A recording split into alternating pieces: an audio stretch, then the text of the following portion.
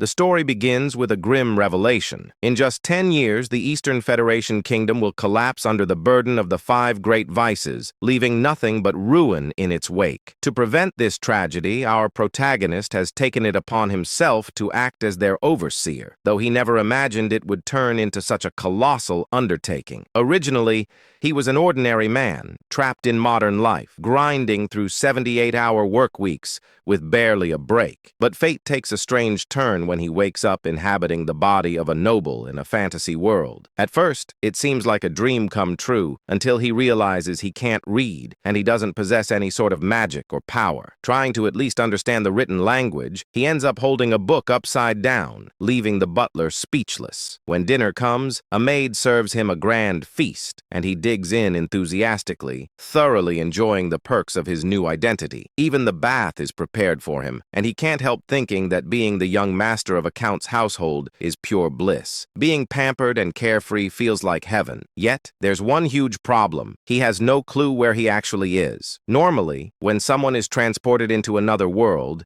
it's from a novel or game they're familiar with. So when one of the maids casually mentions that his older brothers, Leo and Tonio, will be returning tomorrow, he's baffled. The maid, in turn, is surprised that he seems to have forgotten his own family. As he mulls over their names, something clicks. They sound painfully familiar. Then it hits him like lightning. He's in the world of Psychedelia, a turn-based RPG he used to play during his rare moments of free time. But there's a catch. In every possible storyline of Psychedelia, once the 5 great vices, wrath, greed, sloth, pride, and obsession, emerge, the kingdom's nobility and cities fall into madness and destruction, and the Palacio family, where he now finds himself, is infamous in one of the game's early side quests. The eldest son, Leo Palacio, is dubbed the King of Lust, while the second son, Tonio, is known as the King of Vice. When he realizes this, he drops to his knees. He remembers this place vividly. It's the very first sub-quest of the game. Looking around, he sees that the mansion is exactly how it appeared in Psychedelia. The Palacio household is destined to be among the first noble families wiped out by the 5 great vices. And his current identity? The third son, Alan Palacio, a minor villain who meets a terrible end. His face remains blank as this truth sinks in. Even though he's just discovered that his death is certain, the only thing that crosses his mind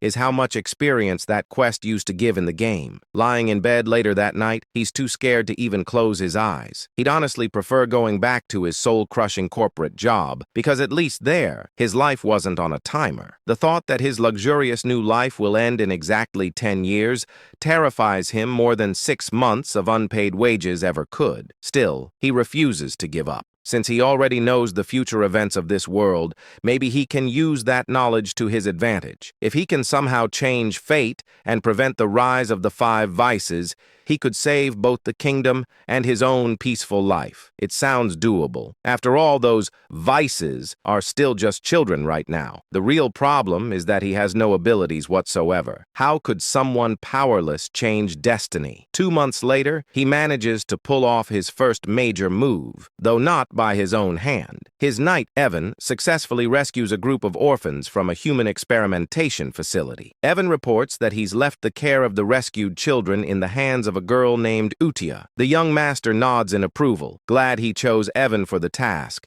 as the knight proves to be capable and trustworthy. However, because his face rarely shows emotion anymore, Evan can't tell whether that nod was a compliment or just indifference. Trying to clarify, the young master forces an awkward smile, which only makes Evan think he'll never get used to his lord's new demeanor. He recalls how Alan used to be easy to read, cheerful or gloomy. His emotions were always visible, but now he seems eerily expressionless. Even the protagonist suspects that possessing Alan's body may have left his facial expressions frozen. Evan, still uncertain, decides to accept the gesture as praise. The protagonist reflects that Evan is one of the rare honest souls in the corrupt world of Psychedelia, a loyal knight who never betrays those he serves. That's why he recruited him right away upon meeting him. Finally, Evan reminds him that the main reason he was sent to the testing facility was to save Utia, and the young master confirms that's correct. Evan remarks that he can understand why his master went out of his way to save the girl. Even with all his years of experience as a mercenary, he can tell Utia is no ordinary child. Her strength alone makes it hard for him to fathom why she ever allowed herself to be locked up in the first place. He then questions why the young master didn't bring her back to the manor, since keeping someone like her in an orphanage seems wasteful. Our protagonist agrees out loud, but has other thoughts in mind. He knows it might look like he's ignoring her potential, but leaving her there is actually part of his larger plan. Utia isn't human. In the original timeline of the game, she forms a pact with a being from another realm and eventually becomes the physical incarnation of wrath, one of the 5 great vices responsible for countless deaths. Thanks to his interference, that dark fate has been diverted. He wants her to grow up peacefully, far away from corruption. To him, that means he's successfully neutralized one of the 4 remaining disasters. Of course, he can't tell Evan any of this, so he decides to act cryptic and simply says, "The time isn't right yet." Evan, ever curious, wonders what his master means, but doesn't pry. Every supporting character has their own story, after all. He promises to respect his master's wishes. The young noble instructs Evan to keep the matter quiet and to ensure the orphanage receives enough funding for a comfortable life. Then he hands him a letter, asking him to deliver it personally to Utia. When Evan asks what the letter is about, his master brushes it off, claiming it's just a note to check on her well-being. He says he wants to reassure the girl after everything she's been through. Evan nods, vows to deliver it promptly, and rides off on horseback. Once alone, the young master wonders whether his letter will actually bring her comfort. In truth, it contains something entirely different, a few lines he remembers from the game. Back then, when Utia had already become the embodiment of wrath and was laying waste to the kingdom, the archbishop mentioned a strange phrase about a spell capable of reaching a non-human like her. The line went something like, "Cast agony from the shadows with the light of the fallen's grace." He never quite understood its meaning, but in the game, those words momentarily resonated with her before she killed the archbishop anyway. It wasn't that the spell failed, it had simply come too late, and her rage consumed her before peace could take root. Now,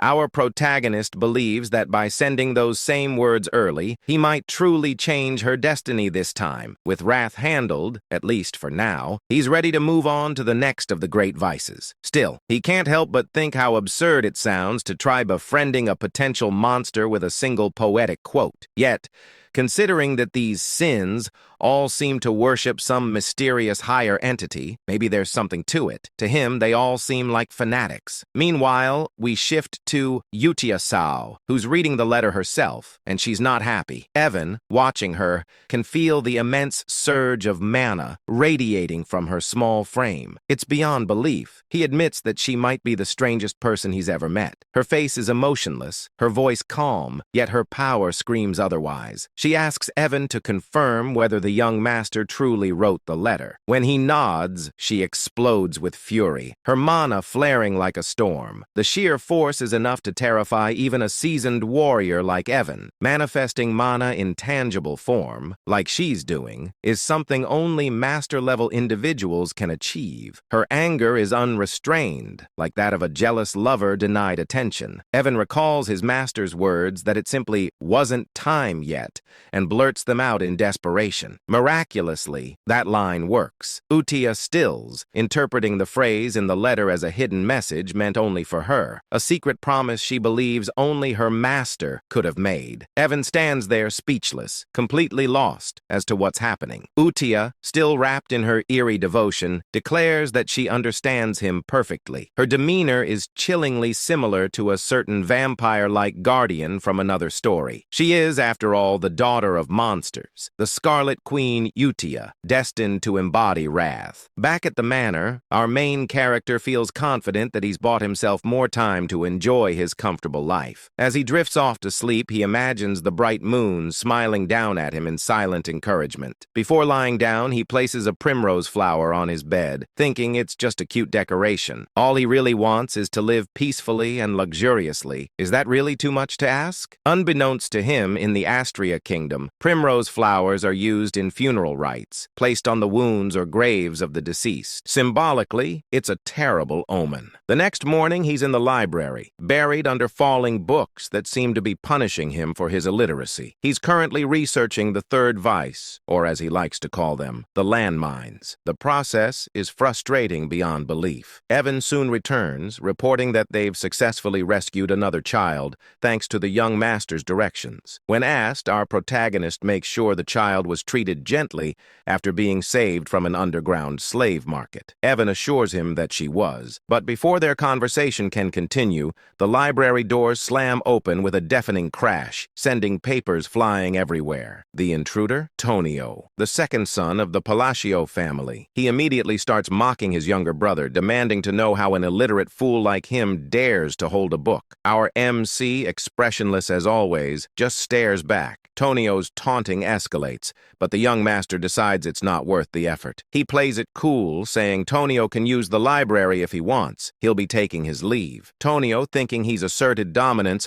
grinds his heel onto his brother's head with a smirk. Before things can go further, a knife suddenly whistles through the air, lodging itself into the wall beside them. A new voice cuts through the tension, scolding them for being too loud. The newcomer is Leo, the eldest son of the family. As Leo and Tonio start bickering, our protagonist takes the chance to quietly crawl away, completely unbothered. He remembers that in the game, the Palacio family was wiped out early on, but seeing them in person, he realizes how powerful and dangerous they truly are. The two brothers are constantly at each other's throats, fighting over who will become head of the household. Leo controls the city's underground pleasure network, earning the title of King of Desire, while Tonio runs the region's largest drug ring, known as the King of Vice. Watching them fight, the young master decides there's absolutely no point getting tangled in their mess if he wants to preserve his comfortable lifestyle. And so, with his usual deadpan look, he literally crawls away from the chaos while Evan calmly follows, as if this absurd escape were the most normal thing in the world.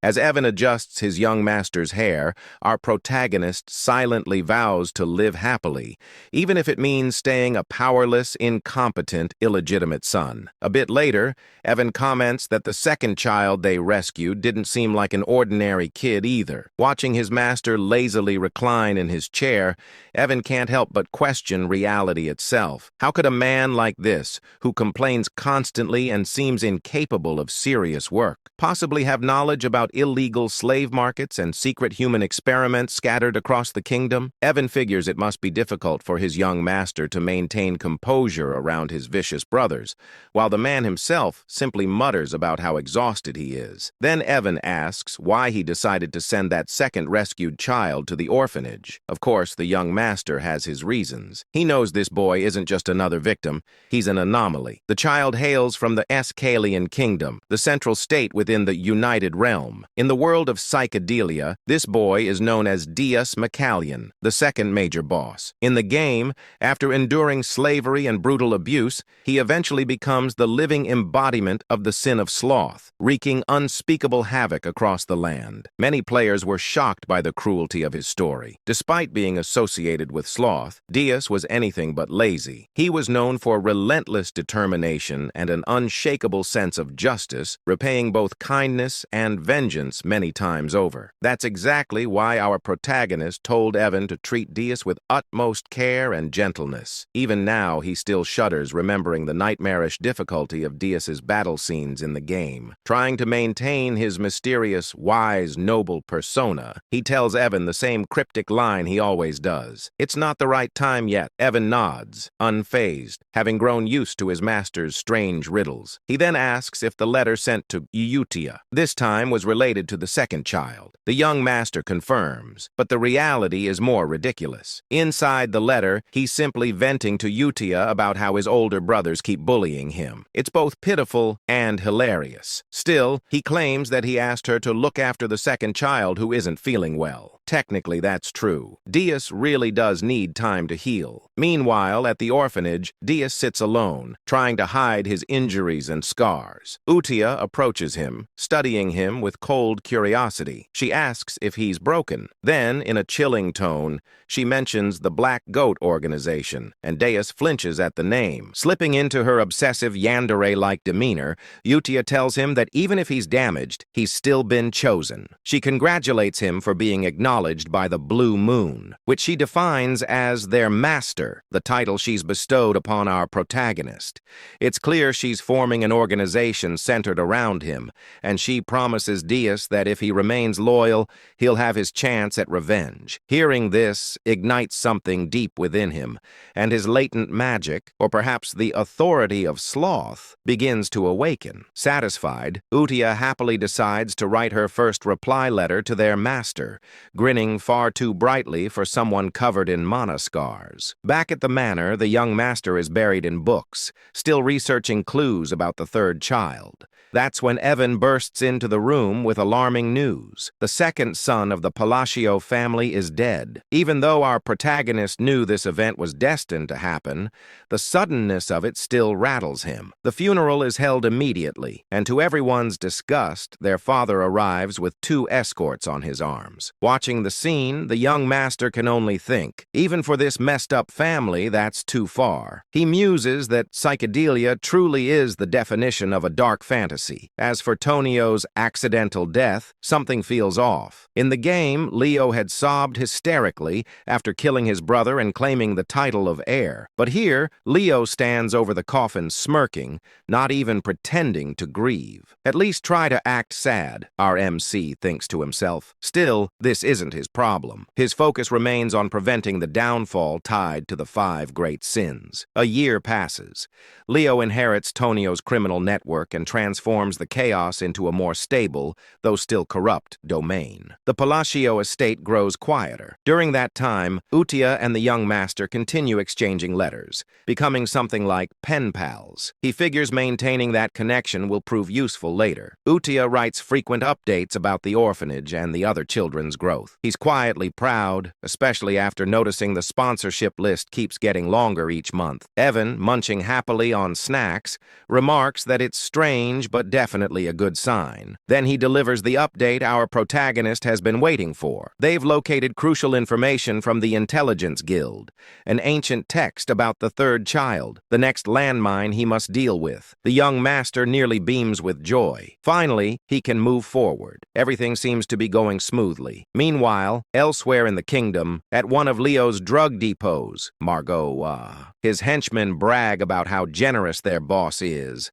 boasting that his operations now number in the hundreds. Their laughter dies quickly when chaos erupts. One by one, the men turn on themselves, screaming as if something invisible is forcing their bodies to move against their will. The perpetrators are none other than Utia and Deus. Deus manipulates deadly threads of magic, effortlessly erasing the entire group. He then turns to Utia, asking if slaughtering these people is truly necessary. She replies coldly, asking if he pities them. He answers that he doesn't. After all, these scum used human lives to produce drugs. Utia explains that this is purification, necessary to prepare for their master's rise. With a serene, almost divine smile, she says they can't let the place remain filthy when he returns. Dees nods in understanding, or at least he thinks he understands. Together they etch a glowing sigil into the ground. A surge of mana explodes outward, leaving behind a crescent-shaped mark.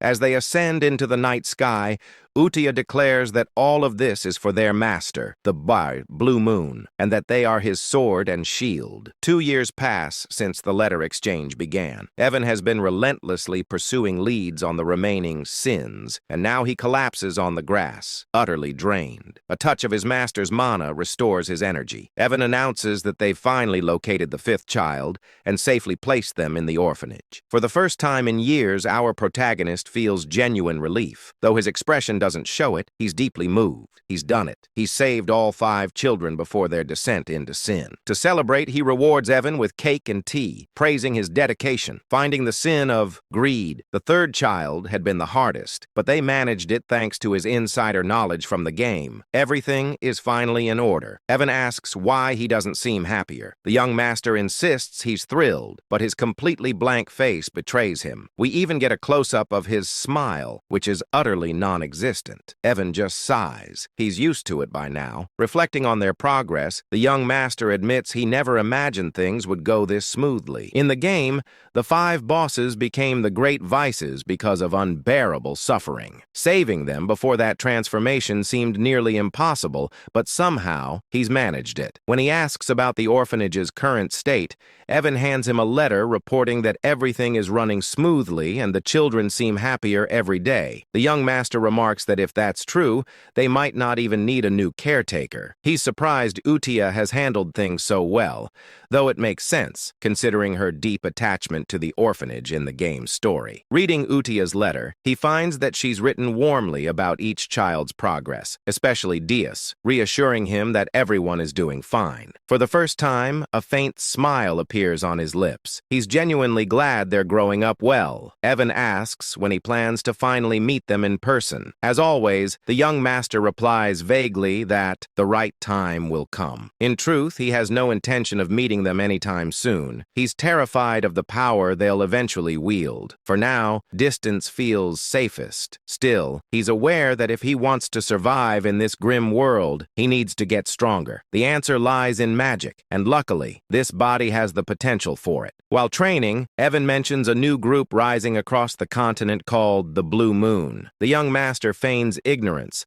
but Evan explains they've been targeting corrupt nobles and criminal rings. Outwardly, he praises them, thinking it's a good thing, but deep down, he's uneasy. He doesn't remember this group from the game. Evan jokingly warns him to be careful, since Blue Moon's next likely targets are the nobility themselves. The young master freezes, then nervously orders Evan to start sleeping in the room next to his, just in case. Meanwhile, at the orphanage, Utia convenes a Blue Moon meeting, the sin of Satyam pride. A girl named Sol Rang Di reports that she eliminated a group of slavers by decapitating them all. She boasts about playing a guessing game with them, promising to spare anyone who could correctly name her eye color. None survived. Then, Rena, the sin of greed, gracefully reports that all bodies were dissolved without leaving a trace. The organization is growing, and its devotion to the Blue Moon is only getting stronger. The sin of misophobia. Radin reports that he also wrapped things up in the south, taking care of the illegal human testing grounds and turning those Avalon bastards who were causing trouble into minced meat. These kids are seriously scary, I tell you. Anyway, the scariest of them all, Utia praises them for a job well done. Talking about how everything will go according to his will, she emphasizes that they all exist for the sake of the Great Moon. This secret organization worships the Great Moon, the Blue Moon, who just so happens to be our main character. Suddenly, Deus reports a problem which makes Utia question what could possibly be wrong when everything seems perfect under his command. These fools are treating our MC like some kind of deity. Deus explains that the head of Avalon is the eldest son of the Palatio Count family, where their lord resides. He claims to have found a dangerous written order while cleaning up the south. It turns out that the eldest son, Leo, is targeting our MC. Naturally, Utia can't let this slide. She unleashes an intense, murderous aura that sends the other kids cowering in fear. The letter reveals that Leo's plan is to slowly poison our boy after eliminating their father, which sends Utia into a furious rage. Fast forward 2 years, RMC's father, Count Palid, has passed away, and just like before, his funeral is held almost immediately. RMC explains that while the official cause of death is heart failure, it's clear he died from an overdose. Meanwhile, at the funeral, Leo gets news that the Blue Moon has struck one of his facilities. Seriously, couldn't they have waited until after the funeral? Leo keeps asking if everyone was wiped out again. Our main character, who's just casually eavesdropping, realizes that his brother is becoming increasingly cautious about the Blue Moon. As the Count's funeral wraps up without a single tear shed, our MC decides he doesn't want to get tangled up in all this drama and quietly slips away just as his brother shoots him a planning glare. When Evan asks what our MC plans to do next, since it looks like that jerk of a brother is on track to become the new Count, our MC is already one step ahead. He's been packing his bags and tells Evan to do the same. the plan to run away from this mess. Evan questions whether he really intends to flee, and our MC clarifies that it's not a complete getaway.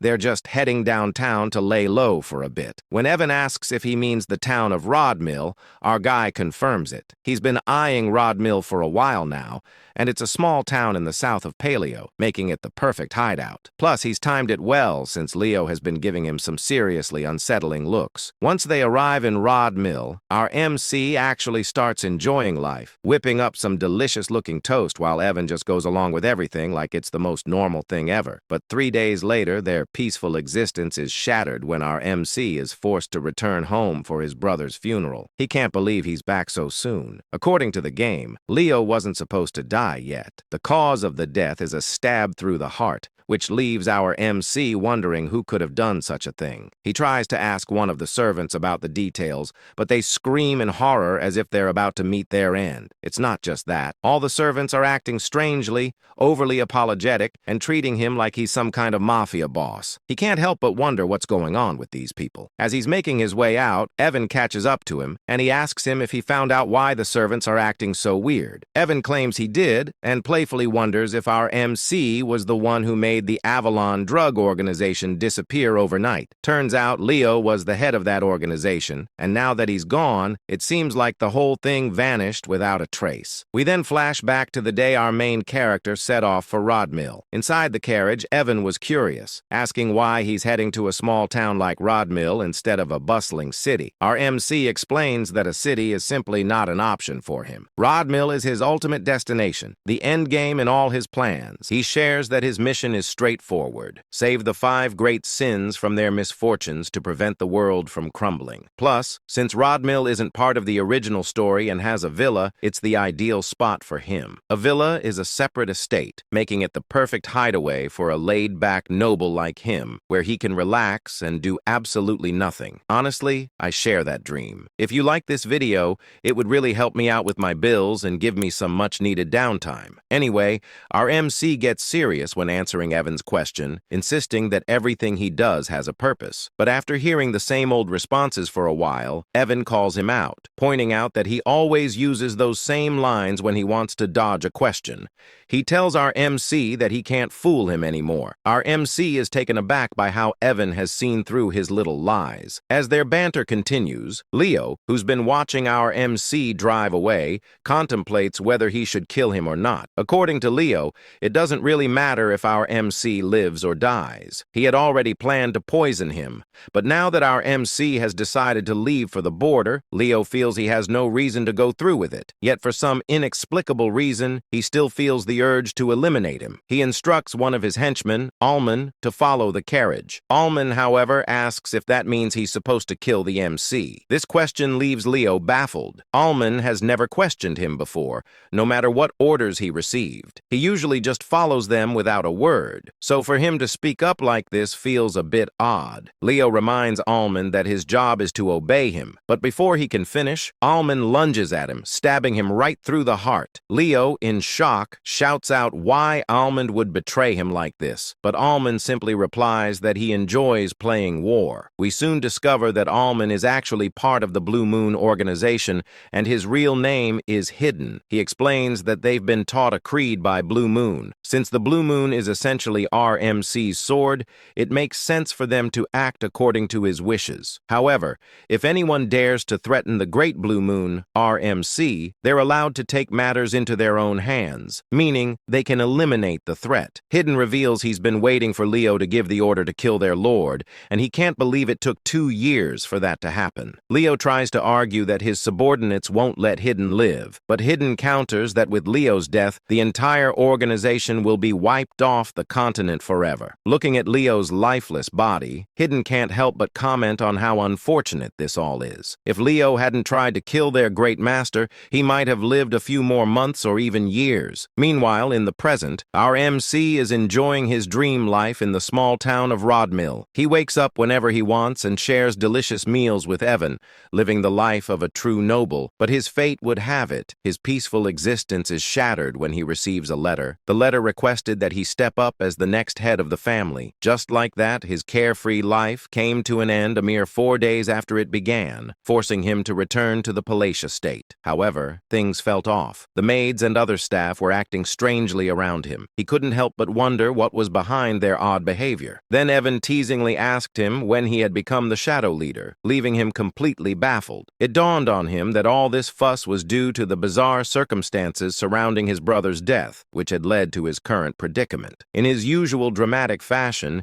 he started sobbing, pleading with Evan to help him understand why he was seen as the villain in this story. Evan pointed out that since he stood to gain the most from the situation, it was only natural for people to suspect he had a hand in his brother's murder. Right after he left the estate, Leo was killed, and our main character had the perfect alibi to step into the role of the next count. Realizing how his plan to avoid this mess had backfired, he felt a wave of frustration. But Evan tried to lift his spirits, explaining that with the drug organization, Avalon out of the picture, and his brother gone, he wouldn't have to worry about anything anymore. Evan jokingly added that in short, our main character was now the new shadow leader of the county, who had supposedly orchestrated the assassination of a swordmaster. Despite Leo's scummy reputation, he was still regarded as a swordmaster. Our main character began to ponder where to even begin, as he couldn't think of any organization capable of taking out a key figure in the underworld so swiftly. He asked Evan about the group he had heard hunted other organizations, to which Evan wondered if he meant the Blue Moon. Our main character speculated whether the Blue Moon could be behind his brother's death and the downfall of Avalon. However, Evan quickly clears things up, saying that according to the Information Guild, the Blue Moon isn't to blame. Instead of leaving behind bodies, the Blue Moon is known for marking the moon itself. That's just how it operates. But it's rumored that all the members of Avalon met their end with a sword through the heart. Evan can't help but tease our MC, joking that the road to hell has been opened. But putting jokes aside, our MC reflects on his game knowledge, realizing there shouldn't be any organization called the Blue Moon, which means they can't be responsible for this mess. But if it's not them, then who could it be? As he tries to piece everything together, the scene shifts to the orphanage where Utia is holding a meeting with the other great sins. She asks if everything went smoothly, and Reina, the sin of greed, confirms that she left no traces behind. Surang, the sin of pride, adds that there was no one left alive on her end, just corpses. Dias chimes in, boasting that he took out all 486 soldiers of Avalon. His magic is quite something, like a beautiful butterfly tangled in spiderweb. Then there's Rodon, the sin of misophobia, who also confirms that he cut down all the bad guys in half. Utia praises them for their work, but she's a pretty intimidating child. There are whispers that she's actually over 1,000 years old in the novel, but who really knows? That's how Avalon, the most notorious drug organization in the world that brought doom to the Asteria Kingdom, was wiped out in just 5 days. But suddenly, Rodon mentions that he doesn't think the cleanup was flawless. When Utia asks what he means, Rodon explains that he stumbled upon some intriguing documents linked to the nobles associated with Avalon, particularly the Altia Doctum, which has some deep ties. Hearing this, Utia's magic starts to flare up, and she tells the others they already know what she's about to say. It's time to wipe them out. Redden promises to handle it quietly. Moving on, Udikai then asks if the Information Guild is clean and whether they have any ties to Avalon. Rena confirms this, explaining that the guild matter is being dealt with separately from the other issue concerning the Blue Moon. Deiji, on the other hand, claims that all the guilds behave similarly, referring to it as the Hell Sword crafted by the Swordmaster. Hearing this, Reina inquires if she should keep tabs on our MC's movements, to which Udikai agrees, emphasizing that this entire situation must not reach that person's ears. She insists she has mentioned this multiple times, and they should all be aware of it. When she refers to that person, she essentially means our MC. Dias points out that since that person's family targeted them first, the order to eliminate eliminate them wasn't sanctioned by them. Upon hearing this, Yudia starts to panic. In her opinion, all their actions must be driven by a direct order from RMC. She claims they are essentially swords and a sword should never think for itself. She declares to the other sins that from this moment on,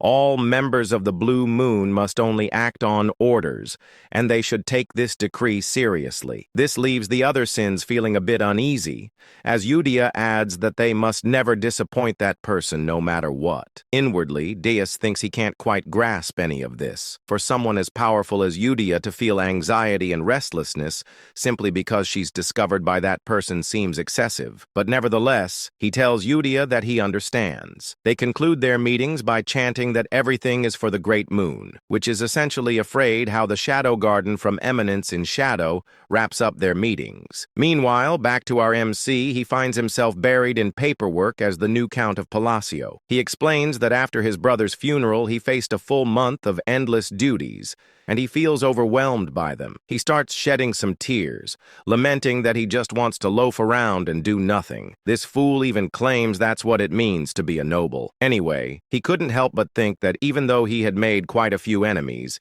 his brother Leo's death was supposed to happen 6 years from now. But with the strange circumstances surrounding all his brother's deaths, everything shifted. And now all the family responsibilities had landed on him as the sole heir. Just then, a few ministers from the county walked in, bringing even more paperwork for him to deal with. He closed his eyes and started to wonder why everyone in the county suddenly seemed to be working so hard. Back when his father was still the count, they would slack off and treat work like a rainy school day. He waved at them, signaling to drop the paperwork on his desk. But in the minister's eyes, he was radiating a deathly aura. They began to worry if they had somehow angered him, with some even vowing to work even harder to avoid any consequences. He was a secret mastermind who would eliminate anyone who displeased him. But having been a former workhorse himself, he wasn't handling all this pressure very well. He wondered if it would be possible to get the ministers to do all the work for him. Later that night, Evan was a bit shocked to find out that our boy had reached the 2nd tier in magic after just 2 years of self-study in poisoncraft, which meant he was quite talented and not shy about showing it. The little rascal was casting spells all over the house. Normally, it takes about 4 to 5 years of instruction to reach the 2nd tier in magic, and it often requires a natural talent as well. Our protagonist agreed that his magical talent was pretty decent. Deep down, though, he knows he's been practicing hard for self-defense because something just doesn't feel right. To wield magic effectively for protection, one must have perfect control over their mana, just like he's managing to do at this moment. Still, he can't help but wonder what good his magic is if it's only half-baked. He insists he's tried every type of magic this fantasy world offers, and at first, it was thrilling. He thought that mastering magic would mean he'd have nothing to fear, but now it feels more like he's scrambling to learn magic just to save his own skin. That's when the harsh reality hits him. His mana capacity is alarmingly small. Without enough mana, there's no magic, and that spells trouble, possibly even death. As he wallows in his predicament, we discover that innate mana capacity is akin to an athlete's natural weight class. While some are born with extraordinary talent, our main character is stuck with a minuscule mana pool, and no amount of training will change that. Yet he clings to a glimmer of hope. If all else fails, there's a way to fix it. Just then, Evan interrupts his thoughts, announcing that his invitation to the ball has finally arrived, leaving our present puzzled about what he's talking about. The scene shifts a few days later to the grand ball, where our main character makes his entrance in some truly majestic attire. The fit is impressive, but being the introverted guy he is, he claims to be already worn out, even though he just got there. This party, let's call it what it is your typical aristocratic gathering in the southern part of the Asteria Kingdom. It's basically a meet and greet for nobles, and since our MC is about to be sworn in as a count soon, he really has to show up. He gets into serious mode, thinking this is his golden opportunity to network with the nobility, which is crucial for his ultimate goal of living a peaceful life. But soon enough, he realizes that making those connections is going to be a lot tougher than he thought, as everyone seems to be fleeing from him in sheer terror. He even tries waving at them, but they literally just run away. Evan, his friend, tries to lift his spirits, telling him not to be down, But our guy insists he's not upset at all, even if his expression says otherwise. He tells Evan he expected this reaction and vows to try harder as he heads out on his own. However, our protagonist seems a bit clueless about what's really happening. He thinks the other nobles are looking down on him for being a low-class noble without any backing, and he's not entirely wrong. The current Palacio household is indeed filled with troublemakers, like his two older brothers. Picking up a wine glass, he assistants himself that he didn't come to the ball without a plan and is determined to unlock the social skills he's been secretly honing. He starts talking aloud about the wine's unique aroma in an attempt to spark a conversation, but due to a mysterious condition that makes it hard for him to show emotions on his face, he ends up looking quite villainous, especially when he tries to smile. He tells a lady he'd love to have some bottles at home, all the while thinking his smile is perfect. But in her eyes, he resembles a demon king, and she bolts, saying she'll tell her father to prepare them right away. To the other nobles, it looks like our protagonist just extorted and blackmailed the poor lady into giving him a limited edition regional wine. What a mess. Evan tries to comfort him while our protagonist insists that the lady must have just been shy. Later, we find him sulking in a corner while Evan is happily munching on food, teasing him about how his list of gifts has grown. It turns out the wine incident wasn't a one-off. Every time he tries to talk to someone, they think he's trying to blackmail them, handing him things like a panacea, citrus tea, and more. He can't shake the thought that Pazio has become way more notorious than he ever imagined. With rumors swirling about him having killed his two brothers, he's basically turned into a figure of fear and dread. Feeling down, he tells Evan he needs some fresh air. As he steps outside, a certain red-haired beauty catches his eye. While he's out there, he can't help but wonder where it all went wrong. Suddenly, a soft voice calls out to him from behind, asking if he has a moment. He turns around, puzzled about where the voice came from since he doesn't see anyone. Looking down, he finally spots a cute young girl who introduces herself as Loria, the third daughter of Duke Altia. Hearing the name Altia, our MC recognizes it from the game, and he explains that the Altia family was one of the three major shadow players in the psychedelia game known as the Northern Troublemakers. This realization stung a bit, as he had hoped someone normal had actually spoken to him. He also wondered why he couldn't recall this girl at all had she not appeared in the game. Loria, however, was straightforward, asking him to lend her his strength for protection, as she will be facing an assassination attempt soon. Loria explains that she's in serious trouble and needs our protagonist's help, but when he looks at her, it's clear he's unsure. You see, Loria has been living under the protection of her father's mistress, but now that her father's health has taken a turn for the worse, she fears her older sisters might try to eliminate her. Our main character can't help but think this situation mirrors his own past with his brothers. As he gazes at her, it dawns on him that the reason he didn't recognize Loria from the game is that she must have already been dead and never made an appearance. Loria, looking as adorable as ever, pleads for his assistance, claiming that with his abilities he could really make a difference. But our protagonist firmly turns her down. She insists she's not coming to him empty-handed. If he saves her, she promises to share half of the Ultia family fortune.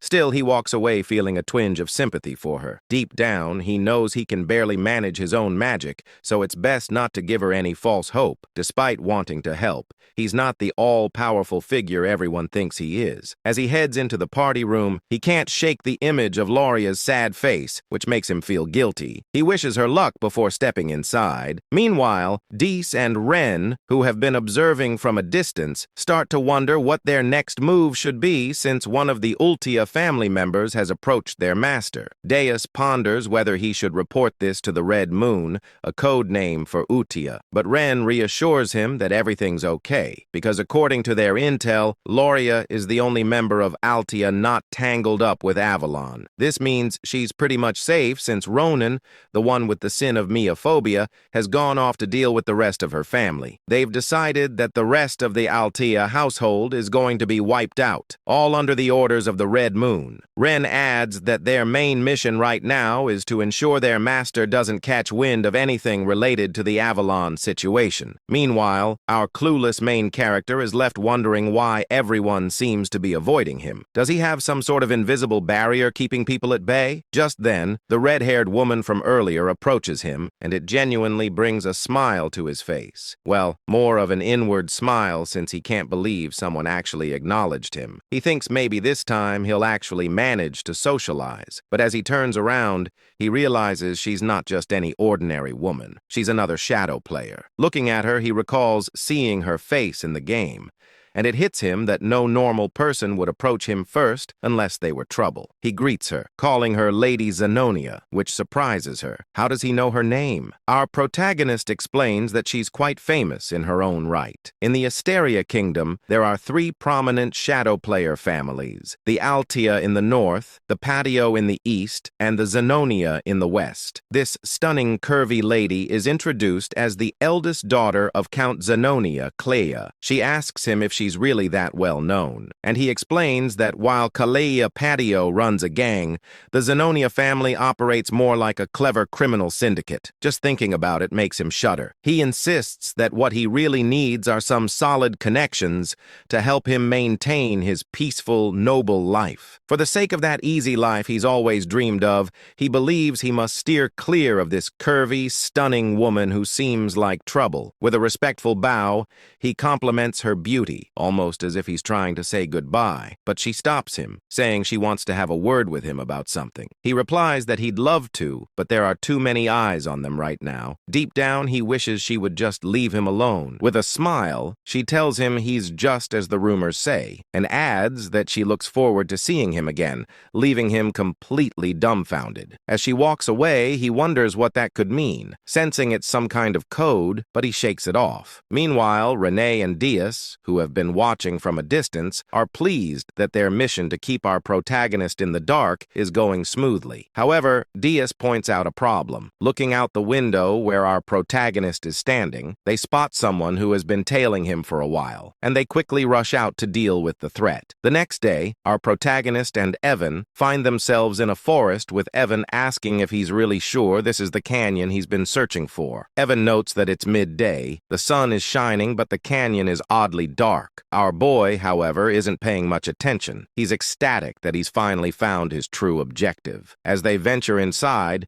he jokes that if this place turns out to be empty like the others, he might actually cry. But as he looks at the symbols on the walls, he realizes this is the real deal. He explains that in the game, finding this place was a breeze. Truthfully, he admits that the only reason he traveled all the way to the south under the guise of attending the ball was to discover this labyrinth right here. The labyrinth is called the Labyrinth of Whispers, and if you can crack all the riddles in its 8 rooms, you'll earn a powerful artifact as a reward. Exactly what he's after. He claims to have memorized all the routes and puzzles this labyrinth has to offer. Finally, he arrives at a massive door, and as he gazes at it, he confesses that seeing the labyrinth entrance in person is breathtaking. It feels so much more real than it did in the game. In the game, he tackled this labyrinth countless times. Evan, on the other hand, asks how our protagonist even knew a place like this existed. Our boy, without thinking, replies that he's been here often, leaving Evan puzzled about what this guy is talking about. Realizing he might have slipped up, our protagonist quickly backtracks, saying he was just kidding, and suggests they head inside. Once inside, they encounter some monsters and giant golem hands that could easily crush them like twigs. Evan wonders if these creatures are tied to the riddle, and if our boy gets the answer wrong, those giant hands will show no mercy. But our boy, unfazed, starts solving the riddle, leaving Evan to wonder how he can remain so calm in such a dire situation. Evan reflects that they've been together for 4 years now, yet he still doesn't understand him at all. Things like saving orphans, repaying random debts, helping free slaves, and even delivering seemingly pointless messages. Yeah, in Evan's eyes, our boy is a total weirdo. Still, watching him solve the riddles with ease makes Evan question how this is even possible. This guy has barely left the estate, yet he seems to know everything about this labyrinth. Regardless, Evan admits that the reason he keeps following this mysterious master of his is simple. Everything he does somehow leads to a good outcome. They finally make it inside, but our main character can't shake off the gruesome visuals of the game. He's feeling queasy, but as they step into a lavish room brimming with treasures and gold,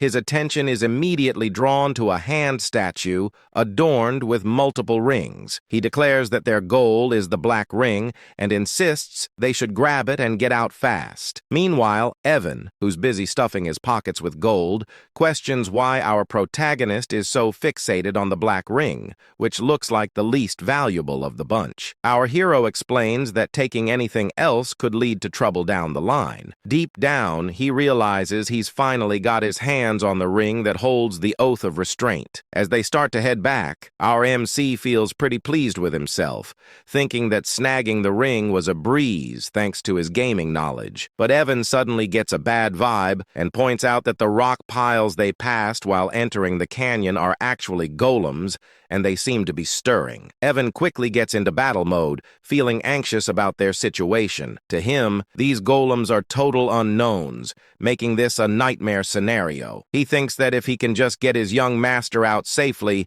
he wouldn't mind sacrificing himself. But our protagonist steps up, telling Evan to stand down because he'll take care of the golems. As the golems prepare to attack, Evan urges him to find an escape route first. With the golems closing in, Evan shouts a warning, saying his second-tier magic won't be enough to handle them. But our MC stands tall, confidently, invoking the Oath of Restraint, which activates the black ring. Suddenly, time seems to slow, and he finds himself in a different dimension. A voice introduces itself as a fragment inheriting the great will of Nasilla, instructing our protagonist to state the two restrictions he wishes to impose on himself. Our main character finds himself in a pretty intense situation. In the game, this part showed up as a choice window, but now hearing this mysterious voice and seeing a gigantic face looming in the dark cosmic expanse is a bit overwhelming. The Oath of Restraint is an absorption-type artifact, and as the name suggests, it lets the user impose limitations on themselves in exchange for power. However, the sheer force of the voice makes our MC tremble a bit. The voice urges him to declare his first restraint, and with a hand sign, he states that he will always perform the hand signs of Babylonia when casting magic. The voice then asks what he hopes to gain from this restriction, and our boy responds that he desires the ability to bend the laws of the world just a little more. The voice grants him this power. For his second restraint, our boy explains that he will strictly chant the words of Babylonia when using magic. When the voice inquires about his desire behind this restriction, he boldly claims he wants even greater power to defy the laws of the world, which momentarily surprises the mysterious entity. Our protagonist starts to worry that he might have messed something up, especially since the entity paused. He even mimicked the exact skill icon from the game just to be safe. By choosing both the hand signs and the word restrictions, he believes he can achieve the highest possible magic attack power. Thanks to all his repeated gameplay, he has memorized every combination used in the game. So, this should work. Finally, the entity speaks again, confirming that his restraint has been granted. It expresses gratitude to the human who has remembered all the gestures and mysteries of the forgotten god. Our protagonist is puzzled by what the entity means, but he quickly notices that the ring is being absorbed,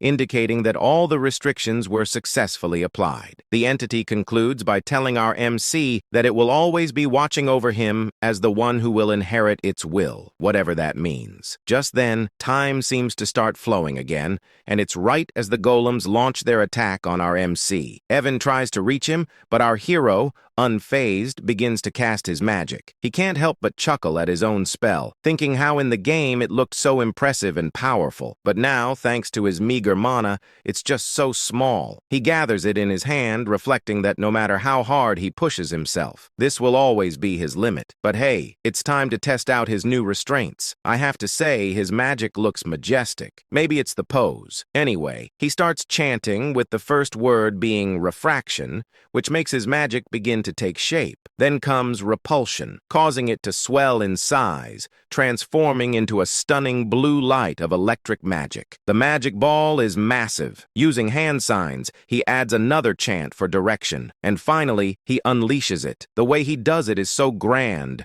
reminiscent of how Gojo releases his hollow purple. The sheer power of our boy's magic leaves Evan in shock, as the lightning obliterates all the golems, turning them to dust. In the aftermath, aftermath, Evan can hardly believe his eyes, wondering what on earth just happened. He asks our protagonist if he's been hiding his power all this time, but our boy shakes his head. Evan explains that in all his 15 years as a mercenary, he's never seen anything like that. He questions if our MC is really sure that was second-tier magic, to which our boy confirms, though deep down, he's just as confused about what transpired. He admits that this wasn't at all like it was in the game. In the game's turn-based battle system of psychedelia, magic could be enhanced each turn through hand signs or incantations. This time, he boosted the chain lightning magic with all 4 incantations and hand signs for a total of 5 turns. In other words, he simply used magic settings for a large-scale lightning spell. However,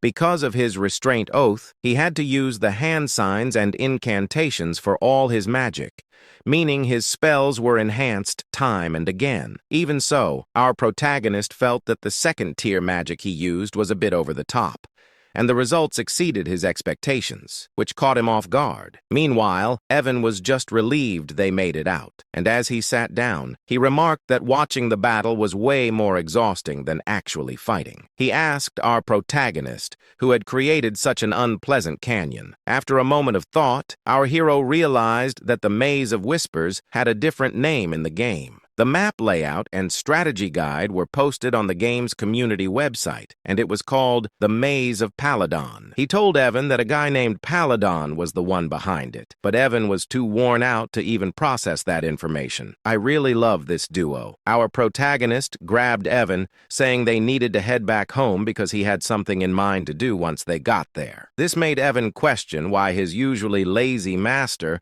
was suddenly so motivated today. Our main character explained that every time he picked a hand sign that matched the spell's attribute he was casting, the power increased. If he chose the right incantation, the magic properties would get enhanced, which is how the game mechanics were designed to work. The only difference was that, unlike in the game where the visuals remained the same and only the numbers went up, in this world, the spell actually changed shape with each incantation. But he suddenly wonders if this only applies to him, especially since he's particularly skilled at controlling mana. He decides he'll need to test it out once his mana has recovered. But for now, he's just relieved that everything turned out okay. As they prepare to leave on their horses, we see Ren, who has been quietly following our main character, watching the whole scene unfold. She quickly makes her way to the canyon, and upon arriving, she spots the runes on the wall and realizes she can actually read them. She explains that these are the glyphs of the Alanf Empire, which essentially tell the story of the era of the forgotten outer gods. Renee's eyes catch another glyph hidden in a corner, which she translates as "for my friend, who shall be left alone from the coward Palin." As she examines the glyphs more closely, a smile spreads across her face. She shares that the one who halted the invasion of the dark creatures, standing victorious against the Alcal-Kalaka that devoured the hearts of the citizens, was none other than the brilliant emperor known as Palin the Great. The reason she knows all this is that she inherited all this knowledge at birth thanks to the ancient library she received. She briefly recalls our main character mentioning that Palin was the one who built the canyon. But as usual, she misinterprets the situation. She thinks that she knew our MC was special since someone like the bloody Queen Udia follows him, which is a pretty big deal. Having someone like Udia as a subordinate is something you'd only read about in history books. However, she continues to believe that our MC is actually a friend of Palin, completely misreading the glyphs he saw. Moreover, she claims that the phrase "our boy used while casting magic" doesn't exist anywhere in the ancient library, which only strengthens her belief that our MC is truly remarkable. Blushing, she admits that Udia was right all along, feeling a bit embarrassed about having followed orders without question all this time. And just like that, our boy ends up with another yonder in his harem. Kind of a strange thing to say since they're basically just kids, but I digress. Anyway, Rena spots Deus arriving and immediately asks if he got any info from the fool who was tailing their great master. Deus responds that the idiot is dead and he didn't even do it. It's more like the guy's head just twisted in midair. Rena insists they need to report this back to Udia for processing, and disagrees. So they head out. Meanwhile, in Zenonia County, Lady Kalia is sipping her tea, pondering how our main character is, just as the rumors say. She notes his chilling, emotionless expression and those abyss-like eyes. It bothers her that he called her famous. Count Zenonia is indeed strong and well-known, but for our boy to label her as famous despite not being involved in social activities is quite intriguing. What's really going on here is that Kalia is the true mastermind, using black magic to control her father, the Count, making her the real head of the family. The fact that our boy called her famous makes her think he might know something about her secret, which terrifies her since no one is aware that she's turned her father into a puppet. She recalls how our boy mentioned there are too many eyes on them, which she misinterprets as him having discovered the person she had following him. Now, that's a classic case of misunderstanding, like something out of an Eminence and Shadow scenario. Suddenly, Klaya gets a call from one of her servants who says there's a problem. Well, she asks what's going on, and the servant insists that it's better for her to see it for herself. When she heads to her room, she discovers that the person she had following our boy is dead. The servant explains that since the seal on the body didn't activate, it means he didn't spill any secrets. But Klaya quickly points out that the person who killed her man must have intentionally brought him to her room. Frustrated, she starts questioning how our boy figured out she was the one who sent this guy to tail him. And just like that, our boy gets misunderstood once again. At the grand halls of the Alta Ducal estate, the scene unfolds as Loria walks through the quiet corridors, her face heavy with disappointment and fatigue. Her mind drifts with thoughts of regret and realization. As expected, she knew he was not someone to underestimate. The distinguished one of the underworld, a man who possessed cold eyes, much like her father's. He was the kind of person she must never make an enemy of. Once he had been her last lifeline, but she knew he would never accept a deal that could bring him significant losses. All her assets and power had been stripped away by her sly siblings. The eldest daughter, Mararian, the second son, Ki, the eldest son, Tamion, and the second daughter, Pai. With nothing left, she had survived only through her father's love and mercy. But now, even that seemed uncertain. As she walked deeper into the estate, lost in despair, she whispered to herself that she no longer knew what to do. The moment she entered the estate, the maids rushed toward her in panic, their voices trembling. They cried out, calling for Lady Loria, their faces pale with fear. They told her that Lady Pine and Key had taken their own lives. Shock spread across Loria's face, her body frozen in disbelief. Her thoughts raced. Those people would rather stab their own family, and yet they took their own lives. It didn't make any sense. Fear gripped her heart as she asked about Tamalian and Marianne. Soon after, she was shown a horrifying sight. Both Talon and Mararian lying lifeless, their swords buried into each other's chests. Gloria's body trembled as terror consumed her. Her mind screamed with confusion, wondering why and how such a tragedy had occurred. Meanwhile, outside the Altia estate, Radan was seen leaving swiftly, a faint smirk curling on his lips as he muttered to himself, "Successfully eliminated." Gloria's mind flashed back to Alon's earlier words, the ones that had hinted that good things would soon happen. Remembering that, she felt an icy dread run through her veins. A realization struck her. The true mastermind of the Count's household, the one who had hidden his claws and waited for the right moment to seize power, had finally made his move. This was exactly what he meant. Now she had become the only successor in the ducal family overnight. A bitter laugh escaped her lips as she wondered what kind of monstrous devil she had made a pact with. But she knew there was no going back now. Those who betrayed him had already met terrible fates. There were too many precedents. She told herself that she must walk the path she had chosen, no matter how dark it became. A sudden determination lit up her eyes. 2 months later, a grand gift arrived at Duke Alia's estate, addressed to Elon. Upon seeing it, Evan's eyes widened in surprise. It was a bottle of Cernant's wine, a rare and luxurious drink that cost thousands of gold per bottle. He was amazed, saying he had never expected to see such a treasure. When Elon read the letter accompanying it, he realized that the gift had not been sent by Duke Altia himself, but by Loria Alia. It seemed that the youngest daughter had prepared it personally. He was confused, wondering why she would send it to him. The thought stung his conscience.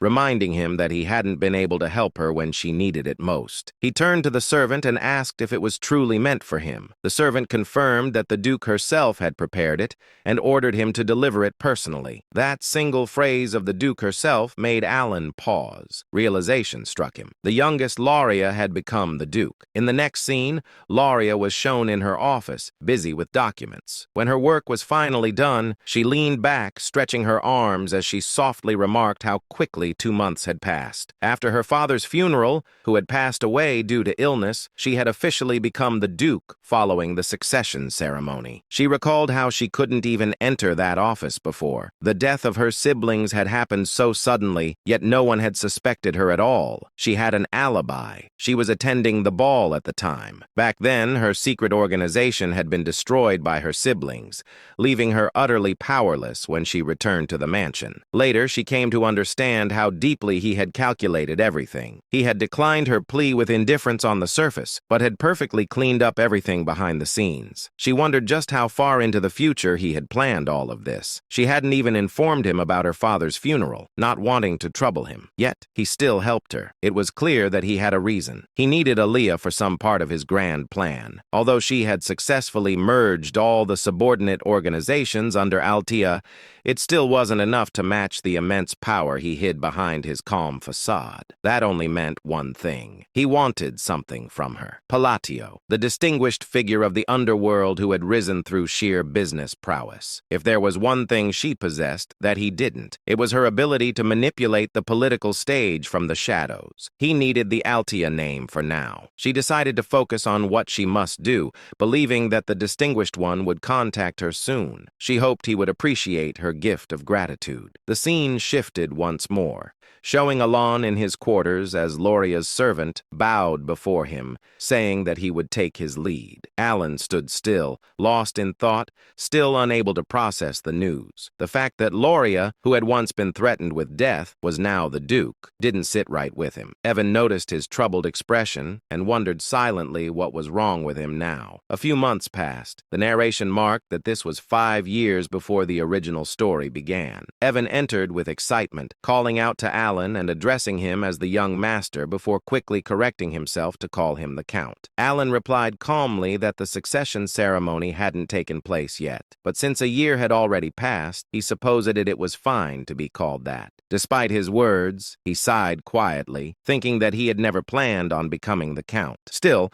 since he had already adjusted to it, he decided to make the most of his noble status and use it to his advantage. Evan then handed him a letter saying it had arrived from Utia. Alon received it with a thoughtful hum, asking if there had been any information found about the assassins who killed Leo. The two men walked into the library, and as they took their seats, Evan responded that nothing had been revealed yet. The Information Guild was still investigating, and they would have to give it more time. He then looked at Alon curiously and asked what his next goal would be. Assuming that revenge was not his intention anymore, both of them sat in silence within the Grand Library. Alan sat in deep thought, realizing that all the things that slightly differed from the original game were probably butterfly effects caused by his own actions. Accepting this, he decided that he would simply be prepared for any unexpected events that might come his way. Evan, observing him, remarked that he suddenly sounded like a real count. Alan responded casually and brushed it off, but his curiosity soon drifted to the letter he had received. He wondered what Utia had written this time. Opening the letter, Alan began to read. Utia had written warmly, asking if he had been well. She mentioned that, as always, they were all doing okay, and that everyone was pursuing their own hobbies. Dios's puppet shows had now reached a professional level, while Cioler loved to play and learn with her friends. Reinar quietly spent her days reading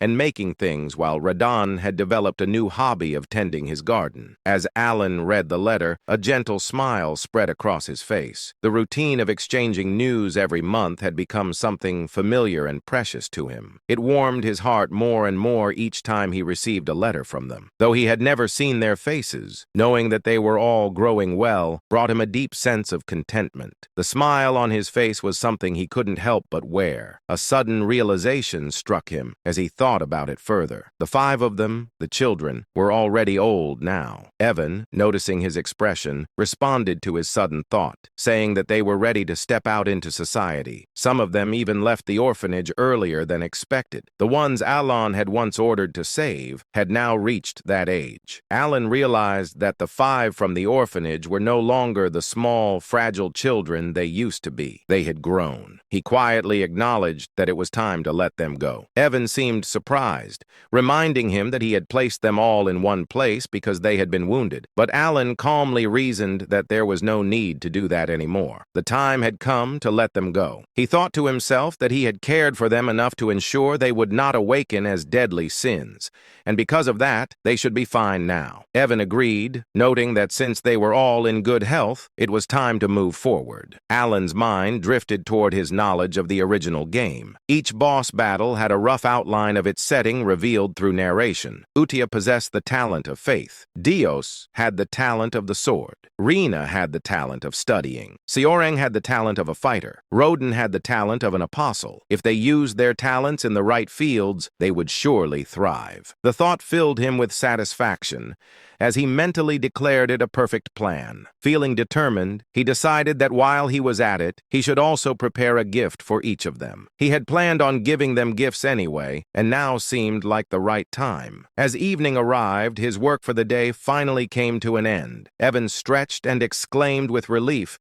saying that he would step out for a while before returning soon. Alan waved him off, bidding him goodbye. Alone in the quiet office, Alan smiled to himself, wondering if he might one day receive something back from them once. They became successful and influential. His thoughts softened as he hoped his letters would guide the children to step confidently into the world. Meanwhile, in another scene, Utia received Alan's new letter. Gathering everyone around, she announced that the orders had arrived. This time, however, the message had been delivered to each of them individually. The group grew silent, reading their respective letters with focused expressions. Though Seorang couldn't contain her excitement, her eyes sparkled as she eagerly unfolded her letter, marking the beginning of another chapter in their intertwined fates. Meanwhile, Yisha finished reading the letter sent by Alan. She announced excitedly to everyone that new orders had arrived. This time, Alan had delivered them individually, which surprised all the members. But before anything else, Yusa suggested that they should read the previous letter as well. Since the new instructions seemed to require a high level of attention, Xiang spoke cutely, mentioning that only Yusa had been able to read the earlier letters. Yusa explained that since Alan had given each of them a personal order, it meant he had decided it was time for everyone to see the contents themselves. The letter written by Alan made Seorang and the other sins react like curious kitten. Seorang clumsily repeated the first line of the message Alan had written. "How have you been lately? It seems you have many talented friends. If you need anything, let me know." Renee commented that it sounded like ordinary small talk, but Yusa smiled.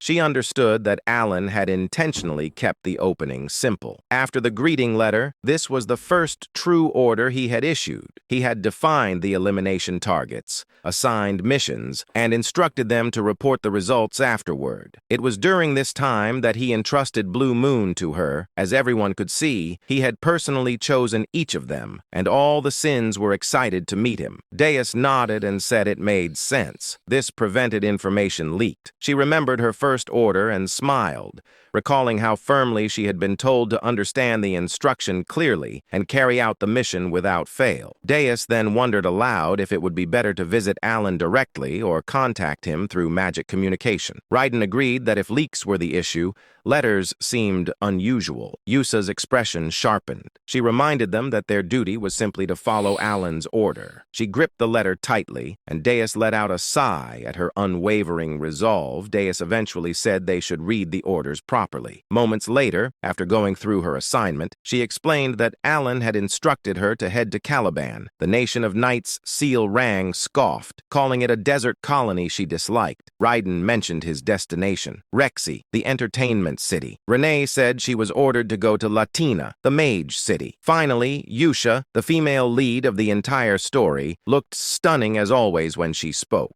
She said she was assigned to the Holy Kingdom of Ryza. Everything they needed to do was clearly written in their letters. Dea said she didn't understand the reason, but Alan had ordered her to become a knight. It felt unusual even for her. Xiang added that Alan had also told her not to worry since the patronage would continue. Reina mentioned that he had revealed the locations of their gifts as well. Raiden responded calmly, saying they would understand everything once they reached their destination. Yusa gathered everyone and repeated the final rule Alan had given. They must never mention the name Blue Moon. Everyone agreed and prepared to leave. Next day, all the members assembled and departed to carry out Alan's orders. 3 months later, inside his office, Alan sighed. As expected, there was no noticeable change in the field of magic. He continued reading advanced magical texts to increase his capabilities and muttered that he would have to experiment on his own, ridiculous as it felt. Suddenly, he looked at his knight, Yuan, and asked what he was doing. Alan then remembered something and questioned him about the investigation into the killing of Leo. Yuan replied that the Information Guild still hadn't found anything. Alan seemed surprised for a moment and asked if there was anything else to report. Then he whispered under his breath that the butterfly effect caused by saving the 5 deadly sins had already gone out of control. Even Lyra, who was never supposed to appear in the storyline, had become the Duke of Ayla. The thought distressed him. She was expanding her power and influence at a terrifying pace within the underworld. Alan let out a tired chuckle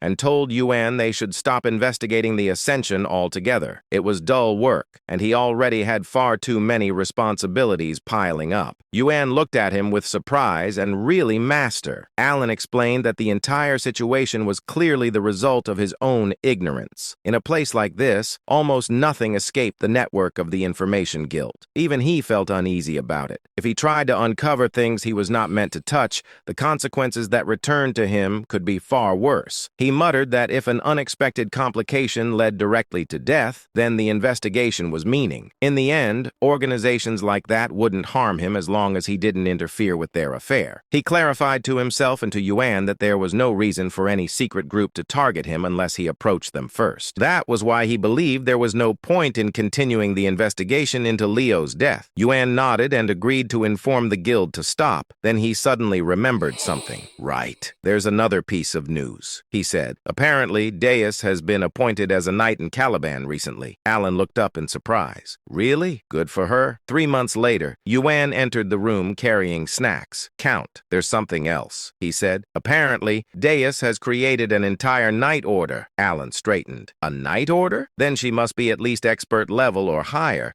Could she already be at the level of a sword master? Yuan replied that Deus had indeed reached the level of sword expert. Alan thought quietly, noting that it hadn't been long since she was first appointed. Students across the continent were now talking about it, claiming the world would see a 5th Master Knight within 10 years. Alan raised an eyebrow. Deus, the future Master Knight. You mean the one they call the Sword of Caliban? Yuan chuckled. Yes. She's incredibly talented. Caliban must be in an uproar because of her. She keeps gaining more recognition and followers with her swordsmanship. Alan silently admired her progress. 6 months later, almost a full year had passed since the 5 deadly sins left the orphanage. Alan had slowly grown accustomed to the responsibilities of a count when Yuan rushed in again with news. Count. Something very recent just came in. Alan asked what it was. Yuan replied, Deus officially become the Sword of Caliban. Alan froze in place. That meant one thing. She had become the 5th Master Knight. In the next moment, Alan said calmly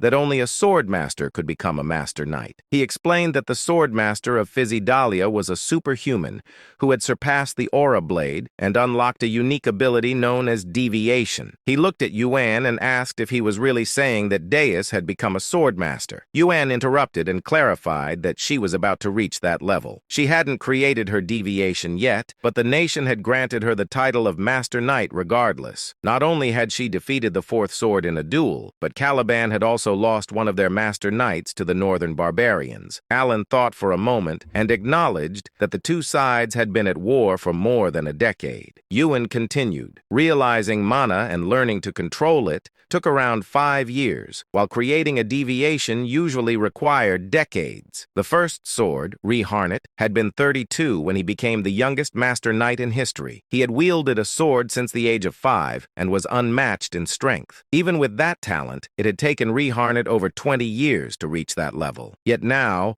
a child who once knew nothing about swords, Deus, was becoming a Master Knight. Alan's eyes widened. So, if she's only waiting for her deviation, does that mean she has already surpassed Reharnet? She might reach Swordmaster status soon. A small smile appeared on his face. Maybe I can benefit from her sooner than I thought. Yuan quietly took note of his reaction. Alan looked at the letter with surprise and murmured that perhaps he couldn't do anything more. But Yuan immediately insisted that he should not blame himself. Alan held the letter again and explained that he only ever received letters from Yusha. Even after she left for the Holy Kingdom, she continued to send them regularly.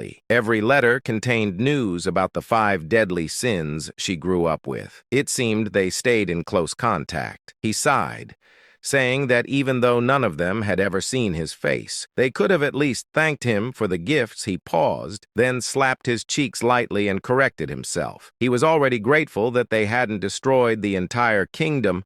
After awakening as the 5 deadly sins, Alan whispered that as long as they were living well, he was genuinely happy. Then scene shift to Caliban, central area of Kritham. Caliban, the central district where high-ranked nobles resided, held the grand mansion of the illustrious Sor Scapliff Knight Order inside.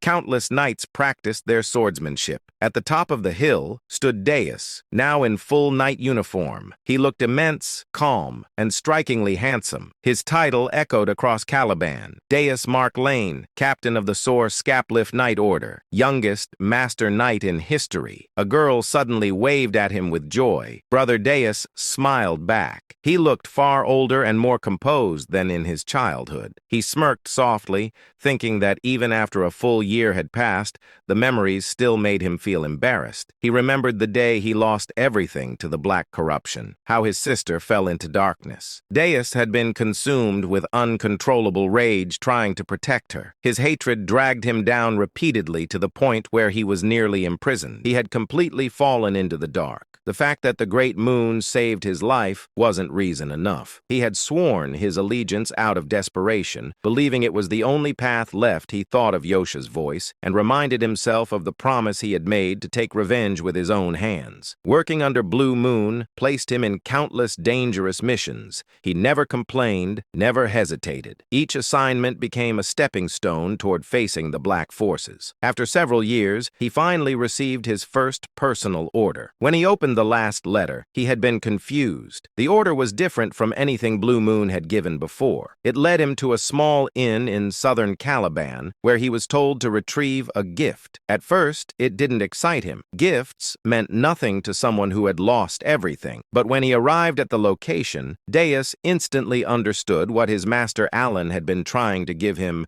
The gift was his sister, alive, safe, and waiting for him. His eyes trembled with disbelief as he read the final line of the letter. The gift from the great moon is your family, the one you thought you lost forever. Deus broke down. Tears streamed uncontrollably as he ran forward and embraced her with shaking arms. His sister stared at him in shock, unable to believe what she was seeing. To Deus, she was more precious than his own life. The brother embraced his sister tightly. His voice trembled as he tried to speak through the tears. He said that the sister he had believed to be dead was still alive. Overwhelmed by pain and relief, he looked at her and asked what had happened after he lost her. Styla also cried while holding her brother's arm, offering a faint smile of comfort. A little later, they sat together with cups of tea. When she had calmed, she began to explain. After those people dragged her away, she had been trapped in darkness for a long time. The memories returned vividly as she spoke. She described being locked inside a pitch-black cage, waiting for the moment she would be taken out to be killed. When her turn finally came, someone terrifyingly strong appeared. That person grabbed her hand and pulled her toward the light, allowing her to escape and survive. Years later, when she was nearly sold to a slave merchant, another powerful figure protected her again. A blade cut through the attackers, saving her a second time. That person was Alan's knight, Yuan, who rescued Styla, Dana's sister. Returning to the present, Styla explained that after those events, he had received precious medicine from a sponsor. She confidently repeated his words while holding Alan's letter. She explained that the letter had been handed to him directly and that Alan continued to send medicine and support without fail. The name written on the letter was Alan Palestonio, and the message stated that Alan had sent everything specifically for Styla, and she added that Alan had instructed him to deliver it personally. By that moment, Deuce understood that the Great Moon had been acting for her sake as well. He already knew how precious she was to him, and she cheerfully said that the great sponsor had helped her more than she could ever express. She felt deeply grateful for everything he had done. Alan had supported them through his knight Yuan because he wished to keep his true identity hidden. Dus, however, was stunned. Shock spread across his face as he whispered that the Great Moon had been protecting her under his own name. He could not understand how the Great Moon even knew about their situation. He stated that he had never spoken about his family to anyone. Only Yosha had noticed the black lamp that once targeted him. He grew serious, gripping his own shoulders as he asked himself how the Great Moon knew everything. Everyone recognized the Great Moon as the unparalleled prodigy behind countless stories, someone who seemed aware of every hidden truth. At the same time, memories flickered inside Deuce's mind. Moments connected to Yusa. Confusion and disbelief pulled at him like threads snapping together into a single picture. Everything suddenly aligned. He struggled to understand the anxiety Yusa had shown whenever she spoke about the Great Moon, the nervousness in her voice, and her repeated reminder that a sword could never act on its own without its master. Darkness washed through his thoughts as he realized that the foolish one had been himself. Yet a glimmer of hope remained. He remembered the words he had once heard. The Great Moon already knew everything and had been leaving hints for the child who would be forced to survive alone. His body trembled, his voice shaking as this truth finally struck him. Styla pulled him out of that spiraling realization and asked why he looked so stunned. Inside, Dus understood that his own sword had dared to act alone, yet the Great Moon had chosen to be merciful. The narrator's view widened, revealing how the Great Moon, Alan, had been guiding Deuce's life like a carefully arranged strategy, almost as if controlling him like a puppet. Dus whispered that he had spent all those years consumed by hatred and revenge against the Black Sheep, never realizing the truth behind everything. Danis looked at his sister. Her cheerful expression carried the brightness of someone who had emerged from a long, terrifying darkness. She had survived, saved the Great Moon, and protected their family. To him, that survival felt like a gift beyond measure. His thoughts twisted again as Yusa's words echoed in his mind. She had always told him that one day he would understand why she followed the man who was truly terrifying, the Great Moon. Danis realized she had never been a fanatic, nor someone who clung to blind trust. She had earned Caliban and become a knight through her own will, and yet she prayed to Alan as if he were a god. Now Vanuz finally understood why. Determination tightened his expression. He declared that his mission was to reach the pinnacle of Caliban, to stand as a master knight, and to create a personal knight order composed of the finest swordsmen devoted to the Great Moon. He also understood why Yusa always said that Alan was her god and lifesaver. She felt nothing but unwavering loyalty toward him. Fueled by his decision, Deuce embraced the path of sword mastery and the creation of his knight order. The story of their rise began to take shape. Sometime later, Danu stood on the balcony. A tall knight approached and informed him that the time had come. Danis walked forward and looked down at the assembled knight order. He announced that this expedition would become the first stepping stone for the solar skeletons. Hardship meant nothing to him. He gripped his mesmerizing yet terrifying sword and declared that he awaited the day he could offer his gratitude to the Great Moon, along with a repayment that would satisfy him. His eyes glowed with dark determination, his loyalty toward the prodigy of their age unwavering. He vowed to prove himself under the moon. The The Solar Skeleton Knights then departed for an expedition against the barbarians. Dina sat outside quietly, thinking that the place felt peaceful, perhaps because all his subordinates had grown into capable warriors. Meanwhile, Alan examined his book and muttered that everyone had flown away from him and he no longer wanted more information for now. His life felt increasingly chaotic, yet he reminded himself to focus. He joked about needing to stop writing in cursive and promised himself he would write more clearly. After returning from the labyrinth, he shifted his attention to researching the phrases he had encountered. Alan let out a quiet chuckle, satisfied that his reports were finally complete. As he leaned back, he reviewed the concepts he had been analyzing: reinforcement of magical imprint and the behavior of refraction within spells. He noted that refraction strengthened the imperfections inside a completed spell, allowing its rage to expand outward, while repulsion distorted the structure and influenced the transition of a fired projectile. The phenomenon still amazed him. With the universe law in his hands, his ability to manipulate the very rules that governed reality, he could alter magic beyond its original limits. According to his observations, blue light reinforced parallel magic, such as electrical attacks. He developed a theory that lines of diffraction allowed penetration, which created a critical effect upon impact. When he struck the golem earlier, the massive creature had been obliterated instantly. Despite its size and strength, it had been completely vaporized. For him, the rule always mattered, and not a single phrase within a spell could afford to mismatch. However, with his current mana, he could only use one magic of that scale per day. Fatigue pressed heavily on him. It had taken a long time to understand even this much. He grew serious as he remembered the world's limitations. The hand signs and phrases of baby Lowena had been lost long ago, leaving no record of them. Nothing existed in the written history of this world, so he was forced to research alone and build the missing pieces from scratch. Even so, he found himself oddly enjoying the challenge, despite having learned magic only for self-P protection. He placed his fingers together, preparing the spell he had been refining for 2 months. A crackling purple light formed in front of him. Alan described the result aloud, noting that eliminating the focal point of the mana phrase would force the imbalance required to create lightning. A small sphere of purple lightning appeared.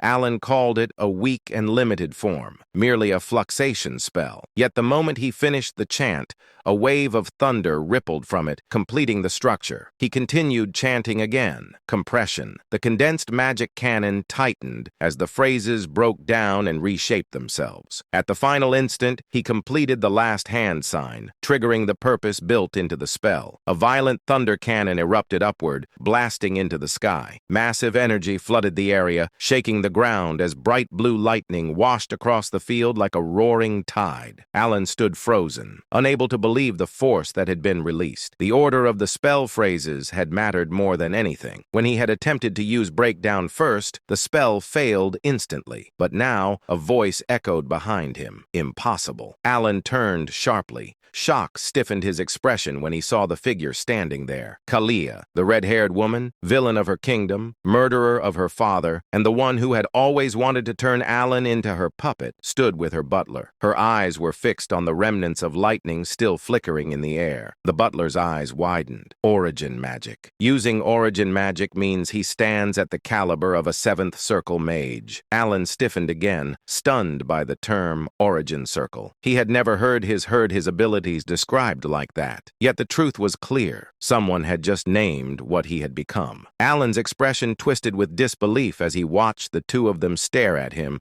with those ridiculous, exaggerated faces. He wondered how they could look so foolish at such a moment. Their reactions reminded him of his days at the academy, and his thoughts drifted back to a memory of his professor. During his time in Clyburn, the nation of knights, he had once received advice from that professor. The man had explained that one could establish an order only after gaining recognition from the king, and Alan had originally intended to become a mage, simply to defend himself. He wanted strength only for protection, both for himself and for those he cared about. Yet his professor had never taken him seriously. Instead, The man had treated him like a pet, constantly praising him and patting his head with the flat of his sword. He would call Alan talented, claiming him as his own student, begging him not to leave the country because he considered him precious. The narrator had even shown how fondly the professor looked at him. Alan, however, had always been annoyed by those assumptions. His magic ability had not come from the professor. None of it had been inspired or created by that man. Every spell, every theory, every refinement, he had achieved them through his own research. Lady Zenonia, or rather Zenonia Kalia, who had effectively been ruling the Zenonia County by making her father a puppet for several years,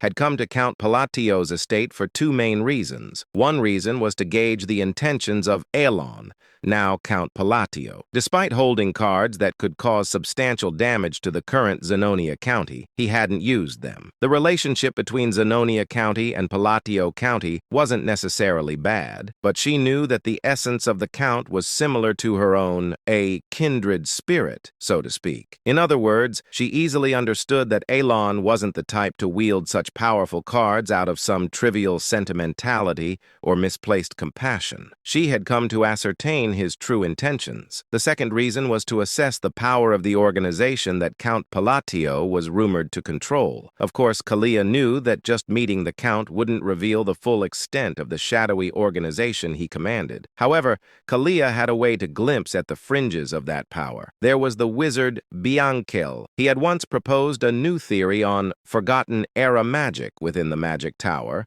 earning academic acclaim, but he was later expelled from the tower due to his excessively inhumane magical experiments. However, despite his expulsion, his rank was still 5th tier. He was strong enough to obliterate an entire battalion of soldiers by himself. Kalia had brought him along in exchange for assisting with his experiments, forging an alliance with him. She reasoned that if a wizard like Bianchel, who specialized in detection magic and was on the cusp of the 5th tier, was present, he could easily assess the caliber of those protecting Count Palatio. While the nature of one's guards didn't reveal everything, observing the level of those guarding the Count could naturally offer insights into the organization's inner workings. At least that was why she had brought Bianchel along. In the reception room of Count Palatio's estate, Lady Kalia subtly glanced at Bianchel, who still hadn't fully closed his mouth and wore an anxious expression. She was inwardly surprised. As far as she knew, he wasn't someone who would normally show such foolish expressions in front of others. Bianchel's face was always arrogant, and he never spoke politely to anyone, not even to her who supported him. But now Bianchel's expression was extremely unusual. His face was still marked by shock, just as it had been earlier, and she could even detect flickers of fear, something she had never seen in him before. Kalia felt a mix of curiosity and unease as she looked at Bianchel. She had never seen him display such blatant fear, and she said to herself, if he's reacting like this, could it really be that the magic we saw earlier was an origin spell? Kalia's thought was fleeting as she quickly refocused on the present situation and met Elon's gaze. His eyes were the same as before. His gaze, which seemed to find no value in the current situation, he asked coldly, "What brings you to the country?" Kalia was the first to break the silence. As she said, "My apologies, Count Palatio. I've been rude." Although she was still Lady Zenonia on the surface, she respectfully addressed the Count and apologized for entering the training grounds, and for the sudden visit. She added, "I've been wanting to meet you so much.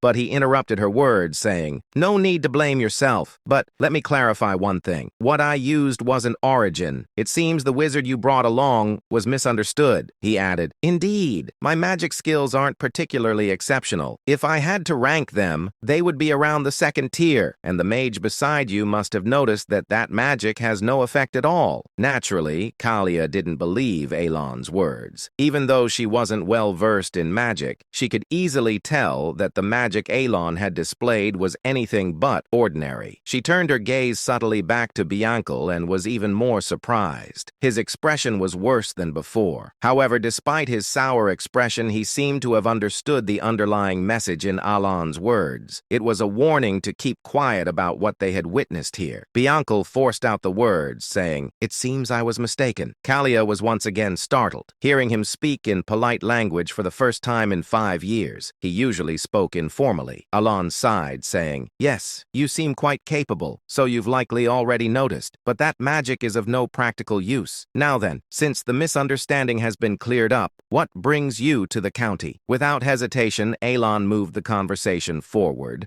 prompting Kalia to quickly collect herself and said, "It wasn't anything special. I happened to be in the area for some business and thought of you, so I decided to stop by briefly." Alon inquired, "Is that so?" She replied, "Yes." After pondering for a moment, Alon said, "Unfortunately, I'm quite busy and won't be able to chat for long." She stooped ready to leave and said, "That's fine. I only stopped by briefly. I just wanted to pay my respects." But Alon spoke with an indifferent expression, saying, "If you're in need of conversation, it might be a good idea to visit the Duke of Altia. I think the two of you would get along quite well." Lady Zenonia smiled and replied politely, "If you say so, I'll consider visiting the Duke." However, her mouth was dry. Watching as Lady Zenonia's carriage gradually disappeared into the distance, Evan asked, "Why would Lady Zenonia from that notorious family in the West visit you?" Alon answered, "How would I know?" Evan looked puzzled, but Alon genuinely had nothing more to say this time. He couldn't guess why Kalia had come either, and he said to himself, "It's annoying that I showed her my magic. And let's just hope rumors about me using Origin don't start spreading. In this world,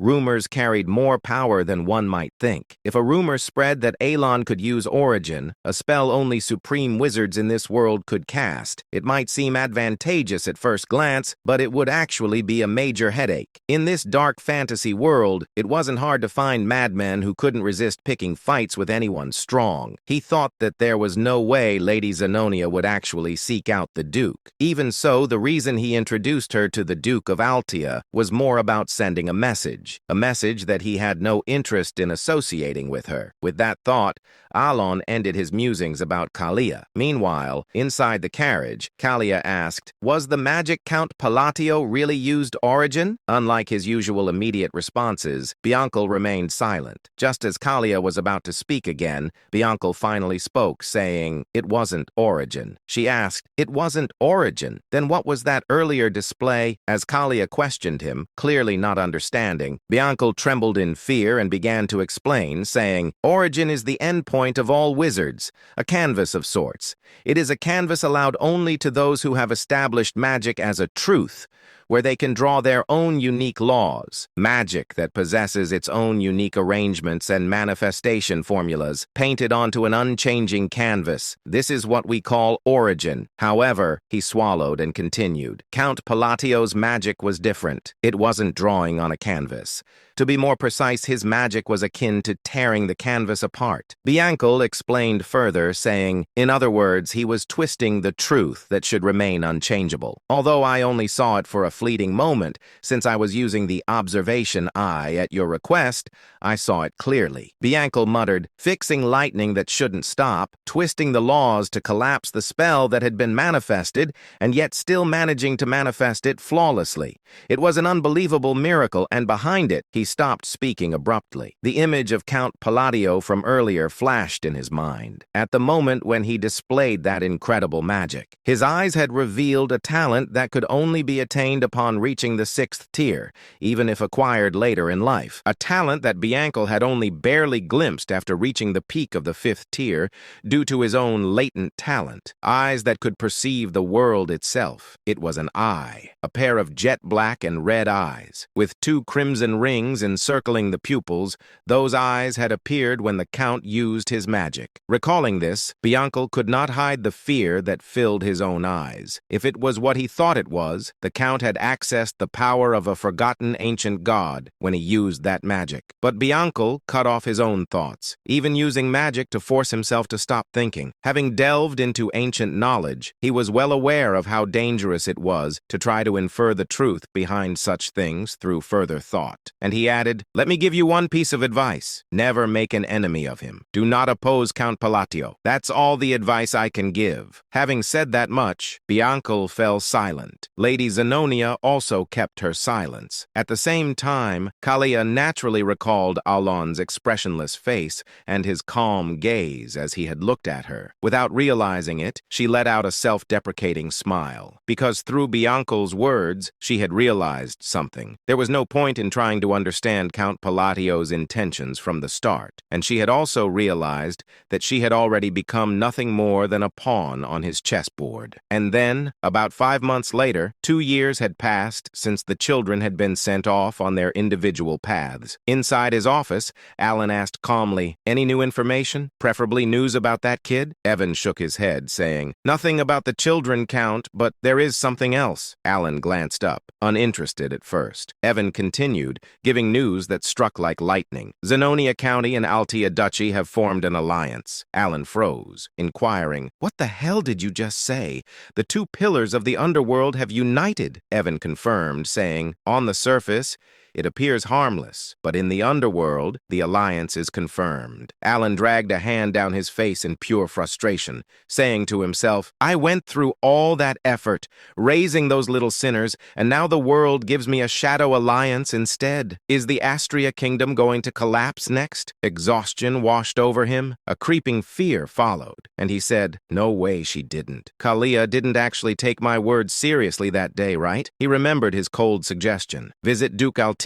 He certainly hadn't meant form an alliance with him. He slapped his forehead again, saying, "Come on, it has to be temporary. With Kalia's personality, cold, arrogant, hostile, it's impossible, but I should prepare." He picked up his pen to write a letter. "Kalia, if I came off blunt, if I sounded cold, I was not intending to insult you." He stared at the line. This doesn't sound like an excuse at all. Still, he folded the letter and handed it to Evan, saying, "I'm leaving this to you." Evan nodded, saying, "I'll deliver the message to Lady Zenonia through the Machinery Guild. I'll continue searching for the children as well." Alan sank back, scanning several reports, and he said to himself, "I wonder what Randan and Seol Rang are doing now. Even Utia." His eyes landed on a blood-stained letter the two had sent after reaching their destination, and he said, "Seol Rang wouldn't have died, right?" The thought was dark, but it slipped out. He continued reading. If they followed the instructions and found the gift, they should have gained their warrior symbol, maybe even escaped Baba Yaga by accident. Alan reviewed the note describing the ability of the gold mana beast's hand glove, the treasure he had given Siren. That girl received something valuable. She wasn't born with the sin of pride. She could have become a strong warrior instead of a fallen sinner. He sighed, saying it was right there in the item description. If I had told her about the treasure's hidden value, she could have sold it or used it for funding. With her talent, she could have made a living anywhere. His gaze drifted toward the balcony and the stretching horizon beyond. He murmured, "After all, this land is a place where anyone can seize the world through strength." Night draped the desert colony in a quiet, shimmering glow. Deep inside a hidden cave, Seol Rang stretched her arms with a tired yawn and waved her hand as she walked forward. She murmured cheerfully, "At last, the ordeal is finally over." She lifted the golden hand glove, the treasure Alan, Great Moon, had given her, saying, "Oh, Great Moon, thank you," she whispered, eyes sparkling. "This gift is incredible." Clutching the glove with affection, she thought of the pale, gold, kitten-like spirit that had appeared earlier. She said, "I always believed the essence of the Golden Mane tribe was just some random charm. But what I heard as a child wasn't some fairy tale at all." Memories surfaced. Her mother's gentle voice, the warmth of their old home, her tribe's forgotten pride. "Our Lenjin are descendants of the Golden Mane tribe." Her mother had once told her, "Kings of all beastkin. The essence of the Golden Mane tribe is a high relic passed down for hundreds of years. It grants us power and divine authority." Returning to the present, Seol Rang held her breath, and she found that very essence inside this desert cave. The moment she had put on the golden glove, pain had surged through her entire body, so real, so overwhelming. She had faced trial after trial inside her own consciousness, each challenge tearing at her mind. But she endured. Looking at her her hand, she whispered, "One day I nearly died as a test subject, yet the great moon saved my life." The memory stung her heart. Abandoned orphan, treated as nothing. But Alan had changed her fate, she said, voice trembling with emotion. "He gave me the power to take revenge on the Black Dragon, the monster who killed my parents." She tightened her fist. Golden aura burst from her palm, flaring across the cave like sunlight tearing through darkness. She added, "I must repay the great moon's grace." Energy surged violently from her body, golden essence blooming outward with force strong enough to shake dust from the walls. She stared at her glowing hand, amazed, saying, "This gift was never meant to make me an ordinary gladiator. Not at all." Testing the glove's strength, she felt the awakened lineage roaring behind her blood. She said, "All I have to do is become the strongest gladiator alive, gather the scattered golden mane relics, and restore our trib's glory." Golden light erupted again, brighter, fiercer, unstoppable. Raising her hand high, she declared with absolute resolve, "I will slay the Black Dragon." Meanwhile, a few moments later, she stepped out of the cave and looked up at the beautiful moon. With confidence, she said, "All of this is for my savior. Let us begin," she continued. "The golden man who commands the greatest of all beast kind, the kings among their race, shall rise again under the blue moon after 500 years. Alan, holding the documents in front of him, and a small detail brought back a vague memory. Before the thought settled, Evan said, "The Information Guild obtained news about the children.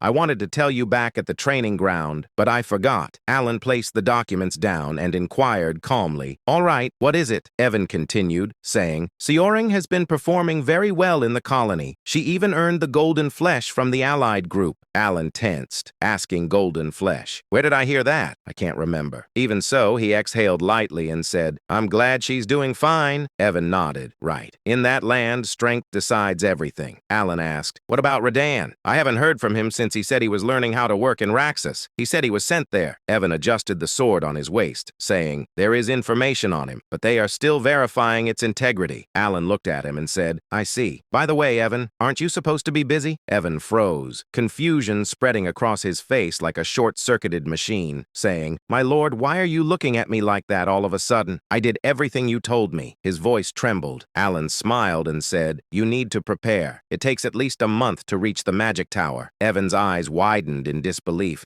inquiring, "What? The Magic Tower? I've never even heard about that." Shock hit him like thunder striking his head. Alan replied casually, "Easy." "Oh, did I not mention it before?" Evan let out a breath, saying, "I'm used to it, but still a month? It should only take a week to reach the Green Magic Tower," Alan said. "We're going to the Blue Magic Tower." Evan blinked, saying, "Ah, that's near Labyrinth City, so it's quite far." Then Evan straightened his posture, saying, "I will start preparing immediately, my lord." Alan nodded. Sometime later, Alan collapsed onto the sofa and slumped like an old man. Exhaustion weighed on him, leaving him lazy and drained. And he said, "A month in a carriage, just thinking about it makes me tired again," he muttered. "But what else can I do? The item that can support my small precious mana hole is there." His gaze dropped as a faint memory surfaced. The massive city slowly appeared before his imagination, just as it had in the game. Alan continued saying, "Even though countless players visited the labyrinth, no one ever reached the end. I only reached the 115th floor because I used a cheat code. Those devs were insane. There were even more floors below that, and the item I need is on the 151st floor. Because of that,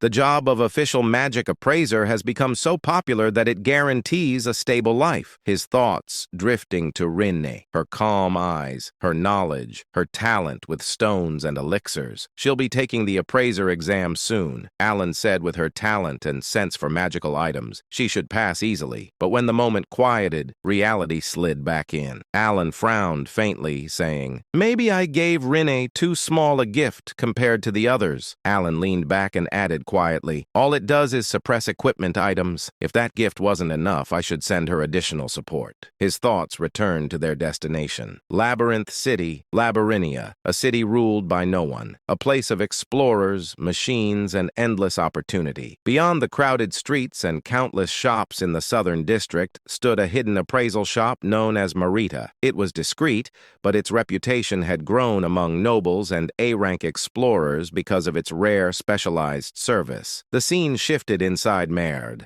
A man stood frozen, stunned by what he had just witnessed. An echoing voice reached him from deeper inside the shop. The voice reported, "The appraisal is over, my lord." The man gasped. Only then did the truth settle. The masked girl standing before the man was Rinne. She had concealed her identity flawlessly. She held an object between her hands. She explained, "This device ignites flame with mana," demonstrating it with quiet confidence. The lord nodded. "Thank you as always. Let me see." The lord carefully examined the lamp in his hand. He murmured, "It's a relic that can be imprinted." "What is the imprinted ability?" Rin answered with calm confidence, saying, "A small amount of mana will keep the flame burning for at least an hour." The lord smiled and said, "Its efficiency has improved drastically." "Very good." He genuinely appreciated Rena's precision and intelligence. She replied, "Thank you as always." Silence settled inside the shop. Rana removed her mask, her expression softening for a moment until her gaze shifted to another item on the table. She picked it up gently. She said, "This item can also be imprinted." In fact, this shop had become famous because of its extraordinary imprinted abilities, things seen nowhere else. Inside the shop, a mystical item rested on a pedestal. Alan's voice echoed in Rin's memory. A gift from the great moon. An item sent directly by him. Rin stepped closer. It looked like an eye-shaped device glowing faintly with blue flames, swirling behind layers of sealed energy. She smiled, excitement rising inside her. She whispered, "When the great moon told me to become an oppressor, I didn't understand the reason. But the thought of Alan made the meaning clearer. His true identity, a friend of Palin from the forgotten era of the outer gods. Everything he had done was meant to eliminate the black things." When she had read Alan's letter instructing her to head to Labyrinth City and become a magic oppressor, she could not connect the order to the goal. But later, she understood Alan wanted influence inside the Labyrinth Empire, a foundation strong enough to reach the Magic Tower. Even so, in the present moment, she wondered aloud, what does becoming an oppressor have to do with killing the black things? She entered the appraisal room fully. She whispered, "The eye of the stalker repeatedly identifies items below a certain mana threshold to assist with oppression. It was dangerous, deadly even. Red demonic chains wrapped around it, and a dark presence seeped from the relic. It was nothing like normal magical wisdom." Rin reached forward and touched the chains. She said, "This substance, it doesn't exist in any library." The device trembled. Energy surged violently and the seals shattered open. A burst of blue light filled the room as the eye of the stalker awakened completely. Mana swirled around her like a living storm. Rin leaned closer, determination settling in her eyes, saying, "To gain the strength to fight the black things, I must awaken this item myself." "For the great moon," she said, "I have 252 more sacrifices left before it fully awakens." And, she said, in exchange for raising the relic's stats, it absorbs something from each sacrifice, instantly changing the eye. It only reacts to specific high-tier relics. If the wrong item is sacrificed, the entire stack disappears. She understood clearly.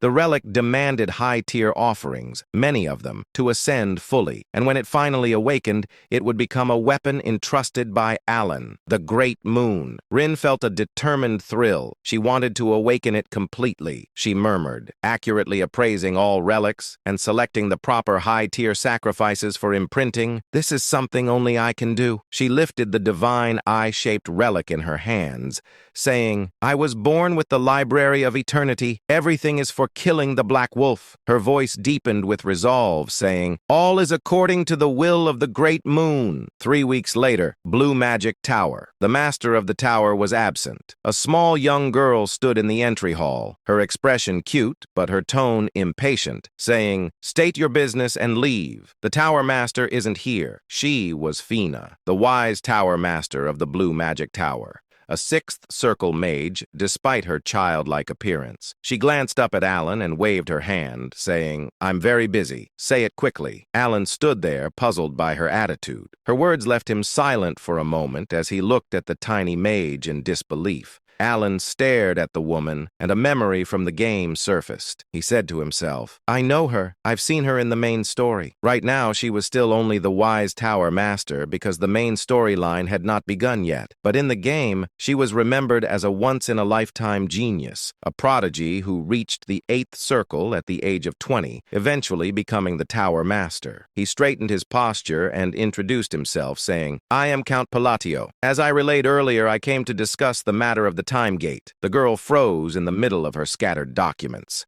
Papers slid across the desk as she frantically searched between stacks. She muttered, shuffling everything around. All right, I need the right document for that. Where is it? So, what did you say? You can eliminate the time gate? Wait, where is that file? I really need to find it. Alan kept his composure and explained the time gate, saying, It's cracking. It connects to a mysterious subspace that appears in areas where magic is frequently used. It creates a monolith that causes significant damage. Demons and disasters appear because of it. The girl activated her detection spell. Her eyes glimmered as she scanned him. She scoffed. With such a low-level talent? What are you planning to do? She waved her hand dismissively, saying, Whatever, just leave. Alan froze and said to himself, This is not how it's supposed to go. He needed her cooperation. He said, trying to remain steady, I need an answer. But she squeezed her eyes shut in irritation, saying, You want to eliminate the time gate and take the treasure? Of course you do. Everyone says that. She slammed her hand on the desk, her voice rising, inquiring, Do you have any idea how many people come here every single day with the same story? Alan felt wronged. He forced his frustration down and said, I am speaking the truth. Guide me to the time gate, and I will prove it. And he asked himself, why won't she believe me? Why is she so? His thought cut off as he watched her glare back at him, clearly unconvinced. The Vice Tower leader clicked her tongue. She said sharply, Listen, I get that you need something huge to change the public's opinion. People are starting to discover that the only reason you became Count was because you got lucky when your siblings died. A violent wave of mana burst from her, chaotic, oppressive, swirling through the tower like a storm. She continued, However, that doesn't mean you can storm in here and cause trouble for us. She had no idea who she was provoking. She didn't know she was talking to the great moon. Alan froze, stunned. He swallowed, saying, There's a rumor like that? Well, it fits the truth, but still, she's insane. Despite her small size and frantic behavior, she clearly kept up with every piece of information from the outside world. Alan stared at her, realizing how terrifying she really was. And he said, This Vice Tower leader, she's scary. Evan leaned toward his ear and whispered, tense and pale, saying, Not going to lie, she scared me too. When I got annoyed earlier, she put me back in my place immediately. He lowered his voice even more, saying, And that wasn't even her full mana. If we try anything stupid, we'll drown in it. Alan sighed and said, I'm honestly depressed now, but then something shifted inside him. He squared his shoulders, stepped forward, and faced the Vice Tower leader directly. He declared, If I cannot eliminate the time gate, I will surrender my entire property to the magic tower. She stared at him, still babbling, saying, Nonsense, I see. Alan released his energy. His voice turned cold, saying, If you want, I will swear an oath. Not a bad deal for a little of your time, don't you think? For the first time, she gasped. Her eyes widened as she looked at Alan properly. Moments later, the two stood inside the tower's restricted zone. The Vice Tower leader said, The time gate is in here. As promised, your entire wealth becomes mine the moment you fail. Alan stepped forward without hesitation, saying, That won't happen. Just watch what I do inside. The Vice Tower leader looked at Alan with sharp, narrowed eyes. She said, Perfect timing. I was wondering whether you were the true mastermind of your country, or just an incompetent man who got lucky. Now I really want to see what you came here to do, and what kind of mess you're planning to create. If you fail this task, all your wealth becomes mine. She let out a low, evil chuckle. She said to himself, After listening to him for a while, I'm convinced he's closer to the latter. Her gaze swept over Alan from head to toe, analyzing every detail with cold precision. She said, Unlike that inhuman atmosphere around you, you only have a small mana hole and barely above average sensing ability. You're stuck at the very edge of the second circle. And she inquired, What exactly are you going to do with such pathetic magic? You're completely useless. A box appeared before them containing the distorted fragment of the time gate. The truth was simple. There was barely any need to close close it. In 3 months, the gate would naturally collapse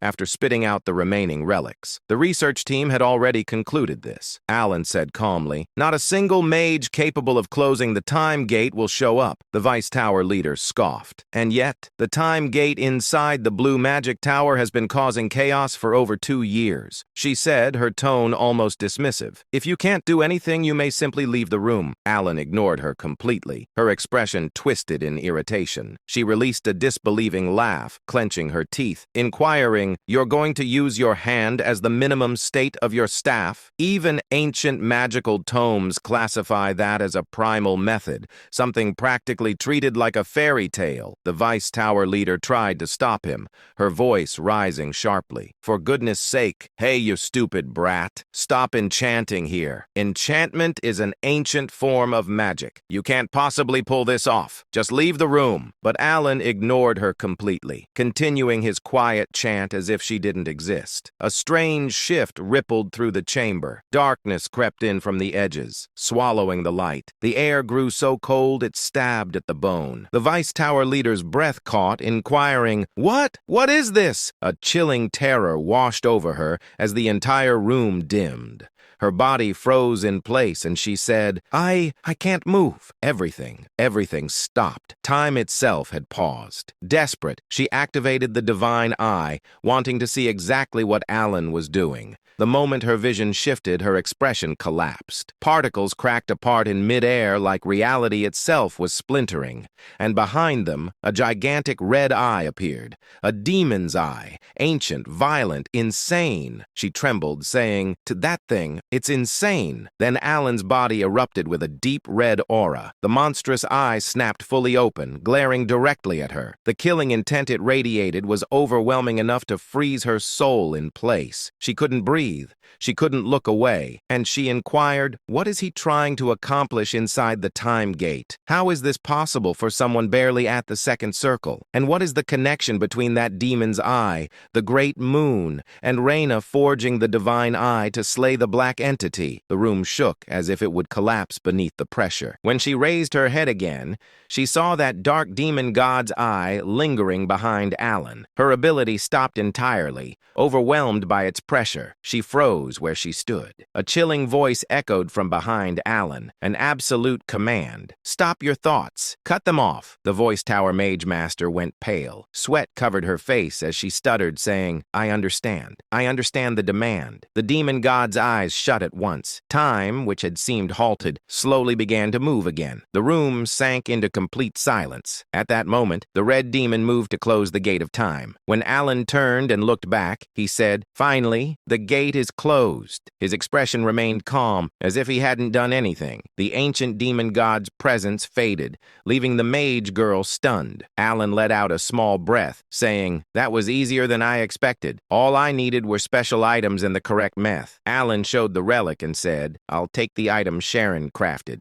I need to use it a few more times, so I used a convincing spell." Did she fall for it? But the mage girl trembled even more. She struggled to steady herself, still trapped in the fear she had felt moments ago. She whispered, I won't tell anyone." Alan frowned, asking himself, why does she look like that? Did my buff fail? He sighed and said, "I appreciate the concern, but it's not necessary." When he took a step toward her, she stumbled backward, nearly falling. Her voice shook as she added, "I'll keep silent. I won't say a word. I can keep a secret." Honestly, seriously. Alan stared at her, confused, and he asked himself, why is she suddenly acting like this? Outside, the scene shifted. Alan walked toward Evan and said, "Let's return." Before he could leave, the mage girl called out, "Wait one moment." She held out a small vial and said, "This is a mana recovery potion I made." Alan accepted it and examined the content. A potion half-crafted by the Voice Tower Lord, and it was a top-raid one at that. The Voice Tower hesitated before asking, "Do you really like it?" Alan looked surprised and said to himself, "2 bottles cost as much as several lower-ranked treasures.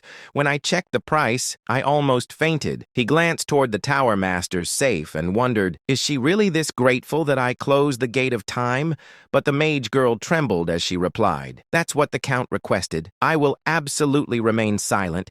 Seriously, if you want, I can even make a mana oath for certainty and loyalty." Alan blinked, asking himself, an oath for something like like this? What is she even talking about? He paused, saying, wait, she's clearly misunderstanding something. Before he could explain, the air rumbled. Magical chains formed above them. The Tower Master raised her staff toward the sky and began chanting, taking the mana oath for the prom. She glanced at the Count's direction and proudly declared, see, I keep my word perfect. Alan felt the tension rise in his chest, saying to himself, I see. She showed no intention of clearing the misunderstanding, and he had no way to stop her. The Blue Magic Tower officially acquired the relic. Alan considered what he had gained. 5 bottles of potion and an oath. For him, it was more than enough. The journey had been worth it. Dean shifted to outside the tower. Alan stepped into Evan's carriage. Evan examined the treasure in Alan's hand, and he said, Lord Alan, is that the item from the gate? It was difficult to obtain, but it looks more primitive than I expected. Does its performance match its reputation? Alan fastened the treasure to his wrist and said, either way, this is something I absolutely needed. He focused on the bracelet seal of the Unholy One, and he said to himself, I'm glad I secured it. The chain embedded in the bracelet absorbed mana from the air, and the stone embedded within it glowed faint. Alan murmured, it's working. Its storage capacity wasn't large, but it was more than enough for him. His mana hollowed out quickly, and he slumped back with a quiet sigh, saying, a body with less mana than a support tool. He reminded himself softly. My goal is magical research and self-preservation, not fighting. That's enough. Evan tilted his head, unsure why Alan looked so exhausted. Alan breathed out and muttered, by the way, what exactly did she misunderstand? He thought of the Voice Tower Master. Her sudden politeness felt unnatural. When he left, she had even said, I know you're exactly like a second circle wizard, which left him stunned. Alan assumed saying, she's mocking me, but the reaction was familiar. Kalia had behaved the same way last time, completely shaken by his butler. The memory still left him uneasy. He tried to calm himself, saying, it doesn't matter. I won't meet any of them again. That's good enough. Then scene shifted to Duke Altia. Inside the Duke's mansion, Duke Altia, she sat quietly with a cup of tea in his hand. It has been a while, she said warmly. I hope you enjoy your stay, young lady. Lady Zenonia narrowed her eyes slightly before giving Altia a sharp smile. Of course, Altia. You haven't changed either. I'm simply glad to see you, Altia replied calmly. It's convenient that we don't need to discuss class or authority between us. Both of them understood the situation clearly. Lady Zenonia had come for Duke Altia's alliance. Zenonia said, Count Palatio's foresight is remarkable as always. She recalled the moment she received the Count's command to visit Altia. The Count's intentions became clear only after she followed his advice. When she arrived at Duke Altia's residence, both she and Altia realized the same thing. Neither of them could match Palatonio. Their alliance existed because he ordered it.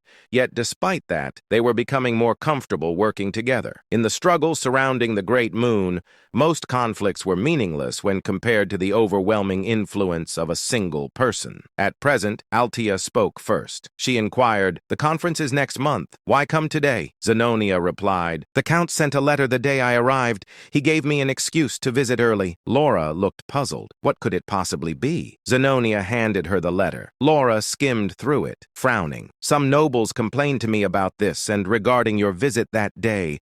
This command. The topic shifted to the conversation involving several noble family. Many nobles don't suit me, Laura muttered. There must be some misunderstanding. Zenonia nodded. It doesn't feel like a normal apology letter. Something about it is different. Laura leaned back sharply, saying, there must be a scheme hidden inside. Zenonia smiled and said, yes, that's why we need to discuss it. And Baron Kenya belongs to the noble faction. Marcus Martonio is a key figure in the royal faction. Viscount Bland is also tied to the royal faction. And you, Duke Altia, are an important figure among the nobles. Laura summarized in short, saying, he doesn't seem to side with either faction. Zenonia finished the thought, saying, which means he wants to push out the nobles heading toward extinction. Both women shivered at the idea. The thought that Alan, whom they believed to be dangerous, had sent that apology letter felt unsettling. Laura looked up, saying to herself, this must be the reason Altia needed my reputation and named me a duke. And the hangman of the West stands with him. That certainty certainty explains everything. Zenobia nodded calmly. Then we should discuss a new plan. What plan? A plan to deal with their misunderstanding of Alan, whose letter was simply a normal apology, yet they believed he intended to erase noble factions entirely. Zenobia found the confusion useful and began weaving new schemes. Seeing change to blue magic tower inside the tower, Fina collapsed onto the desk. The tower lord approached, saying, "Tell me in detail, Fina. Why were you so nervous?" She looked up, still shaken,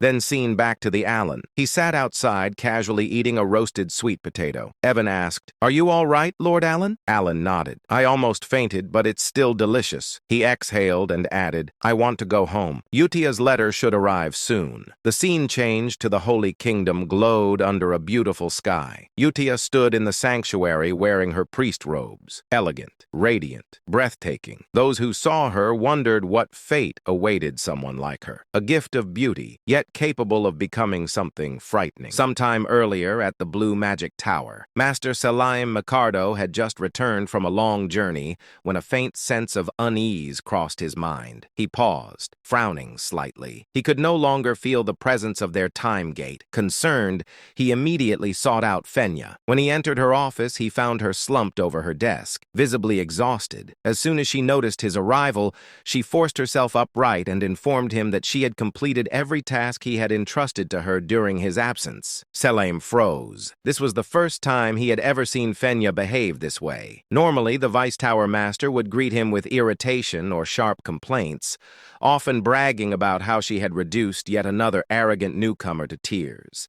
Seeing her so subdued unsettled him. He asked calmly whether something had happened. Instead of answering immediately, Fenya collapsed forward again, resting her forehead against the desk. Selim observed her quietly. Fenya had become Vice Tower Master at an exceptionally young age, blessed with overwhelming magical talent. Her arrogance had once been sky-high, almost unbearable, yet he had never bothered correcting her personality. As far as he was concerned, geniuses like her inevitably reached a point where they realized how insignificant their achievements truly were. Once she reached the seventh circle, humility would come naturally. That was why her current state felt so strange. Letting out an awkward laugh, Selim mentioned that his business trip to the north had taken longer than expected. He casually asked whether she had been overwhelmed with work while he was away. At that point, Fenya finally spoke. With a drained expression, she explained everything she could, carefully avoiding certain details. She revealed that the time gate had been closed and that the one responsible was Count Alan Palladio. However, she could not explain how it had been done. She stated plainly that she was bound by an oath and could say no more. Besides, she added,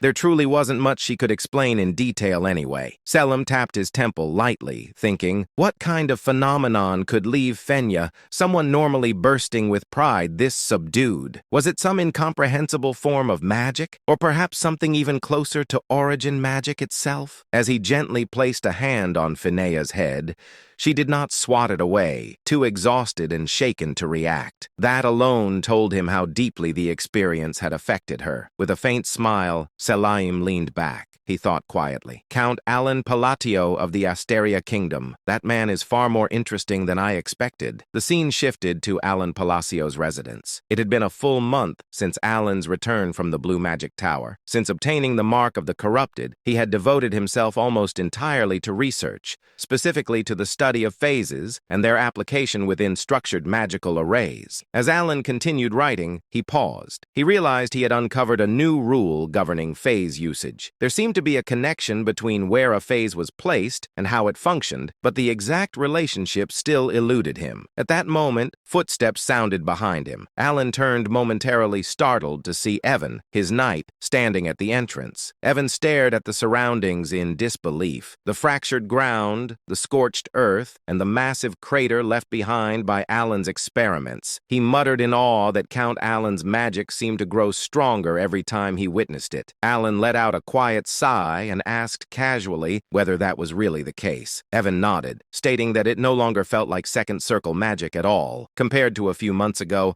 Alan's spells operated on an entirely different level. Alan glanced toward the crater in front of him and remarked that an ordinary gravity spell should never be capable of causing such destruction. Even at maximum output, a second circle gravity mage should not be able to crush something to death so thoroughly. Inwardly, Alan acknowledged the truth of that statement.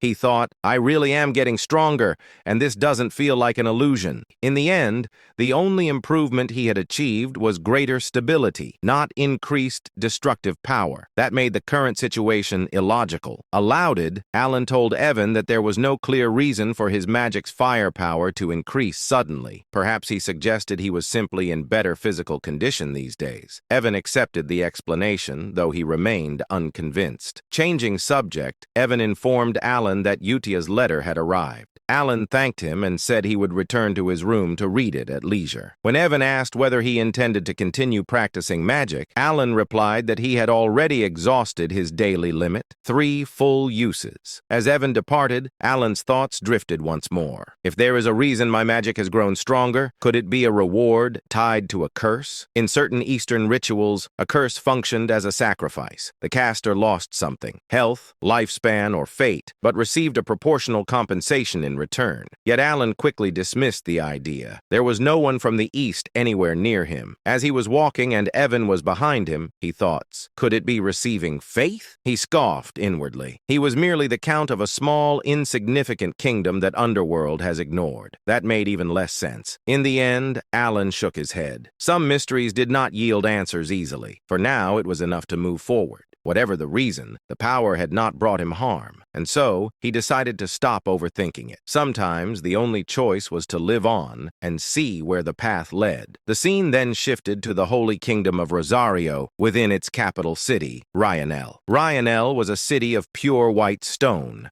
a sacred land where people worshipped the goddess of the moon and peace. The air itself felt solemn and tranquil, as if faith permeated every breath. Inside the Eastern Prayer Hall, Utia stood silently before a massive statue of the goddess. Moonlight filtered through the high windows, bathing her figure in a gentle glow as she prayed. Footsteps echoed softly behind her. A holy knight approached and greeted her respectfully, addressing her as sister. Utia turned to face him. Her presence was calm yet overwhelming, graceful, dignified, and strikingly beautiful. With a gentle smile, she asked whether Sir Locke had well. Locke stiffened slightly. Though Utia did not wear the sash of Holy Grace and held no official rank equal to a paladin, he knew instinctively that she stood far above him. Without hesitation, he bowed deeply in respect. He reported that their recent mission had been successful. Thanks to her guidance, they had managed to save 8 children and 25 villagers from a remote settlement in the eastern region. Utia immediately dismissed the praise, stating that the credit belonged to Locke alone, as he was the one who had carried out the deeds. Locke shook his head and spoke earnestly. He said that she was the one who had taught him everything, who had guided him when he was ignorant and lost. For that, he would always be grateful. His thoughts drifted back to the past. For nearly 20 years, Locke had lived in despair, unable to sense divine power. And no matter how fervently he prayed, he had stood on the verge of giving up entirely when someone had approached him and asked whether there was something he desired with all his heart. That person had been Utia. With her calm expression and crimson eyes, she had told him to place his faith in the moon. Confused and desperate, Locke had asked what the moon truly was. Utia had only replied that he would understand once he tried. Clinging to that faint hope, he had prayed to the moon for several days, just as she instructed. Then, impossibly, a miracle occurred. He awakened to divine power, finally able to wield it as others did. The joy had been overwhelming, yet along with that joy came doubt. He feared he had committed heresy by placing his faith in the moon rather than directly in goddess Chironia. However, the divine artifacts bestowed in the goddess's name still responded to him. glowing brilliantly in his hands. That alone proved his power was genuine. One day, he had asked Utia why she had guided him toward the moon instead of the goddess herself. Utia had smiled softly and explained that faith was an invisible belief, one that often took a long time to manifest. She said it was far easier to draw strength from something that undeniably existed. She told him that the moon would always be there watching over him. Standing by a large window, Utia had rested her hand against the moonlight glass. At that moment, Locke had finally understood. The goddess and the moon were one and the same. For humans burdened with doubt, belief required something they could see. Moved by that realization, Locke bowed deeply before her, offering his thanks from the bottom of his heart. In the present, Utia gently spoke, saying that if Locke truly wished to express his gratitude, then they should pray together. She stood before the largest statue of the goddess, her posture perfectly composed, bathed in moonlight. Her calm smile and dignified presence made her resemble a goddess herself. Locke answered without hesitation, stating that he would be willing to pray alongside her as many times as necessary. Utia then informed him that he had arrived at the perfect time. The prayer was about to begin, and many believers had already gathered inside. As the massive doors of the prayer hall were opened, a vast crowd came into view. Countless worshippers filled the hall, their heads bowed in reverence as a solemn atmosphere settled over the space. Utia walked forward toward the elevated stage, while Locke took his place before it among the faithful. Stepping onto the stage, she activated a ceremonial instrument. Raising her hand toward the gathered crowd, she addressed them with a serene voice. She announced that the prayer to the great moon would now begin. At that moment, she stood not merely as an individual, but as Utia, a sister of the Holy Kingdom of Rosario, guiding the faith of all who stood before. The scene shifted to Alan Palacio's office, where silence hung heavily in the air. Alan sat behind his desk, holding a letter in his hands. It was one he had already read more than once. The letter was from Utia. As Alan reread its contents, he realized once again that there was nothing extraordinary written inside. It spoke only of her daily life. When he finished, Alan released a slow sigh. Nothing special had happened. That meant she was living well. He lowered his head and rested his forehead against the desk, the letter still in his grasp. To him, this was proof that the children were safe, living normal lives, exactly as he had intended. And yet, a faint sense of loneliness crept into his heart. Of the 5 children he had raised and guided away from becoming embodiment of sin, only Utia continued to send him letters. The others remained silent. From their perspective, it was understandable. To them, Alan was merely someone from the past, a man they had barely known, someone who had intervened briefly and then disappeared. He reasoned that this was fine. His purpose had never been to be remembered or thanked. His goal had been fulfilled the moment they chose paths that would not lead to the world's destruction. There was no reason for him to feel sad. Ellen repeated that thought to himself, trying to accept it. Still, exhaustion showed on his face. Despite her own busy life, Utia continued to write regularly. Half of him felt comforted by that fact. The other half felt a quiet ache he refused to acknowledge. At that moment, a voice spoke from within the room. Evan asked whether Alan was busy. Startled, Alan lifted his head abruptly, having failed to notice Evan's presence. He remarked that Evan had frightened him and questioned whether he was still there. Evan responded calmly, explaining that he had remained because new intelligence had arrived from the Information Guild. That immediately drew Alan's attention. He asked Evan to report. Evan informed him that the information concerned one of the children. Alan told him to continue. Evan then stated that the report was about Radan, the child Alan had asked about previously. Evan reported that, according to confirmed intelligence, Radan had become a pirate. Alan was visibly taken back. He repeated the word internally, disbelief filling his thoughts. Piracy was synonymous with lawlessness, bloodshed, and cruelty, far removed from the life Alan had envisioned for the child. Suppressing his reaction, Alan demanded a full explanation. Evan continued his report without pause, clearly prepared for the weight of what he was about to reveal. He informed Alan that among all the circulating rumors, the most prominent ones concerned Seolang and Deus. At the mention of Seolang's name, Alan's attention sharpened. Evan explained that Seolang had already achieved a 32 consecutive win streak in official combat matches. Out of the 100 victories required for qualification, She had reached nearly one-third of the threshold needed to earn the title of Baba Yaga. The moment Alan processed the number, his expression changed. 32. He stopped Evan mid-sentence and asked who currently held the longest win streak. Before Evan could fully answer,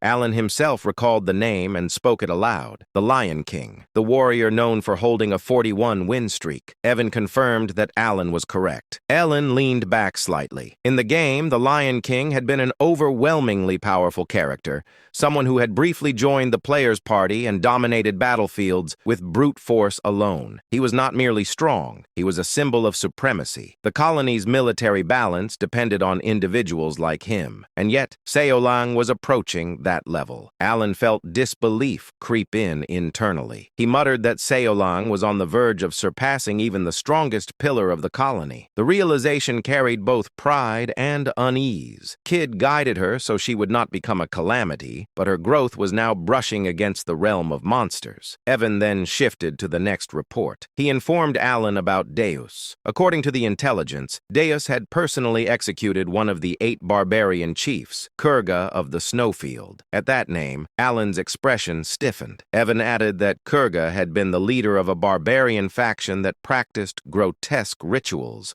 transforming themselves into monsters through blood sacrifices. He cautiously asked whether Alan was familiar with them. Alan did not answer aloud. Instead, his thoughts returned to the past. He knew them all too well. In the game, the barbarian tribes had been recurring threats. Alan had fought them repeatedly, and eventually he had been the one to eliminate their god, Alterus. He reflected silently that Alterus only manifested after the 5 deadly sins gathered together, which meant one thing. As things stood now, Alterus would not appear. Alan finally spoke, stating calmly that this meant there was no longer any reason to worry about Deus. Evan smiled brightly at that confirmation, and added that Deus was now widely acknowledged as standing on the same level as Reinhardt, the first sword. That comparison made Alan pause. Reinhardt was not a title lightly given. Alan considered inwardly that perhaps it was time for him to meet Deus in person. Evan then proceeded to the 4th report. He informed Alan about Renee. Renee had become an appraiser, a rare specialist capable of analyzing artifacts and engraving them with black runes that significantly enhanced their abilities. Hearing this, Alan was genuinely surprised. He muttered under his breath that he had not even known such a profession existed in this world. The concept intrigued him deeply, but he felt a quiet sense of relief. His expression then shifted abruptly as a realization struck him. He asked Evan what truly mattered, the core of the matter. Did Radan really become a pirate? Evan answered without hesitation. He asked whether Alan was familiar with the 7 archipelagos located off the coast of Rexus City. He explained that these archipelagos were infamous, known as the domain where the greatest pirates of the era gathered. Then he delivered the truth. Radan had become the captain of the first archipelago, the largest and most influential of the 7. The moment Evan finished speaking, Alan reacted as if struck by lightning. He sprang up from his seat so suddenly that he looked like a rag doll pulled by invisible strings. He shouted that it was impossible. Internally, a strange sense of déjà vu washed over him. Memories from his past life surfaced. Old internet posts he had once laughed at. One in particular echoed in his mind. A person joking about donating for years so Radan could live a proud yet ordinary life, only for him to become a pirate. That ridiculous joke had now become reality. Alan felt tears well up as he muttered that he had not sent Radan to Raxus to become a pirate. Evan, maintaining his calm, continued his explanation. He stated that Radan possessed an exceptional talent for locating enemies and navigating danger. More importantly, he reminded Alan that Radan was a rare sea godkin, a being naturally attuned to the ocean and capable of moving freely through water without restriction. Evan added that the seas surrounding Rexus were filled with priceless relics from ancient eras. Because of this, he had initially recommended that Radan pursue the path of a treasure hunter,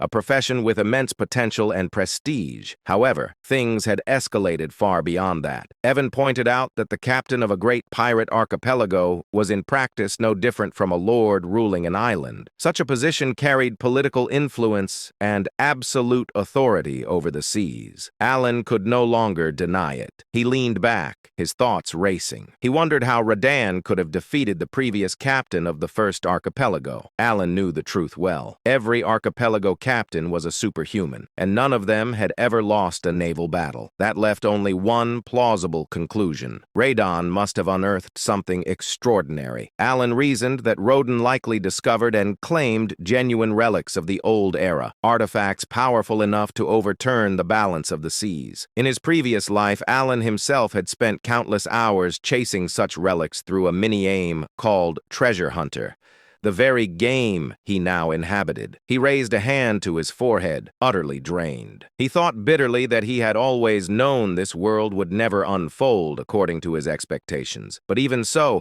this outcome was strangely not the worst. In fact, it was almost impressive. Letting out a long breath, Alan slumped back into his chair, completely limp, as if life had momentarily left his body. Seeing this, Evan rushed to his side and asked with concern whether he was all right. The scene shifted to the very heart of the Principality of Korkia, the colossal maritime city of Rexus, a city of endless sails and salt-stained stone. Raxus stood as the gateway between land and sea. Beyond its sprawling coastline lay the infamous 7 pirate paradises, territories ruled not by law but by blood, strength, and greed. Among them all, the most powerful was the first archipelago. Once this domain had belonged to the great pirate Alcaride, the Red Slayer, a man who secured the protection of the so-called Heavenly King through obscene wealth and tribute. His reign ended the day he was defeated. The one who struck him down was Radan. Now Radan stood atop a rooftop overlooking the sea, the wind tugging at his cloak as the glow of sunset painted the horizon red. A faint smile rested on his lips, the smile of someone who had climbed to the summit through blood and fire. He was now the captain of the first archipelago. Radan leaned back against the wall, cracked his neck lazily,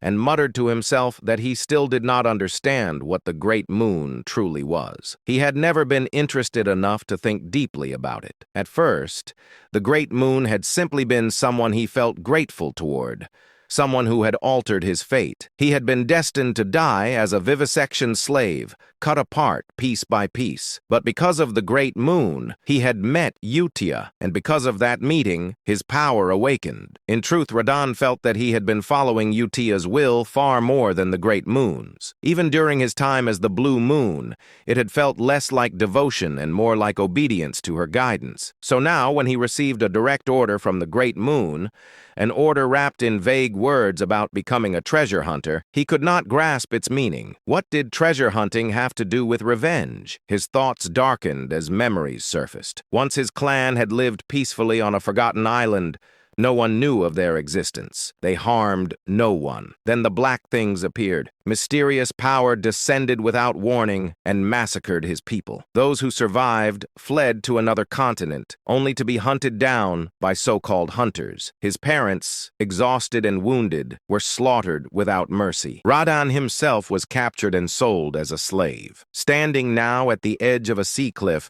gazing toward a distant city glowing beneath the dying sun, Radan clenched his fists. He did not believe that becoming a treasure hunter or receiving some so-called gift from the Great Moon had anything to do with fulfilling the revenge he had sworn. If anything, he would simply pretend to follow the order, at least for now. As his gaze drifted across the sea, he noticed a large ship in the distance. Laughter echoed from it, fireworks bursting into the sky as celebration filled the air. Radan frowned. Why were they celebrating? Then realization struck him like lightning. That ship belonged to the chosen captain of the 7 archipelagos, the very ones who had once hunted down his parents. One of the voices from the ship rang out proudly, declaring that only those chosen by fate could receive the Heavenly King's protection through wealth. Radahn's smile vanished. His expression turned pitch black. So this was it. He had finally found the bastards who murdered his parents, and now they had risen to power. He muttered coldly that the Heavenly King was spreading lies deliberately. Radahn knew the truth. The power those captains wielded did not come from wealth or divine favor. It came from a secret ritual, one that required the body parts of sea godkin. Only by sacrificing their flesh could one receive the power of the sea god clad.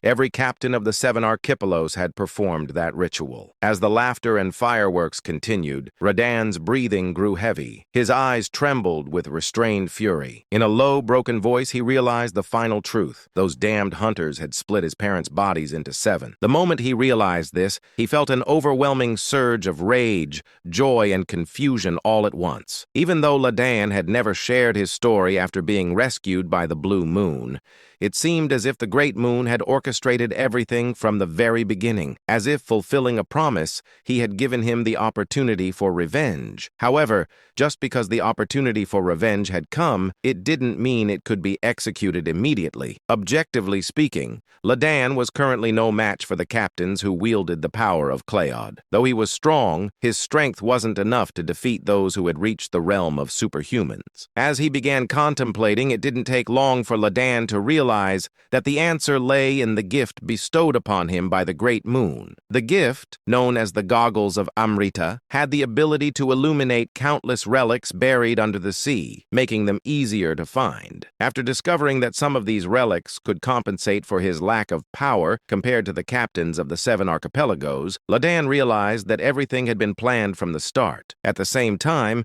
he understood the true intention of the Great Moon: revenge and domination over the 7 archipelagos. The moment he understood this, the Great Moon became more than just a small entity he was grateful to. Not only had it laid out everything before Radahn, but he had also given him the strength to seek revenge. From start to finish, everything had been planned. Radahn muttered unconsciously. For the Great Moon, these words had once been meaningless to him, just a simple phrase without any real significance. But now, for the Great Moon, no longer felt hollow. Now, when those words left his mouth, they carried true meaning. Only then did they hold the significance of loyalty. About 3 months had passed since the news of the 5th son becoming a Somali pirate had reached him. As the unbearably hot summer began to fade, and the leaves in the forest started turning red, Alon boarded a carriage. He was on his way to the grand church held every 2 years at the Duke Rotegre's estate. I'd rather skip this if I could. While his body was moving in the carriage, Alon's mind was filled with reluctance. The shadowy reputation of the Count Palatio family had long since faded due to years of inactivity, but what replaced it was mockery, which bothered him. Nevertheless, the reason he went through with it was because all nobles of Astaria were bound by the rule to attend the grand church every 2 years. There was a strange rule that required attendance once every 2 cycles, unless there was an exceptional reason not to. Thus, Alon found himself in the carriage on his way to the grand church, soon to be joined by 2 other nobles. This was a planned arrangement, as mercenaries or bandits often targeted nobles during the grand church season, so traveling in larger groups was safer. As nobles, they had enough guards to avoid trouble, but even getting into a fight could cost valuable manpower, so they increased their numbers from the start to avoid any incidents. Through this understanding, Alon naturally traveled with 2 families from the east, and the day passed without any issues. The problem, however, came that night. One said, "Count Palatio, isn't it a bit much to have only 1 guard? Is it a financial issue? If you're short on funds, I could offer you some help." Another said,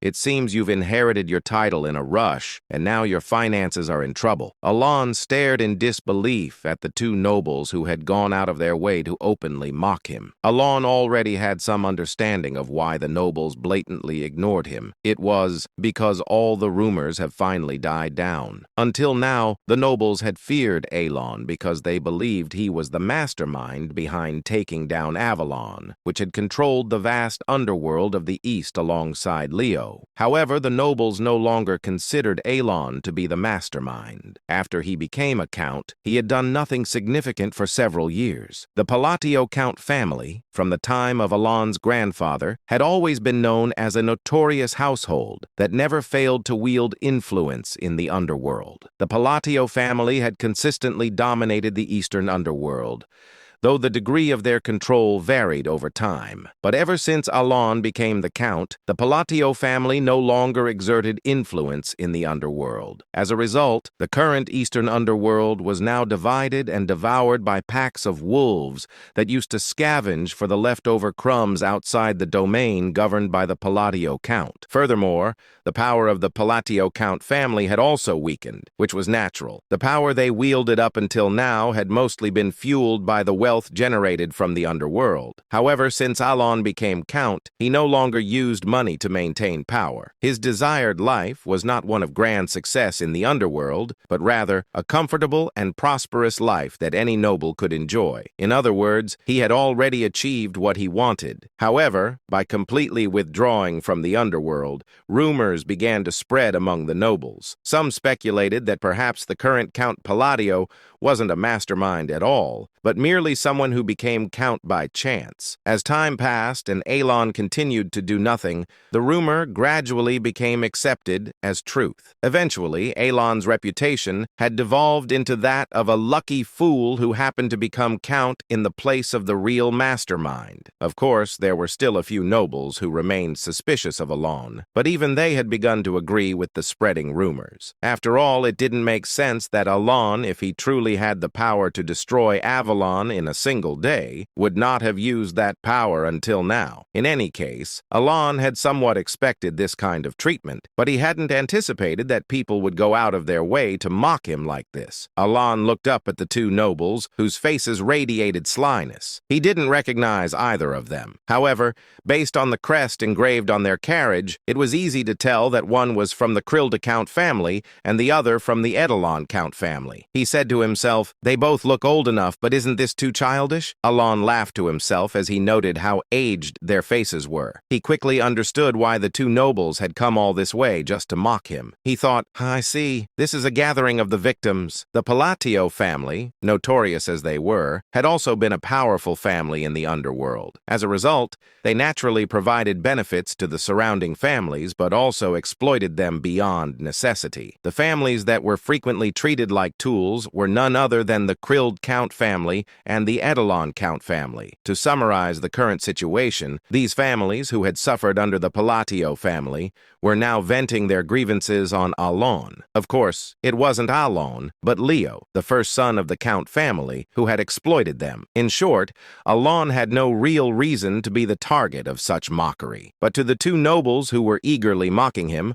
what mattered wasn't that he was Alon, but that he was the Count of Palatio. One said, "All those underworld forces you had, did they vanish because you couldn't manage them properly?" Another said, "Looks like you haven't been taking care of your carriage properly either. Would you like to borrow some money?" The two counts, like anonymous trolls commonly found on online communities, made every effort to scratch at Alon. Alon briefly thought, "This is kind of annoying," but he chose to follow his reason rather than his instincts. If he were to fight now, he could easily crush the two nobles before him, maybe not slaughter them, but leave them beaten to a pulp. However, doing so would only complicate things. The moment he fought with them, Alon would have to leave the gathering and move separately, and that might lead to unnecessary trouble like running into bandits. Clearly, responding to their provocations was exactly what they wanted. Alon decided to ignore them, saying, "There's no need to entertain these fools." He wasn't stupid enough to fall into such an obvious trap. That day, Alon ate 2 ears of corn, using the jeers from the two counts as background background music. He said the roasted corn tasted even better in the slightly chilly weather. It would have been nice to have some butter. Going to the cold northern lands, a place where no living being should be able to survive, was gripped by an unrelenting, life-draining frost. In this bleak, cursed land, painted eternally in shades of gray by the relentless blizzard, a man had fallen. Where his right arm should have been, a crimson stain of blood marked the spot, and his left eye socket lay empty. This man was none other than one of the 8 barbarian chieftains, the great Kulkan, now awaiting death after his defeat at the hands of the cowardly knights of Caliban. Yet even in his final moments, his eyes were filled with rage. He cursed, "Those dishonorable dogs!" His rage wasn't because of his defeat. To the barbarians, death in battle was a glorious end, a noble fate. Kulkan's fury stemmed from the dishonorable way he was struck down,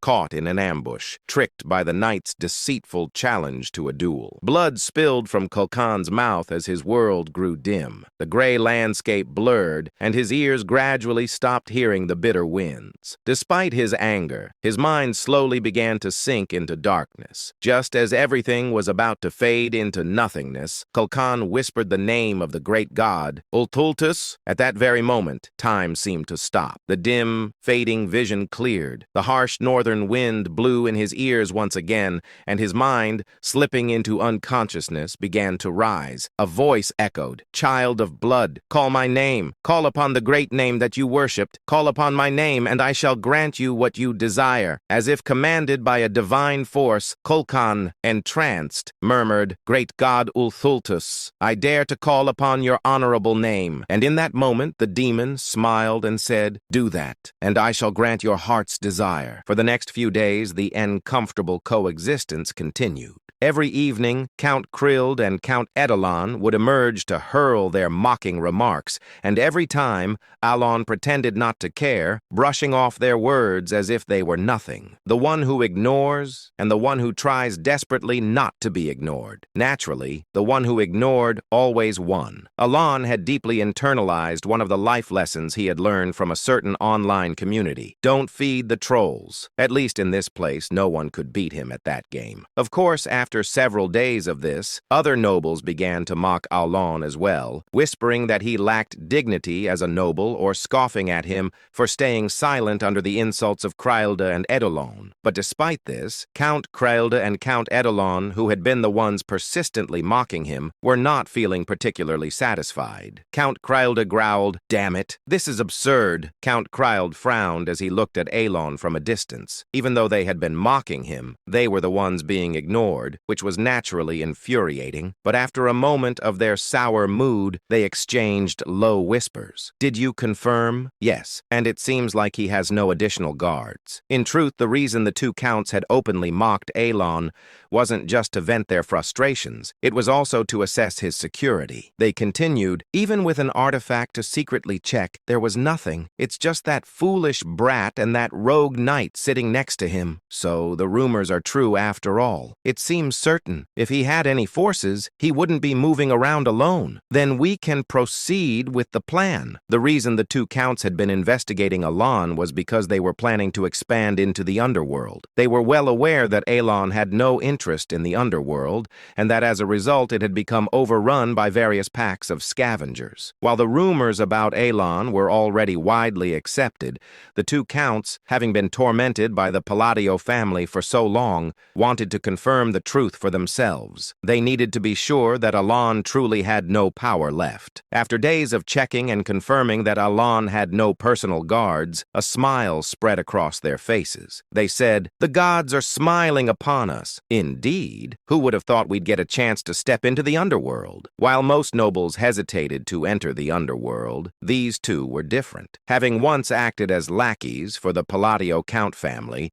they knew full well just how astronomical the wealth circulating within the underworld was. They were well aware of how sweet the taste of power from that realm could be. Now that it seemed the Palladio family had truly become a hollow shell, the two spoke excitedly, as if they had already conquered the underworld. In truth, it wasn't impossible for them to seize control of the underworld if they joined forces. After all, the reason they hadn't been able to do so before was not due to a lack of power, but because they had feared the Palladio Count family. Just as the two were about to rejoin the camp, where the other nobles were gathered after finishing their private conversation, monsters appeared. The event happened suddenly. Under the cover of darkness, monsters appeared. It was as if they had been lying in ambush, waiting silently, until a soldier spotted them by chance and shouted. At that moment, monstrous cries echoed from within the forest, as if on cue. Immediately, the mercenaries and knights, as if rehearsed, drew their weapons to protect the nobles. They said, "Wizard, give us light!" A wizard, extravagantly brought along by a noble purely for boasting purposes at this grand church event, responded to the knight's command and cast an orb of light into the sky. In an instant, the mercenaries and knights,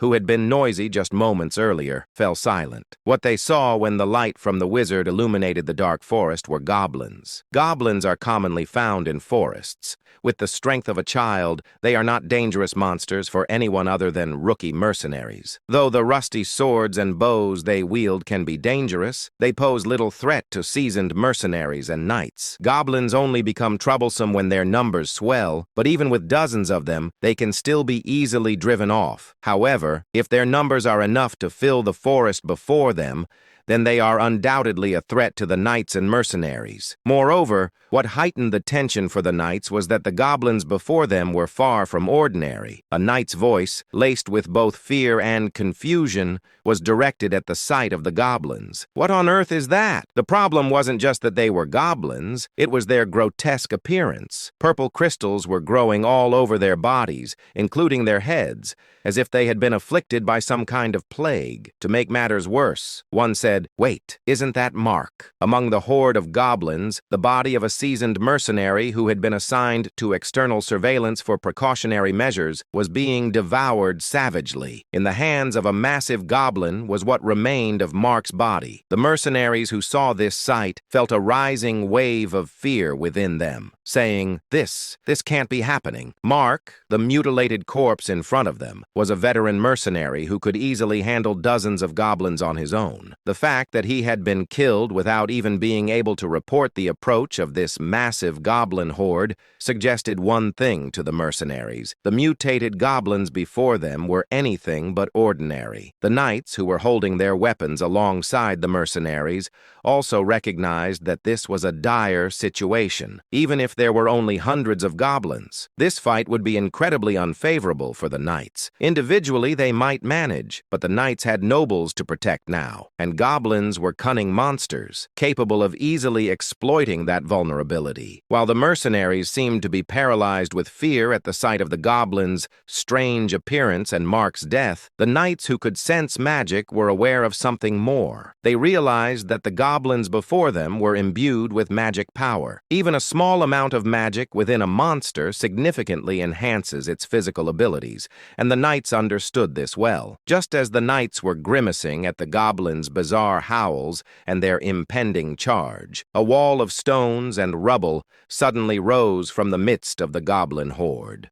All eyes were instantly drawn to it. The wizard, who had cast the light spell, recognized that the wall was a rock wall, a third-tier spell. As the translucent barrier of a second-tier shield formed beyond the wall, the knight's expressions shifted from despair to confusion. The goblins' malicious stares were now entirely focused on the wall. A calm voice echoed through the air, "Enhance!" and then, "Compress!" With a loud cracking sound, the translucent sphere rapidly shrank, distorting the stone wall as it collapsed inward. In the ensuing silence, the sound of footsteps drew the attention of the knights and mercenaries to one direction. A man was approaching. Even in this life-threatening situation, he appeared completely unfazed, walking with an indifferent expression. The nobles and knights quickly realized that the man was Count Palladio. As soon as his lips moved again, the round shield transformed into a rough, rock-like shape. about the size of a soccer ball you might find by the roadside. And then, he said, "Return to origin." With Alon's final words, the bracelet on his wrist began to emit a faint gray light. The compressed stones exploded outward like a shotgun blast, tearing dozens of goblins to pieces. It all happened in an instant. The nobles, knights, and mercenaries stood in stunned silence, their mouths agape, as they watched the magic-infused goblins get shredded into mere lumps of flesh. Among them, Count Krylda and Count Edelon's eyes widened as if they were about to tear apart. With all eyes now on Alon, he simply said, "Stop standing there in a daze and get ready." His voice was calm as he looked ahead. The knights and mercenaries, as if mesmerized, raised their swords. The fear that had been spreading in their hearts had, as if by magic, vanished entirely. The battle with the goblins ended in victory. Thanks to the knights and mercenaries responding calmly, the front lines held strong, and Alon's magic once again destroyed a detachment of enemies who were moving to attack the nobles from behind, quickly tilting the battle in their favor. Of course, with hundreds of mutated goblins, there were casualties, but the number was small given the scale of the battle. The final blow came when a knight pierced the head of the last goblin, ending the battle completely. As soon as the soldiers confirmed the battle was over, they sighed in deep relief and turned their gazes toward Alon, who was looking down at the goblin corpses. Despite having just fought a life-or-death struggle, he remained expressionless, as if the battle had left no impact on him, causing the mercenaries to look at him with awe. They couldn't forget the sight of Alon turning dozens of goblins into mere chunks of meat without even changing his expression. However, while the knights and mercenaries admired Alon, he was thinking, "I nearly died in a single strike." Though his face showed no sign, inside he was working hard to calm his wildly racing heart. Despite bearing the insignia of the impure, which allowed him to cast 3 times more spells than usual, after using walls and shields twice each, he had been reduced to a mere mortal due to the limitations of his mana capacity, he thought. It's a good thing the knights won. Though the odds of the knights and mercenaries losing were slim, even against mutated goblins, when he had lost all means of self-defense, he had felt a desperate fear. He said to himself, "Perhaps I should have just dropped out earlier. No, it was a good thing I stayed close." But more importantly, Alon praised his past self for acting rationally and, having calmed his heart, turned his gaze to the goblin before him, his expression growing serious. He knew all too well the significance of the purple amethyst emerging from the goblin's body. He inquired, "Why, a divine descent?" This was a strange phenomenon that occurred among the monsters of the continent when an outer god tried to descend upon the world. The monsters affected by divine descent became more ferocious and physically stronger. While the current group of soldiers could handle the monsters they would encounter on their journey to the Duke's territory, Alon was concerned about the fact that the divine descent had occurred at all. The phenomenon meant that an outer god would soon descend upon the land. Typically, such gods could not descend unless one of the 5 great sins manifested, but now even these borderland gods were about to arrive. He said, "This can't be good." The descent of outer gods was a grave matter for Alon. While not as catastrophic as the great sins, if these gods started rampaging, entire kingdoms could vanish easily. There were only 6 kingdoms on the continent excluding the Empire, meaning a 1/3 chance that his future plans would be destroyed. In fact, if he were lucky enough to even be able to think about his future at that point, he would consider it fortunate. Alon's expression grew serious as he stared at the goblin. However, there were others who looked even more serious than Alon. So serious, in fact, that their expressions seemed to suggest they had lost everything. Those individuals were Count Krylda and Count Edelon. The next day they arrived at the Duke's estate. But Alon want only one thing, sleeping. And I'll do the same. The scene opens inside Alon's castle, where a grand party is underway. The hall is filled with churches covered in gold, clearly built to show off wealth. Alon casually remarks that the purpose is to flaunt money and implies that taking one would not even matter, though something about the atmosphere feels off. Nearby, young noble ladies admire the scene and praise Duke Lodiger for his abilities. The Duke responds flirtatiously, enjoying the attention, while others around him express concern for his health. Watching Hearing all of this, Alan thinks to himself that nothing good ever comes from joining the ranks of nobles, and he has no desire to be part of their world, even though he still needs to complete the required formalities. At that moment, someone calls out to him. Alan turns around and sees the same two annoying nobles from before. Trembling with fear, they approach him carrying gifts, including clothes and gold coins, and address him as Count Palladius. They politely ask for a moment of his time and present the highest quality meat from their territory, suggesting he take it. They also express their desire to support his land. Alan questions why they are suddenly acting this way. He gives them a cold, piercing look, causing both nobles to panic internally as they interpret his expression as a serious threat. To them, it feels like an unspoken warning not to mess with him. The narration then shifts back to a day earlier, right after the battle with the goblins. At that time, the two nobles had watched Alan defeat the goblins using only his mana. They were left completely speechless, frozen in terror by what they had witnessed. One of them asks the other if he saw it, while the other nervously identifies it as magic. Soon after, another noble urgently calls out to Baron Armin, begging to borrow his wizard. Baron Armin is shocked by the sudden request. It is then explained that the Baron had brought along a third-tier wizard simply to show off his wealth. The two nobles take the wizard aside, claiming they have a question. They ask him about the Pavak magic used earlier, assuming it must have been second tier at best. The wizard confirms it was not second tier at all, and explains that the spell was far beyond his own level. Hearing this, both nobles freeze in shock as they realize the magic must have been third tier or even higher. They conclude that Count Palladius must possess overwhelming power, even if it appeared to be by luck. To them, the situation feels like a complete mess, and the odds of survival seem almost non-existent. They recall rumors about Palacio being cold, cruel, and hiding his true nature. Convinced that he spared their lives only because of a bribe, they resign themselves to their fate and can do nothing but pray. The memory of Alan's death glare haunts them, and they cling to each other in fear, breaking down in tears. The story then returns to the present. Still shaking, the two nobles bow deeply before Alan and beg for mercy, ashamed of their earlier insolent behavior toward Count Palladius. They curse their own foolish pride and inflated dreams, realizing they had completely lost their minds. Overcome with fear and regret, they plead desperately for forgiveness, hoping to escape his wrath alive. Seeing the nobles behave this way, Alan becomes visibly annoyed. Evan quietly whispers to him, pointing out that Alan seems to be using the truth here as well. Alan reflects that he cannot even begin to understand what Evan is thinking. Evan comments on those nobles and casually suggests that maybe they should just kill them. He then adds that making a scene would only make things more exhausting. Alan thinks to himself that no matter how impressive or cool the country might be, the situation has crossed a line that cannot be ignored. Internally, he makes an irritated face and thinks that even though he does not have the strength to act recklessly, they should be as scared as they want. Outwardly, Alan gives the nobles a sharp death glare and tells Evan that he will handle the matter separately. The nobles immediately start crying, convinced they are completely finished. In their minds, this feels like a huge problem,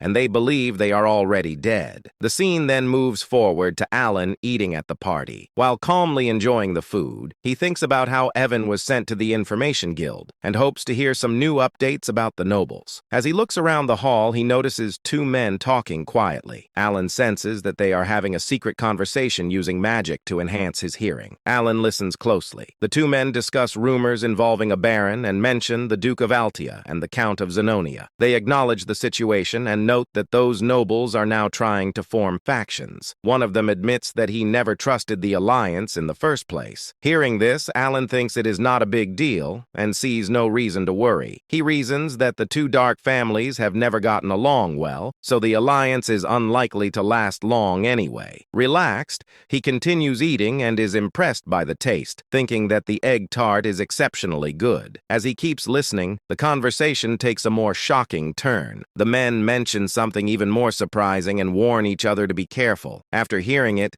they reveal that the head of the faction is neither of the two nobles previously mentioned. When the name Palacio comes up, Alan is stunned. They continue stating clearly that the head of the faction is called Count Palladius. Alan is so shocked that the egg tart slips from his hand. Internally, he questions what they are even talking about. He recalls seeing the Duke of Alia only once when she was young and having met young I of Zenonia only a couple of times. He also remembers that the current Count of Zenonia has never even met him face to face. To him, the spread of such ridiculous rumors makes no sense. He judges the information as exaggerated and largely false at first glance, concluding that this is just how rumors about nobles circulate. Just then, someone approaches him and addresses him as Count Palladius. Alan feels uneasy, wondering why so many people are suddenly talking to him today. The man introduces himself as Carmine, the third son of Duke Comian from the kingdom of Ashtalin, and greets him politely. Alan finds it dull, but notes internally that even nobles from allied countries attend the ambassador church. He responds politely, introducing himself as Count Palladius. Carmine smiles and remarks that he heard Alan truly became a count, expressing envy and curiosity about his face and whether there is some secret behind it. Watching from the side, thinks to himself how surprising it is that even fools talk so boldly these days. Suddenly, another man interrupts and confronts Carmine, accusing him of ignoring and insulting the nobles of the kingdom of Asteria. Carmine panics and denies the accusation. In his thoughts, he wonders what went wrong as he believed the situation was harmless. The narration then explains who Carmine Kalin is. He is described as a gorgeous and romantic man coming from a distant land. He is the youngest of the Ligren and has arrived to take Yonga as his wife. He invites peons to taste the amazing tarts that Yiga brought. After some time passes, Carmine approaches Yungai and asks her for a dance. In his thoughts, he reflects that there is no such thing as a perfect woman every day. As he looks around, he suddenly notices someone and reacts in disbelief. He makes careless remarks about a young lady needing to take care of her figure and complains about someone nearby snoring loudly. He then notes that it is fortunate Lady Ligon is beautiful just like her mother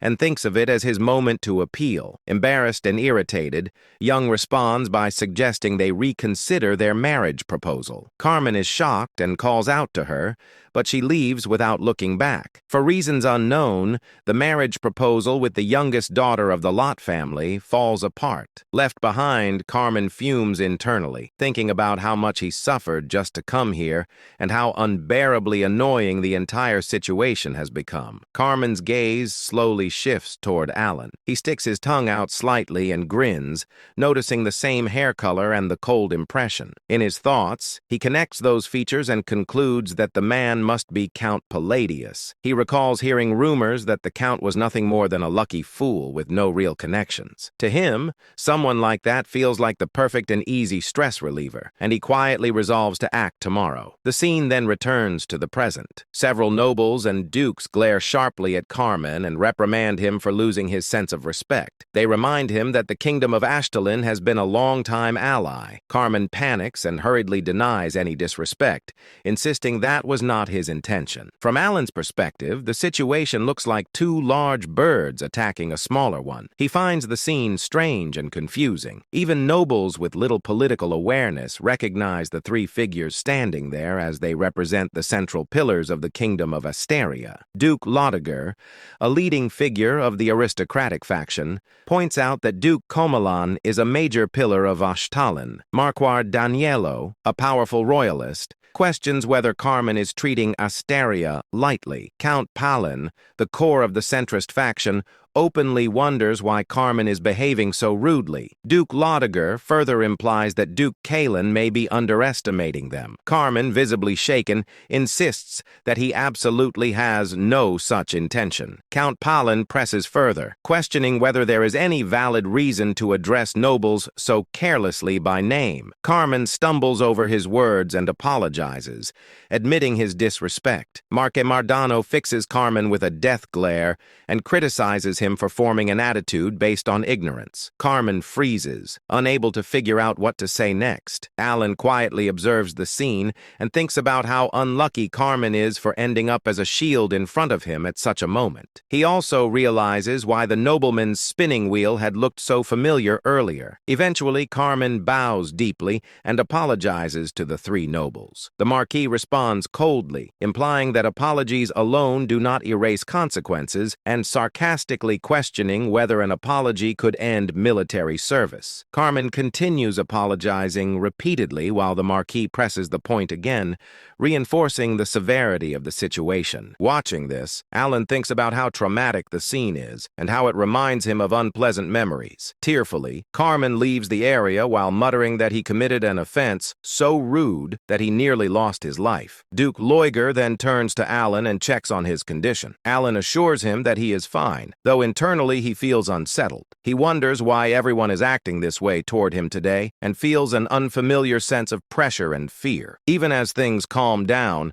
Alan's enhanced senses still pick up the conversation of two nobles nearby. They discuss how the powerful figures are already moving and confirm that the rumors are true. They speculate that if Altia and Zenonia fully enter politics, the power of their leader Palacio will become overwhelming. Hearing this, Alan realizes the chaos is being fueled by those rumors. He thinks that if this continues, it will only become more annoying and decides that it would be better to expose the rumor as false. Marca Mardano then reflects that he has never had a proper conversation with Count Palladius. Alan hesitates briefly in response. The three nobles quickly conclude that Alan must be extremely busy. They mention hearing that he has been researching magic lately and bring up a valuable artifact they recently acquired. They propose gifting him a relic capable of storing magical power and add that they have prepared additional presents as well, asking him to accept their small favor. As Alan considers the situation, he thinks that accepting may be the fastest way to put an end to the rumor. At that moment, a system window appears, stating that Alan remains silent, unable to resist the flow of events. The notification then confirms the acquisition of 5 magic artifacts identified as magic recovery lines. At dawn, the scene shifts to the annex of the Duke of Liger, where a calm yet meaningful conversation unfolds. The Marquis speaks with Alita, and she seeks to understand what has transpired. He explains that the gift was fortunately well received. Among nobles, exchanging gifts is a common courtesy, but when the item is valuable, such as a relic, it carries deeper significance. Such offerings are not mere formalities. They represent intent. Those who wish to join a faction present precious gifts to the faction's leader as a sign of loyalty and alignment. Alita expresses her relief that permission was granted. The Marquis responds with light-hearted gratitude, attributing the outcome to the Duke of Altia's consideration. Alita then formally welcomes Mark Mardano, acknowledging the mutual understanding behind the exchange. It becomes clear that in essence these formalities all carry the same underlying meaning. Altia expressed her satisfaction that everyone shared the same objective. She then asked how things went for the others. Marque responded that it was a great honor, and it was clear that everyone accepted without hesitation. Marque reflected on the situation. Duke Altia, who rarely took action himself, had personally appeared and given his word, but only after carefully selecting the necessary cards. After that, they were made to go through a rite of passage that involved a sincere bribe. Even though rumors were spreading rapidly, this was clearly part of the current political flow. Realizing the importance of the moment, Mark decided that he had to seize this opportunity. Altia's expression darkened as she concluded that they could finally begin moving seriously, but only with a select few. The focus then shifted to Alan, who explained that on the 4th day of the banquet, spoils were somehow being added one by one. He assumed this was because he was being treated well due to the false rumor linking him to Altia and Zenonia. He decided to take the spoils for now, wondering if they would later be taken back, and internally planned it as a complete hit and run. At that moment, Evan appeared from behind and placed a hand on Alan's shoulder. Announcing his return, Alan reacted with a hiccup.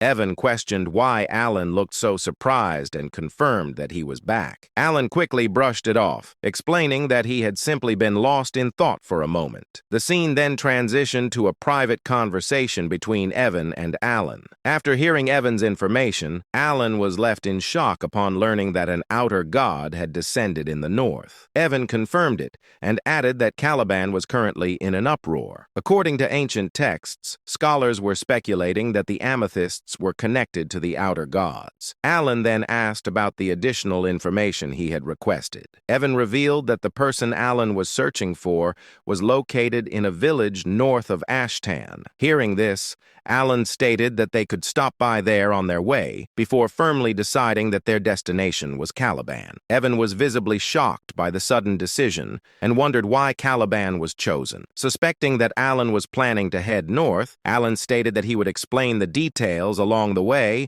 and ordered Evan to prepare for immediate departure. Evan acknowledged and left to make preparations. After Evan departed, Alan let out a long sigh and reflected on the situation. He had truly hoped it would not come to this. Calamitous beings like the 5 great sins and the outer gods were beyond prediction. It was impossible to know which outer god would descend or when a divine descent would occur. That uncertainty was the reason he had tried to gather information and act as quickly as possible. Yet he had never expected events to unfold this fast. As fragments of data and probabilities crossed his mind, memories from playing the game resurfaced. Having seen hundreds of possible outcomes, the ending now painted itself clearly. The allied kingdoms would crumble and collapse, falling into ruin as they fought foolish wars in lands contaminated by otherworldly powers. In the end, his own life would be shattered in an instant. He reminded himself that he had devised a plan to deal with this crisis. After descending, an outer god entered a stabilization period lasting several months before awakening as a living god. During that time, they could not fully exert their power as heroic spirits, making that window the best opportunity to target them. Even though nothing was guaranteed, he knew he had to try. This was the only way forward. With that resolve, he briefly wondered what that kid might like. With those thoughts settled, Alan began writing a letter. The scene then shifted to 1 week later. The vice commander approached the commander and handed over the letter written by Alan. After reading the contents and realizing it was an official order, the commander was left in shock. He immediately addressed the vice commander and gave a clear instruction. The vice commander acknowledged and was told to inform everyone that the next northern schedule was being pushed back by 2 weeks. The scene then shifted to Patron, a village located north of the Ashtalan kingdom. As Alan spotted someone ahead, he reflected that he never expected to find him this easily, and the discovery felt unexpected. Standing before them was a bright, ill-looking child who warmly greeted them. Alan observed that the boy truly stood out. He immediately recognized him as the protagonist and playable character of the Liban roguelike turn-based APS Psychedelia. Seeing him in person made Alan quietly acknowledged that a protagonist was indeed a protagonist. The boy looked exactly like the illustration from the game. Alan noted that he was a boy and found him unusually beautiful, almost too striking in appearance. Alan asked whether the boy knew who he was. The child replied that he was simply happy to meet a new person and introduced himself as Eliban. Alan reflected that no matter how much this world differed from the game, the protagonist would always remain the protagonist. Eventually, Eliban would become famous and strong. Alan remarked that Eliban had a very bright personality, while internally admitting that facing a character he once played as felt strange. Alan then handed Eliban a small bag and told him it was for him to take. When Eliban opened it, he found a large number of gold coins inside. Alan then instructed Evan to bring the other item. Evan stepped forward, opened another box in front of Eliban, and revealed that it was filled with potions, explaining that all of it belonged to him. Eliban reacted with joy, overwhelmed by happiness, and expressed disbelief that everything was really for him, wondering why it was being given so suddenly. Alan explained that it was an investment. Internally, he affirmed that he had brought everything necessary for a protagonist's early growth. Alan explained to Eliban that he was doing this because Eliban was destined to become a big deal in the future. Internally, Alan urged him to grow quickly so that he could one day deal with threats like the outer gods in his place. As more indicators crossed his mind, Alan briefly wondered whether this treatment was generous enough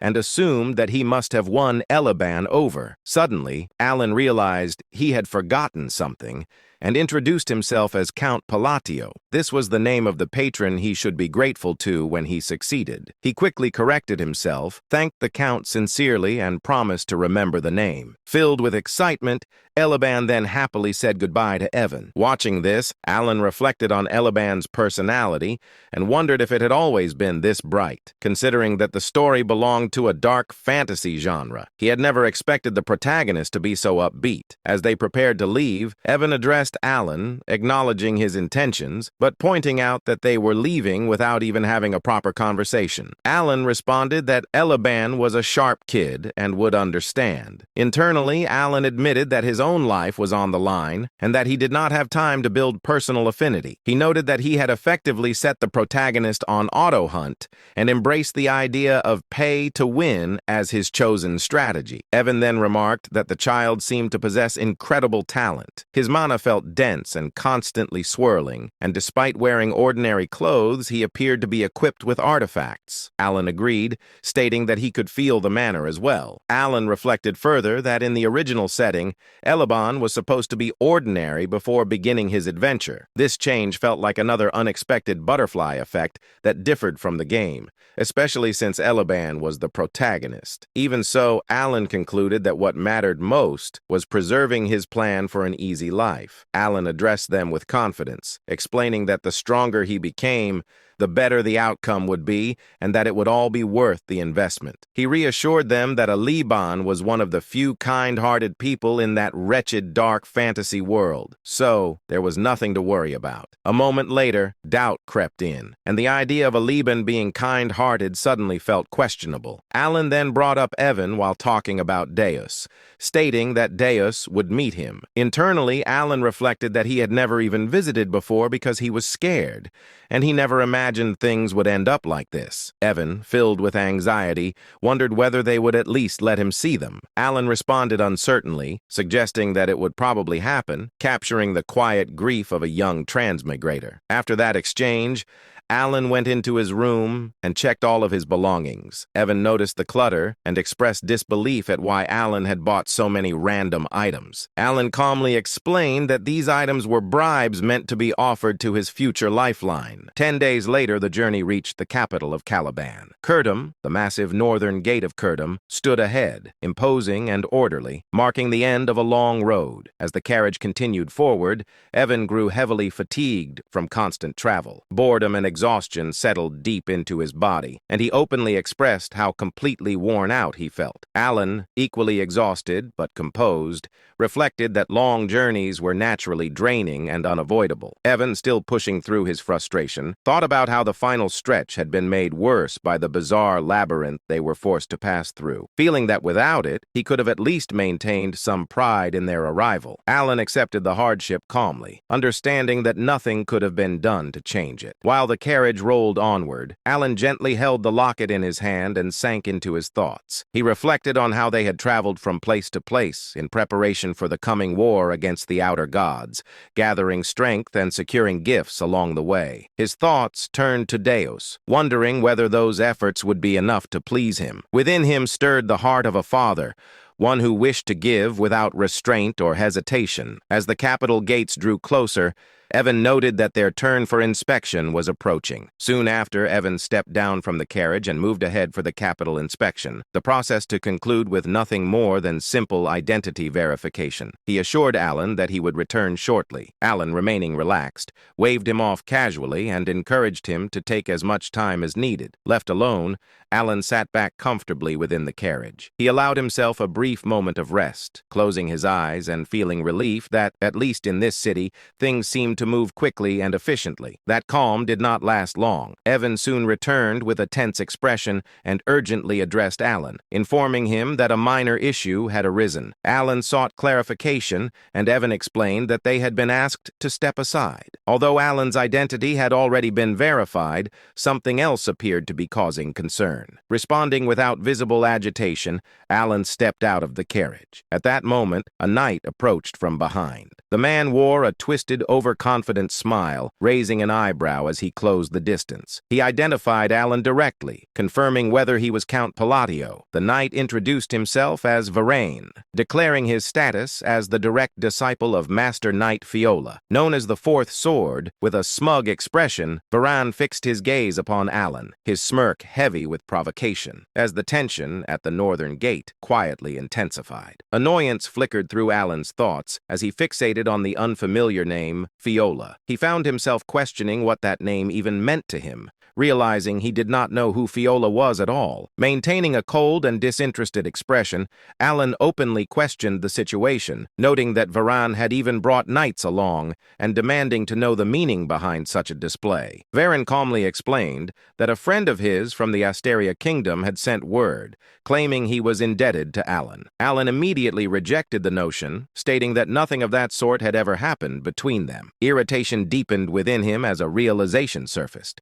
He suspected the so-called friend could only be that excessively dramatic and unstable man, Carmine. With clear boredom in his tone, Alan asked whether Varan's friend was Carmine. Varan responded with a twisted smirk, raising his eyebrows as he confirmed that Alan had indeed thoroughly offended his friend. Inside his own thoughts, Varan recalled his friend's furious words, remembering how Carmine had claimed to be humiliated beyond measure. The scene then shifted into the past, revealing Carmine communicating with Varan through a magically conjured globe. Carmine appeared consumed by rage and exhaustion, seething as he described how Count Palatino had harassed him severely, aided by 3 other men. He branded Alan a bastard and informed Varan that the Count was heading toward Caliban, demanding that Varan cripple him in retaliation. Carmine's expression darkened further as he formed a slow, confident smirk. He tempted Varan by suggesting that if he truly wished to improve his skills, he would need more abyssal bodies to work with. The memory continued as Varan laughed openly, acknowledging that he owed his friend a debt. He resolved that at the very least, he would put on an impressive show to repay it. At that moment, the knights who had arrived alongside Varan moved without warning. In unison,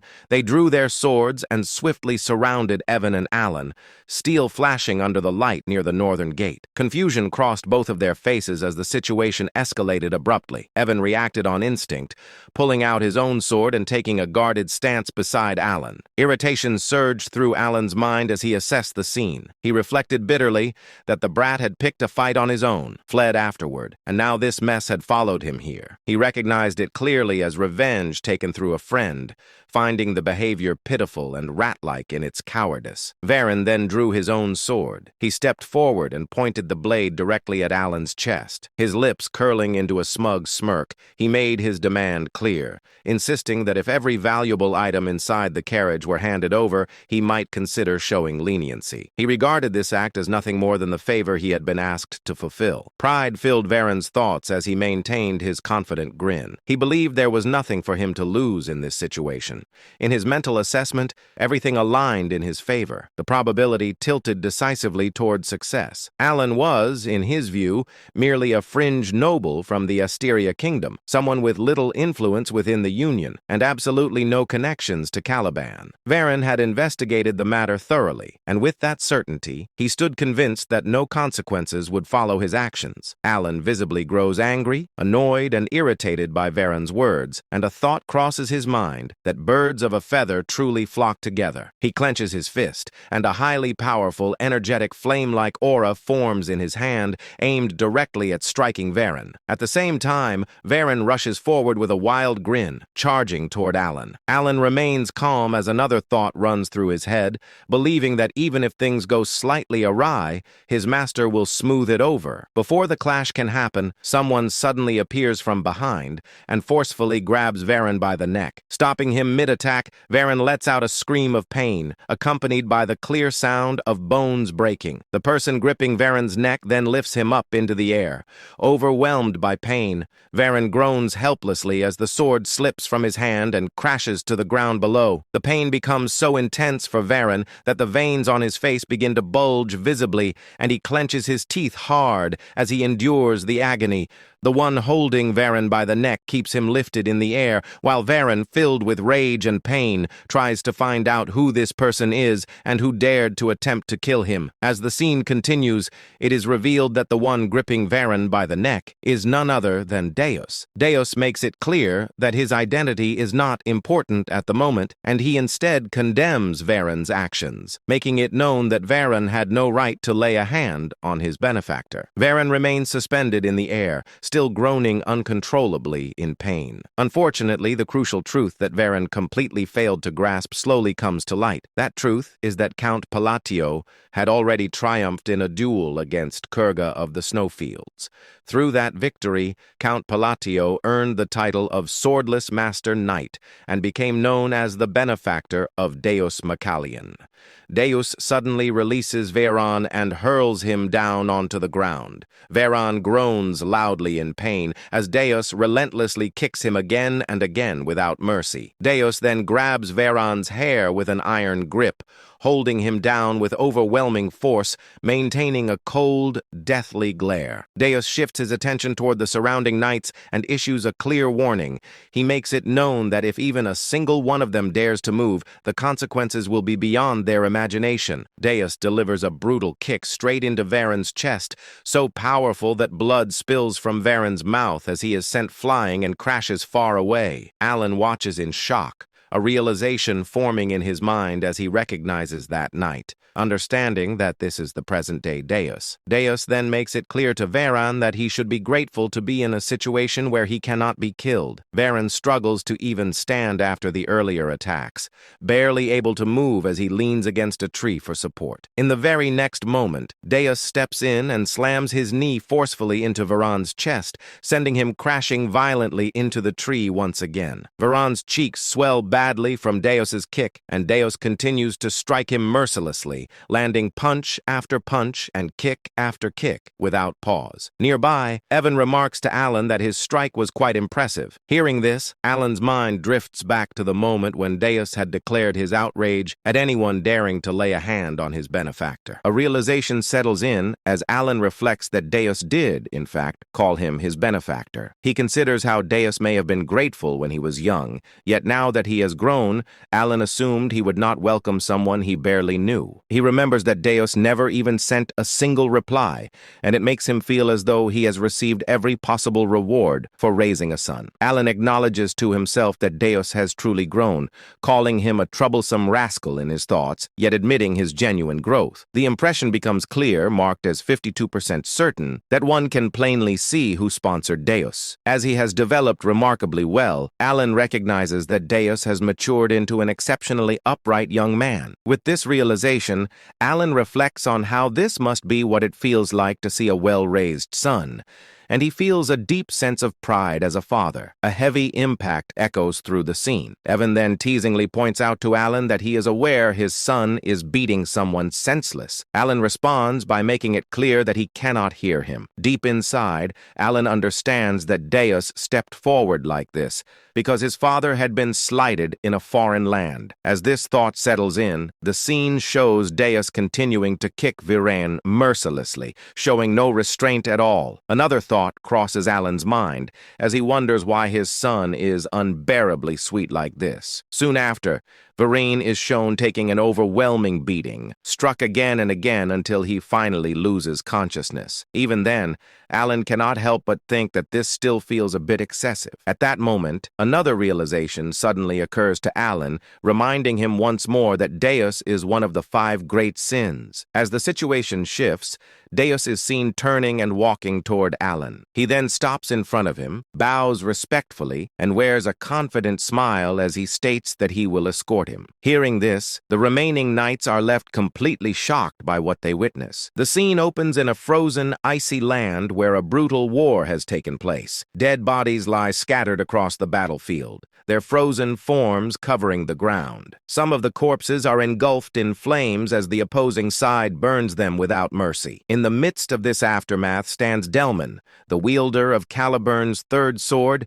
and the commander of the Crimson Flame. Overcome with triumph, he raises raises his sword high, celebrating the outcome of the battle. Delman shouted, "One of the 8 chieftains, the great Khan, along with his entire tribe, has been wiped out. The Red Flame Knights have emerged victorious on the kingdom's land." Hearing this declaration, all the Crimson Flame Knights erupt in joy.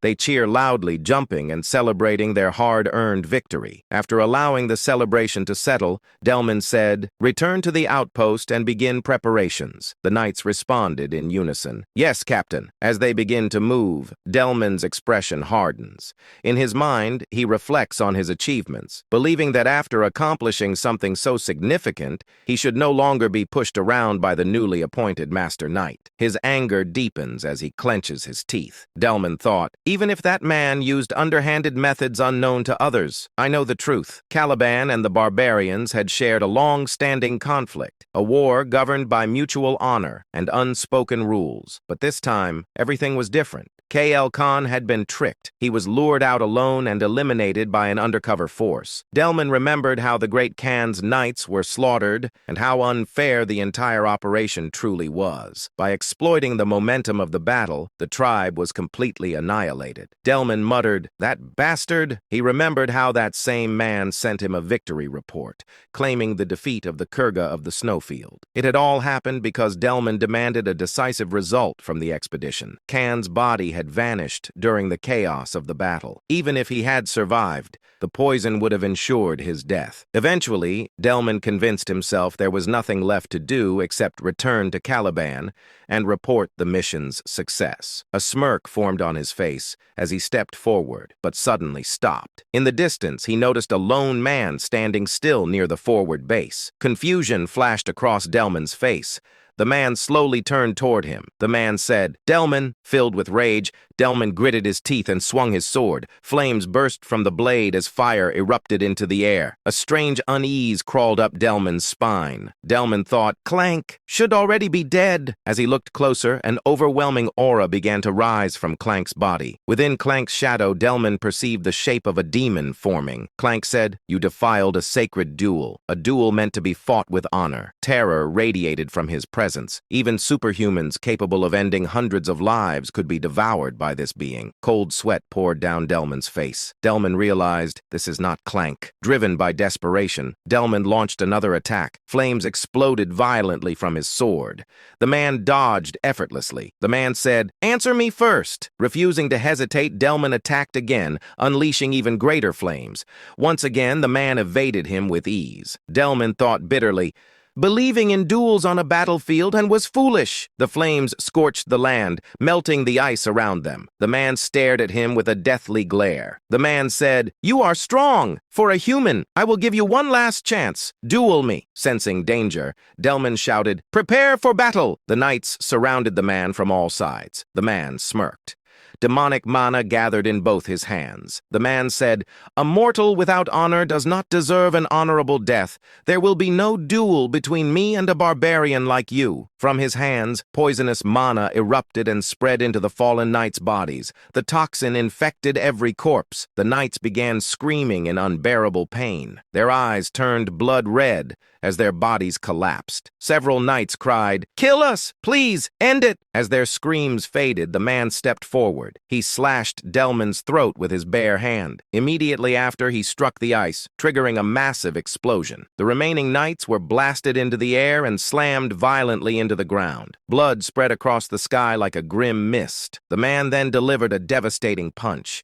His fist pierced straight through Delman's chest. Blood poured from Delman's mouth. Delman whispered weakly, "What alternative remains?" He collapsed to the ground, trembling in agony. Delman cried, "It hurts! Kill me! Please kill me!" Moments later, Delman died. As his life faded, the man's eyes turned blood red. The man said, "Savages, all of you, creatures formed from the dead, robbed of your rightful death." The fallen knights began to rise, surrounding the remaining Crimson Knights. Shock spread through their ranks. The man announced, "The bloody Colosseum is now open." Suddenly, a terrifying presence descended. Althus Deus appeared with a twisted smirk. Althus declared, "I am the god of all barbarians, the father of duels. I will personally grant you honorable deaths. If you claim you are not barbarians, prove it in a duel." Blood began raining from the sky. The scene then shifts away from the battlefield. Deus lowered his head respectfully. Deus said, "I will take you there, Count Alan." The surrounding knights froze in shock. The narration explained that in Caliban, the prestige of the swordless Duke Deus Massilian stood as high as the sky itself. He once defeated the second prince and never showed courtesy to anyone except the king. Alan observed him carefully. The knights thought, "What kind of man is Count Palladius to receive such respect?" The surrounding knights stared at Alan in disbelief. One knight whispered, "Who is he?" Deus summoned a luxurious carriage. Deus said, "Please sit inside." Alan felt burdened by the excessive attention. Evan quietly said, "Go ahead, Alan. I will follow behind." Soon, Alan arrived at Deus's mansion. Stepping out of the carriage, he saw an enormous, brightly lit structure resembling a massive crab-like fortress. Inside, silence filled the mansion. Alan thought, "Coming here is technically a success. I obtained Kim Dong Dong, but something feels wrong." After thinking carefully, Alan decided to be honest. Alan said, "I would like to speak with you for a moment. I came here with a purpose. I have a favor to ask." Deus looked shocked. Deus said, "You came to ask something from me? Please explain." Alan nodded. Alan said, "I will explain everything clearly." Deus responded immediately. Deus said, "Helping you would be my honor." Inside, he realized this was not an order, but a request. Deus then said, "Let us sit and speak properly." They sat at a tea table. Silence filled the room. Alan thought, "Isn't the owner supposed to sit at the head of the table?" Despite the awkwardness, he felt strangely comfortable. After a long pause, Alan spoke again. Alan said, "I have two requests. I know they may not be easy to accept." He continued, "I must travel north, and I would like you to travel with me." Deus smiled slightly. Deus said, "I would gladly accompany you." Alan felt uncertain. Then Deus revealed something unexpected. Deus said, "I was already planning an expedition to the north." Relief appeared on Alan's face. But then Alan spoke again. Alan said, "The second request involves the royal treasury of Caliban." The atmosphere grew heavy. Alan said, "I want to borrow an artifact." He looked directly at Deus. Alan said, "The ring of the madman." Outside the estate, a knight stepped forward and bowed respectfully. He spoke firmly. "Vice Captain, I have returned from the escort mission." The man standing before him replied calmly, "Well done. I was not concerned. The captain personally handled it." Inside his thoughts, he reflected on the truth. The escort had been led by Deus himself, personally guiding Count Palatinio. Moments later, Styla, Deus's younger sister, approached gracefully. Curiosity sparkled in her eyes as she asked carefully, "If my brother handled the escort himself, the guest must be someone truly distinguished, correct?" The knight chuckled softly and nodded. "Indeed, Lady Styla." Before that, Deus stood silently while reading a letter. His eyes moved across every word carefully. After finishing, he lowered the parchment and spoke toward the warrior waiting before him. "Inform them the northern schedule will be delayed by 2 weeks. One subordinate stepped forward and asked respectfully, "May I ask the reason, Vice Captain?" A faint smile appeared across Deus's face. "Because my benefactor, the great Moon Count Palatinio, will be arriving soon." Nearby, a white-haired knight observed quietly, thinking to himself that he had never seen the Vice Captain display such an expression before. The arrival of the Count from the Kingdom of Austria had stirred the entire estate, and even Styla struggled to hide her anticipation. The scene shifted. Alan stood before Deus, his posture calm but heavy with tension. A thin layer of sweat formed along his face as he spoke carefully. "Would it be possible for me to borrow the ring of the Maid One from the Caliban treasury?" He understood the weight of the request. It was unreasonable, and it could place him in dangerous debt to the royal family. Yet the ring was essential to his plans. He looked directly into Deus's eyes. Without hesitation, Deus lowered his head slightly and replied, "Yes, of course." At that moment, Evan entered the room, bowing politely. "My apologies for arriving late." Alan smiled slightly, thinking his timing was perfect. He said calmly, "You came at the right time. You brought them, correct?" Evan nodded confidently. "I will bring them immediately." He soon returned, carrying several elegant boxes. Light shimmered across their polished surfaces as Alan personally presented them to Deus. Deus looked at them with mild curiosity. "What are these?" Alan opened one carefully. "Gifts, prepared personally. I especially recommend this gemstone string tie. It is quite popular." Inside, Alan steadied his breathing. He had chosen chosen it with great care. The refined design, decorated with delicate gemstones, gave it a noble appearance. He truly hoped Deus would appreciate it. Deus accepted the gift calmly. "Thank you." But he did not open the box. Alan hesitated before asking, "Aren't you going to open it?" Deus turned his face slightly and answered politely, "It would be discourteous to open it in front of you. I will do so when I am alone." Doubt flickered through Alan's mind. Had the gift failed? Was he simply a foreign noble offering something meaningless? Then he noticed the subtle brightness within Deus's eyes and remembered their bond. Clearing his throat, Alan spoke again. "If my request causes inconvenience, I will compensate properly." He paused, adding firmly, "I will retrieve the ring of the Made One immediately." Then he asked carefully, "Did you not hear what I said about its location?" Deus replied calmly, "It is inside the royal treasury of Kelvin." Alan frowned slightly. "Would retrieving it not be extremely difficult?" Deus answered quietly. "Under normal circumstances, it would take roughly 1 week." Silence followed as he fell into thought. Alan and Evan waited patiently, but when no answer came, Alan sighed and considered the political complications. He even wondered if deploying 50 elite disciples might be necessary. Suddenly, Deus's expression hardened. He asked seriously, "Should I begin immediately?" Alan quickly shook his head. "You don't need to go that far." Deus nodded slightly. "Understood. Then I will retrieve it as quickly as possible." Gratitude surged within Alan. Deus was clearly willing to fulfill the request, by any means necessary. Their conversation ended, and they prepared to leave. Suddenly, Stila burst into the room excitedly. "Brother!" At the same time, Evan smiled warmly and greeted her. "Lady Stila, it has been a long time." The two greeted each other like siblings reunited after years apart. Alan watched quietly, surprised by the genuine happiness on their faces. He remembered clearly. Stila was the girl he had ordered Evan to save. In the original timeline, she had died tragically. Seeing her alive made him realize how strongly she resembled Deus, but the warm moment shattered instantly. Deus stepped forward, his face darkening as he pulled Stila slightly behind him. Narrowing his eyes at Evan, spoke coldly. "Address me properly. I am not your brother. I am Mr. Deus." Shock froze both Alan and Evan stammered awkwardly. You're not wrong, but..." Alan observed silently. He knew Deus carried deep emotional scars regarding family, but he had never realized how fiercely he protected Stila. The atmosphere grew tense. Deus's eyes glowed faintly with dark purple light as his aura deepened ominously. He spoke in a chilling voice. "Silence. Do not speak to my sister so casually." Evan raised his hands defensively. "I was only trying to greet her." Tension escalated dangerously. Alan suddenly realized something crucial. Deus treated him kindly because Alan had saved Stila. He wondered silently if Deus's loyalty would remain unconditional or if he had pushed his luck too far. Before the tension could worsen, Stila stepped forward gently. She turned toward Alan and asked politely, "Excuse me, you must be Count Palatinio?" Alan nodded. "That is correct." She bowed sincerely. "I heard you ordered Sir Evan to save me." Alan replied modestly. "I simply did what was necessary." Inside, he admitted the truth. If she had died, her brother would have become a merciless killing machine.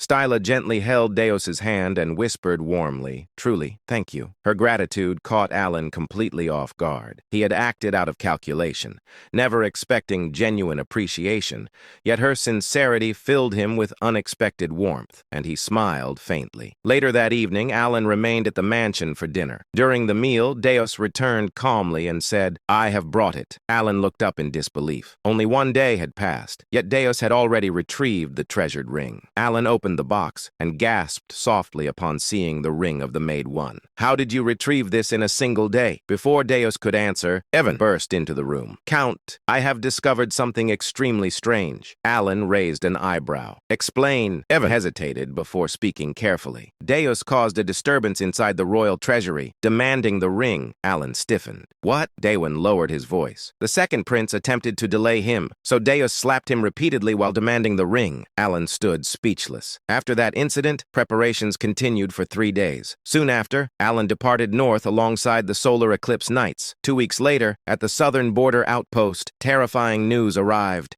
Northern forces were collapsing. Entire units had been slaughtered. Demonic monsters had begun appearing across battlefields. Inside the war tent, chaos erupted. One officer shouted, "Retreat immediately!" Another slammed his fist against the table. "Are you suggesting we abandon the barbarians after witnessing this devastation?" A third officer argued, "The soldiers are barely standing. They cannot continue fighting." Another voice snapped, "The first sword has already fallen. Victory is impossible at this rate." Suddenly, a sharp clap echoed across the tent. Silence swallowed the room. All eyes turned toward Deus. Standing beside him was Folia, the fourth sword of Caliban. Deus spoke calmly. "Every opinion here holds merit. We will decide after calming ourselves." Later, outside the camp, Folia explained grimly, "The outer god is sweeping through our bases using undead armies." He continued heavily, "The third sword, Dalamin, has fallen. The second sword, Chirin, is critically wounded." Deus gazed toward the distant horizon. "I can already sense it." Folia nodded grimly. "The mana is overwhelming,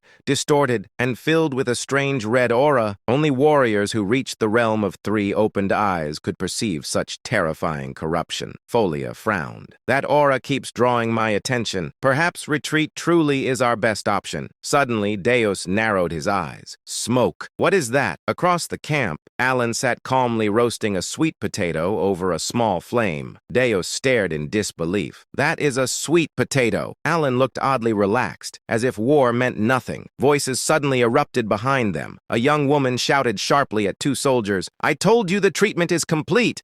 I am here to investigate the barbarian ritual." One soldier pleaded, "Saving lives should come first." She cut him off coldly. "All you can do now is watch over him." Deus looked up suddenly and whispered, "The wise master of the blue magic tower. She has arrived." The woman snapped irritably, but suddenly froze. Her eyes locked onto Alan. Deus raised an eyebrow, confused by her sudden silence. But then he realized she wasn't looking at him. She was staring at someone behind him. Pania's trembling voice broke the tense air, and she whispered, "Why?" Terror flooded her eyes, as if she had seen something that should not exist. Her body subtly shook, and Deus instinctively followed her gaze. Standing there was Alon, the same man who had been casually munching on a sweet potato moments ago. Now he stared back at them. A brief moment passed. Then, Alon greeted calmly, "It's been a while, Deputy Tower Master." Pania stiffened and stammered, Yes, hello." Her head lowered like a frightened kitten, all traces of her earlier hysteria completely gone. Alon tilted his head slightly and asked, "How have you been?" Pania answered nervously, I've been well." Watching her, this woman he had once considered overwhelmingly powerful, cower like a stray cat, Deus felt utterly baffled. Deus wondered silently, was I simply ignorant all this time? Then Alon turned slightly and asked, "Vice Tower Master, may I ask you a favor?" He continued calmly, "Could you make a potion of Leviathan?" Penia immediately bowed her head and said, "Ah, yes, of course, absolutely." The Knights of Eclipse froze. Even the Silver Knights, who had only recently been berated by her, stared in disbelief. They knew her personality: eccentric, explosive, impossible. This was Penia, the infamous sixth-rank wizard of the Blue Tower, the same Penia known across the northern expeditions as Hysteric Penia. Whenever the Blue Tower wizards were summoned north, they would endlessly complain about her unbearable temper. It was impossible not to know. And yet, here she was, obedient, more than obedient. She was bending herself to avoid upsetting him. Alon hummed lightly and asked, just to check, do you happen to have or know how to make the elixir of exceptionality?" Penia swallowed and replied, I don't have it, but I think I could make it." She hesitated and added weakly, "It takes a lot of time, and I have other things to do." Alon replied simply, "I really need it." Penia immediately straightened and declared, I'll do it. "I promise I will." The knights could not believe what they were witnessing. The Vice Tower Master of the Blue Tower, following orders like this? Even the Blue Tower wizards stared as if witnessing the end of the world. One muttered in disbelief, "What the hell?" Another whispered, "What is this? Am I seeing things?" Someone added shakily, "Has the Vice Tower Master completely lost it?" One wizard said in shock, "She refused to make that last time because it was too difficult, and spent weeks complaining." Another asked, "Am I seeing seeing this wrong? Did someone cast an illusion spell? Then Alon calmly asked, how much payment will you need? He added casually. However, if it's a bit expensive, the payment might be delayed. The finances haven't been great lately. Pania waved her hands rapidly and blurted, Just give me 1 gold coin. Alon blinked and asked, 1 gold coin? Isn't that too cheap? Pania nodded quickly and insisted, no, it's fine. Yes, it's totally fine. Alon smiled faintly and replied, well then, I won't refuse such a generous offer. The knights and wizards stared blankly. 2 potions that normally cost hundreds of gold coins, for one. They slowly turned their heads toward Alon. Their eyes were filled with admiration. They would have given him a hat if they had the chance. Trying to escape the overwhelming pressure of the situation, Pania bowed respectfully and exclaimed, right then, I'll whip up this concoction immediately and serve it piping hot. And like a rocket, she disappeared. Alon blinked and thought quietly, there seems to be some misunderstanding, but at least I got the potions easily. Several hours later, while Deus and his assistant were consulting, an ominous energy crept across the air. The assistant stiffened and asked in shock, did you feel this energy? Deus slowly stood, his hand naturally reaching for the hilt of his sword. He spoke coldly. We are under attack. Outside, the undead were approaching. Steel clashed against rotting flesh. Despite the knight's strength, the undead received the blades with numb bodies, feeling no pain, continuing forward relentlessly. Suddenly, a voice rang through the battlefield. Pania raised her staff and declared, Ice Shard! Hundreds of undead advancing toward the soldiers froze instantly, cracked and shattered, a magnificent display of magic. But even more than Pania, the true symbols of hope were the 2 master knights, Fiola and Deus. Of the 2, Deus's presence was overwhelming. In an instant, hundreds of undead around him halted, as if time itself had frozen. Then, with a single horizontal sweep of his sword, every frozen undead body was cleanly cut in half. One strike, hundreds of corpses. Hope ignited in the soldiers' eyes. But then, a deafening explosion tore through the battlefield. The outer god descended. For a moment, even the undead halted. Ashen dust filled the air. As it cleared, a massive figure stood revealed. Though dressed as a barbarian, he had long transcended humanity. Massive, blue-skinned, monstrous. Then, a voice echoed. Ultaltus declared, Barbarian! Do not defile the sins of those who do not know honor. The undead rose again. The tide had changed. Before anyone could react, Fiola vanished and reappeared directly before the outer god. As one of the fastest master knights of Caliban, blessed with divine speed, he struck before Ultaltus could respond. His blade pierced the giant's heart, but only the tip entered. Ultaltus looked down and uttered, His contemptuous gaze shifted toward Fiola. He spoke coldly. Barbarians know no honor. The air cracked. He continued, those who do not uphold honor abandon their very existence. Furthermore, they forsake the nobility of the soul. Fiola's body collapsed. His head separated cleanly from his neck. Yet, Ultaltus continued, there is no honorable death for those who disregard all value.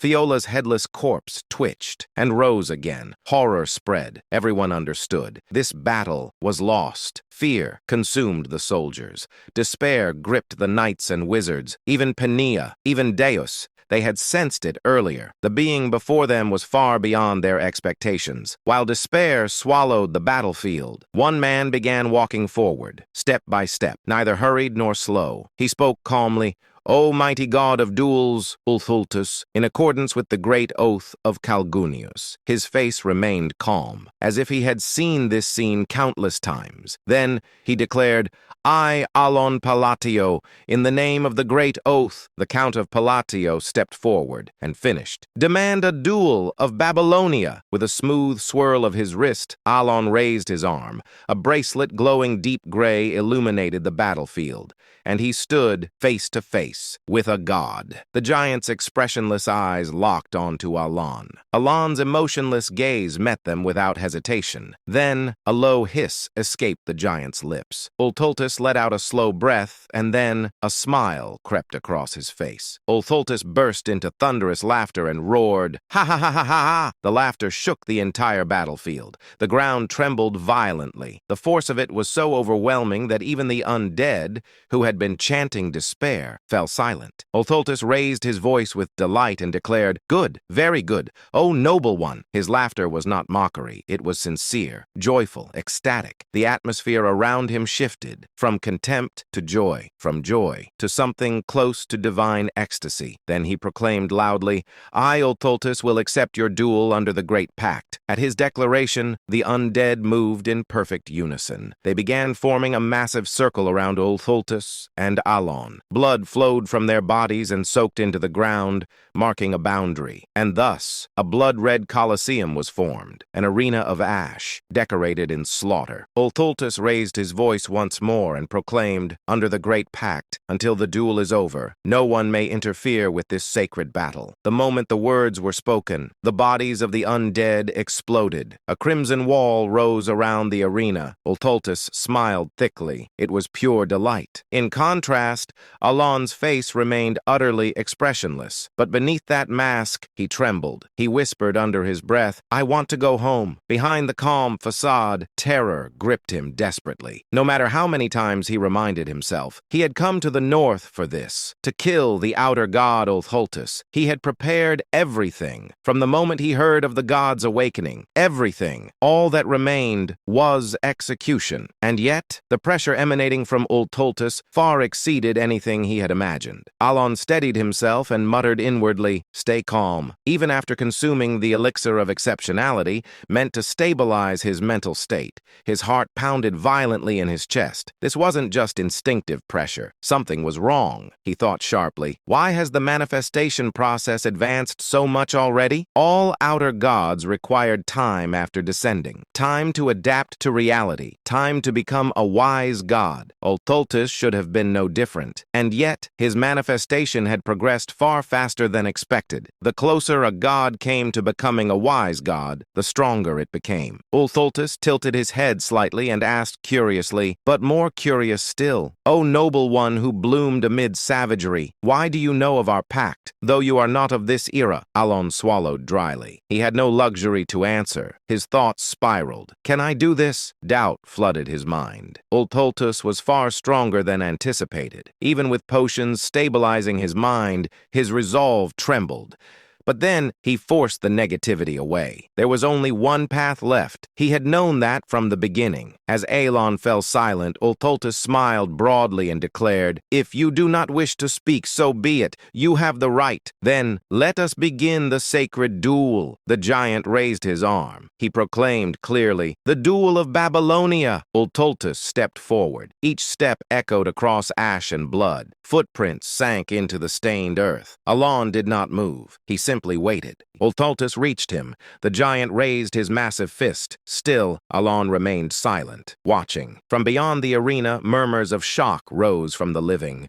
But Alon did not move. The reason was simple. The rules, to move, to flee, would violate the great Babylonian duel. A sacred duel from the forgotten age of gods. There were only two rules. First, the attacker and defender take turns. The defender cannot move. Second, the one who requested the duel must yield the first attack. A turn-based battle. If Alon stepped even once, the meaning would be lost. Worse, he would lose the only chance to kill this god. Without the duel's restrictions, he could never defeat a being capable of killing master knights with a single strike. This duel was his only weapon. Alon whispered softly, "Fixation." A sphere manifested before him. He continued, "Condensation." The sphere compressed and focused toward his left arm. He spoke again, "Reinforcement." Deep light began radiating from his arm. Finally, he completed the gesture and declared, "Intensification." Ultultus smiled widely. He pulled his fist back, like a ballista. Muscles tightened. Force condensed. Then he swung. The impact roared. Everything was swept away. The ground burst open as if its shell had shattered. The air exploded violently. For a brief moment, the world became a vacuum. Then, a delayed, ear-splitting explosion followed. Gray dust scattered in all directions. A distant voice whispered in disbelief, "This is unbelievable." Where the fist had struck, nothing remained. A massive cone-shaped crater carved into the earth. The gray sky cracked open. A purple sunset poured over the battlefield, overwhelming power. As the living stared in awe and despair, Pania gasped in shock and cried cried out, The Count! He's still alive!" Dea stared forward in disbelief. Count Palladio, drenched in blood, was standing, barely. His right arm hung limply. Blood poured from his wounds. His body trembled at the brink of death. Yet he stood and held the potion prepared by the Vice Tower Master, recalling that it was described as a redemption potion capable of soothing unbearable pain. He observed that when used at the precise moment, it worked flawlessly and allowed him to remain standing. He poured the golden liquid over himself as warm light enveloped his body and restored his strength gradually. He assessed that it would not restore him completely, but would allow him to move. His gaze turned cold as he declared that he had fulfilled the conditions to enter the state of stillness. He raised his hand as a ring appeared upon his finger. Golden radiance burst forth from it, illuminating the crimson mist as he activated Binding Summon and announced that the long-awaited hour had arrived. He muttered to himself, "Finally, it's my time to attack. I had been waiting for it." Alan explained that to fight Ultra Lulis, it was recommended to read the rules of the duel before beginning. He continued, "In order to limit the movements of the Outer God with these rules, I voluntarily accepted his challenge and requested a sacred duel of Babylon," he explained. "Thanks to the reincarnation pendant that prevented death and a healing potion, I managed to barely survive his attack." He continued that to activate the Ring of Radiance, one had to be on the verge of death. There it was. The constraint had been activated. Alan approached Ultis and said, "Since it's a sacred duel, no defense or counterattack is permitted," he continued. "In the game, I just tanked the first hit. Plus, the reinforcement effects weren't limited by turns, but by real time. Here, it's different. There's no time limit." He began invoking his magic and said, "First constraint. When magic is used on snowy terrain, I can twist the rules of this world just a little." A red eye appeared above his head, then a blue one, and he activated diffraction. Magic began to manifest in front of his hand. He continued, "Second constraint. When magic is used at the gates of death, I can twist the rules of this world a little more." He activated Primeral Point. His lightning magic took the shape of a spear, and with condensation he hurled it at Ultis. He added extinction to his magic, and it began to take on a dark aura. He explained, "Third constraint. When fighting against a god, I can twist the rules of this world even further." He activated Silent Front, and his magic grew even stronger. Then came the fourth constraint. When magic is used against the great god of duels, Ultis, the magic intensifies further. Ultis waited with his arms wide, and the spell hit him full on, creating a massive explosion. Alan explained, "I can twist the rules of this world one more time." He said, "For this to work, he has to be wiped out in a single hit," and all fell silent. A silence so profound that even the smallest breath felt forbidden. Only the faint sound of crumbling gravel and dust filled the space, as the living gazed upon Alan with varied expressions. The soldier's eyes were filled with awe. The knight's eyes were filled with hope. However, Alan, the one receiving these gazes of awe and hope, merely maintained a blank expression. To be more precise, "Please, please, please," he had been praying fervently. He sincerely wished that with this strike, the outer god would be annihilated. But Alan realized that his prayer had not reached the heavens. A giant stood there, arms raised triumphantly, facing the sunset with an expression of joy. A massive hole pierced through his chest. Impressive. A low voice. The sight of the giant smiling brightly despite his heart being pierced filled both the soldiers and knights with a reverence that transcended fear. But for Alan, it was a feeling of endless despair. He said to himself, "It's over." His attack had indeed succeeded in delivering a direct hit to Ultultus. However, the problem was that it had only destroyed the heart rather than obliterating the entire body. Alan asked himself, was my firepower insufficient? Objectively speaking, for someone who had only recently reached the third tier of magic, the fact that he could even muster this level of firepower was due to various factors. Among them, the constraints had played a significant role. The use of Babylonian phrases and beastly power were clear restrictions, but this time, the constraints he had placed were even more limited. In short, the magic from a moment ago had been Alan's strongest and only trump card at that point in time. Thus, with this attack having failed, Alan's defeat had been inevitable. His attack had indeed destroyed the outer god's heart,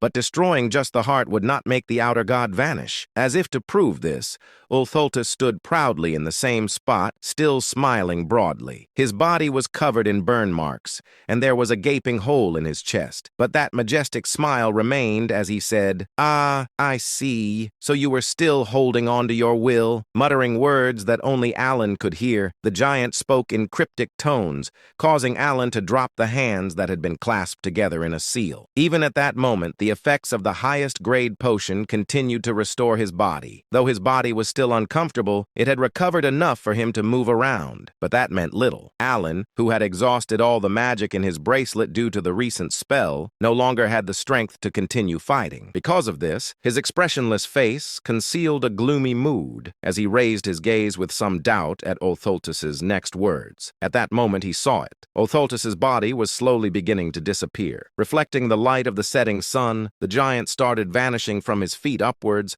and Alan wore a bewildered expression, and he inquired, "Is he disintegrating?" The thought flickered briefly in his mind, but Alan quickly shook his head. He had never seen an outer god's dissolution happen in such a manner. The moment of confusion passed. The outer god said, "Impressive, noble one. I never imagined you would even carry rank within you." Though Alan was confused by the outer god's words, he continued to listen. With a great smile, Ultholtus sat down heavily, propping his chin on his hand before speaking again. "Noble one, though we exchanged blows but once, it was truly magnificent. Indeed, the black one and the blue one had chosen well." Alan, perplexed by the sudden voice in his head and the mysterious words, felt a surge of questions. Of course, his face remained expressionless, showing no sign of his inner thoughts. So Ultholtus continued speaking. "Since I have lost the duel, I shall give you a gift. I shall also bestow you with authority," with a grin. "Remember us, the ones who retain the mystery and legacy of the forgotten great god." By that point, nearly half of Ultholtus's body had disappeared, and his disintegration seemed to be accelerating. Yet he smiled even more warmly and spoke again. "When the usurpers crawl out from their restraints, summon me. Call upon my true name instead of the false derogatory titles they have spread," he continued, "for you have earned that right. And then call me the god of chaos and disorder." With those final words, the outer god vanished completely, leaving behind only a lingering smile filled with expectation. Alan, having witnessed the outer god's complete disappearance, stared blankly at the accessory left behind. Bathed in the light of the setting sun, he expressionlessly gazed at the spot where the outer god had vanished. After the giant vanished, the once bitterly cold land, which had been filled with the voices of the dead, became silent, with only the sharp wind filling the void. The restless undead, unable to die, had finally found peace, and the living began to gather and sort the remains of the fallen. About a day later, having accomplished their mission of capturing the outer god, the expedition began to move once again, heading back to Caliban. The scene shifted to Alan's carriage. Penia was with him. Alan said, "All right, next question," but she interrupted him and immediately said, "Yes, you're a rank 2 mage." He corrected her. "Rank 3. She immediately replied, "You're right. Rank 3. Where was my head at?" Then Alan asked, "What do you know about the blue things and black things?" She shook her head in distress and replied, "I don't know anything. I've never seen a black thing or a blue thing. That's the truth. I swear I'm telling the truth." Her quick response left Alan speechless, wondering if she had even thought about it. Realizing he wouldn't get any useful information from her, he nodded. She dashed out of the carriage, thanking and greeting him as she left. Seeing her behavior, Alan thought to himself, "I didn't even tell her she could leave yet." Then he said, "If people keep thanking me for such trivial things, I'm going to start believing I'm some dark criminal." He began to ponder the fight and thought to himself, "But why did he disappear even though my attack failed?" His words left me with more questions than answers. Beside him lay the belt Ultus had given him. Alan looked at it and said, "I've seen this in the game. It's true." But the bracelet was explained. Belt of the Forgotten, reward obtained by defeating Ultus, doubles damage dealt and damage taken. There was an inscription inside it that read, "O you who have inherited his will, let your steps lead you to Kahala, the city of ancient gods." Alan said, "It's the first time I've seen this." He wondered, "Will I be able to discover something in Kahala? At that moment, someone knocked on the door. It was Deus. Surprised, Alan asked, "What is it?" Deus said that the mage had dared to leave without seeing him off properly and asked, "Do you want me to kill her?" Alan stopped him and said, "That isn't necessary." He thought to himself, "Isn't this getting a bit out of hand now?" At the same time, Pania felt a shiver run through her body and wondered if anyone was speaking ill of her. In truth, she had almost gotten her head chopped off. 2 weeks later in Kidram, the capital of Caliban, Deus headed to the castle to deliver his report, thus concluding the expedition to the north. He also took the opportunity to return the Ring of Radiance. Alan, without hesitation, prepared to leave once again. For him, there was no longer any reason to stay in Caliban after the outer god had been eradicated. He thought with a satisfied expression as he glanced at the carriage. "I've received plenty of gifts." The carriage was loaded with numerous gifts, courtesy of the quick-witted king of Caliban, who sought to strengthen their friendship. Alan, gazing contentedly at the slightly excessive gifts, soon spoke to Deus. "Well, see you next time." As he turned to leave, suddenly Deus asked a question. "May I ask you something?" Alan, who had been about to turn away, paused. "What is it?" Having spent about a month with Deus, from the northern expedition to their return to the capital, Alan had never heard such a direct question from him before. Usually, Deus only expressed his deepening respect without much inquiry. Alan patiently waited for him to speak. After a moment of silence, Deus finally asked, "Can I become stronger too?" Alan was briefly taken aback by the unexpected question, especially since Deus was already quite strong. He pondered what could have prompted such a question, then reached a conclusion. Perhaps it was because the magic I used in battle against the outer god had left a strong impression, increasing his respect for me. After concluding his thoughts, Alan spoke. "Of course, you can become stronger," Deus inquired. "Really?" Alan replied. "Yes, as long as you put in the effort, you can achieve anything you desire." Alan wasn't lying. In fact, Deus, like the rest of the 5 sins, already had extraordinary innate abilities even before the descent of the gods. In Deus's case, even without using his unique abilities, he could become a sword master with sheer skill. Given that he had reached that level in just 1 year, it was only a matter of time before he became even stronger. Reflecting on these facts made Alan feel a tinge of envy for the sheer talent standing before him. He added, "So don't worry, then I'll be on my way." But suddenly Deus asked, "Wait, may I ask you one more thing? Why do you always ask instead of command?" Alan, momentarily confused by the question, tried to piece together what Deus might have been getting at. "Did he think there was some hidden motive behind my support?" Alan replied, hoping to convey his sincerity with his parting words. Who would issue orders to family? With that, he said his final farewell to Deus and departed for Asteria in his carriage. Deus was surprised by his words. Inside his carriage, Alan thought to himself, did he still think that my sponsorship had hidden motives? He said, "Sure, I wanted to prevent the descent of the 5 sins, but I spent all that money out of the pure goodness of my heart." And he finished by exclaiming, "What's the point of raising a kid?" That evening, Deus was in his room with Alan's gifts and said, "I was following him because I felt indebted, but here he is doing me another favor." A moment later, still silent, Deus recalled that moment and instinctively raised his left hand forward. He inquired, "Back then, it was like this, wasn't it?" Just as Alan had done when facing the outer god, Deus extended his middle and ring fingers, releasing a bit of magic to scan the surroundings for any presence. First line of silence. He quietly muttered the words in the empty room, his left hand twitching slightly. Of course, nothing happened, but even though he was alone in the room, mimicking Alan's actions, Deus couldn't help but feel a mixture of slight embarrassment and satisfaction. He adjusted his posture once again, thinking briefly to himself, it would have been nice to have as much talent in magic as he did. Also, remembering Alan's words that he was part of the same family, he felt content. At the same time, Evan asked, "My lord, I've noticed you seem to really enjoy sweet potatoes from time to time." Alan responded to Evan's comment while eating sweet potatoes. Indeed, the sweet potatoes were truly delicious. If you enjoyed the video, give it a like, subscribe to the channel, and hit the bell so you don't miss the next episode. About a month month later, when Alan finally arrived at Count Palladio's estate. It had been nearly 3 months since his last return,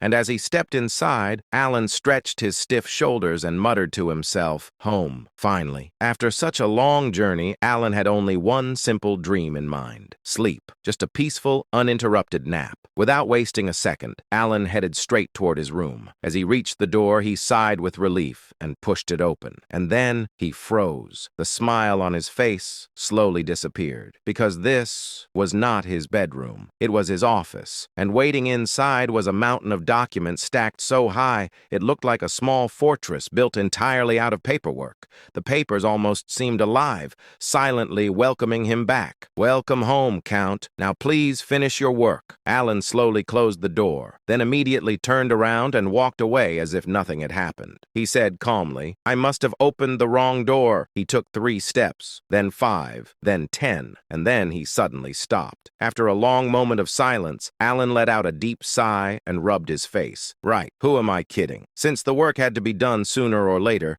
Alan turned around and returned to the office like a man walking toward his own execution. After all, this was the tragic fate of an overworked noble. Soon, Alan sat at his desk. One hand was writing, the other was stamping documents. Meanwhile, his soul slowly drifted out of his body from exhaustion. As he stamped another paper, Alan muttered with determination, "Fine, once I finish this backlog, I'm taking a vacation, no matter what, even if the kingdom collapses." He leaned back in his chair and sighed. When exactly do I get to live my peaceful, noble life? After finally finishing the mountain of work, Alan rewarded himself with a 1-week vacation, and he fully embraced the lifestyle he had always dreamed of, sleeping late, toasting bread in the morning, eating a perfect steak for dinner. This leisurely routine brought him a level of happiness that even powerful magic couldn't match. However, despite the peaceful atmosphere, Alan wasn't completely idle. Even during his vacation, his mind refused to rest, because he knew one thing: otherworldly beings had already appeared once, and if one had descended, then others could appear as well. Now that the 5 great sins had been sealed, the world had unknowingly entered a new stage. Rather than resisting fate, Alan simply accepted the situation. After all, if saving the 5 great sins had created this butterfly effect, then a few otherworldly visitors appearing occasionally was far better than the alternative. At least those beings would show signs before appearing. The 5 great sins, on the other hand, would descend like a bomb with no warning whatsoever. So during the week, Alan quietly gathered information and continued researching magic. Eventually, he clicked his tongue and muttered to himself, "Looks like I'll need to go to Colony for information." Normally, Alan preferred investigating things personally rather than relying on the Information Guild. But there was a problem. The location of the ancient god city, Kahara, had not yet been discovered. Alan crossed his arms and thought carefully. If my memory from the game Psychedelia is right, the city should be discovered this year, because in the original story, Kahara was discovered 3 years before the protagonist left the village, and this year just happened to be that exact year. So I just need to wait. Right at that moment, the door opened. Evan stepped inside and immediately frowned. Count?" He rubbed his arms and shivered. "It's strangely cold in here." Alan blinked. Then he looked down at the ice magic circle he had unconsciously drawn on the floor. The entire room was slowly freezing. Alan scratched his head awkwardly, saying, "It looks like my research is working." Apparently, his magic experiment had accidentally turned his office into a refrigerator. Evan then cleared his throat. "How should I put this? A hidden city has been discovered in Colony." Alan froze. His eyes widened. What? The timing was so perfect it felt suspicious. For a moment, Alan wondered if the world was secretly listening to his thoughts. Meanwhile, elsewhere, the Blue Moon meeting had begun. The members usually gathered every 6 months. Because of the distance between them, they communicated through a crystal orb created by Reen. Normally, the meetings were extremely short. Most of the time, they lasted less than 10 minutes. Utia led the discussion. Seolrang occasionally made innocent comments. The rest simply answered with short replies like yes, no, or I agree. Deus, in particular, almost never spoke, mostly because he was naturally quiet, so no one expected what happened next. During the meeting, Seolrang innocently asked, "Oh, I heard a rumor that the Great Moon has left.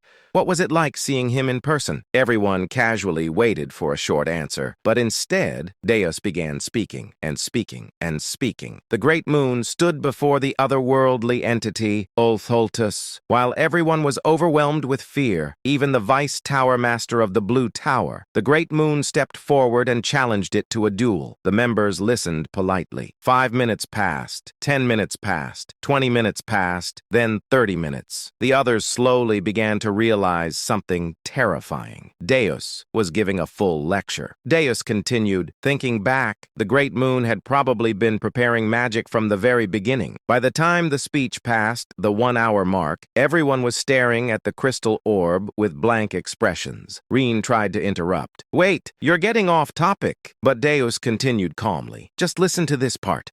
I'm telling a story about the great moon, aren't I? So where was I? Ah, yes, with Ultultus. Then he restarted the story from an even earlier point.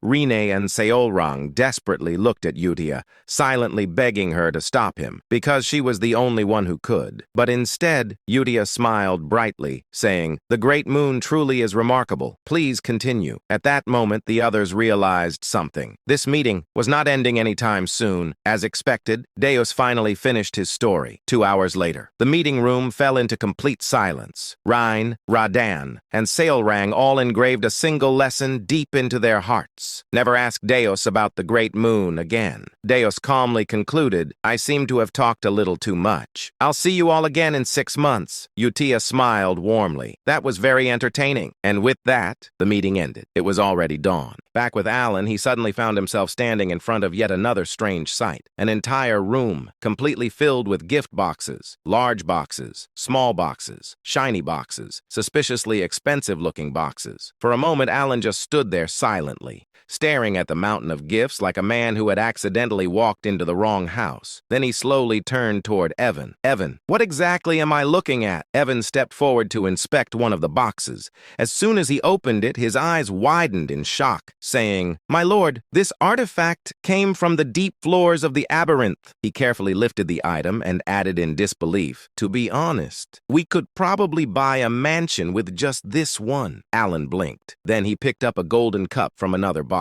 It was ridiculously expensive. In his other hand were several letters that had been delivered along with the gifts. He began reading the names and immediately frowned. He said, I don't know any of these nobles. The letters were extremely polite and full of praise. Some even sounded suspiciously respectful. Alan slowly nodded to himself. Ah, I see. The rumors must have spread. Even so, he couldn't hide his amazement. All of this, just because he had one connection with a master knight. He leaned back and let out a small whistle. Amazing. Despite his confusion, something deep inside Alan suddenly awakened. His small business slave mentality. After thinking for a moment, Alan came to a very reasonable conclusion. If people give you things, you should accept them. He folded the letters neatly and smiled. To the generous nobles who sent these gifts, thank you. Then he looked at the overflowing boxes and laughed. Let's just put everything inside the secret chest. A week later, Evan returned with even more gifts. He placed the new boxes down and sighed. My lord, it doesn't seem like they're going to stop. Alan stared at the growing pile with wide eyes. Then he nodded slowly. He leaned back proudly and thought, so this is what happens when you know a master knight. He crossed his arms and thought, Deus must be doing well. Looks like that kid is finally being a good son. He generously decided to forgive Deus for never writing back. What Alan didn't know was that these gifts were actually bribes from nobles hoping he would let them join his faction. But in Alan's mind, they were simply friendly presents. A month later, the gifts were still arriving. At this point, Alan started feeling slightly embarrassed. Looking at a ridiculously luxurious jewel box, he sighed. Maybe I should return the more outrageous ones. At the beginning of summer, as the gifts finally started slowing down, the Grand Assembly began in Teria, the capital of the Asteria Kingdom. Unfortunately for Alan, he was late, which resulted in a very unusual sight.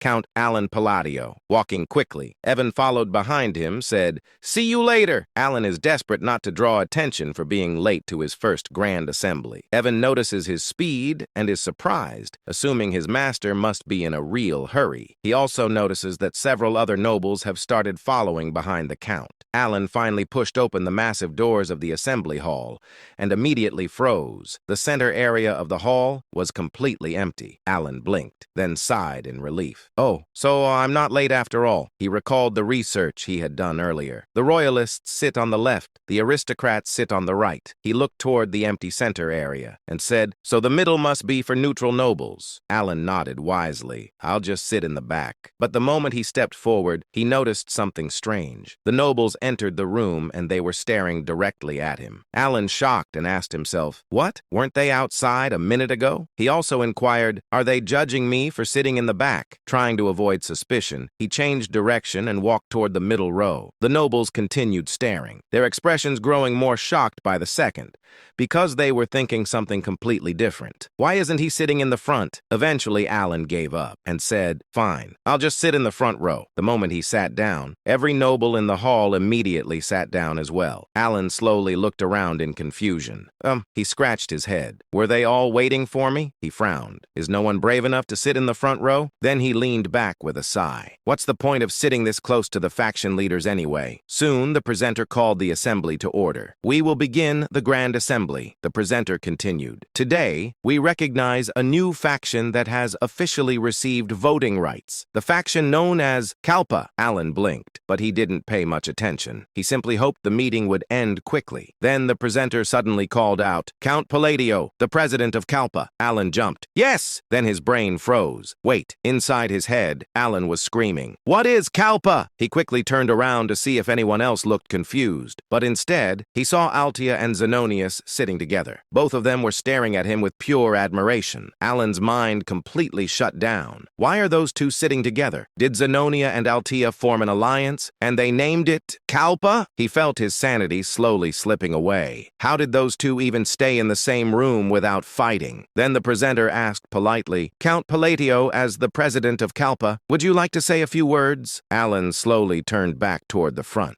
his face completely blank, and at that moment, he realized something horrifying. The president of this mysterious and possibly dangerous faction was apparently him. In the northern lands, where the cold wind never stops and the gray earth stretches endlessly, lay the place where a terrifying battle had recently taken place. A battle between an outer god and the Count of Asteria. Now the battlefield had turned into something else entirely, a land of countless graves. These graves belonged to the unfortunate souls the expedition had been unable to recover. Standing silently among the graves was a mysterious figure. He wore a black sacred robe, and several ominous black accessories dangled from his waist and hands, clinking softly whenever he moved. His face was hidden beneath a deep hood, but it was clear that he was carefully observing the surroundings. At first, he twisted his mouth slightly, as if he couldn't quite understand what he was looking at. But after glancing around a few more times, a faint smile slowly appeared on his lips. The hooded figure said with amusement, interesting. His voice sounded strangely cheerful for such a depressing landscape. Even stranger, the voice echoed in layered tones, making it impossible to tell whether the speaker was a man or a woman. Slowly scanning the battlefield, his gaze eventually stopped at a single spot on the ground. It was the exact place where the outer god had vanished. The same place where, during a rightful duel, Alan had landed the final blow. The hooded figure stared at the spot for a moment. Then the hooded figure muttered curiously, let's see how far this will go. After a brief pause, the hooded figure added playfully, shall we watch? With those mysterious words, he turned around without hesitation, as if he had already seen everything he needed to see. Meanwhile, inside the Grand Council Hall, Alan suddenly had a strange thought. Inside his mind, Alan thought with disbelief. I accidentally became the leader of a group formed by a shadowy alliance. It sounded suspiciously like the title of a cheap web novel. Just then, the moderator spoke. The moderator asked politely, do you have anything to say? Alan blinked. Inside his mind, Alan screamed silently, wait, me? Leader? Shadowy alliance? What kind of nonsense is this? But before Alan could say anything, the moderator continued. The moderator said calmly, it seems you have nothing nothing to add, so we will move on. Alan slowly opened his mouth, and then slowly closed it again. His chance to ask questions had already disappeared. Trying to understand what was happening,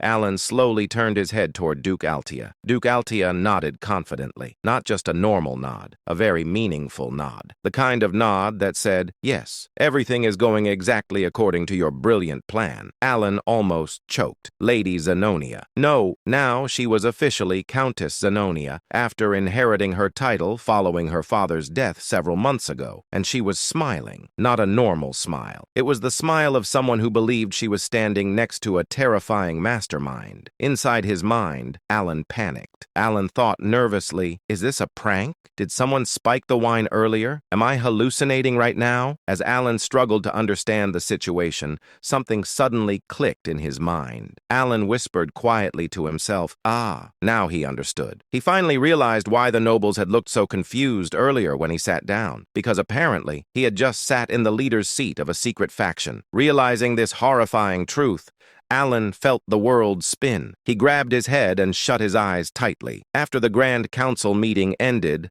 Alan somehow found himself being guided to a banquet celebrating the birth of the Kalfa faction. He didn't remember agreeing to attend. He didn't even remember standing up, but somehow he was already there. Then Countess Zenonia spoke. Countess Zenonia said with satisfaction, how about this? I think it's perfect now. From Alan's perspective, absolutely nothing about this situation was perfect. He had no idea what she was talking about. Then Duke Altia added another comment. Duke Altia said thoughtfully, it seems everything has been arranged exactly the way Count Palatio intended. Alan felt like someone had thrown 50 question marks directly into his brain. Inside his mind, Alan shouted silently, what are you talking about? Who arranged what? When did I do that? But on the outside, Alan maintained a calm, dignified, noble expression. Because panicking in front of two possible psychopath masterminds felt like a bad survival strategy. Alan glanced between Duke Altia and Countess Zenonia. Both of them were looking at him with clear expectation. They were waiting for him to speak. Inside his mind, Alan slowly reached a horrifying conclusion. Alan thought nervously, do I have a split personality? Did my other personality secretly create this faction while I was sleeping? Because honestly, that explanation was starting to sound more believable than the current situation. After all, Alan wasn't even close to these two. He had only met Duke Altia once several years ago, and their conversation had been extremely unpleasant. It was during the time when Loria begged for help,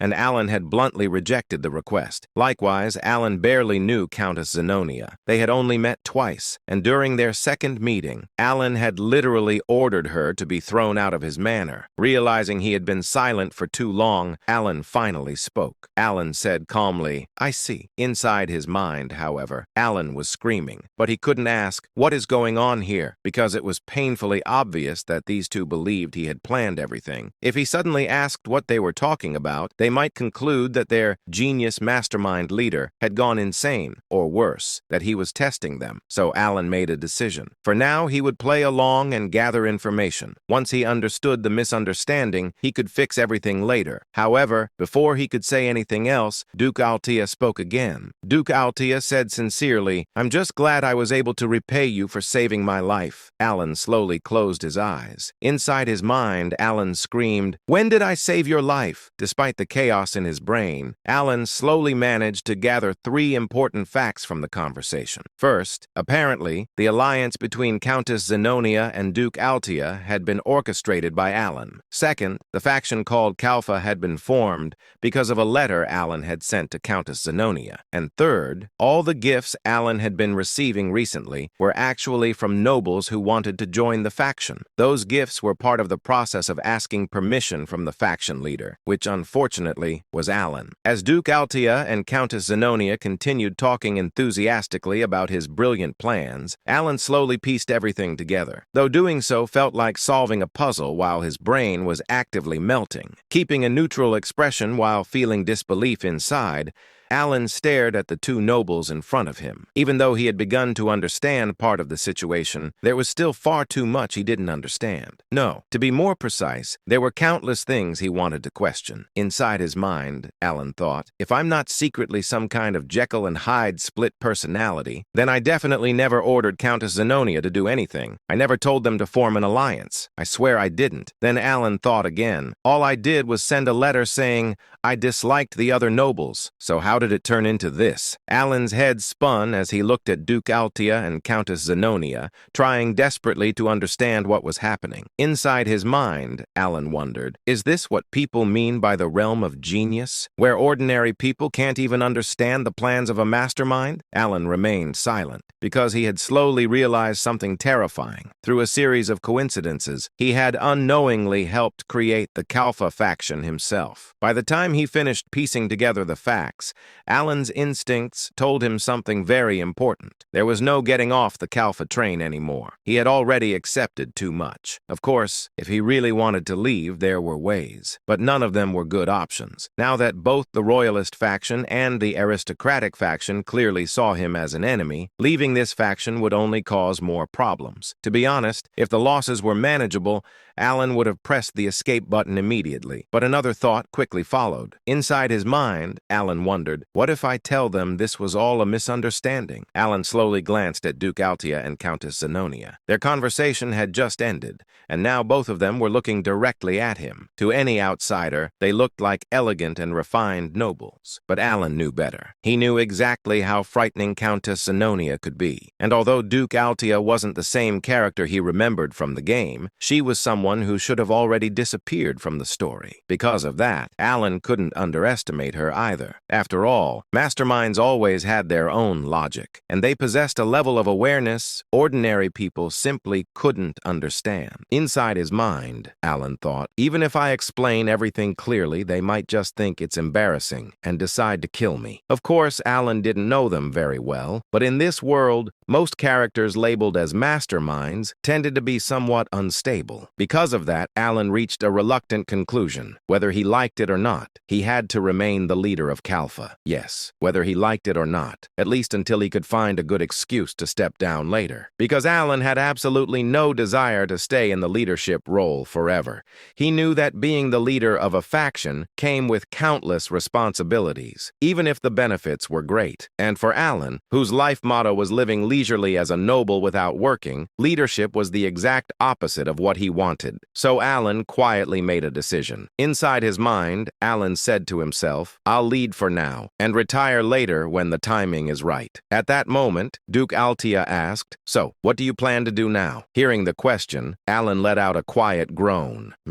Alan murmured thoughtfully. Since he couldn't reveal the truth, Alan rolled his eyes slightly and tried to buy himself some time. After a short pause, Alan said, for now, let's start by cleaning up the underworld. Confused, Countess Zenonia asked, clean up? Calmly, Alan replied, yes, that way it will be easier for us to operate. Of course, Alan had absolutely no idea how anything would become easier, but since he couldn't even remember half the topics discussed at the assembly earlier that day, bringing up politics would have been a terrible idea. So this vague statement was the best he could manage. It was clumsy, but for Alan, it was the best he could do. After that, Alan stood up and said, well then, I have some matters to attend to, so I'll take my leave. Before either of them could ask another question, Alan immediately turned around and began walking away. His steps gradually became faster, because he knew that if they asked even one more question, he had no answers. Soon, Alan left the hall and hurried through the empty corridor. Eventually, he almost ran to his carriage, worried that someone might stop him. Seeing him arrive so quickly, Evan asked, Count? Without hesitation, Alan said, let's head straight to the colony. Alan had already decided to leave that very day. Inside his mind, Alan thought, the letter should have arrived by now. I hope I can get some help there, like I did with Dios. Soon, Alan's carriage began moving through the night. It was a midsummer evening. Meanwhile, back at the banquet hall, thinking about Alan's words, Countess Zenonia murmured, clean up the underworld. Huh. After a brief moment of thought, Duke Altia said, when he says clean up the underworld, there can only be one meaning, right? Nodding slowly, Countess Zenobia replied, "Indeed, we've had our territories under firm control for a long time." Then Countess Zenobia continued, "So if he's telling us to clean things up?" Finishing the thought, Duke Altea said, "Then the only option left is the remaining territories." "Indeed," Countess Zenobia agreed. For a moment, both women fell silent. Then they smiled at the same time, because the idea forming in their minds was something that would have been impossible when they acted separately. But now, with their alliance and the formation of the Kalfa faction, it had become possible. Smiling slightly,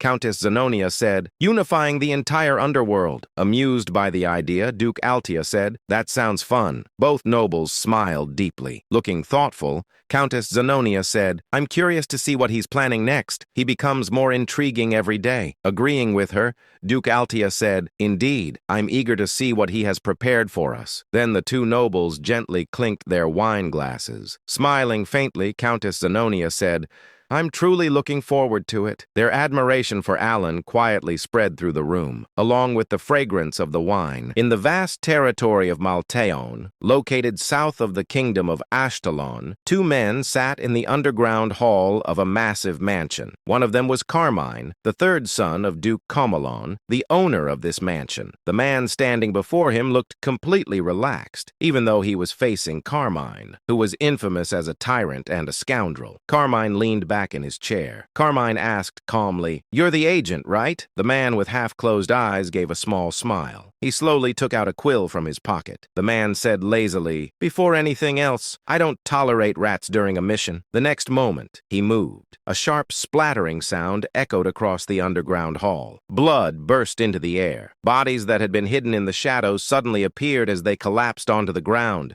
their blood spreading across the stone floor. 9 corpses, all of them dead. Carmine stared at the scene for a moment, then he smiled. Carmine said with satisfaction, "You really are strong, just as I expected." Without hesitation, he leaned forward. Carmine said directly, "I want you to kill a noble, Count Palladio of the Asteria Kingdom." Then he smirked. Carmine said confidently, "You wouldn't refuse a request from me, the tyrant of Ashtalon, would you?" The agent chuckled. The agent said casually, "As long as the payment is correct, there are no failures." Then he tilted his head. The agent added with a faint grin, "Though I'm curious if you can actually afford my fee, Carmine." Carmine simply smiled. Slowly, he pulled something out from inside his coat and placed it on the table. Carmine said proudly, "How about 4 of these?" What he revealed was a black cube, a cube so dark it seemed to swallow even the surrounding light. It looked like a fragment of the abyss itself. Interest immediately flashed in the agent's eyes. The agent narrowed his eyes. Then his eyes widened slightly. The agent whispered in surprise, "That's an abyssal core." The abyssal substance, a rare item distributed in extremely small quantities by Duke Comelon on the black market. Unlike abyssal jade,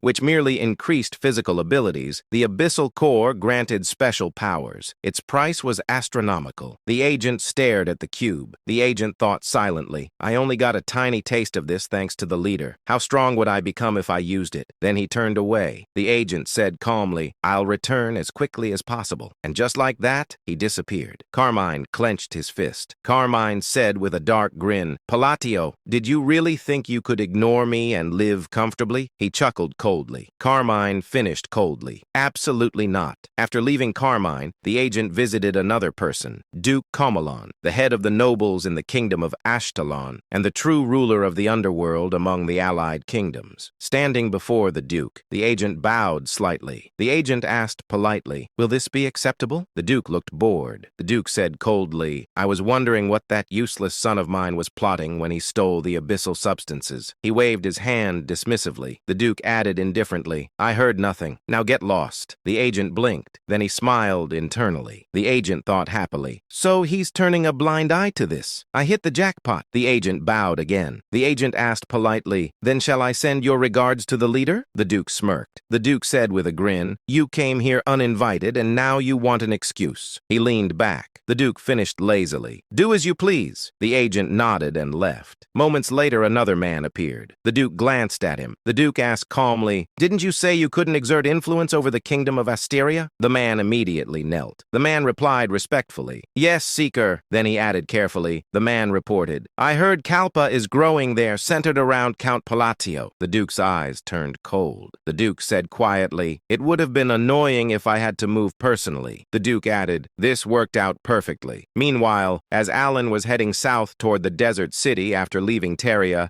someone else was watching the same road. High above the path, the agent observed a distant carriage. The agent narrowed his eyes. The agent said quietly, "Found you, Count Palladio." Inside that carriage was his target. While watching it approach, the agent took out his quill again. The agent thought to himself, "The abyssal core is tempting, but something still bothers me." In truth, killing Count Palatio would be easy. With a single stroke of his quill, the man's life would end. Yet he hesitated. The agent sighed. The agent muttered, "The rules say not to make troublesome enemies if possible." Count Palatio himself wasn't the problem, but someone connected to him was. Someone in Caliban, Deus. The agent frowned slightly. The agent thought, he'll definitely take action. The agents weren't afraid of Deus. Each agent possessed power comparable to a swordmaster, but unnecessary enemies were always troublesome, even if the payment was enormous. Still, 4 abyssal cores were far too tempting. The agent licked his lips slightly. The agent whispered with excitement, "How strong would I become if I used them?" He raised his quill. Black ink began to flow into the air. The agent said softly, "Sorry, it's just business." He drew a horizontal line in the air. Then suddenly, something felt wrong. The agent blinked. The agent said slowly, "Wait." He looked down. His right hand was gone, completely gone. For a moment, he simply stared at the empty space. The agent said in confusion, "I feel like I'm missing something important." Then the pain hit. The agent screamed, "Gah!" Before he could even finish screaming, another impact struck him. His body flew through the air and crashed violently into a tree. When he lifted his head, he froze. Standing there was a boy, black hair, blue eyes, young, too young. The agent stared in disbelief. The agent tried to speak, but his mouth wouldn't open, not even slightly. Panic filled his eyes. Then the boy smiled brightly. The boy said cheerfully, "How unfortunate." The agent felt a chill. Then, crack, his neck twisted. Once, then twice. The agent died with a confused expression, never understanding what had happened. The boy said calmly, "If your target had been anyone else, you might have survived." He paused, then added softly, the boy said quietly, "But unfortunately for you, it was the Count." And with that, he disappeared. 2 weeks and 3 days had passed since Alan left Teria, the capital of the kingdom of Asteria. He was now crossing the southern desert, a necessary route before reaching Colony. The heat was unbearable. Evan wiped the sweat off his face dramatically. Evan said miserably, "It's filthy hot. If only I had an ice crystal stone." He stuck his tongue out like a dog, panting in the heat. It looked absolutely ridiculous. Alan glanced at him. Alan thought silently, "I would laugh, but I'm suffering too." The desert was beyond scorching. Even breathing felt like inhaling fire. Alan sighed quietly. Alan thought to himself, "I should have arrived by now, if I had just moved a little faster." In truth, Alan had already reached the edge of the desert over a week ago. If he had entered immediately, he would have arrived at Colony by now. But there were reasons. The first, Alan thought calmly, even if it's our first meeting, I should at least bring a gift for Sailrang. So he had made a stop in another territory. The second, he had joined a caravan, because crossing a desert like this alone, that was basically asking to die. While Alan was quietly observing the caravan, Evan suddenly leaned closer. Evan asked, curiously, "By the way, Count, are you not going to practice magic?" He tried to sound casual. He failed. His eyes were practically sparkling with expectation. Alan didn't even look at him. Alan said flatly, "No." Evan said in disappointment, "What a waste." Alan ignored him completely. As he continued watching the caravan, he noticed something. Someone had noticed him first. A woman with striking red hair turned toward him sharply. It was Lion Aguileras. Lion said coldly, "What are you looking at?" Alan didn't react much. Alan said calmly, "Just happened to glance over." Leon, while reading a book, said mockingly, "Do you enjoy spying on others?" Alan sighed slightly. Alan said plainly, "I don't have that kind of hobby." Leon said sarcastically, "Is that so? My mistake." She tilted her head and added with a sharp tone, "I thought someone who spreads rumors so eagerly might also enjoy peeping. Evan's eyes widened. Evan thought in shock, wait, rumors? Our count? Since when? Alan blinked once, then exhaled slowly. Alan thought tiredly, how troublesome. In reality, Leon was the daughter of the Red Magic Tower Master, a rank 4 mage. Even without an official title, that name alone carried weight, a terrifying kind of weight, especially considering her father, a man who had charged alone at one of the 5 great sins and died doing it. In simple terms, a complete madman. Alan looked at Leanne for a moment, then looked away. Alan said quietly to himself, "Can't I get even a moment of peace?" Despite her constant provocation, Alan chose to ignore her, not because he was patient, but because he was cautious. Alan thought calmly, better not get involved, especially with someone like her. Then he added internally, "I'll never see her again after crossing the desert anyway." At that moment, Leon's carriage began moving ahead. Evan, who had been watching everything, suddenly grabbed Alan's sleeve. Evan said excitedly, "Whoa! Did you see that?" Evan said loudly, "Her carriage! It's full of ice crystal stones!" Alan paused. For a moment, he was silent. Evan leaned closer. Evan whispered desperately, "Count, if we ask nicely, maybe just one?" Alan immediately turned his head away. Alan said firmly, "No." Evan froze again. Evan said in disbelief, "You didn't even try?" But Alan wasn't even listening anymore. His thoughts were somewhere else entirely. Alan thought seriously, the Red Magic Tower Master was a complete maniac, which means his daughter is probably just as dangerous. Alan concluded internally, "Stay away. Absolutely stay away." Meanwhile, Evan looked between Alan and the carriage full of ice crystal stones. Then he lowered his head in despair. Evan muttered sadly, "My cold dreams. Gone." At night, everything changed. Without warning, one of the bandits at the front swung a chain sickle. The blade cut through the air, and instantly took a mercenary's life. For a moment, silence. Then, chaos. No, it wasn't even a battle. It was a massacre. The bandits showed no intention of negotiating. They slaughtered the mercenaries, protecting the wagons in mere moments. In less than 2 minutes, most of the mercenaries were dead. Blood soaked the sand. A man stepped forward. He wore an eye patch and carried twin scimitars at his waist. He looked over the scene with a cold smile. Then his eyes landed on one person, Leon. In an instant, she was captured. The man grinned wickedly. The eye patch man said loudly,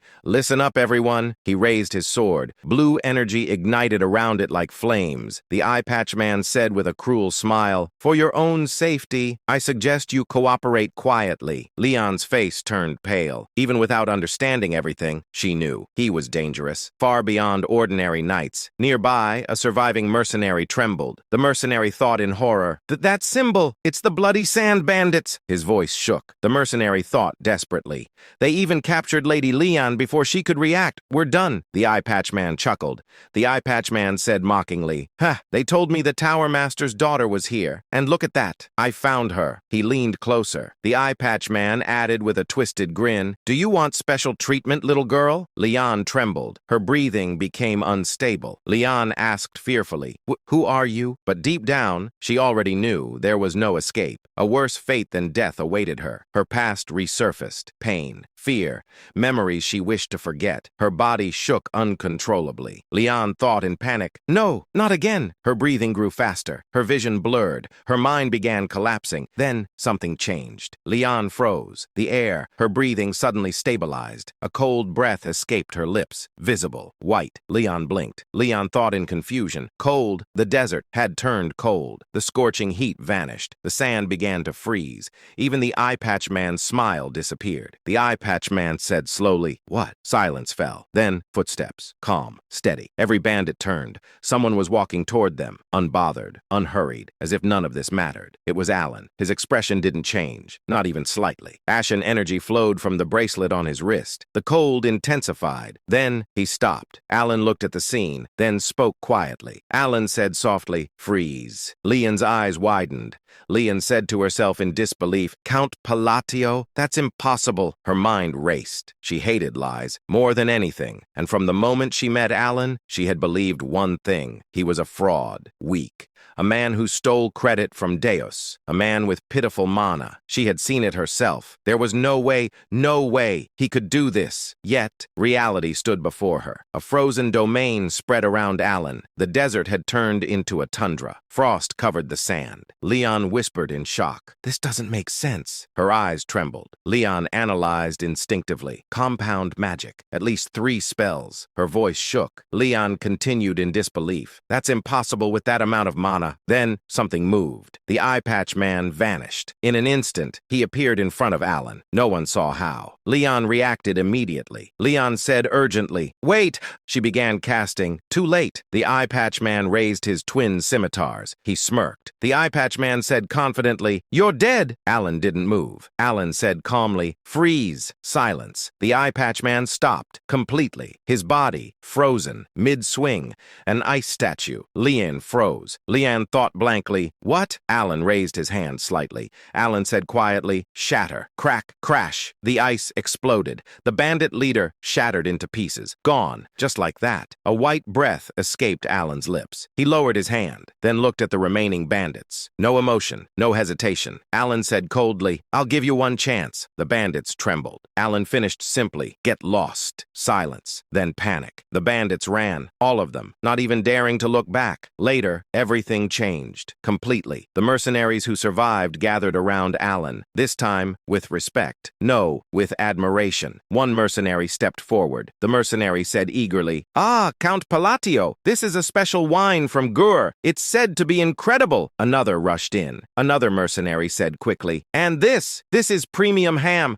I brought it to sell, but please, you must try it." Alan accepted calmly. Alan said politely, "Thank you." But inside, he had a completely different thought. Alan thought seriously, food secured. He quietly ate and drank. Peace, finally. Alan thought in relief, this is what I wanted. After a while, the mercenaries bowed and left. Alan leaned back slightly. Alan thought calmly. Fortunately, everything went according to plan. Evan was still eating non-stop. Meanwhile, Alan analyzed. Alan thought reducing the constraint penalties was the right decision. The spell he used, Extreme Cold. A spell he developed over half a year, combining spatial magic, frost magic, and maintenance magic. It transformed the environment, turned any place into frozen land. Alan thought seriously, this satisfies one of the conditions. He continued internally, magic must be used on land of extreme cold, which meant fewer penalties, more power. Then he touched his belt, the belt of the forgotten. Alan thought calmly, double damage, both ways. So I can die twice as fast too. Great, he shrugged slightly. Alan thought casually, well, as long as I don't get hit. At that moment, someone approached. Alan looked up. It was Leon. She walked slowly. Then she bowed deeply. Both Alan and Evan froze. Evan said in shock, "We're dead." Alan thought calmly, what did I do this time? Leon raised her head slightly. Her voice was hesitant. Leon said sincerely, "I apologize for my previous behavior." Evan blinked. Evan whispered, "Wait, we survived?" Leon looked at Alan, a bit shy, a bit nervous. Then she spoke. Leon asked softly, "If it's not an inconvenience, I'd like to discuss magic with you." She hesitated, then finished, "Would that be all right?" Alan stared at her in silence. Then he thought, she kept picking fights with me the whole time. What changed all of a sudden? Evan frowned in irritation. He was clearly annoyed by her attitude,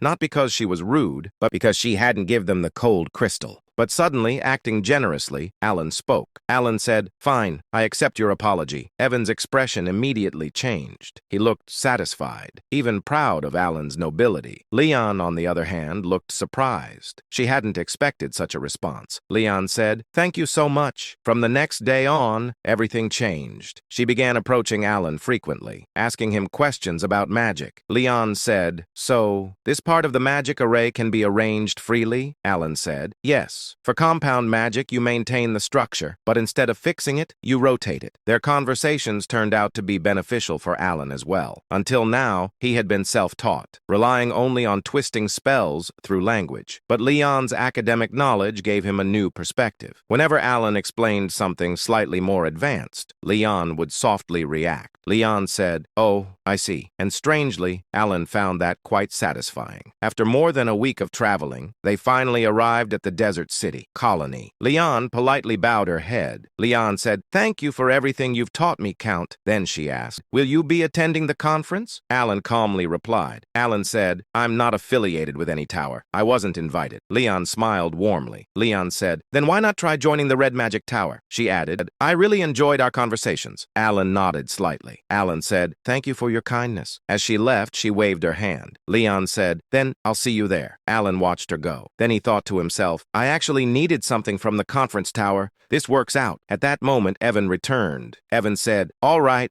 I've taken care of the carriage and luggage." Alan nodded. Evan was about to ask about their next destination, but suddenly, boom! A massive explosion shook the area. The ground cracked, and rocks shattered everywhere. Evan instantly reacted. He frowned and reached for his sword. Then they saw it. Several men lying on the ground, barely alive. Both Alan and Evan were confused. But before they could react, something moved. Fast, too fast to see clearly. Boom! Another explosion. And then a figure appeared. Seol rang. In an instant, she completely wiped out the remaining men, then disappeared again. Evan stepped forward immediately. He raised his sword and stood in front of Alan. Evan said, "Count, stay back." But before anyone could understand what was happening, Seol rang reappeared. This time, with a bright smile. Her golden tail swayed playfully behind her. She casually wrapped her arm around Alan. Alan froze in shock. Seolrang smiled warmly. Seolrang said, "Hello, Godfather." Alan blinked in disbelief. Alan said, "Seolrang?" She raised her hand happily. Seolrang said, "You should have told me you were coming. This place is full of nasty thugs." Evan stared at her in shock. He couldn't believe this cheerful girl was the same person from before. Seolrang puffed her chest proudly, like a satisfied cat. Seolrang said, "Don't worry, Godfather. I already took care of those bastards." Then she grabbed his hand excitedly. Seolrang said, "I've been waiting so long for your arrival since I got your letter." The nearby fighters who witnessed everything were stunned. One of them whispered, "Is that the Golden Flash?" Another one said, "Who is that guy? For her to treat him like this."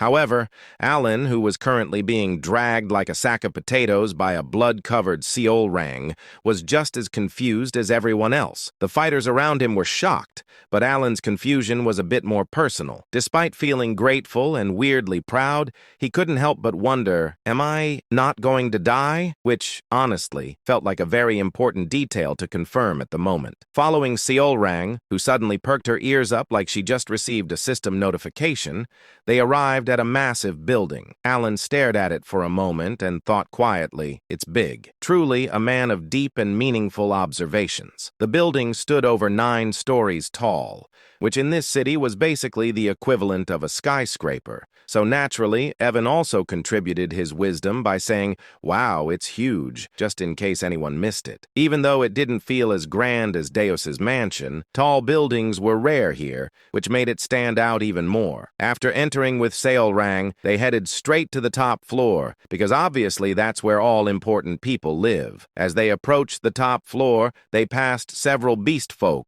who greeted Seolrang with stiff salutes, all of them, like Seolrang, having golden hair. "Ah, boss, you're back." When they finally reached the top floor, another beast folk, who seemed to have been waiting at the door, greeted them with a bow. This one also had golden hair but bore a long scar across one side of his face. He said, "Boss, welcome back." Seolrang casually asked if anything had happened, and the answer was, "Nothing at all," which is exactly what you want to hear from people who look like that. The man inquired, "So these are the distinguished guests the boss mentioned?"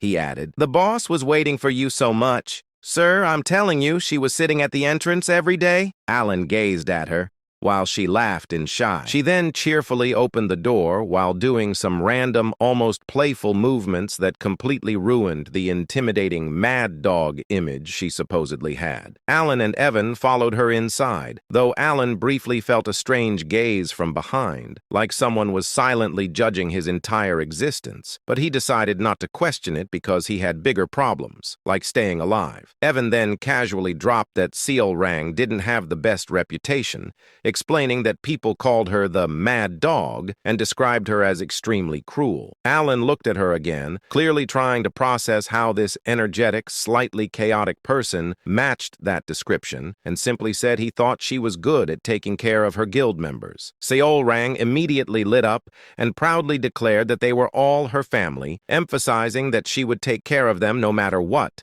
and that she didn't care about anyone else. Alan was about to accept that statement peacefully when Seolrang suddenly froze mid-thought, her eyes widening as if she had just remembered something critical. She turned to him seriously and clarified, "Oh, but not you, master," which felt like a very unnecessary correction. Then she started muttering to herself, trying to rank people in her life like it was some kind of priority list, going from family to Utia, and then awkwardly trying to figure out where Alan belonged. After a moment of intense mental calculation, she concluded with slight apology that no matter how important he or Utia were, they were not blood-related. Surprisingly, Alan wasn't offended at all. In fact, he just shrugged and thought, higher than I expected. Considering he barely interacted with her before, being ranked that high was actually a win. He even started thinking that if something dangerous happened later, he could probably ask her for help at least once, which was already a solid return on investment. Still, he wasn't entirely sure how to handle a conversation with someone like her. Unlike Deus, who was relatively predictable, Seolrang felt like a walking wild card. But then, like all great masterminds, Alan came up with a brilliant plan, used the usual strategy. He glanced at Evan and gave him a subtle signal, silently asking if he was ready. Evan, being the reliable man for difficult tasks, nodded immediately. The next moment, he placed a pile of gifts on the table with perfect timing, then sighed in relief like he had just completed a life-threatening mission. Seolrang's reaction was instant. Her eyes sparkled as she excitedly reacted to the gifts, and just like that, the conversation mode switched to easy difficulty. From that point on, everything went much smoother than Alan expected. In fact, it was even easier than talking to Deus, which left him slightly confused. At one point, she enthusiastically agreed to something he said, only for Alan to pause and question whether she had actually listened. She confidently said yes and told him to speak casually with her, which did not answer the question at all. She was so full of energy that she couldn't even sit still properly. Alan watched this with a blank expression and tried to bring the discussion back to something reasonable, mentioning that she must have a lot to think about since she was running a guild. She immediately dismissed the concern, saying it was fine and reminding him that even if they weren't family, he was still her master, which apparently solved everything. Alan nodded awkwardly, but deep down he felt a sense of pride. He genuinely hadn't expected her to go this far to help him, especially since they barely kept in touch. Then Seolrang mentioned that thanks to him, she had been able to gather the scattered members of her tribe. She proudly showed him the glove she was wearing, which Alan quickly recognized as an essence of the Golden Mane tribe. Realizing this, he thought that the rumors were true. Meeting them really did unlock their true power. After that, the conversation became more relaxed. They talked about various things, nothing particularly important, just casual exchanges. Alan asked about her life, shared some stories about Deus, and listened as she talked about her experiences. At some point, however, Alan had a very questionable thought and decided that he was, in fact, a good father, proudly believing that he had successfully raised his children, which was a conclusion absolutely no one else agreed with. Then, without any warning, Seolrang suddenly picked Alan up and threw him over her shoulder like he was a piece of construction material, saying to him, "Master, you must be tired from coming all this way, so please get some rest. I'll show you to my room." Surprisingly, Alan didn't resist at all. Instead, he looked completely satisfied. For someone like him, who valued comfort above all else, this situation was nothing short of perfect. After all, it was basically a free ride. After that, she casually asked how the desert was, and honestly, she didn't even wait for a deep answer before basically answering it herself. There's nothing but sand. No fun at all. Evan, trying to sound a bit more professional about it, added that the desert was actually quite dangerous, which immediately caught Seolrang's attention. She tilted her head in confusion, clearly not seeing how endless sand could be a threat, so Evan simply explained that they were attacked. The moment the word attack came out, Seolrang's cheerful expression froze for a split second, while Alan calmly confirmed it, explaining that they had been ambushed by the blood sand bandits in broad daylight. which was unusual since those guys normally preferred nighttime. Seolrang reacted with mild curiosity,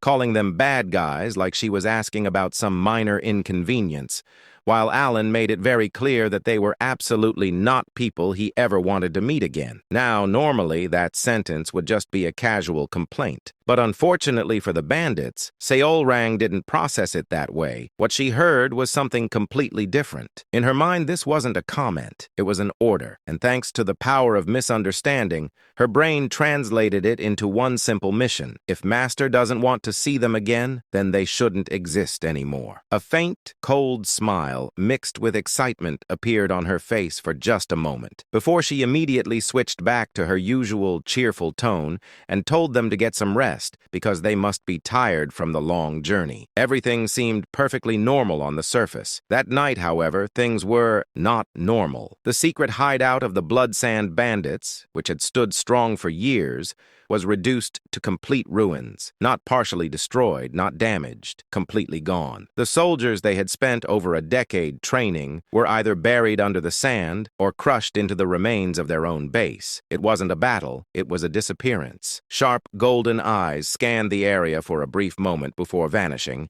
and in the next instant, a flash of golden lightning tore through the darkness. Seolrang reappeared, holding two severed heads, one in each hand. The expressions on those faces were still frozen in anticipation, as if they hadn't even realized they were already dead. Without the slightest bit of interest, she casually threw the heads away like trash. Meanwhile, Draco stood there, completely unable to process what had just happened.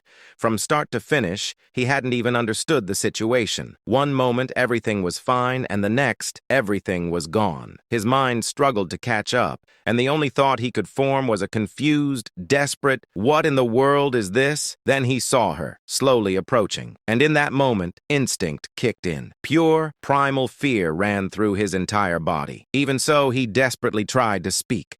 Clinging to whatever hope he had left, he shouted her name, demanded if she understood what she had done, and quickly brought up Kalman Arentz, hoping that name alone would save his life. He begged, questioned, shouted, his voice filled with fear, anger, and frustration, but none of it mattered. Seolrang didn't react at all. No hesitation, no emotion. She simply raised her blood-covered hand and calmly explained that he had touched her master, and more importantly, she didn't want to get scolded. That was it. That was the entire reason. And just like that, everything ended. With overwhelming power, she erased what little remained, completing her mission without a second thought. Then she disappeared, leaving behind nothing but silence. The next day, things returned to normal, at least on the surface. When Alan woke up, Evan immediately told him that the Blood Sand Bandits had been completely wiped out. Alan, still half processing reality, asked when that even happened, only to hear that it was yesterday. What made it even more absurd was how fast the news had spread. An entire bandit group erased in a single night, and the whole city already knew about it. As Alan tried to make sense of it, feeling like 1,000 question marks were floating above his head, he wondered why they had suddenly vanished. The answer, however, came much faster and much simpler than expected. Seolrang cheerfully announced that she took care of it. Both Alan and Evan froze. She proudly confirmed that she had wiped out the Blood Sand Bandits, and when Alan instinctively asked why, her answer was as straightforward as it was terrifying. She reminded him that he said he didn't want to see them again. Alan tried to clarify that he didn't mean it like that, but Seolrang just smiled brightly and explained that if they were gone, he wouldn't have to see them anymore. Problem solved. In her mind, this was flawless logic. That same overwhelming feeling Alan had when dealing with Deus returned once again.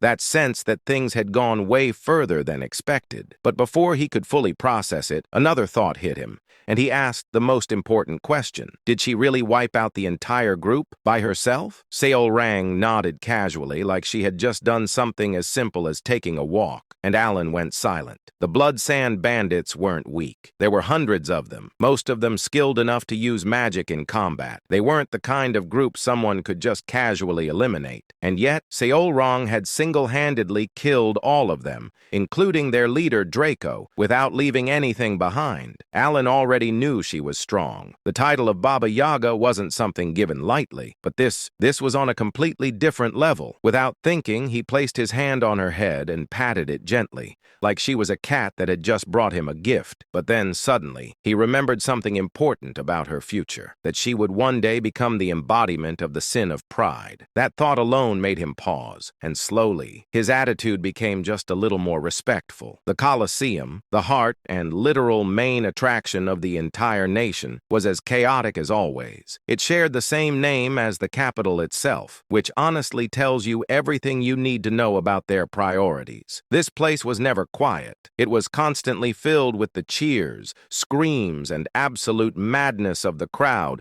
all fueled by the bloodshed of gladiators who were basically fighting for entertainment. The moment the referee's magically amplified voice echoed across the arena, hundreds of gladiators charged forward at the same time. Some had swords, some used their bare fists, others carried axes, and all of them had the same brilliant plan: rush one guy and hope for the best. That one guy, unfortunately for them, was Kalman Arentz, one of the Baba Yagas of the colony, and not just any Baba Yaga, the one who had held the title the longest, which, in this situation, should have been a very obvious red flag. Just before the gladiators even reached him, Kalman casually threw a punch, not at anyone, not even close, just into the air. A completely normal punch, except it wasn't, because that single punch created a shockwave so ridiculous that it sent hundreds of charging gladiators flying in every direction like they had just been hit by a truck made of pure violence. In an instant, the battlefield was cleared. For 5 full minutes, the Colosseum fell completely silent. No cheers, no screams, just bodies everywhere, and Kalman standing in the middle like nothing happened. Then suddenly, the crowd exploded, as if the silence had never existed in the first place. People screamed, cheered, lost their minds completely, not caring in the slightest that most of the gladiators were either dead or very close to it. Broken heads, destroyed hearts. Details that clearly didn't matter when the show was that good. Kalman slowly looked around at the crowd with a deep, satisfied smile before turning and walking back inside, casually commenting that there were still so many fools in the world, people who genuinely believed that numbers alone could defeat a Baba Yaga. At that moment, a voice behind him agreed. Kalman turned and found Raug standing there with a grin that already looked suspicious. Without wasting time, Raug dropped the real topic, asking if Kalman knew who wiped out the Blood Sand Bandits. Then he answered it himself. It was Seol Rang. Kalman paused for a moment, but instead of anger, his reaction was surprisingly calm, almost like he had expected it. Just a quiet acceptance like, yeah, that sounds about right. Raug, slightly confused, asked if that guy wasn't supposed to be Kalman's brother. Kalman immediately shut that down with a smile, casually admitting that it was just a rumor he made up. Apparently, he only kept the guy around because he brought in some extra money, and either way, he was planning to kill him eventually. You know, normal family relationships. When Kalman asked about the plan, Raug revealed a black cube in his hand, the abyssal core, something that could elevate the worthy. Kalman's smile twisted immediately. With that, he said, he could finally crush the head of that arrogant beastkin who had been running around the colony like it was her personal playground. When would it happen? In 2 days, at the ruins. Quick, efficient, straight to the point. Raug even added that once Seol Rang was gone, Kalman could go back to eating away at royal authority, while Raug himself would take over the underworld. A perfect partnership, built on completely normal and healthy goals. And just to make things even more interesting, Raug casually requested that if Kalman happened to see the noble standing next to Seol Rang, he should kill him too. Apparently, he was her master, and killing him first right in front of her would be fun. Kalman agreed, because of course he did. With that, they parted ways, fully confident that nothing could possibly go wrong, which, historically, is always a great sign. 2 days later, Alan, fully rested after staying at the guild, got into a carriage with Seol Rang and headed toward the ruins. After some time, they finally arrived. Alan stepped out, thanked the coachman, and started heading in, while Seol Rang casually waved like this was just another normal outing. After walking for a bit, Evan pointed ahead, saying he could see a light and that it must be the place. Alan followed his gaze and stepped outside, greeted by the sight of a massive fortress. Now, normally, this would be shocking, but Alan had already seen this place multiple times before, so instead of being amazed, he was only slightly surprised. But then, something changed. Because suddenly he heard a voice that no one else could hear. "You've finally come, magician." That alone was enough to make things weird. Naturally, Evan tried to follow him, but Alan stopped him at the entrance and went in alone. Not because he wanted to be dramatic, but because the voice specifically told him to come alone to the central tower of Kahara, which is never suspicious at all. Even though Alan had been to this place many times before, this was the first time something like this had happened. Still, he instinctively felt that this was connected to the mysterious entity he had encountered before, so he didn't hesitate. He moved forward, reached the center, climbed the tower, and finally came face to face with something. Calling it a figure was already being generous. Its appearance couldn't be properly defined. It looked human, beast-like, and monstrous all at once, as if reality itself refused to describe it properly. Its shadow constantly shifted, making it even harder to comprehend. As Alan stared at it, the being warned him not to look too long, explaining that no matter how hard he tried, he wouldn't be able to fully perceive its existence. At that moment, Alan honestly felt like flicking its head just to see what would happen, but he controlled himself and instead explained that he came because of the words left by Ulholtus, or whatever that mysterious entity actually was. The figure seemed slightly intrigued, acknowledging that if Alan knew that name, then he might be worth testing. Testing what? An opportunity. But immediately after saying that, the figure clarified that it had nothing to teach him, which was a bit confusing. Alan then brought up something he had heard before, the god of monster strength mentioning something called divinity, and asked what it actually meant. The figure answered in the most vague but dramatic way possible, saying that divinity was the standard by which the world judged him, and casually added that an outer god would soon descend, so he should deal with it. You know, just a small task. After that, the figure said that once Alan handled it, he would meet the conditions to speak with him again. Then, as if suddenly interested, it decided to share something useful. According to it, magic wasn't just random power. It was a system of laws assigned to the world by a mage. It broke it down into 3 parts: incantation, logic, and manifestation. First comes the incantation, then comes the logic. And through that logic, the power is manifested. That is magic. Alan was genuinely shocked at this explanation, especially at the mention of logic, something he had never heard of before. The figure immediately pointed that out, basically saying of course he wouldn't know. Then, with a grin, it moved closer to him, and finally said it would teach him one piece of proper magic, which, considering everything that just happened, definitely wasn't going to be normal. Meanwhile, while Alan was busy having philosophical conversations with the mysterious cosmic entity about logic and magic, outside, things had already escalated straight into a full-on massacre. Members of Seal Rang's guild were being ambushed by bandits, and what started as a fight quickly turned into something much worse. One of her kin, who had been talking just moments ago, collapsed right in front of her in the most tragic and unfair way possible. No dramatic last words, no heroic moment, just gone. Seol Rang froze. For a brief second, her mind couldn't process it. Then she slowly turned back, her fist clenching so tightly it almost looked like she was about to crush the air itself. Electricity sparked around her hand, reacting to her emotions, like her anger had finally found a physical form. And then she saw Kalman, rushing straight toward Ralga, who was leading the fight against the attackers. That was all she needed. Seol Rang moved instantly, intercepting him and blocking his punch head-on. The moment their fists collided,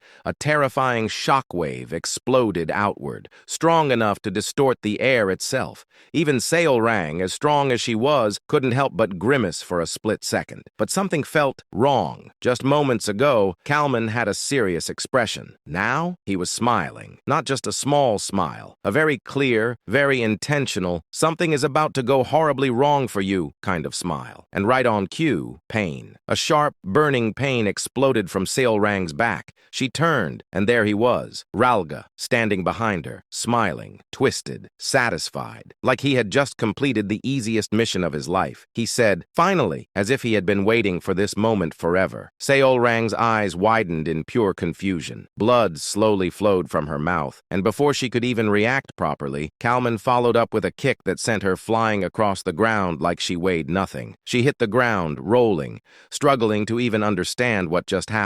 Her mind was blank. Questions filled her eyes, confusion, disbelief, and more confusion. She looked at Ralga again, still smiling, still enjoying this, and she couldn't understand it. A single word escaped her lips. Why? Ralga stepped closer, almost casually, like this wasn't betrayal, but just another conversation. Seolrang tried to move, but her body refused to respond. That's when he explained it. The blade he used was coated with poison from Kamenasis. She wouldn't be able to move for at least an hour. In other words, she was completely helpless. Ralga crouched in front of her, dropping his usual calm attitude entirely, replacing it with pure mockery. He reminded her of her own question, as if it amused him. Why? Simple. He wanted something, and then he proved it. He pulled off the gauntlet from her hand, the essence of the Golden Mane tribe, and held it up right in front of her face, shaking it slightly like he was showing off a prize he just stole. Seolrang blinked slowly, still trying to process everything. She asked, "You betrayed me for that?" And the scary part? She wasn't even angry yet. Ralga actually looked confused for a second, then laughed. Not because it was funny, but because he genuinely couldn't believe she still didn't get it. He explained it bluntly. The guild she created, the so-called family, none of that existed the way she thought it did. The clans didn't stay because of loyalty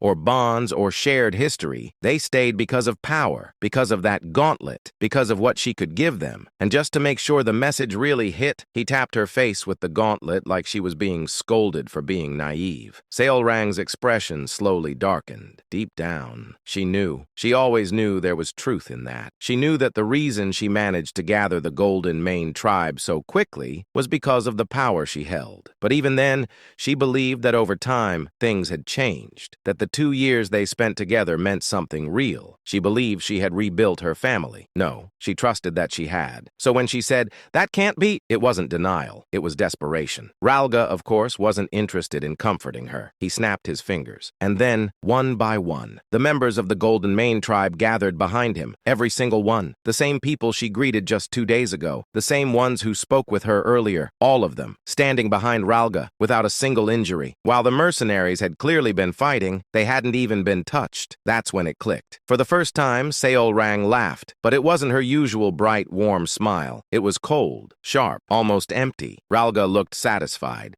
He admitted that her special attitude had always disgusted him, that watching her act like she was something meaningful while using power she didn't earn was unbearable. Then he asked her how it felt, waking up from the dream. Seolrang didn't answer directly. Instead, she asked if the others were also traitors. Ralga was clearly enjoying this. He was about to answer, probably with something even more cruel, but Kalman cut him off, because apparently emotional damage time was over. It was time to finish the job. Kalman stepped forward, transforming his arm into a blade, raising it without hesitation. He pointed out that it would be troublesome if she somehow recovered, so it was better to end it now. Simple logic, efficient, deadly. He prepared to strike, and at that exact moment, something strange happened. A small question appeared on Seolrang's face. Not fear, not anger, confusion. And she wasn't the only one. Ralga, who had been enjoying every second of this, also suddenly looked confused, because the situation had changed. Very suddenly, very violently, a large hole had appeared in Kalman's body. Just moments ago, he was standing there, confident, victorious, ready to kill. Now, there was a hole straight through him, and in that instant, everyone saw it. In the distance, from the forgotten city of the god Kahara, a man silently emerged. No dramatic entrance, no loud announcement, just walking. And yet, with every single step he took, the ground beneath him froze over, frost spreading like the world itself was reacting to his presence. A grayish-white magic flowed from the bracelet on his left wrist,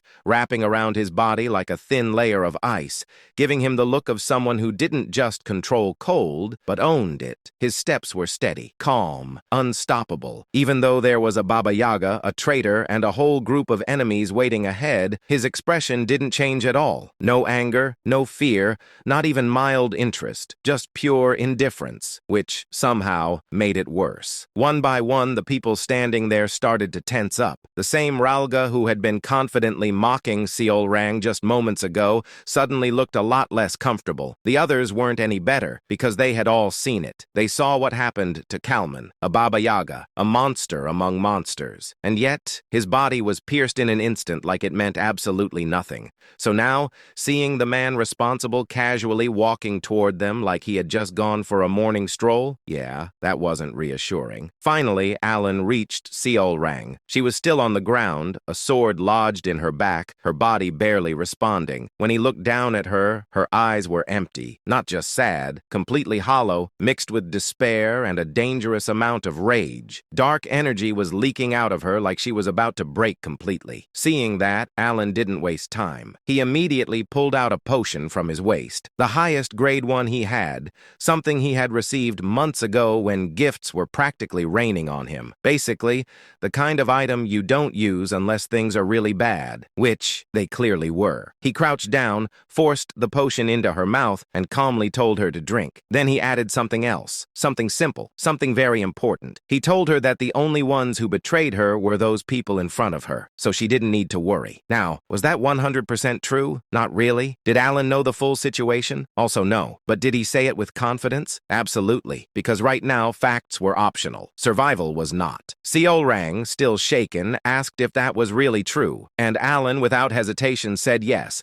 a perfect, clean lie, because in this moment he needed one thing, her strength. Inside his mind, Alan was already calculating the situation. He knew his magic took time, too much time, and expecting the enemy to politely stand still while he prepared a spell was the kind of thinking that gets you killed instantly. So there was only one option, use Seolrang, not in a bad way, just strategically. He asked her if she could hold them off until he finished preparing his spell. Simple request, very high difficulty. Seolrang had just taken a full dose of a high-grade potion, her body barely stabilizing as she struggled to stand.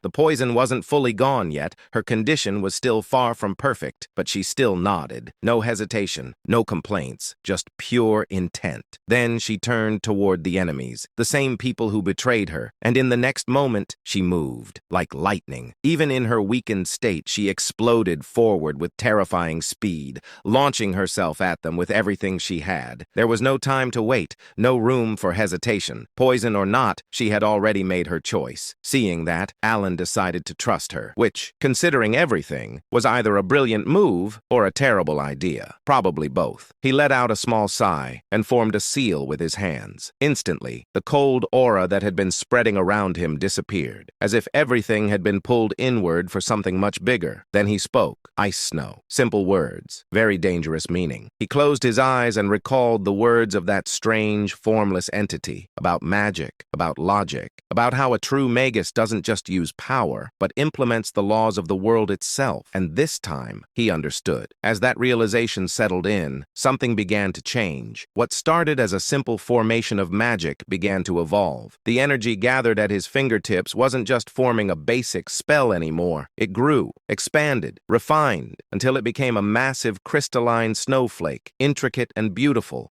like something that didn't belong on a battlefield at all. And at its center, a spear began to take shape, sharp, perfect, silent, the kind of weapon that didn't need noise to be terrifying. Then Alan opened his eyes. No hesitation, no doubt. He clenched the seal in his hands and completed the spell. The moment Ralga saw the spell forming, he immediately realized one thing. If he didn't stop Alan right now, everything was over. No strategy, no backup plan, no second chances. So naturally, he chose violence.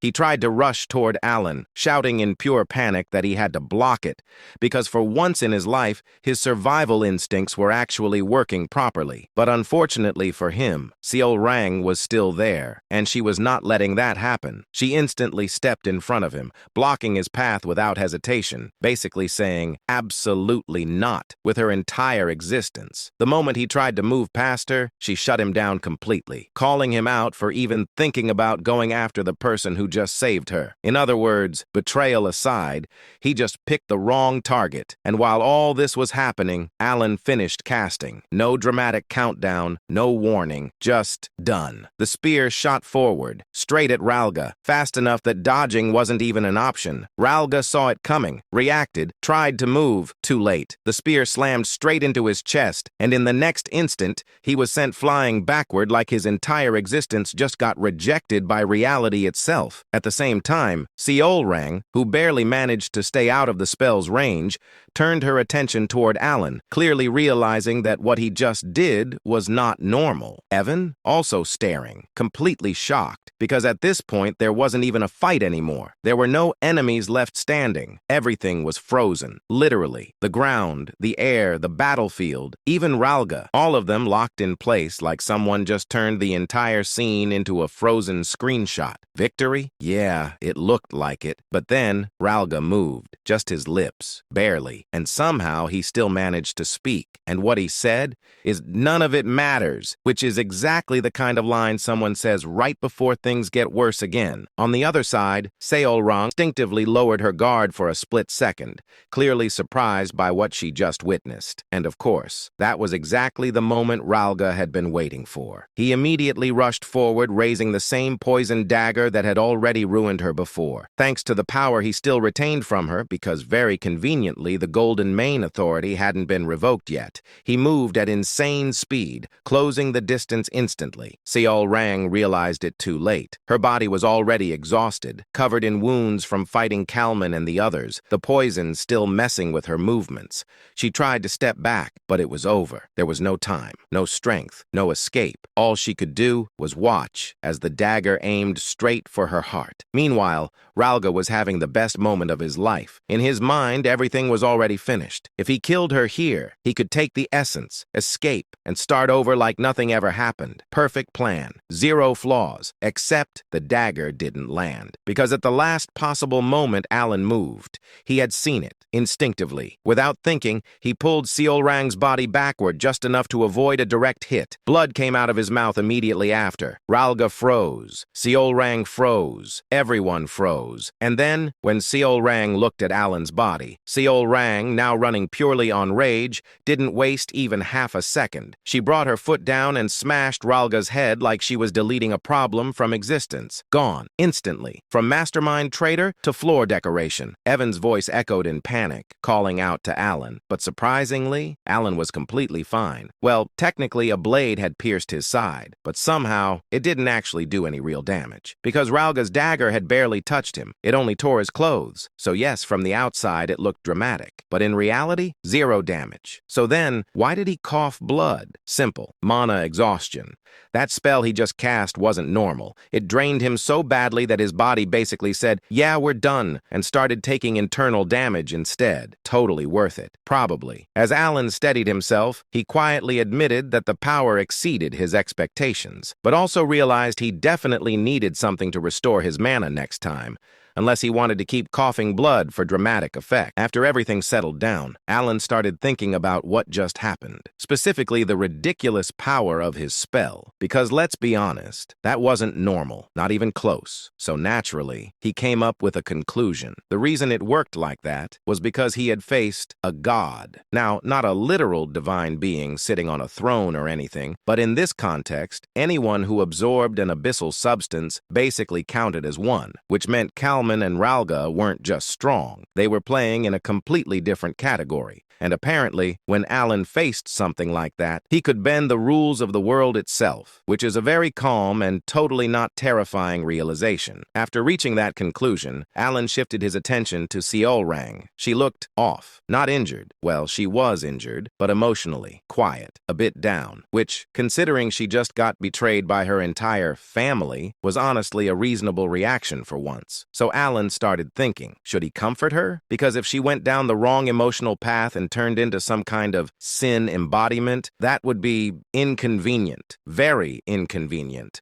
But before he could say anything, Seolrang spoke first. She asked why he didn't dodge. Because in the end, the attack wasn't even meant for her. It was aimed at him. All of this happened because of her. For a moment, Alan thought of the most honest answer possible. It's not that he didn't dodge. He couldn't. Simple, accurate, very embarrassing. So obviously he did not say that. Instead, he chose a much better option. A lie. A smooth one. He told her it was because he trusted her. Now that sounded good. Very heroic. Very intentional. Very not what actually happened. Seolrang paused, clearly processing that answer, repeating it back, like she was trying to confirm if she heard it correctly. He nodded, doubling down, even adding that she said it was possible, so he believed in her. Meanwhile, inside his head, the truth was completely different. Because in reality, it was less "I trust you" and more please stop him or I'm dead." But hey, same result, different wording. Then she asked the question, why did he save her? Alan paused. Because honestly, he didn't have a complicated answer. In his mind, it was simple. Saving someone you know, someone you've been with, someone important, that's just normal, right? He didn't even expect the dagger to reach him in the first place. So after a brief hesitation, he just said the truth. Do I need a reason? You don't need a reason to save family. And the moment those words came out, he realized he messed up. Because Seolrang took the concept of family very seriously. Very seriously. She looked at him and quietly pointed out that he wasn't actually family. Family was tied by blood, which, fair, logical, accurate. But then she added something else. She wanted to become family with him. Before Alan could even process that properly, she suddenly moved closer, grabbed his shoulders, her eyes shining like she just discovered the meaning of life, and said the most unexpected thing possible. Let's get married. Alan's brain shut down completely. Evan almost died on the spot from shock. Meanwhile, Seolrang's tail was wagging like this was the happiest moment of her life. Fast forward a bit, 5 days later. The news that Kalman and Ralga, both Baba Yagas, had targeted Seolrang's life spread rapidly throughout the entire colony. Despite being ambushed by Ralga and Kalman, Seolrang not only survived, but also dealt with them, returning to immense public support. Seolrang was even beginning to be called the first Baba Yaga by the public, overtaking Kalman,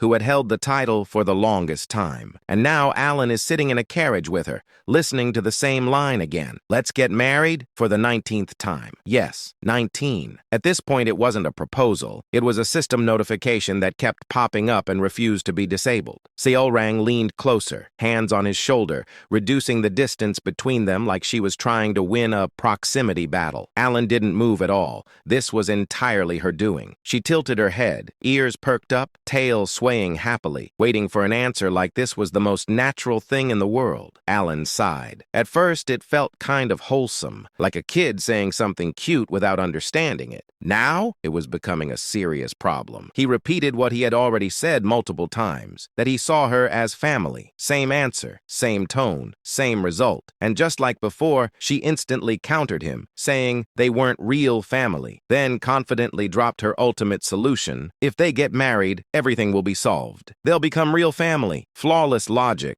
unstoppable reasoning. Alan stared at her face, the face of someone who genuinely believed she had just come up with the greatest idea in history, and couldn't help but feel like he was stuck in an endless dialogue loop from a game. So he tried a different approach. He asked if she even understood what marriage meant. Her answer, of course, she was confident she could make him happy, which was not the clarification he was looking for. Realizing that continuing this conversation would just reset the loop again, Alan gave up and told her that marriage was a serious matter and she needed to think about it more carefully. She immediately insisted that she was serious. So he told her to think even more seriously. And just like that, conversation over. At least for now. Deep down, Alan had no intention of getting married anytime soon. And more importantly, no matter how things looked, he still saw Seolrang as something closer to a daughter than anything else. So in his mind, this was just a phase. Give it a few years, and she'll stop. Hopefully, probably, maybe. When they finally returned to the colony,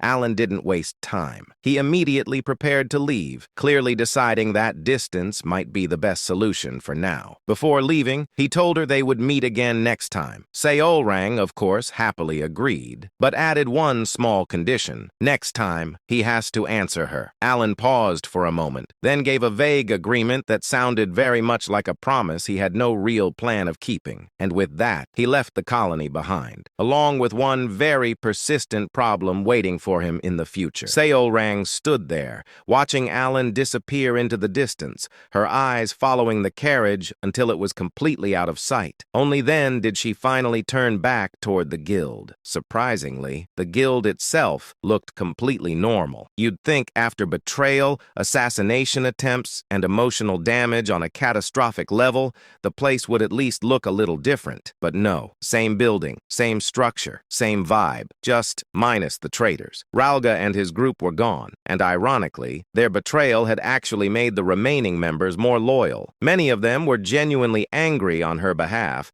shocked that something like that could even happen. So technically, the guild was now closer than ever to the ideal organization Seolrang always wanted, which should have made her happy, should have, but instead she just sighed. No smile, no energy, just blank, because she realized something. No matter how hard she tried, she couldn't go back to the happiness she had when she was younger, and honestly, that hit harder than any betrayal. She muttered quietly, "I don't want that." It sounded simple, but there was a heaviness behind it, because for a long time, she believed that if she rebuilt her family, if she gathered everyone again, she could recreate that feeling, that happiness, that warmth. But now, she understood. That version of happiness didn't exist anymore. And yet, even in the middle of that realization, she smiled. Because one person came to mind, Alan. She remembered how he stood still during Ralga's attack, trusting her completely while preparing his magic like a man who either had absolute faith or zero survival instincts. She remembered how he jumped in without hesitation to save her, even when he didn't have to. No speeches, no big declarations, just actions. To her, that felt like something real, something closer to the family she had been chasing all this time. Her tail started wagging happily again, because in just 1 week, he showed her more of that feeling than the guild she built over 2 whole years. And just like that, everything became simple again. If he wasn't family yet, then she would just make him family. "I want to get married." Yes, back to this again. Same conclusion, same solution, different day. Of course, even Seolrang understood that she couldn't just force it immediately, unfortunately. So for now, she focused on something else, something important. If she couldn't lock him down with marriage yet, then she'd at least make sure no one could touch him at all. Her expression sharpened slightly as her thoughts shifted. She would create it, a personal guard, a group strong enough to protect him from anything, no matter what. Her golden eyes shone with determination, because at this point, Alan wasn't just her master anymore. He was essential. Meanwhile, Alan had already moved on to his next problem because, of course, he did. He was back in the forgotten city of Kahara, checking the eastern edge this time, somewhere he didn't get to visit before. Standing in front of a stone tablet, he carefully read the inscription written on it. Everything seemed normal until his brain suddenly caught up. Wait a second, how am I reading this? Because the language on the tablet was definitely not something he had ever learned, and yet he understood it perfectly, like he had always known it. No struggle, no confusion, just instant comprehension, which is definitely not suspicious at all. Naturally confused, Alan decided that this was above his pay grade and planned to ask the weird entity in the tower about it later. But as he turned and walked away, he started thinking about what he had just read, something about gods and foreign gods. Now here's where things got annoying, because according to what he knew from psychedelia, the difference was clear. Foreign gods were outside entities, beings from other worlds or born from belief. Meanwhile, actual gods were ancient existences that had been there since the very beginning. Simple, clean, easy to understand, except the tablet flipped everything, completely. What he knew as foreign gods were called gods here, and the so-called gods, they were labeled as foreign, which is basically the universe saying, good luck figuring this out. Even the descriptions, like the many-handed one, or the one filled with greed and envy, clearly pointed to the 5 great sins sins, just under different naming. At this point, Alan did what any reasonable person would do. He stopped thinking about it, filed it away mentally, and decided it was a future problem. Back in the carriage,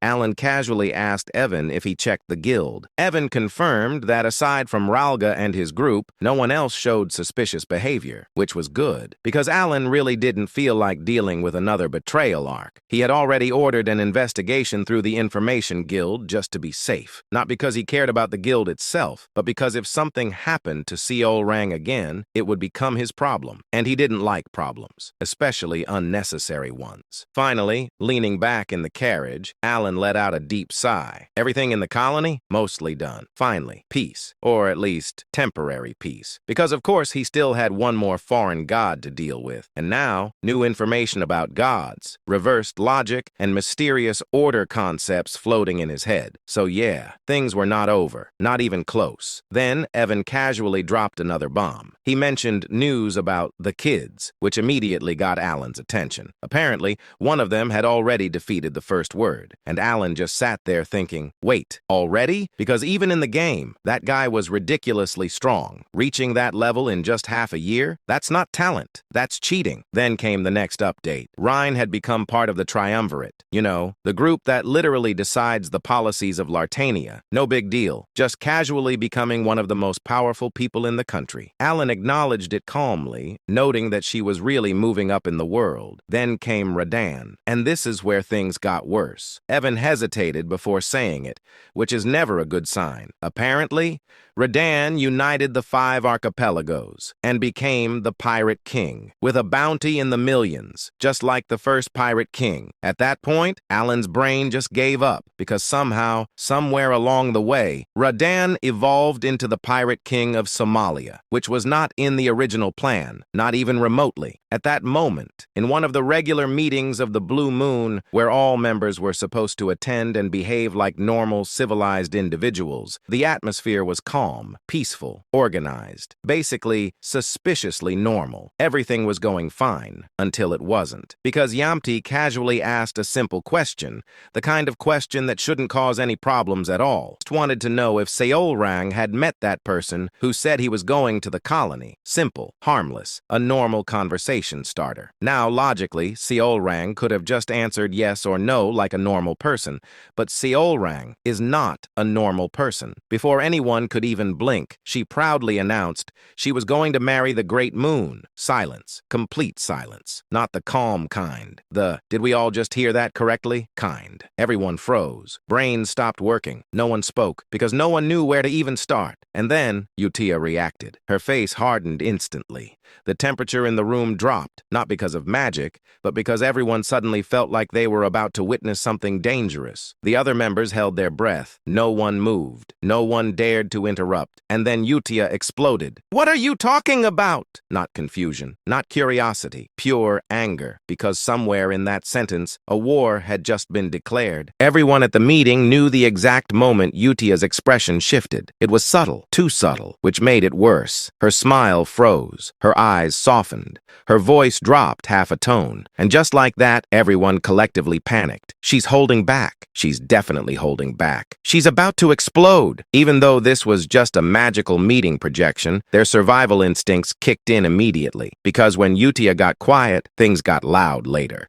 But surely, this would pass, right? Seol Rang raised her hand confidently and declared, I mean it! I'm going to marry the Great Moon! Silence fell. Utia closed her eyes, trying to maintain control, then opened them and asked calmly, Seol Rang, do you understand what you're saying right now? Seol Rang nodded proudly and said, Of course I do. We're going to become a family. I'm confident I'll do well. Radan whispered nervously. She sounds like she's applying for a job. Ryan whispered back, No, worse. She thinks she already got accepted. Utia closed her eyes again, taking a longer breath this time, then smiled faintly and said, Even if you're confident, that's impossible, because we are the shadows of the Great Moon. Seol Rang blinked in confusion and said, Can't we get married and still be shadows? A visible crack formed in Utia's smile. Utia spoke slowly, holding back her irritation. Listen carefully, Seolrang. We are shadows. Shadows do not stand beside their master. Seolrang nodded in fear, as if she understood. Everyone held their breath. But then Seolrang added confidently, anyway, the most important thing is what the great moon thinks. The others stared at her in shock. Utia narrowed her eyes and asked coldly, do you really think that person will choose you?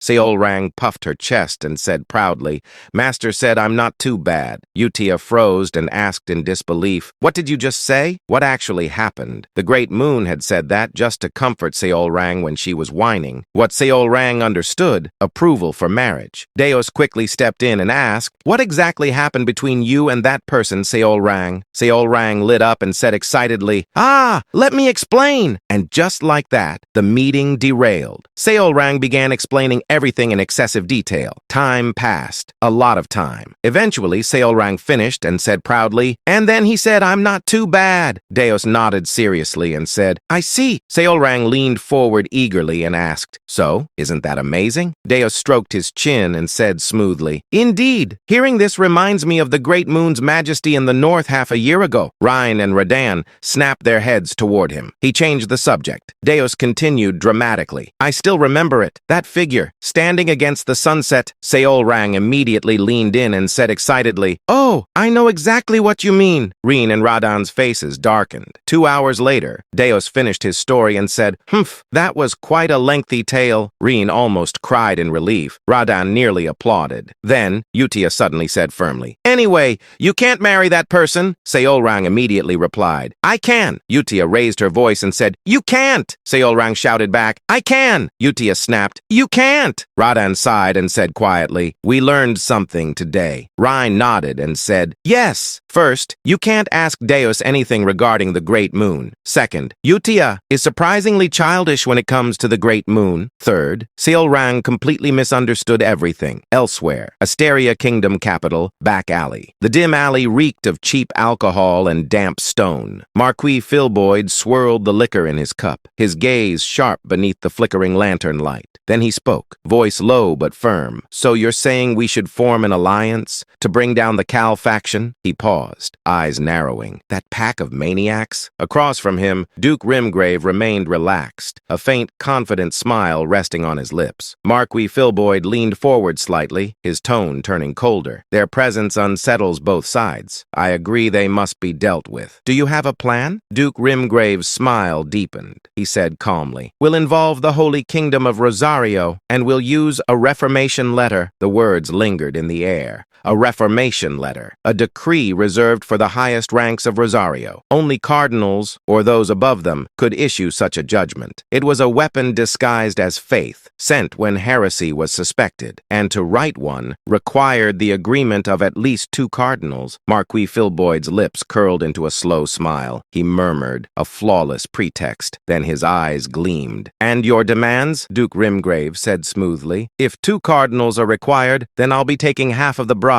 For a moment, silence. Then, clink. Their cups collided. Marquis Filboid chuckled darkly, saying, then I suppose I must respond in kind. Duke Rimgrave said, I've already discussed matters with the cardinals. This will proceed quickly. Let us leave the rest to them, and enjoy the night. Elsewhere, Sergius, one of Rosario's 8 cardinals, had held his seat for over 20 years. A man of indulgence, a man of excess, a man utterly unworthy of the title he bore. He waited. Then, the door opened. Sergius stood, a grin spreading across his face as he turned. He began casually, though there are 8 beneath the saint and the pope, we are rather busy. His eyes settled on her. I believe this is only our second meeting. He inclined his head slightly. A pleasure, Cardinal Utia. Utia Bludia smiled faintly. She replied calmly, indeed, it is. There was no warmth in her voice, only stillness. Sergius stepped closer, lowering his tone. Allow me to be frank. I require your name for a reformation letter. Target,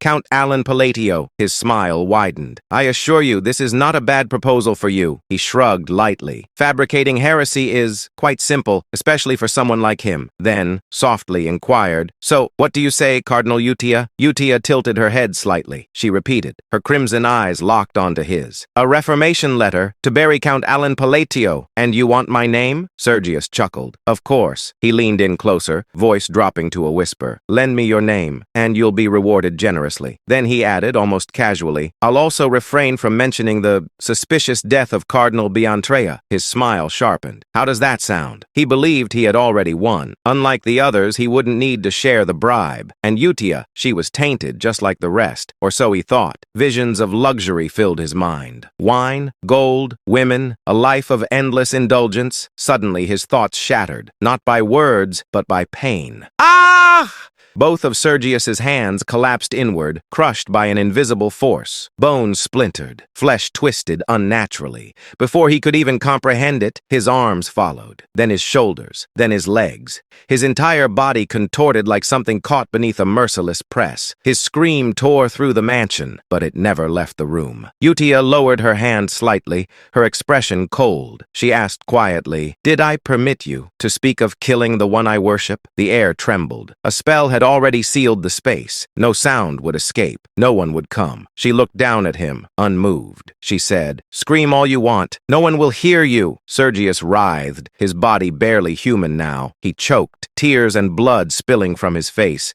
Please, just kill me. Utia's gaze remained indifferent. She said flatly, I've already told you, you are not going to die. A soft white light gathered in her palm, divine, pure, holy, and utterly merciless. It poured into his body, bones reformed, flesh restored, organs healed, but his screams only grew louder, because the moment he was whole, he understood. Sergius collapsed, trembling violently, his face drained of all dignity. He sobbed, Please, no more. I beg you, just kill me. Utia stepped closer. Her voice was absolute. She said, No, there is something you must do for me, before I grant you death. After that, she raised her hand once more. Her eyes were colder than before. She said quietly, You dared to harm him, so you will be punished. The words alone sent terror clawing through his soul, and then the screams returned, again and again and again. Then Utia turned away without another glance. She said calmly, Reflect on your sins, so that you may be forgiven. About a month had passed since Alan returned to the Count's estate, and for once in his life, he was actually doing something productive, kind of. He spent his time recovering from the absolute disaster that was the desert trip, while also investigating things that absolutely shouldn't exist yet, like the abyssal entity, and whatever ominous warnings that mysterious being had casually dropped on him like it was nothing. You know, normal daily activities. And now, he was preparing to leave again, because peace is temporary, but responsibilities are forever. There were two reasons for this trip. First, he was invited to a magic conference by Leon Aguileras, the daughter of the Red Tower's lord.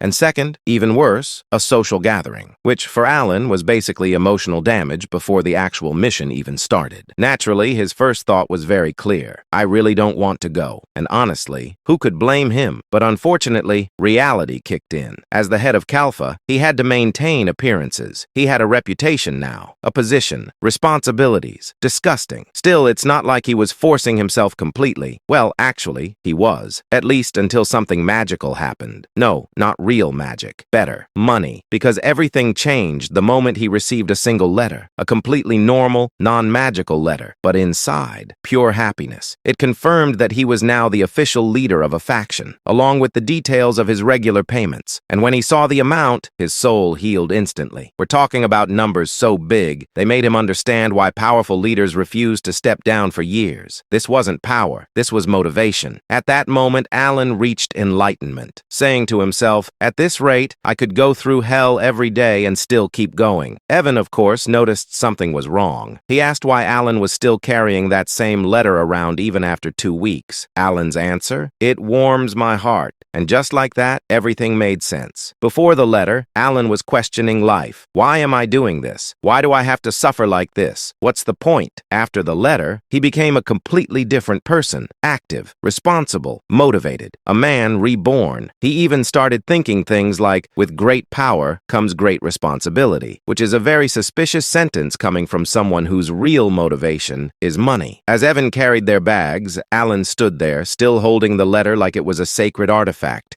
thinking deeply about how the faction system generated so much income. But honestly, he didn't care about the details. He just cared about the result. Money. Beautiful. Reliable. Life-saving money. At that moment, he reached another conclusion. Money is the ultimate cure. Forget therapy. Forget healing arcs. What you really need is financial stability. He carefully tucked the letter into his coat, tears almost forming in his eyes from pure happiness. His soul, recovering, his motivation, restored, his faith in life back online. He thought, ah yes, this is the magic of capitalism. After some time, they arrived at Marquis Bilutin's estate, and immediately Alan regretted everything, because the place was packed, completely full. There were nobles, obviously, but also mercenaries, merchants, and all kinds of people. It looked less like a noble gathering and more like a high-level networking event where everyone was trying to look important. Alan scanned the area, noticing how mixed the crowd was, and before he could even mentally prepare himself, he ran into Duke Altia and Count Zenonia. Of course, because things can always get worse. They greeted him casually, as if this wasn't a terrifying situation at all,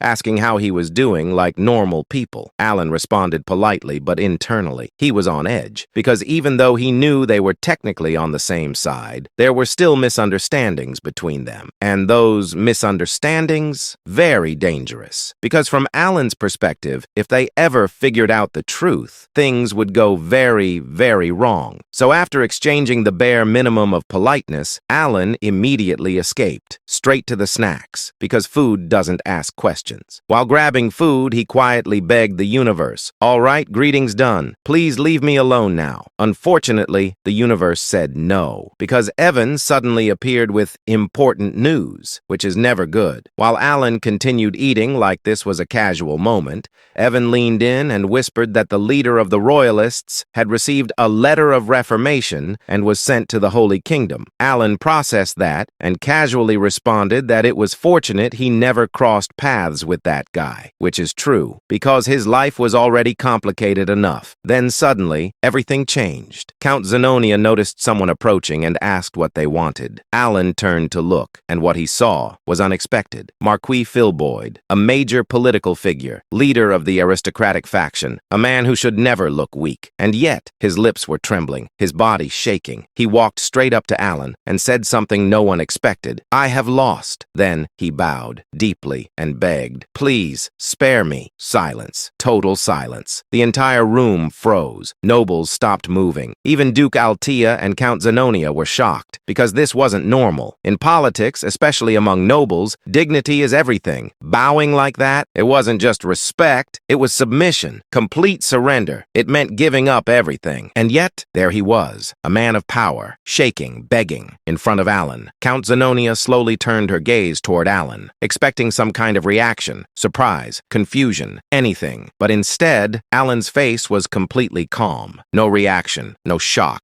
nothing, as if he already expected this. And that was even more terrifying. A small smile appeared on Count Zenonia's face, because at that moment she reached a conclusion. His power was far beyond what they imagined. And the scariest part? He was completely calm, like this outcome was always part of the plan. Meanwhile, Alon stared at Marquis Filboid, completely bewildered, as the man lowered his head. Silence filled the hall. Alon wasn't staying silent on purpose. His brain had simply stopped working. He was still holding food in his mouth, unchewed, unmoved, frozen. Alon thought blankly, "Did I do something?" He slowly blinked, then shook his head internally. He thought again, "No, impossible.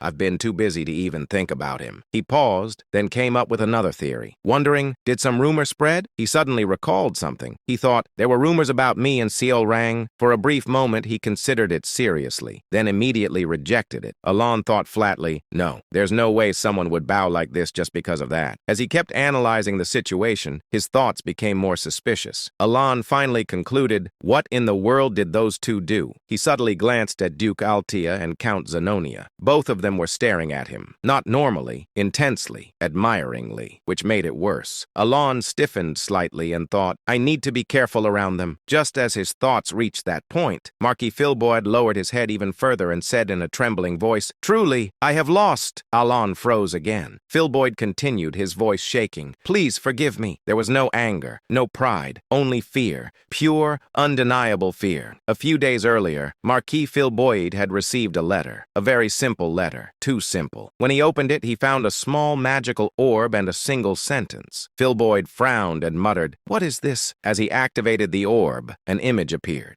Duke Limgrave was shown strapped to a white chair, his body trembling violently. Duke Limgrave cried out in panic, I really don't know anything. I'm sorry, I'm so sorry. You have to read the sacred letter. You must look up at the sacred moon. We made a mistake. Filboid's face turned pale. The Duke, someone he had been scheming with, was completely broken. Then the orb shattered, and only the letter remained. Filboid slowly read it aloud with a dry voice. You're next. Silence. Filboid's hands trembled. He whispered in horror, Count Palatio. He couldn't understand it. Filboid muttered, How does he have connections in the Holy Kingdom stronger than the cardinals? But the answer didn't matter. The result did. Duke Limgrave had been destroyed. And now he was next. Filboid clenched his teeth and thought desperately, if I don't act, I'll end up like him. Back to the present. Marquis Filboid suddenly dropped to his knees and begged desperately, please, spare me. I just want to live the rest of my life in peace. I'm quitting politics, so please let it end with the conversion letter. Gasps spread across the ballroom. The leader of the noble faction begging on the floor, like his life depended on it, because to him it did. Alon stared at him, completely stunned. He thought blankly, what? Why is he telling me all of this? Behind him, Count Zenonia whispered in awe, as expected of the Count. Duke Altea nodded slightly and said with admiration, truly overwhelming. Both of them looked at Alon like he had just orchestrated everything. Alon slowly turned his head toward them. He thought nervously, why are they looking at me like that? And what kind of scheme did those two cook up this time? They really starting to show their true faces as the masterminds of Asteria. He hesitated, then looked back at the kneeling Marcus. Alon thought, should I say something? His brain scrambled. Nothing made sense. Not the fear, not the kneeling, not the admiration, not anything. So Alon nodded slightly and said in a calm, vague tone, I'll try to be lenient. Silence followed. Heavy, impressive, misunderstood. Count Zenonia's eyes widened slightly. Duke Altea's expression deepened with respect. They both thought the same thing, as expected. He's not someone who shows his hand easily. Alon, meanwhile, turned around. He thought internally, I need to leave before they ask me anything. Without another word, he walked out of the ballroom under countless gazes. Behind him, the misunderstanding grew even bigger. That day, everyone became certain of one thing. Count Palladio was not a puppet. He was the one pulling the strings. About 3 days after the debate began, Alon left the Veritillon estate and headed east. The debate still had about 2 days remaining, but he departed early. Alon's purpose was clear, to attend the Magic Society. On the 5th day of the journey toward Bluegill, Evan looked at Alon and said, Marquis Filboy finally received a conversion letter. Alon paused slightly, then said, he was dragged off in the end, huh? Evan looked surprised and asked, huh? Wasn't that your doing, Count? Alon frowned and pointed at himself, saying, me? Do you really think I had the time for that while I was with you the whole time? Evan was shocked and said, what? But still? He then recalled something. Evan said, that day, you said you'd try to be lenient. Alon froze for a moment, then looked at him and asked, is that how you understood it? Inside, Alon felt confused. Alon thought, I just wanted to get myself out of that awkward situation. That's all. The narrative introduced Lartania, the city of the labyrinth, a place filled with endless opportunities and home to the 5 great guilds. Inside the Iron Blood Guild, one guild member said, there are rumors that someone defeated 1,000 enemies alone. A younger member asked, 1,000? Is that even possible? A senior member replied, guild leaders themselves are practically superhuman. Don't underestimate them. Aldrich laughed confidently and said, 1,000 enemies? Don't be ridiculous. Aldrich continued, I only accepted this mission because of the massive down payment. Another member said, but floors that are multiples of 5 are supposed to be safe zones. Aldrich shrugged and replied, that's what makes it unusual, but I've explored over 50 floors. There's nothing to worry about. As they reached the 20th floor, a girl pointed ahead and said, what's that? The group looked forward. One member mocked, it's just a goblin. Another laughed and said,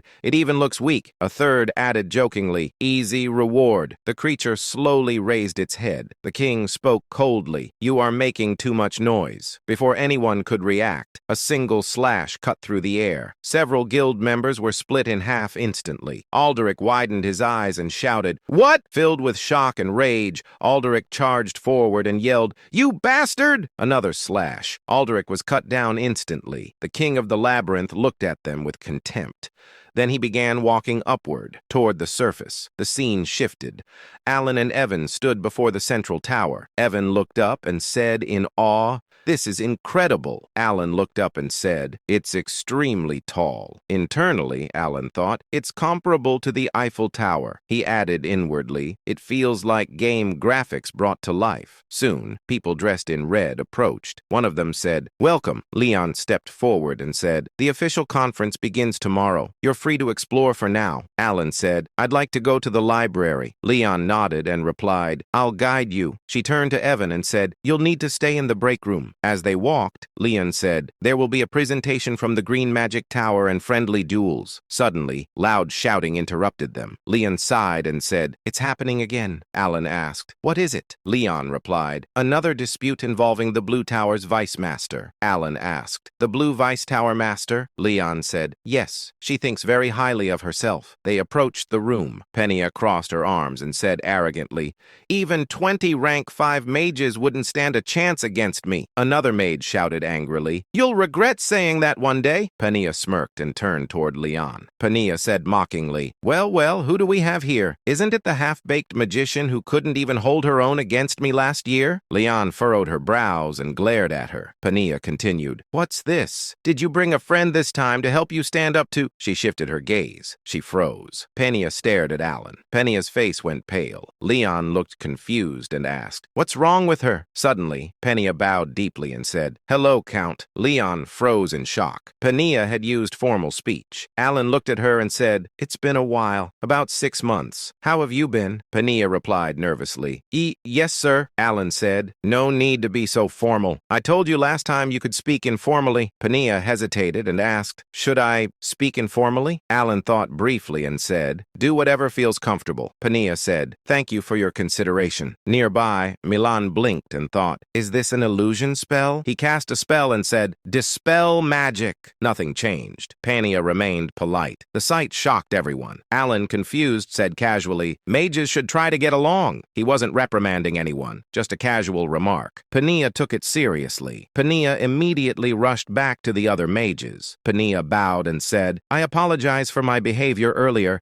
Let's get along. The other mages stood frozen. Penia returned to Alan. Alan said, well, I'll see you later. Penia bowed again and said, yes. Then she fled instantly using a lightning step. The remaining mages stood in shock. Alan watched her leave and said quietly, she seems stiffer than last time. Alan thought, what exactly is going through her head? He noticed everyone staring at him. Alan thought, did I do something wrong? As they continued walking, Leon said, that crazy woman only behaves politely when you're around. Alan asked, are you calling Penia a crazy woman? Alan thought, I know. She's an arrogant genius. Still, impressive. Soon, Baruch approached. Baruch smiled and said, oh, isn't this our dear little Leon? Baruch added, did you come to see me? Leon replied coldly, certainly not. Baruch looked at Alan and asked, who's this? Leon said firmly, he's Count Palatio. Don't be rude. Leave. Baruch glanced at Alan dismissively and said, ah, the one from the rumors. Pleasure to meet you. I am Baruch, son of the Purple Tower Master. Alan nodded and said, nice to meet you. Alan thought, I've never seen him before. Baruch placed his hand on Leon's shoulder and said, you'll warm up to me eventually. Then he left. Leon said, don't bother with him. He's rank 4.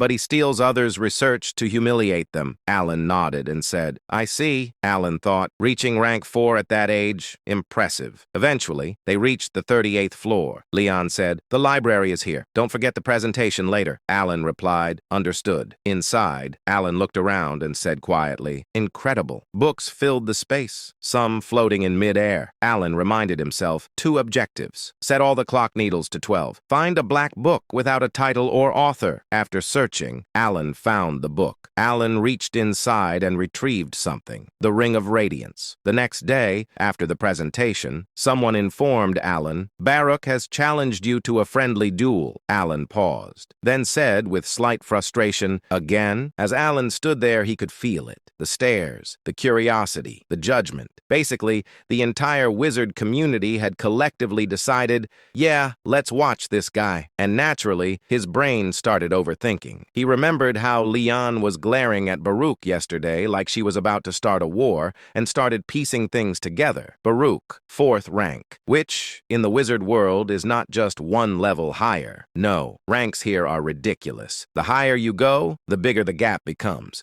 So the difference between rank 3 and rank 4, that's not a step, that's a cliff. And yet Baruch reached that level at his age, which meant one thing, genius. Annoying, confident, probably unbearable genius. And right on cue, Baruch opened his mouth and immediately chose violence. He casually threw out a line implying that the great wizard, who supposedly helped defeat an outer god, might actually be fake, which was basically the wizard version of saying, I think you're a fraud. Prove me wrong. Even the surrounding wizards were like, bro, chill. But Alan, he understood instantly. This wasn't random. This was a setup, a provocation. And honestly, that was enough. Because Alan had a very simple philosophy. If someone provokes you for no reason, give them a reason. He wasn't about to ignore it, especially not from someone who, in his mind, didn't look that hard to beat. So instead of backing down, he put on his magic-enhanced glove, looked at him, and said, I accept. And just like that, we got ourselves a duel. Meanwhile, Baruch was feeling amazing. Everything was going exactly according to plan. From the beginning, provoking Alan wasn't about anger, it was marketing. He wanted attention. More specifically, he wanted useful attention. Being the son of the Violet Tower Master already gave him influence. But that wasn't enough. He wanted to stand out. And what better way than to challenge the guy surrounded by crazy rumors? A walking headline. Baruch smirked, thinking about all the stories going around about Alan,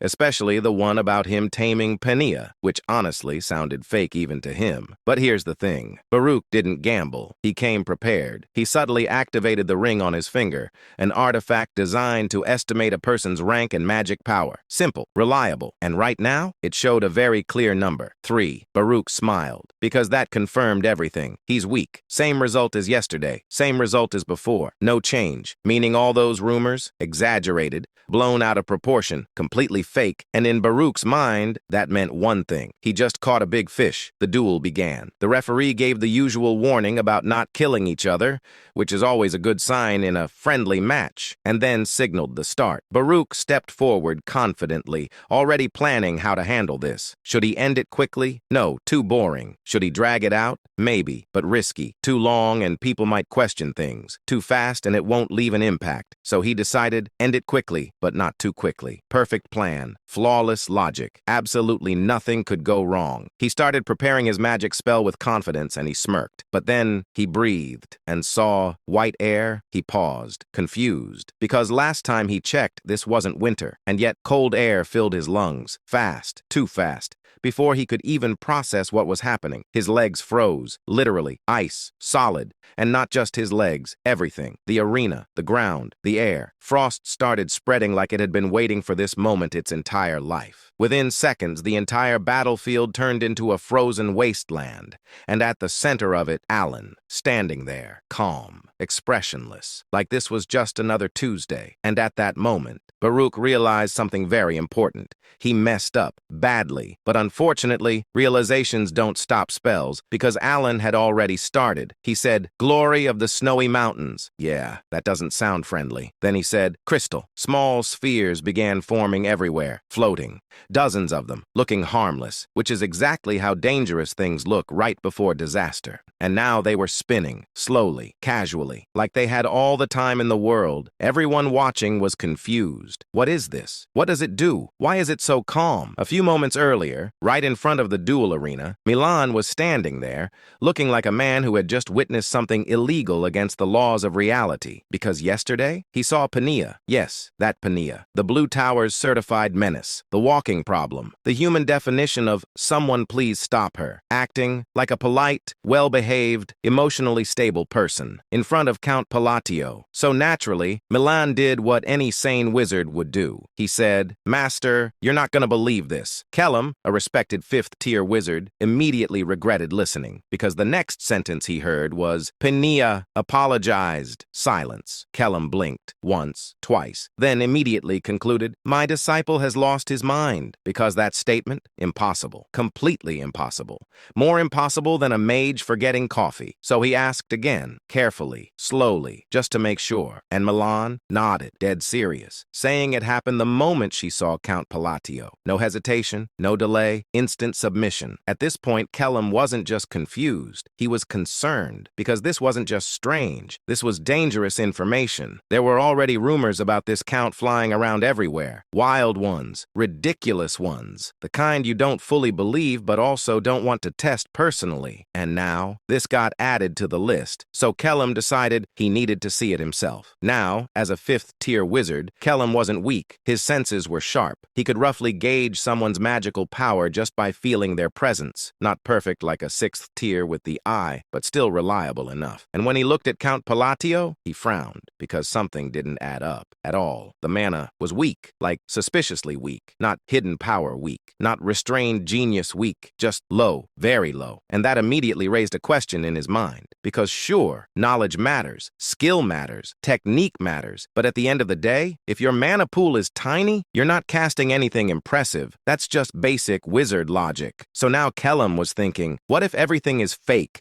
What if all those rumors, the outer god, Pania, the reputation, all of it, exaggerated, or worse, self-made propaganda? Because let's be honest, that would be a genius move. Risky, but genius. And it wasn't just him. The other professor-level wizards around him thinking the same thing. One of them casually commented that he couldn't feel anything impressive from the count. Another agreed, saying the mana pool was way too small for someone of high rank. Someone else straight up called it nonsense, even said the guy probably built his reputation himself. And honestly, they all agreed, because from a logical standpoint, everything pointed to one conclusion: fraud. A very well-marketed fraud. And this duel, this friendly match, perfect timing, because now everything would be exposed. The truth would come out, the rumors would collapse, the reputation would shatter, and Count Palatio would finally be revealed as just another overhyped noble. Then the duel started, and everything changed. Because the moment the arena turned into a frozen nightmare, everyone went silent. Not just the professors, not just Kellum, everyone. Even the lower-tier wizards who were just there for entertainment. No comments, no analysis, no opinions, just silence. Because suddenly, they weren't watching a fraud anymore. They were watching something they couldn't understand. Meanwhile, Baruch finally snapped out of it and panicked, because suddenly, this wasn't about reputation anymore.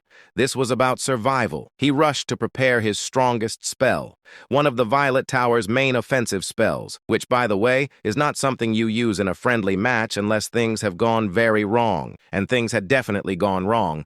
But before he could finish, one of the spheres popped. That's it. No explosion, no drama, just pop, and Baruch instantly turned into an ice statue. No movement, no spell, no dignity, just frozen, silence, again. Then the referee, completely confused, slightly traumatized and probably questioning his career choices, announced, "The winner is Alan Palladio." And just like that, the duel ended in record time, with maximum emotional damage. The wizards who were throwing suspicious looks at Alan just a moment ago, yeah, now they were completely frozen, mouths open, brains offline, because what they just witnessed did not make sense at all. They knew exactly what he did, and that was the problem. Composite magic. Not one spell, not two, more than three at the same time. Now technically, that's not impossible. impossible. Any decent fifth-tier wizard could attempt only one. But here's the catch. Doing it perfectly? No mistakes? No instability? No accidental self-destruction? Yeah, that's where everyone fails. So now the real question wasn't what he did. It was, how? The same people who were doubting him 5 minutes ago? Yeah, they deleted that thought immediately. Gone. Uninstalled. Now they were just impressed, confused, slightly scared, and extremely curious. They started bombarding him with questions like a group chat that suddenly got active at 3 a.m. What was that seal? Was that ancient magic? How did you structure that? Explain your logic. Explain your life choices.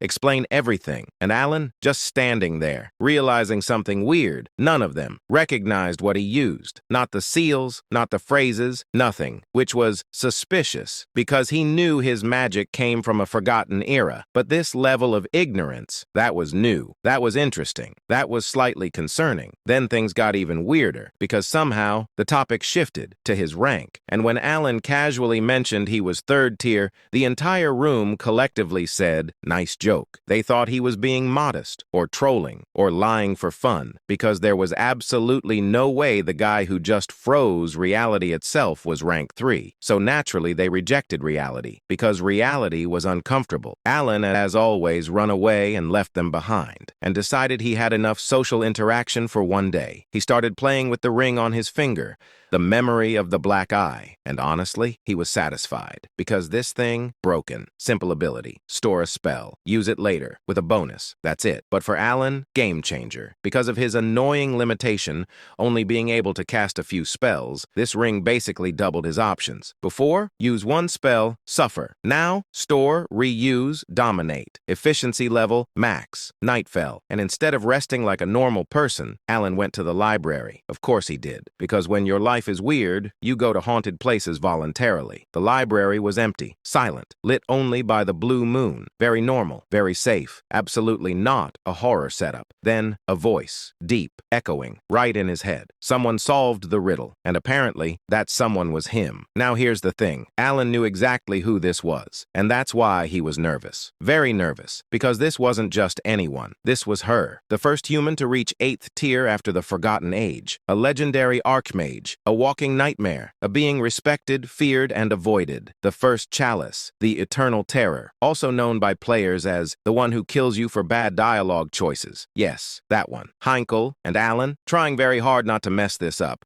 because one wrong sentence, and he's dead. No second chances. No, oops, just instant deletion. So he mentally reviewed everything. Don't say the wrong thing, don't trigger her, don't mention weird topics, especially not milk. Never milk. Then she appeared. Blue magic gathered, formed, and there she was. Calm smile, overwhelming presence, absolute legend. Alan braced himself, ready for a dangerous conversation, ready for a test, ready for anything. And then she looked at him and said, "What?" Not majestic, not powerful, not intimidating. That was pure fear. And Alan just stood there like, what? Because somehow the eternal terror was terrified of him. He blinked, looked at her, processed the situation, and then his brain noticed something very important, something completely irrelevant, something life-changing. She was short, like really short. The hat was doing all the work. The illusion was broken. The legend, compact edition. Still, he tried to continue normally, said he wanted to solve the riddle, play it safe, follow the script. But before he could even finish, she panicked, saying, "I'll give it to you." Alan inquired, "Excuse me?" No riddle, no test, no conditions. She just summoned the reward and handed it to him, like someone trying to get rid of a problem as fast as possible. She inquired, "Good enough, right?" She looked nervous, anxious, like she wanted to leave immediately, which she did. She said, I'm leaving," and just like that, she disappeared. Gone. No explanation, no dignity, just panic teleport. Alan stood there, holding the box, processing life, because that was not how this was supposed to go at all. He even canceled the emergency spell he prepared, because clearly he didn't need it. After a moment, he opened the box, and yeah, the item was there, exactly what he wanted. No effort required, which should have been great, but instead, it raised more questions. Because now the real mystery wasn't the item, it was, why was she scared? And more importantly, what was she looking at? Because she wasn't staring at him, she was was looking behind him. So naturally, Alan turned around, slowly, carefully, expecting something, anything, a presence, a shadow, a horror beyond comprehension. Nothing, just the empty library, under the blue moon, silent, peaceful, normal, and somehow that was even more unsettling. For the next few days, Alan attended the magical conference. He listened to various presentations and satisfied his curiosity. The theories discussed at the conference were especially helpful to Alan, who had learned magic mostly through self-study until now. At night, Alan often discussed magic with Leon. Those conversations greatly helped improve his abilities. Unlike Alan, who possessed exceptional mana control, Leon excelled at constructing magical frameworks needed to manifest spells themselves. Because of that, Alan gradually gained confidence. Alan thought, I might soon be able to attempt 4th rank magic. Of course, 4th rank magic consumed an enormous amount of mana. Even using it once properly was difficult, so Alan had no intention of trying it immediately. Then, on the 4th day of the conference, Alan heard unexpected news. Evan said, a foreign entity has appeared in the labyrinth of Lartania. Alan looked at him and asked, a foreign entity? Evan nodded and replied, yes, I heard it caused mutations throughout the entire labyrinth. Alan immediately asked, how long has it been since it appeared? Evan answered, it's uncertain, but they believe it's been around 5 days. Evan added, the Information Guild suspects it may have appeared about a week ago. Alan asked again, how far is Lartania from here? Evan thought briefly and replied, it's not too far, around 5 days by carriage. After hearing that, Alan fell silent for a moment. Alan handed over the letter and said, send this to Lartania. Then he added immediately, I'm leaving right away, without wasting time. He left the Central Magic Tower and began preparing for the journey to Lartania. Before departing, Alan said farewell to Leon. Leon looked disappointed that he was leaving earlier than expected. He also met Penia. Penia reacted energetically after hearing he was leaving. She was almost so happy. After that, Alan headed directly toward Lartania. 5 days passed. Traveling non-stop by carriage, Alan finally arrived at the Labyrinth City. Evan looked around in admiration and said, wow, it's changed a lot since the last time I was here. It's even more fascinating now. After traveling through the city by carriage, Alan arrived at the Southern District. Soon, he stopped before a building, the shop called Merd, owned by Rhine. The moment Alan saw it, he froze slightly. Alan stared upward and said, is this really Merde? Evan looked equally confused and replied,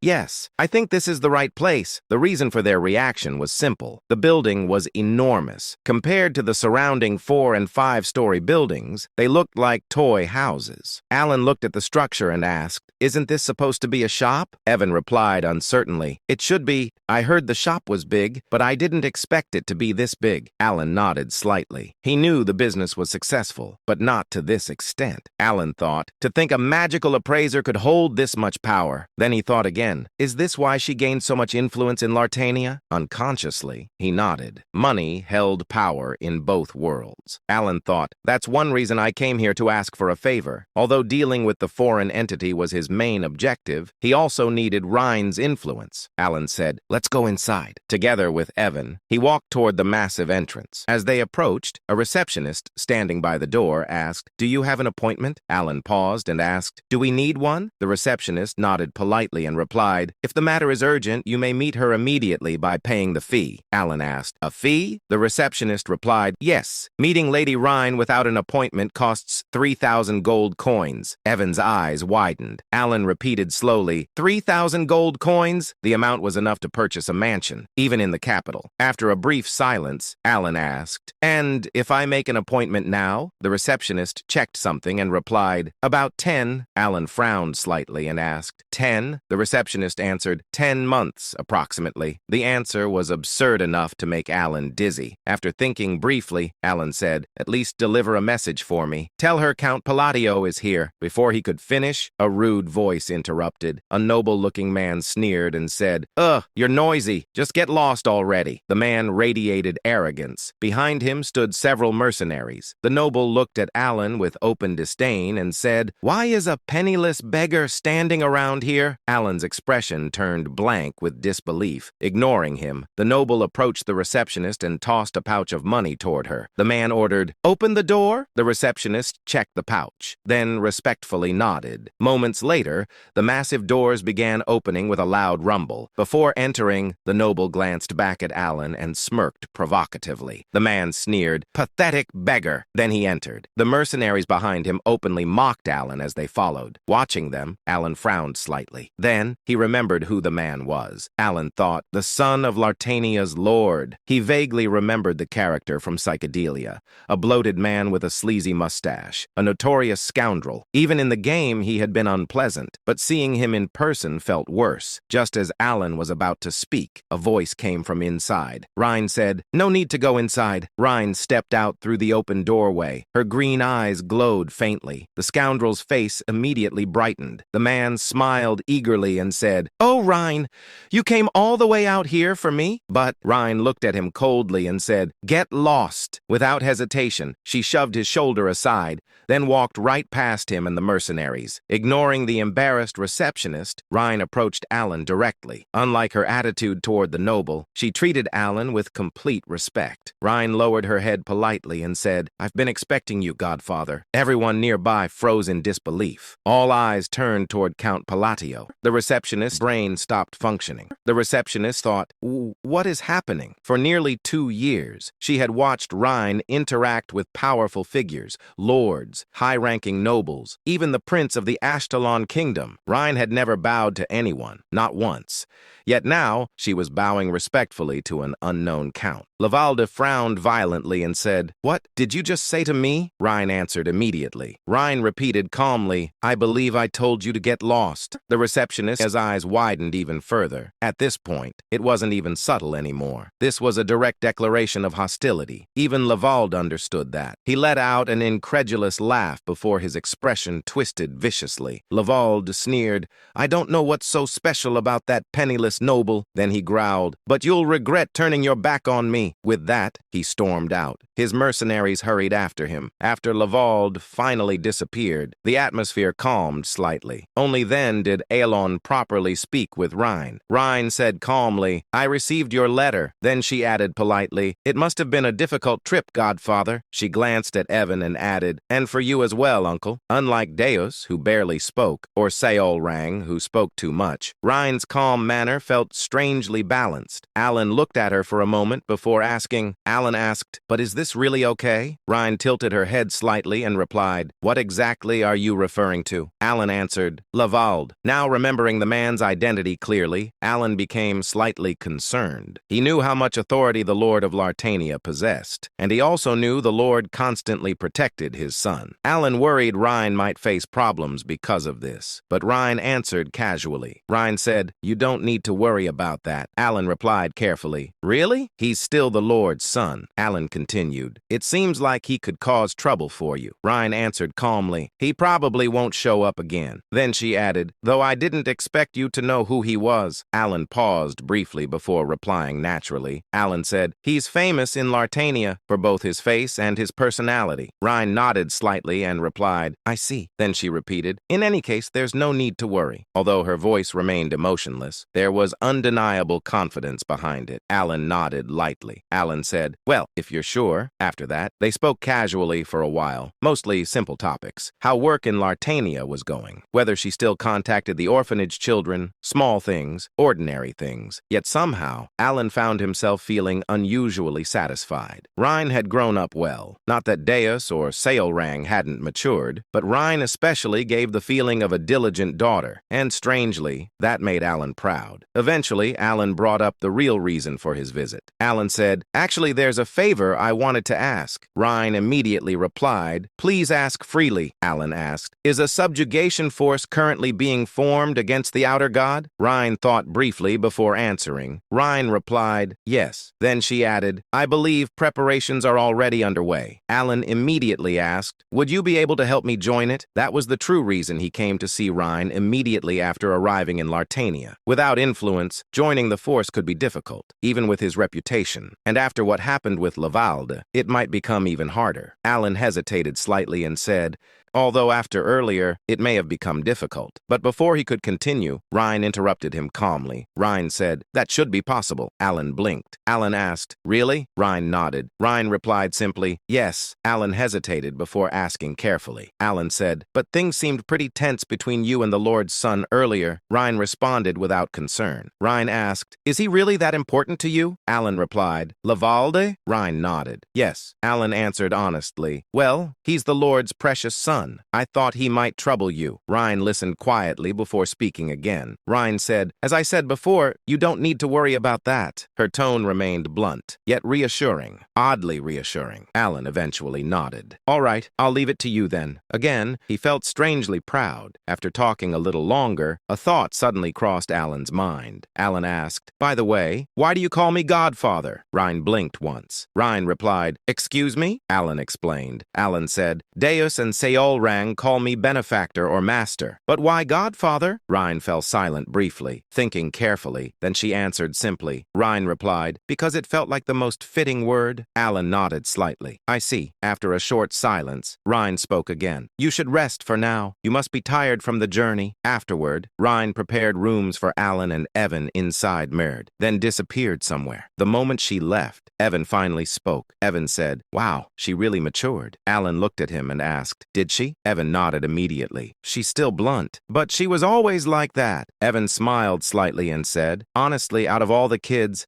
I think she grew up the best." Alan nodded in agreement. "Indeed." Then he added thoughtfully, "She feels like she matured in the most textbook way possible." Since Ryan said she would inform them later about future plans, and since they had only recently returned from the north, Alan decided resting was the best option for now. With that thought, so he slept as if he hadn't slept before. So even after sleeping for quite a while, he still woke up feeling groggy. Seeing sunlight streaming through the window, Alan slowly got out of bed. He changed clothes and left the room. Soon, Evan guided him toward the dining area. There, he found Ryan calmly eating lunch. The moment Alan sat down, Ryan spoke casually. Ryan said, "I've taken care of the matter you mentioned yesterday." Alan blinked and asked, "Already?" Ryan nodded. "Yes." Then she added, "There's a regular meeting today so you can attend it." Alan was briefly impressed by how efficiently she handled things, but before he could think more about it, Ryan casually continued eating her sausage and said, "Oh,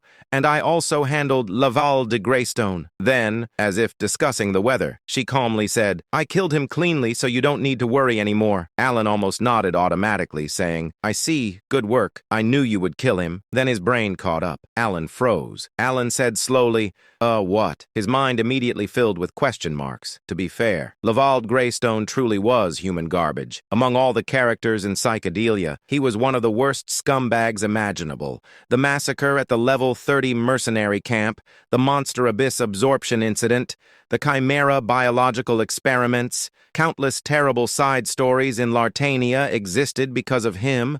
Objectively speaking, the city was probably safer without him alive. But there was one major problem. Laval was the Lord's son. Inside Lartania, that position practically made him royalty, meaning Reen had casually committed something very close to regicide. Still stunned, Alan repeated blankly, "You killed him?" Ryan nodded casually, "Yes." Alan stared at her and asked again, "Laval Greystone?" Ryan took another bite of food and answered calmly, "Yes." She sounded like she was discussing breakfast. Meanwhile, Alan felt like his soul was leaving his body. Alan asked weakly, "Seriously?" Ryan tilted her head slightly and replied, "Yes, Godfather." "Was there a problem?" Alan stared at her for a moment before finally asking, "Why did you kill him?" Ryan answered immediately, "Because you said he was bothering you. But if he stayed alive, wouldn't he continue bothering you, Godfather?" At that moment, cold sweat ran down his back. He suddenly remembered something important. Alan thought, right. She's one of the 5 great sins. Because Ryan acted like such a well-raised daughter, he had momentarily forgotten. But in the future, she was destined to become one of the seeds of disaster. Then another thought hit him. Alan thought, wait, how did she even kill him? Laval himself wasn't strong, but the mercenaries surrounding him absolutely were. Most of them were at least A-rank level. Ryan wasn't even a combat specialist. She was an appraiser. So how exactly did she kill all of them? While Alan looked visibly confused, confused. Rhine cautiously spoke. Was there a problem? Perhaps because Alan kept repeating the same questions. Rhine now looked slightly dejected, as if wondering whether she had made a mistake. Alan hurriedly shook his head. He replied, "Not exactly a problem. More like, is this really okay? Your safety, mostly." Rhine responded immediately. "You don't need to worry about that. I disguised myself properly." Although her expression remained neutral, she sounded strangely proud of herself. Watching her, Alan suddenly remembered an old phrase from an online community. Alan thought, so this is what people mean by having a completely different mindset? He cleared his throat awkwardly. He said, "Anyway, thanks for worrying about me, and don't feel too bad about it." Rhine immediately responded flatly. "I'm not feeling bad," Alan thought. "You definitely looked dejected a second ago, though." Then Rhine repeated firmly, "I'm really not."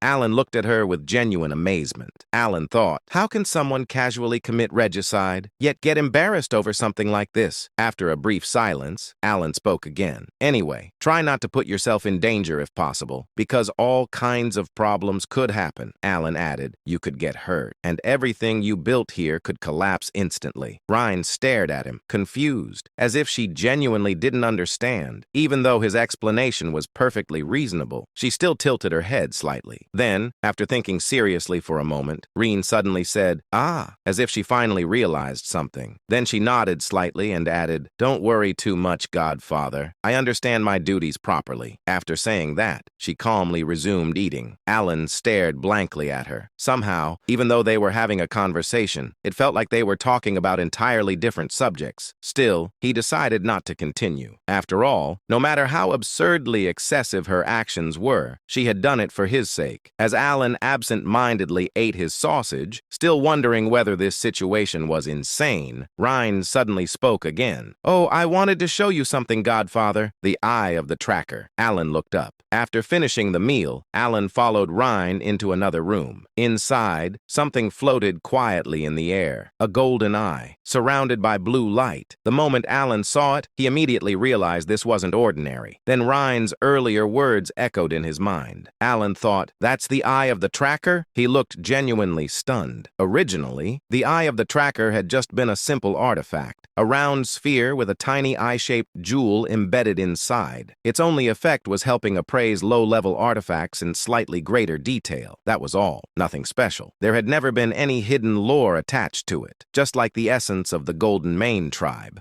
which meant Alan had absolutely no idea it possessed a hidden function like this. Rhine looked at the floating eye and explained calmly, "The engravings are gathering smoothly." At that moment, Alan immediately understood. The eye of the tracker could accumulate and enhance engravings, and suddenly, everything made sense. Alan thought, so this is why she treated me so favorably? Merida's fame largely came from Rhine's engraving abilities, meaning the eye of the tracker played a major role in her success. Naturally, she felt grateful toward Alan because of it, even though Alan himself had absolutely no clue the artifact could do this. Still, admitting ignorance now would feel awkward, so Alan calmly nodded like he had known all along. Alan said smoothly, "I see. You're using it well." Rhine nodded. "Yes." Then she added, "Although gathering engravings became slower after 400, they're still accumulating steadily. I think I'll finish gathering all of them within a few years." Alan nodded seriously, even though internally he was dying of curiosity about what exactly was being gathered. But he decided not to ask. He feared it might expose the fact that he knew absolutely nothing. After a brief silence, Rhine spoke again. "Please follow me to the meeting room." Alan had two reasons for wanting to participate in the extermination of the outer god. The first reason was simple. The current mercenaries alone would never be enough to defeat it. Of course, the mercenaries gathered from the 5 major guilds were monsters in their own right, people comparable to master knights or even figures like Baba Yaga. But even so, Alan already knew that still wouldn't be enough to kill the outer god. The second reason was even more important. To successfully exterminate the outer god, Alan needed strong mercenaries willing to follow his commands. That was why he absolutely had to join the extermination squad. Unfortunately, the moment he entered the meeting room, he immediately realized there was a problem. Maverick, the guild master of the Terranomad Guild, clicked his tongue irritably. Maverick scoffed, "Tch."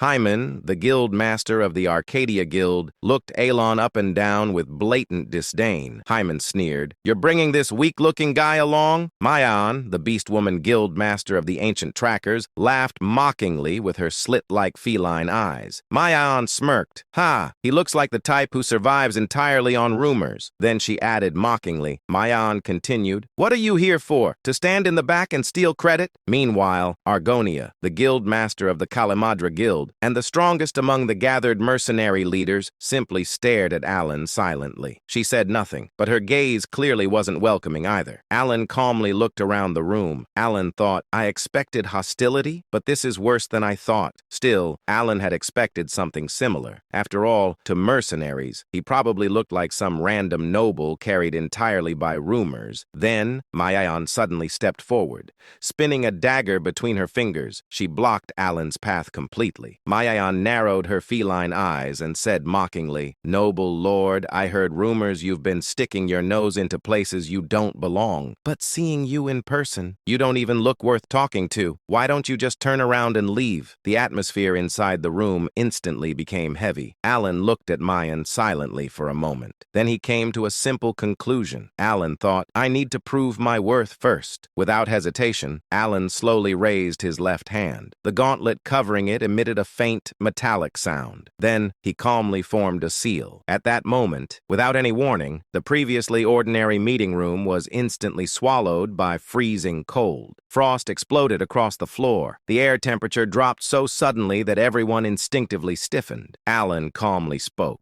Concentration. At that instant, the surrounding mana and atmosphere compressed violently around Mayan. Alan spoke again. Freeze! Then, the gathered mana instantly reacted. Frost bloomed violently around Mayan's body. It multiplied in an instant. Then, ice completely encased her. Mayan froze solid before she could even draw a proper breath. Her shocked expression remained trapped inside the ice. Silence. There wasn't any special reason Alan chose Mayan. Simply put, she was the weakest combatant present. At least according to the settings Alan remembered. Compared to the others, Mayan hadn't yet reached the level of a true superhuman. That was why she failed to react to the sudden attack and got frozen immediately. The mercenaries finally realized something was very wrong, and they got ready to attack. Maverick shouted, You're looking for a fight with us, is that it? After glancing briefly at them and said coldly, You're the ones who started it, aren't you? Alan calmly walked forward. He had already passed them, not too quickly, not too slowly. He walked with steady composure, as if freezing a guildmaster solid was a perfectly normal greeting. Eventually, he sat down directly across from Argonia, then calmly crossed his legs. Alan looked around the room and said calmly, I think we're finally at a level where we can talk. What do you think? A heavy silence descended upon the meeting room. Maverick stared at Alan tensely. Hyman's mocking expression had disappeared completely. Even Argonia's gaze sharpened slightly. For the first time, all three looked at Alan seriously. Meanwhile, Alan sat there expressionlessly, outwardly calm. Internally, absolutely not. Alan thought, did I mess this up? Cold sweat slowly formed beneath his clothes. Alan thought nervously, should I've used another method? Then he immediately rejected the thought. He thought, no, there wasn't any faster way to establish dominance. Then another realization hit him. He thought, honestly, freezing Mayan only worked because I caught her off guard.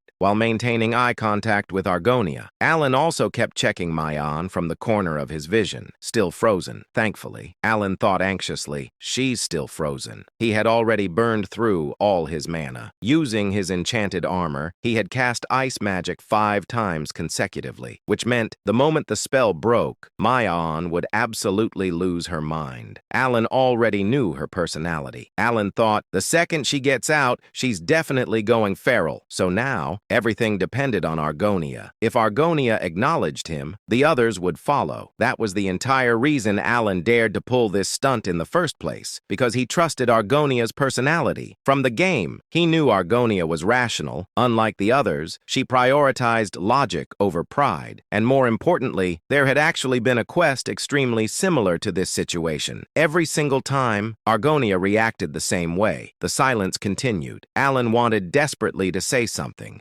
anything, but he forced himself not to. At this point, words didn't matter anymore. The mercenaries had to judge him themselves, and if he wanted their approval, he had to maintain composure. Finally, Maverick broke the silence. Maverick growled, "So what? You're challenging us?" His hand moved toward his sword. His expression looked ready to explode. The moment Alan saw that, his heart nearly stopped. Alan thought, "I'm dead." But then, Argonia suddenly spoke sharply. "Stop!" Maverick turned immediately. He snapped, "What?" Argonia replied calmly, "I said stop." Maverick glared angrily. He argued, "You want me to let this go after what he just did?" Argonia replied flatly, "We ignored him first." Maverick frowned deeply. Maverick protested, "Even so." Argonia's eyes narrowed slightly. Argonia interrupted coldly, "I told you to stop, didn't I?" The atmosphere instantly became heavier. Maverick clenched his jaw, clearly furious.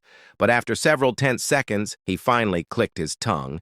Then he put his sword down. Seeing the situation settle, Alan internally released the biggest sigh of relief in his life. Still maintaining his poker face, Alan asked calmly, "When do you plan to descend into the labyrinth?" Argonia answered politely, "In 2 days." For a split second, Alan almost broke character. Alan thought, wait, was Argonia always this polite? Still, he kept going. Alan glanced subtly toward frozen Maion. Then he suggested, "Then let's continue this meeting tomorrow. With one person frozen solid, it'll be difficult to hold a proper discussion anyway." In his mind, he thought, "I'm completely out of mana, and if that ice breaks, I'm doomed." Thankfully, Argonia nodded immediately. "Let's do that." The moment she accepted, Alan stood up instantly, turned around, and walked out of the room with perfect composure, saying, "See you tomorrow." Then, the second Alan exited the mansion, his composure shattered instantly. Alan clutched his chest and whispered internally, "This is terrible for my heart. I'm never doing something like this again." He exhaled shakily, then immediately hurried away before Maion thawed out. Not long after Alan left, Maverick finally exploded. He growled irritably, "I seriously don't like that bastard. Why do you want to let that pretentious snob walk away?" But Argonia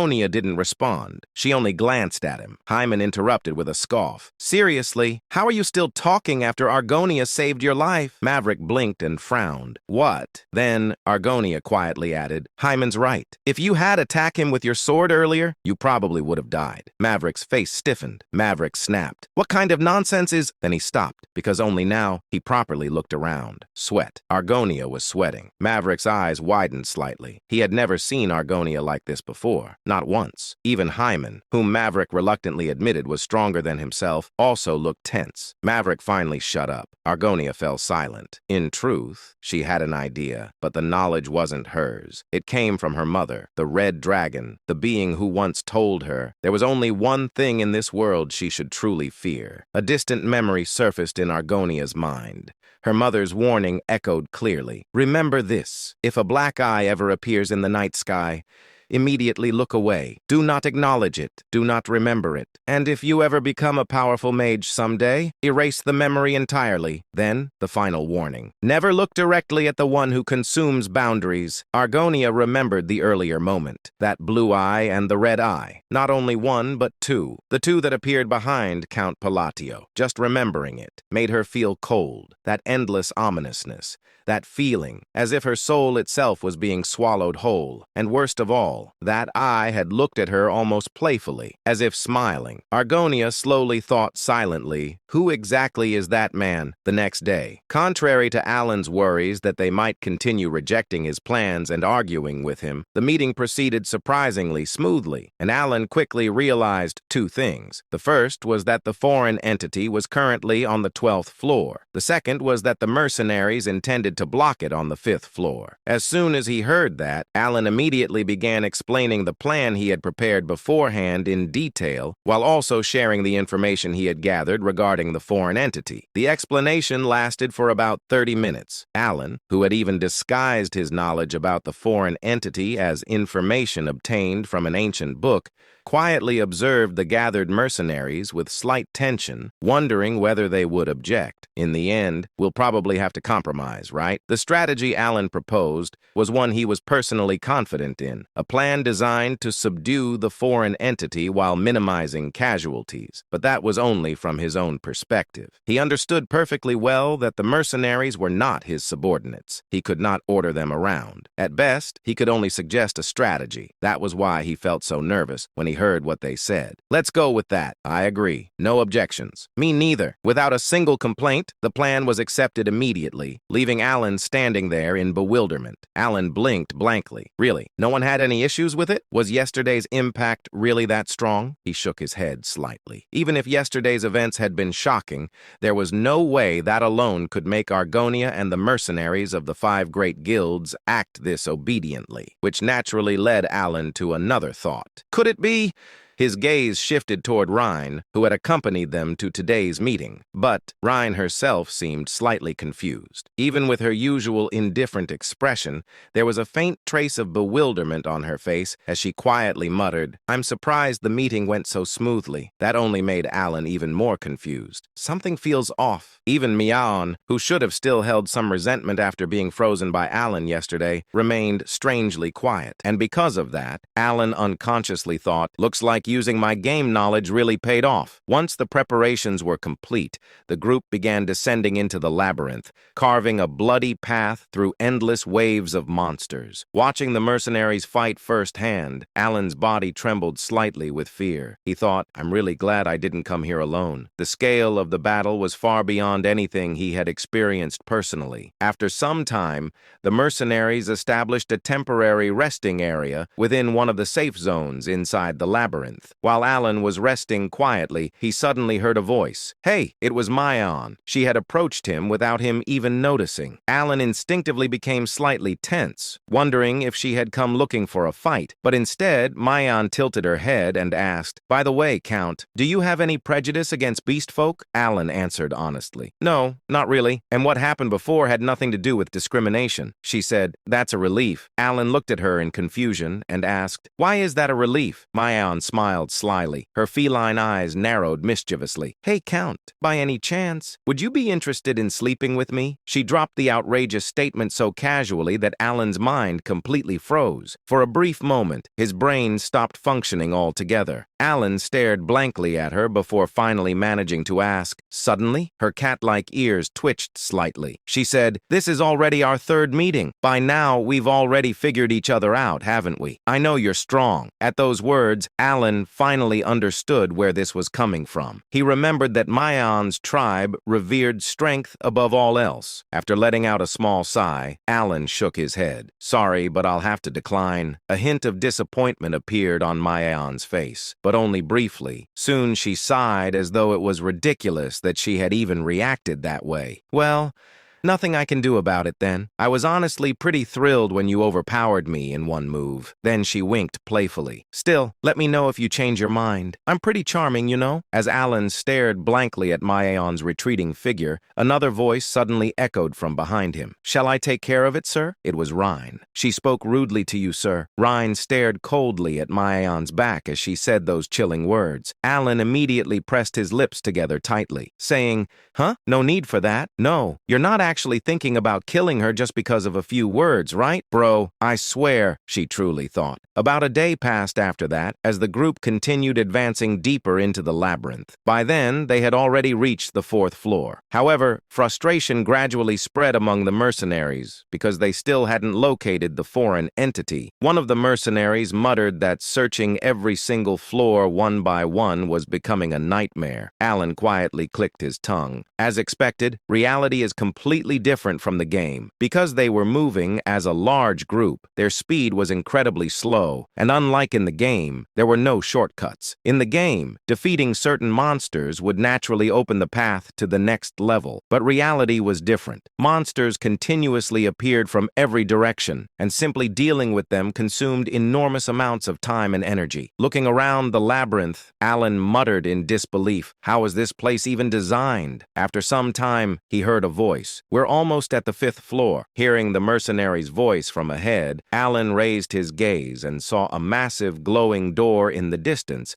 that resembled the exit of the labyrinth itself. Not long afterward, the group finally arrived at the 5th floor. Ryan explained calmly. The 5th floor is a safe zone, so it's relatively peaceful. Alan nodded. That's true. Then Argonia's voice echoed throughout the area. All right, take a short break and begin preparations immediately. Watching the mercenaries move with perfect coordination, Maverick clicked his tongue before shifting his gaze toward Alan. Honestly, he still didn't like him. No matter how many times he looked at Alan, he simply couldn't see what was supposedly so impressive about him. He thought, what's so special about a guy who's already panting just from walking through the labyrinth? Maverick looked at Alan several times, but still failed to notice anything remarkable. Eventually, he turned away with a confused expression. At that moment, Maverick suddenly felt something strange, something subtle, yet strangely familiar. As he frowned and tried to understand the source of that unsettling feeling, he finally realized it. The noise, the bustling sounds from the mercenaries preparing Alan's strategy had completely disappeared. It was as if time itself had stopped. Sensing something horribly wrong, Maverick immediately turned his head toward the mercenaries, and then he saw it. The mercenaries had frozen completely in place, like dolls. Every single one of them remained motionless, in the exact positions they had been in moments earlier, frozen. As Maverick tried to speak, the mercenaries' bodies suddenly began collapsing, slowly, like falling statues. Starting from their legs, their bodies tilted diagonally before crashing onto the ground. Blood spread across the ruins and the grassy plains. And then Maverick finally saw it. Standing calmly before the corpses of the fallen mercenaries was a goblin. The moment their eyes met, Maverick felt overwhelming despair consume him. And in that instant, he understood several things at once. The goblin before him had slaughtered his men. The goblin before him was the foreign entity they had come to exterminate, and he needed to draw his sword immediately. Yet despite knowing all of that, he could not move. He could not scream. He could not draw his weapon. He could not even call for help. He could do absolutely nothing, even though the creature standing before him was merely a goblin, one of the countless monsters he had slaughtered throughout his life. His instincts screamed at him. This was not a goblin. The creature's gaze locked onto Maverick. Then the goblin spoke. Who gave you permission to meet my eyes? It pronounced judgment. A finger slowly rose, steadily, calmly, and pointed directly at Maverick, as though marking his inevitable death. And then, just as Maverick, overwhelmed by terror, shut his eyes after seeing the finger begin to move, a cold, emotionless voice echoed across the battlefield. Freeze! The ground instantly froze over. Ice spread across the plains like a living creature, devouring the grass and stone alike as frost rapidly expanded in every direction. Get a hold of yourself! Hearing that voice, Maverick abruptly opened his eyes. And there, standing before him, was Alan. The goblin's body had been trapped inside a massive crescent-shaped crystal of ice, cold mist drifting from its surface. Kaelus's eyebrows twitched slightly as he stared at Alan. Its raised finger slowly lowered as it rubbed its chin with interest, saying, "You're doing something amusing, insect." Watching him carefully, Alan quietly muttered, "Kaelus." Because it was born lowly, it endlessly sought knowledge. Because it was born lowly, it eventually reached the boundary of truth and awakened to the laws themselves, ascending into a godlike existence. The king of gluttony, the devourer of boundaries. The moment Alan spoke his name, the curiosity in Kaelus's eyes deepened. Kaelus brushed his hair back with a grin. "You even know my name? Impressive. What a charming little human you are." Alan silently stared at Kaelus, his expression tense. Why did the timeline change? According to the original report, Kaelus was supposed to arrive on the 5th floor 3 days later. Not now. Not this early. Then Kaelus slowly raised his hand again. His voice echoed softly. "Very well. I'm in a rather pleasant mood right now, and it seems the others are as well. So I shall show mercy." Kaelus pointed lazily toward the upper floors. "Leave, and I'll spare your lives." But Alan answered immediately. "Prepare for battle." The extermination squad instantly reacted. Argonia forcibly suppressed the fear in her body and raised her voice. "All units, battle formation!" The atmosphere changed instantly. Weapons were drawn. Mana surged. The mercenaries moved according to the strategy Alan had prepared beforehand. Watching them, Alan thought, this time, they're prepared. Hearing Alan's response, Kalis looked at him as though staring at an idiot. Tsk, I was willing to spare you because you seemed entertaining, but if you insist on drinking the cup of punishment, Kalis slowly extended his hand forward once more. Then I shall grant your wish, insect. At that exact moment, an enormous wave of magic exploded outward from Kalis's hand, instantly rushing toward Alan and the mercenaries like a catastrophic storm. But, with the sharp sound of something shattering apart, Kalis's invisible slash was intercepted by the sword in Argonia's hand. The distorted magic split apart instantly. What Argonia wielded was one of the fewer than 100 weapons on the continent capable of severing magic itself, the Dispel Sword, a weapon incapable of cutting flesh, forged solely for the purpose of destroying magic. And against Kalis, who had not yet fully ascended to the level of a complete sage god, it proved effective. Kalis let out a low laugh. A sword of dissipation? How amusing. You insects prepared something rather entertaining. The moment those words ended, Argonia and Maverick simultaneously activated their sword techniques and charged forward. The ground exploded beneath their feet. Seeing the scene unfold, Alan instantly realized his assumption had been correct. It works. The Dispel Sword could interfere with the authority of an incompletely manifested outer god. Relief washed over him for a brief moment. At the same time, Maverick, Argonia, Hyman, and Meow launched a coordinated assault against Kalis. Sword strikes, mana blasts, arrows, aura, attacks rained down from every direction without pause, yet none of them could touch him. Kalis moved effortlessly through the battlefield as though dancing. Every attack narrowly missed him. Instead, the mercenaries' strikes crashed into the goblins scattered nearby, instantly blowing them apart. The battlefield descended further into chaos. Watching this, Alan immediately realized something. We're running out of time. If they wanted even the slightest chance of victory, they needed to seize the initiative now. Without hesitation, Alan activated his mana. Snowflake Formation, Glory of the Snowy Mountains, Blind Man's Fatality. One spell activated after another. A gigantic snowflake-shaped magic circle materialized before him, radiating overwhelming freezing mana. At the same time, Rinna opened her grimoire. Countless black chains erupted outward from the pages and shot toward Kalis in an attempt to bind him. And immediately after, Alan hurled the enormous snowflake toward Kalis. The sheer pressure of the combined attack distorted the surrounding air. Even Meow, Hyman, Maverick, and Argonia were visibly stunned by the overwhelming force rushing toward Kalis. Alan narrowed his eyes. If that lands, it'll definitely wound him. But then, Kalis casually lifted a single finger. Tap. That tiny motion alone instantly shattered both attacks apart. The chains exploded. The gigantic snowflake collapsed into fragments. Kalis smirked mockingly. You missed. Still, this is rather entertaining. Alan left in disbelief. According to his calculations, Kalis, who hadn't yet become a sage god, should have been destroyed by that direct hit. Alan, staring at him in confusion, realized that the exile's body had no trace of ice, only shattered remnants around him. He thought, did he slice through the ice spear halberd with just a slash? Then, Kalis finally released his own mana. Expansion, the way of the anonymous. In that moment, a surge of magical energy spread out. Sensing the danger instinctively, Argonia and Maverick, without hesitation, leapt toward Kalis, pushing off the ground. Mayon, who had just been relaxing moments earlier, quickly knocked an arrow and fired it, while Hyman raised his staff and cast a spell to intercept the Kalis's magic. However, just before Argonia and Maverick's swords reached the Kalis's neck, Mayon's arrow pierced his heart, and Hyman's magic approached his throat. The magic that had already spread around Kalis began to vibrate the air according to his incantation. Expansion. With that softly spoken word from Kalis, Argonia's and Maverick's bodies were severed apart instantly. Blood scattered across the battlefield. The fog slowly cleared. What remained was devastation.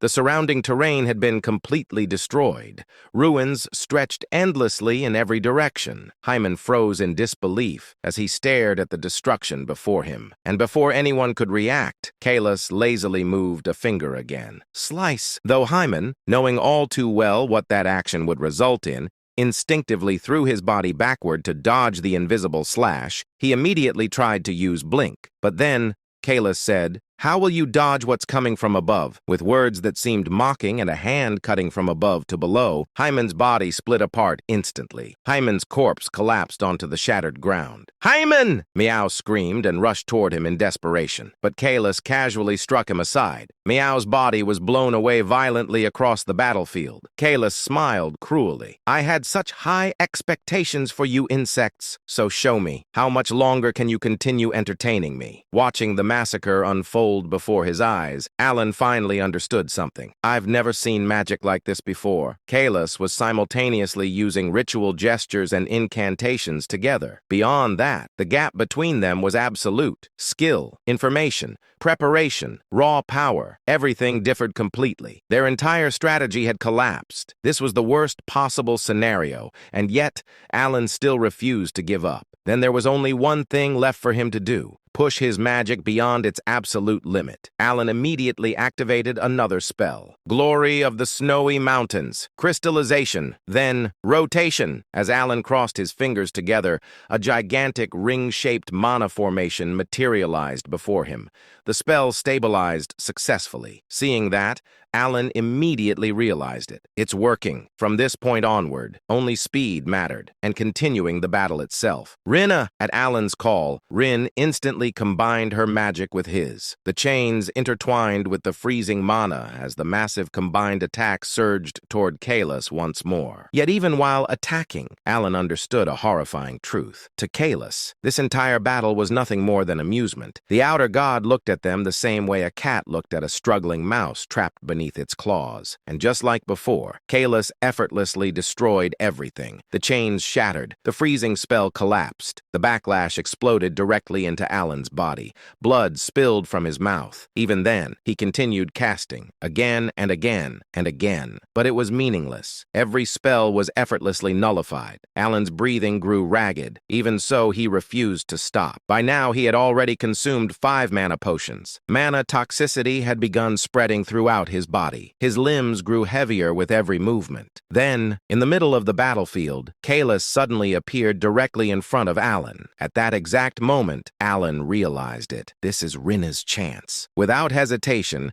Alan and Rin combined their powers once more and launched another attack. As the spell formed, Alan focused on the final remaining constraint within his magic. Magic had been used against Earthaltis, the great god of duels. Magic had been used upon snowy terrain. Magic had been used at death's door. Magic had been used against a god itself. Alan realized that adding one more condition might allow him to distort the laws of the world even further. But even then, he knew it still wouldn't be enough. Desperately, Alan forced himself to think. There had to be an answer, something capable of ending everything in a single strike. Then, Kalis's earlier words resurfaced in his mind. "You still understand nothing." At the same time, Alan remembered the words of the shadowy figure. There were incantations, and there were principles connecting everything together. The moment those thoughts linked, Alan realized it. There's a clue. Sweat poured down his face. He grabbed his hair tightly. Then, as his thoughts finally reached a breakthrough, Alan activated an entirely new spell. Confusion and awakening are intrinsically one and the same. If you open your eyes, you will receive a key. The moment the incantation completed, Alan's mana erupted violently outward. A gigantic spear-shaped construct formed before him. Even Kalis's expression shifted slightly upon seeing it. "What are you trying to do?" Kalis's expression twisted. In response, he redirected Rhina's attack directly back toward them. But before it could strike, Alan stepped in front of it himself. Slash! The impact severed Alan's hand instantly. Blood scattered across the frozen battlefield. Yet at that moment, Alan finally understood. The instant he formed the mudra of the wisdom fist, the spell had transformed into a key. And when that key turned within the crystal, an entirely new form of magic had been born. The result, ice, crystal halberd, an overwhelming eruption of freezing power exploded outward. Massive crystals engulfed Kalis completely, trapping him inside an enormous prison of ice. And in the next instant, the entire plane transformed into a gigantic glacier. The moment Alan implemented frost crystal painted halberd, He understood the true nature of the spell. Its radius was barely 10 meters. By no means could it be called vast, and yet, within that confined space, the very laws of the world were rewritten. A principle as absolute and natural as water flowing from high places to low simply ceased to exist there, because the law of frost crystal painted halberd was singular. Everything within that space froze. No matter what it was, all things were forced beneath that inevitable law according to the will of the one who invoked the spell. However, the magic Alan had brought forth did not even last 6 full seconds before collapsing. From the very beginning, it had been a form of magic beyond what he was permitted to wield, whether in terms of mana or understanding. But even 6 seconds had been enough. A thin stream of blood trickled from Alan's mouth as he looked ahead. There stood the outer god, Kalis. His entire body had turned bluish-white, frozen solid as cracks spread across him before pieces of his body slowly crumbled away. Kalis laughed faintly. Ha! What a weak and shabby vessel. His condition was horrific. Both of his arms had already shattered, and even his legs were gradually breaking apart. Kalis continued. Well, that one certainly got me, and yet he was smiling, as if the stern expression from moments earlier had never existed. Kalis grinned broadly while staring at Alan. Kalis said, "If I had fully descended, if I had possessed a proper body capable of handling my authority completely, I could have blocked that pathetic implementation of yours with ease." His tone sounded almost regretful. "And then?" Alan replied calmly. Hypotheticals mean nothing. At Alan's calm reply, Kalis paused. The words he had been about to say stopped midway. Kalis chuckled softly. "A correct answer, little creature. No, mage." For the first time since the battle began, genuine acknowledgement appeared within Kalis's eyes. Kalis declared, "This is my defeat." The moment those words ended, his body completely crumbled apart and vanished. And then, Alan collapsed unconscious where he stood the next day. Within his dream, Alan felt someone gently touching his face, and a girl's voice softly echoed beside him. The girl whispered, "The world is at peace now, and I will always remain by your side." Then his eyes opened. An unbearable pain exploded through his skull as though his head were splitting apart. Trying to steady his trembling breath,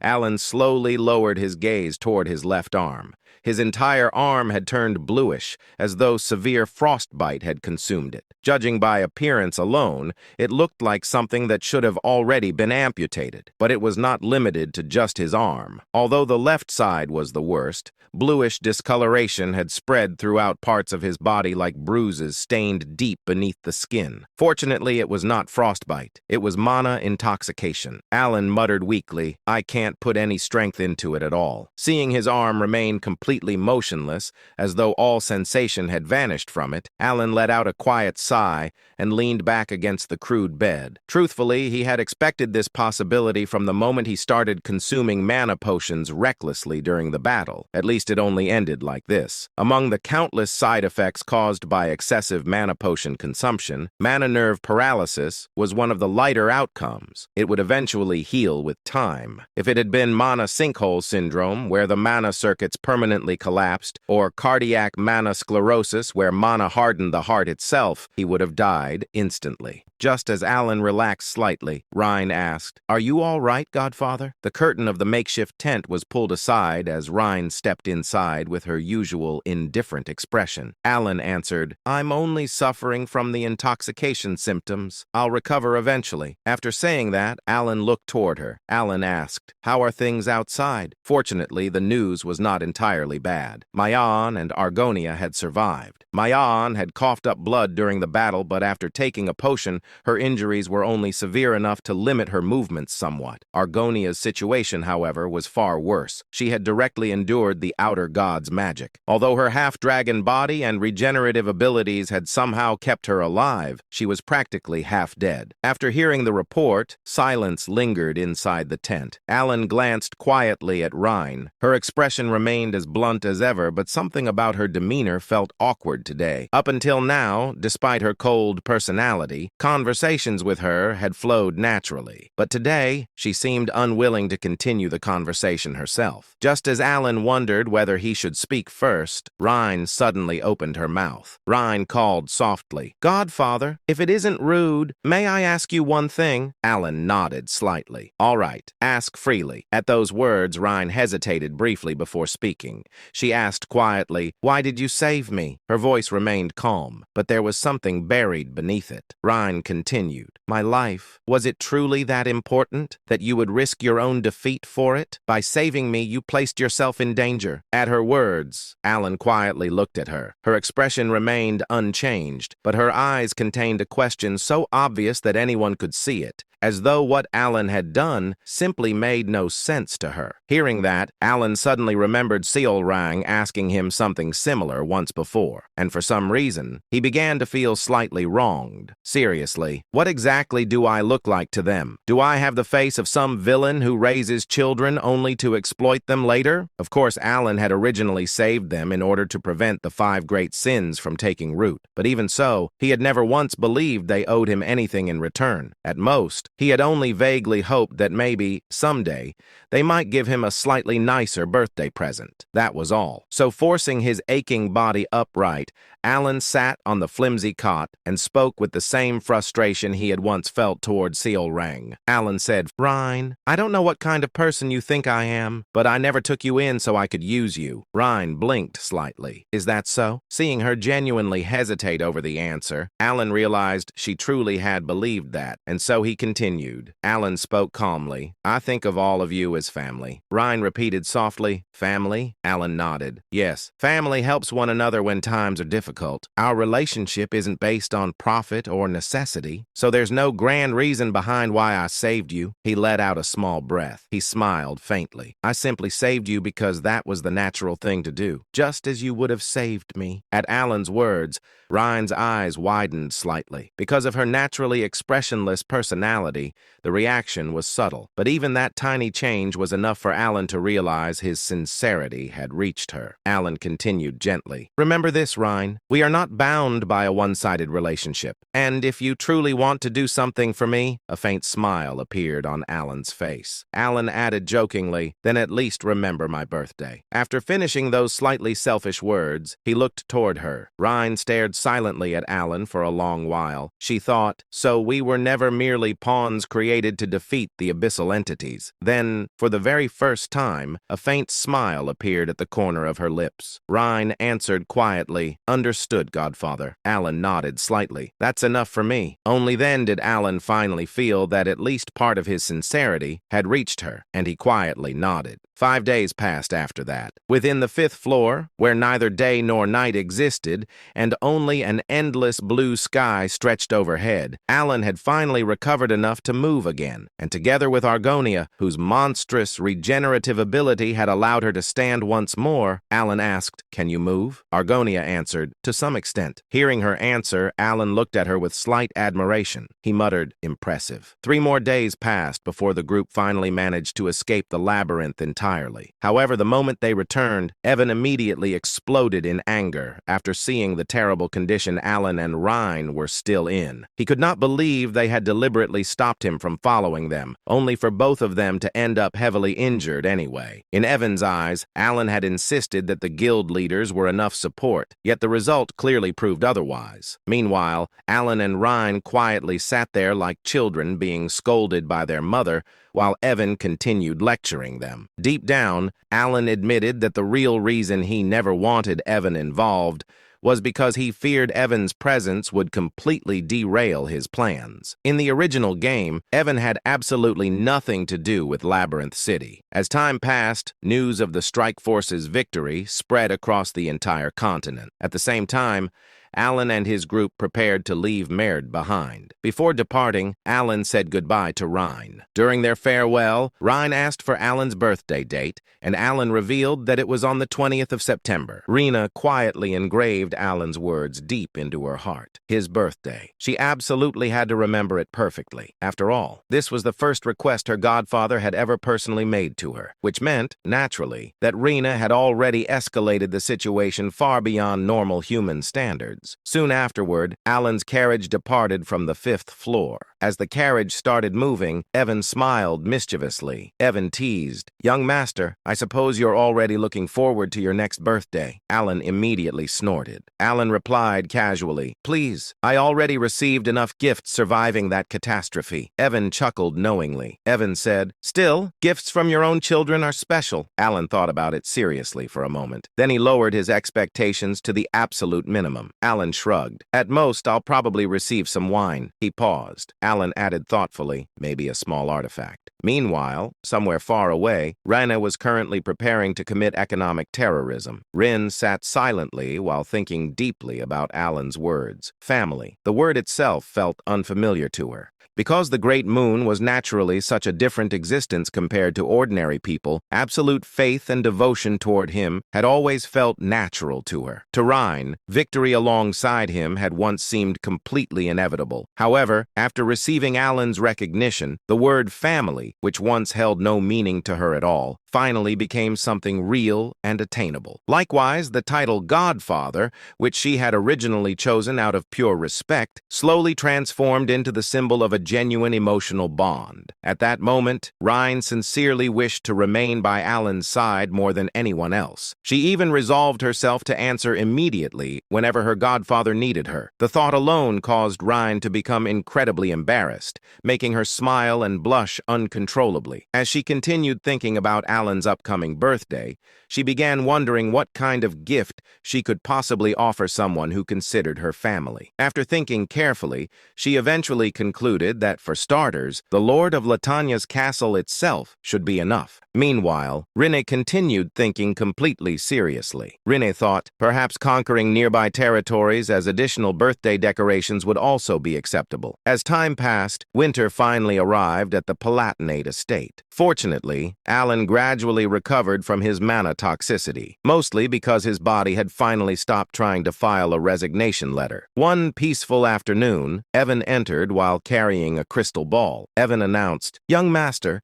a communication device has arrived from Duchess Altea." The moment Alan heard Altea's name, his survival instincts activated immediately. Alan narrowed his eyes suspiciously. Alan asked carefully, "How dangerous is this conversation going to be?" Soon afterward, the crystal activated and Altea appeared. Even now, Alan still could not adapt to seeing an actual duchess bow respectfully toward him. Every single time it happened, he felt like the world had bugged out. Altea spoke calmly.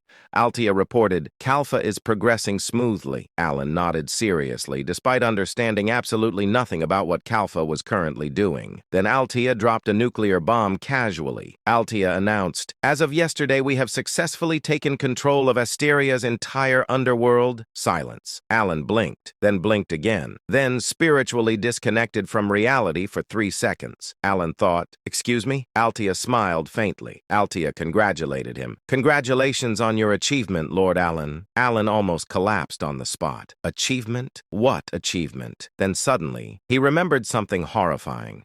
At some point in the past, he had casually said, "We should probably stabilize the underworld first." That was it. That was the entire conversation. He had meant, "Please reduce crime a little." Altea apparently heard, "Conquer the criminal world and establish a shadow government." Alan immediately developed emotional damage. Meanwhile, Altea continued speaking respectfully. Altea explained, "Fortunately, the operation became much easier after you eliminated the leaders of both the royalist and aristocrat factions." Alan froze completely. Alan internally screamed, "That was an accident too!" But unfortunately, from Altea's perspective, the situation looked completely different. To her, Alan was clearly a terrifying mastermind. First, he secretly destroyed the political factions, destabilizing the kingdom. Then he casually mentioned reorganizing the underworld. And now the entire criminal network belonged to them. The scariest part? He acted surprised every single time. Altea thought respectfully, as expected of Lord Alan. Even his humility is flawless. Meanwhile, Alan was busy dying internally. Soon afterward, Altea calmly asked another question. "Should our next objective be the king?" Alan nearly ascended to the heavens. Alan shouted, "Absolutely not!" Altea blinked once. Alan immediately coughed and fixed his posture. Alan corrected himself awkwardly. "I mean, for now, maintaining political balance is important. Altia's eyes slightly widened. Altia thought, incredible. She silently admired him even more. Altia thought respectfully, he already possesses enough power to overthrow the throne, yet chooses restraint for the stability of the kingdom, a true ruler among rulers. Meanwhile, Alan was internally having a breakdown. Alan thought, why does everyone think I'm plotting treason? After ending the communication, Alan sat there blankly. At some point, without wanting it, without planning it, without understanding how, he had somehow become the hidden ruler of the underworld, all because people kept misunderstanding his casual comments. Alan covered his face tiredly. Alan muttered, I just wanted a peaceful, noble life. Then his eyes drifted toward another object on the table, a letter, a very suspicious-looking royal letter. Alan immediately felt fear. Slowly opening it, he started reading. The royal palace would host a New Year's banquet 1 month later for the first time in 5 years, and by direct order of Her Majesty, Count Palatiano's attendance was mandatory. Silence filled the room. Alan could only internally scream in frustration because all he truly wanted was to peacefully live his quiet, noble life on the 5th floor of the Labyrinth City, the place of blue grasslands and ruins. In that place, where even after half a year the traces of the battle from that day still had not disappeared, it appeared. Flap. It stepped forward. The figure wore a hood, a black stellar robe, and ominous black ornaments hanging from its waist and hands. It began to walk across the 5th floor. It walked across the place where the mercenaries had fought the outer god half a year ago. It walked across the place where Alan had once stood, and at last it stopped at the exact spot where he had finished off the outer god. The figure murmured. It tilted its head repeatedly, as though the place was both fascinating and completely incomprehensible. How much time passed like that? Until just moments before, it had simply stood there without movement, staring down at the ground. Then the figure let out a soft laugh. It smiled broadly, as if something about this situation amused it deeply. The figure said, I did not think he would be able to do this much. It muttered the words in a voice that could not be identified as either male or female. After a brief pause, the figure said, interesting. Truly, I wonder how far he can go. This is becoming fun. A smile spread across its face, innocent like a child who had just discovered a new toy. The figure said, if he can endure the next one as well, then this will become truly entertaining. Returning to Alan, who received the letter, he thought, I was wondering why the queen invited me, but maybe it's related to Kalfa. In fact, Cretinia Sion, the 8th monarch of Asteria. She was the 8th monarch of Asteria, and despite the fact that the nobles were running wild, she neither visibly managed the state nor participated in political games, yet still held considerable authority. The reason was the power possessed by Cretinia Sion, or more precisely, the power held exclusively by the royal bloodline of Asteria, the Golden Chronicle Eye. Though it was called the Golden Chronicle Eye, it was not actually an ability related to vision. As far as Alan knew, the name came simply from the clear golden eyes that members of the royal family were born with. The inherited ability itself was simple in explanation. The power to pass authority down through generations. Like carrying over saved data in a game, power itself could be directly transferred to the next generation. The concept sounded simple, but its implications were anything but. With each generation, the accumulated authority grew stronger, enough that the royal family could maintain its rule without ever needing to involve itself deeply in political struggles. And as a result, the nobles instinctively knew better than to cross the line. As far as the setting went, Cretinia Sion simply did not move because she found it bothersome. Alan briefly recalled the indifferent, almost emotionless expression he had seen in her game illustration. Alan thought, at this level, I might face some political pressure, but given her personality, she might just ignore it entirely. He remembered how she acted whenever she appeared in the game. Essentially, unless one of the 5 calamities descended upon Asteria, she was a complete non-interventionist. When a calamity appeared, she would briefly join the player's party and display absurd, overwhelming martial power. Alan asked himself, in fear, is she really going to take action just because of what's happening in the underworld? But otherwise, the queen showed no interest in the affairs of her kingdom. She was so detached that among psychedelia players, there was even a running joke that she was less a monarch and more a sleeping dragon of the kingdom. Alan allowed himself to relax and thought, maybe this isn't so bad. If I can take this opportunity to weaken Kalfa, Alan added, and create a sort of tug-of-war with the queen so she doesn't feel attacked. It'll also give me a good excuse to take a more passive role within the faction." Alan placed a hand on his forehead and sighed inwardly. "Since the queen is a big fan of laissez-faire, it should go smoothly. It's not like I'm challenging the royal authority." On the forest road connecting the kingdom of Asteria to the desert city of Colony, a man stood alone. In front of him lay a corpse, a brutal corpse, its right hand still gripping a quill, killed before it could even comprehend what had struck it.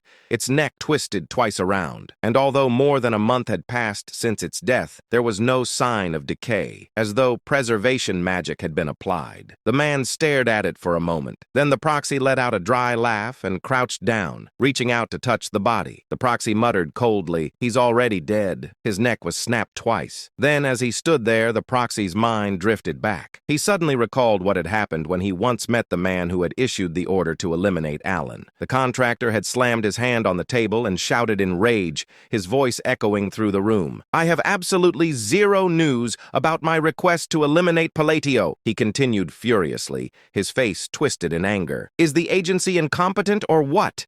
Is this how you treat your clients? Go get your superior, right away!" The assassin standing before him bowed politely and replied in a calm voice, "I will look into it immediately." But inwardly he cursed the man. The assassin thought bitterly, "This is going to fall back on me." Returning to the forest road, the proxy lifted his foot and kicked the corpse lightly. At the moment of impact, residual mana scattered into the air like dust. The proxy's eyes narrowed. He immediately recognized it. Anti-decay magic. He licked his lips unconsciously. There was only one reason to preserve a corpse like this. A warning. A message that said, "If you don't want to end up like this, don't come closer." The proxy thought slowly. So this is what happened when someone tried to deal with Count Palatio. He stood silent for a moment, recalling the request the dead man had taken 2 months earlier. Then his thoughts sharpened. When, how, and in what way should I take revenge? The proxies were not bound by loyalty to one another. The only thing that mattered was their reputation. Their near-perfect success rate, the core of their identity, had to remain intact. The proxy thought coldly, "The boss is going to lose it if he hears our success rate is no longer 100%. However, he was not planning to act immediately. The proxy narrowed his eyes. He thought, "He's definitely strong." So the rumors weren't exaggerated after all. He recalled everything he had heard about Count Palladio. At first, he had dismissed it as typical noble exaggeration, empty achievements inflated for prestige.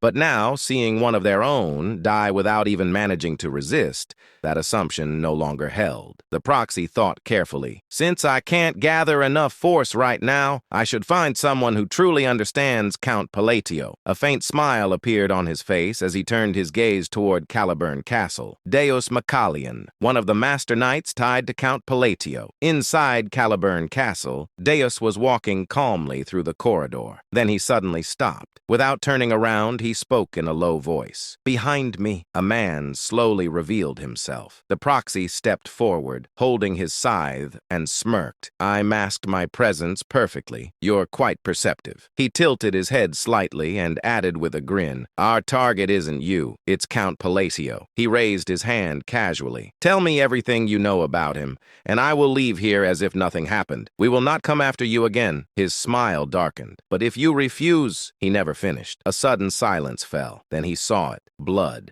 And in the next instant, the entire scene had changed. The proxy's eyes widened slightly. Violet threads, countless clear purple lines, glowing beneath the blue moonlight, filled his vision. Like a spider web, they stretched across the entire estate. No, not just the estate. His entire field of view was covered. The threads wrapped around everything. His allies, Salgui's body, Juriyong's body, even around him. Deus, and he spoke slowly, his voice tight. "So, you're also part of the agency." The threads tightened. They coiled around his body and his scythe. He tried to move, but couldn't. His breath trembled. "What is this?" Before he could understand, his own scythe shifted. It moved on its own, and in a single motion, it cut through his neck. The last thing the man saw as his consciousness faded was the blade turning inward, as he stabbed his own throat, and beyond it, a pair of chilling violet eyes watching him without emotion. A voice echoed coldly, "How dare you speak like that in front of me?" The scene transitioned once again. again. This time,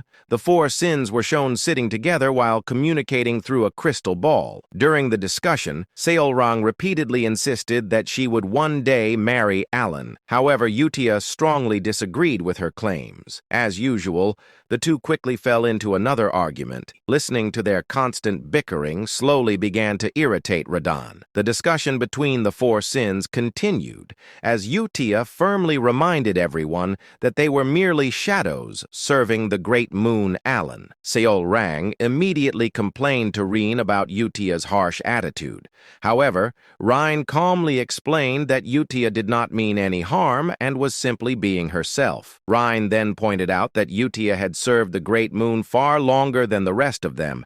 Hearing this only made Utia even more confident in her stance, while Seolrang looked completely unconvinced. Meanwhile, Radan silently watched the argument unfold and became confused after noticing that even Reen had somehow become involved in the debate. Soon afterward, Reen revealed that she wanted to personally send her own reports. Utia quickly reminded her that she had always handled all correspondence for the group. However, Reen explained that she specifically wanted to report information regarding the tracker eye herself. Utia immediately insisted that there had never been any problems with her reports until now. However, Reen still wanted to personally deliver the information related to the tracker eye. Along with that, she also wished to include some personal updates of her own. While saying this, Reen suddenly blushed and began laughing softly to herself. The unexpected reaction instantly shocked everyone present. For a brief moment, the others misunderstood the situation and wondered whether there was some special reason behind her behavior. Realizing that everyone was staring at her strangely, Reen quickly cleared her throat and apologized, claiming that she had simply remembered something amusing. Although she explained herself, several suspicious looks still remained. At that moment, Deus finally joined the meeting and apologized for arriving late. The others assured him that he was still on time, though they became curious about the reason behind his delayed arrival. Before the meeting could properly begin, Deus revealed that he had something important to announce first. He explained that an organization known as the Agency had begun targeting the Great Moon. The revelation instantly shocked everyone. Deus then clarified that the organization originally consisted of 15 members, although only 12 remained after he had personally eliminated 3 of them. He also mentioned that he had already located several of the remaining members. The moment Seolrang heard this, her expression darkened with murderous intent as she immediately demanded that every single one of them be killed. Reen also revealed a terrifying expression and began talking about tearing them apart completely. Unlike the others, Radan tried to remain calm and insisted that they should first gather information. He believed they needed to share intelligence and establish a proper plan, just as they normally did during missions. However, his cautious approach immediately caused the other sins to glare at him suspiciously. Some of them even began questioning whether he had become a traitor. They worried about what might happen if the enemies managed to harm the Great Moon. Radan became frustrated after hearing those accusations and tried explaining that his point was simply about understanding the full situation before acting recklessly. Unfortunately, the others seemed far more interested in eliminating the threat immediately than listening to his explanation. As everyone continued staring at him in silence, Radan eventually gave up and admitted defeat. In the end, he agreed that immediate action was necessary. The moment he did, the suspicious atmosphere instantly disappeared,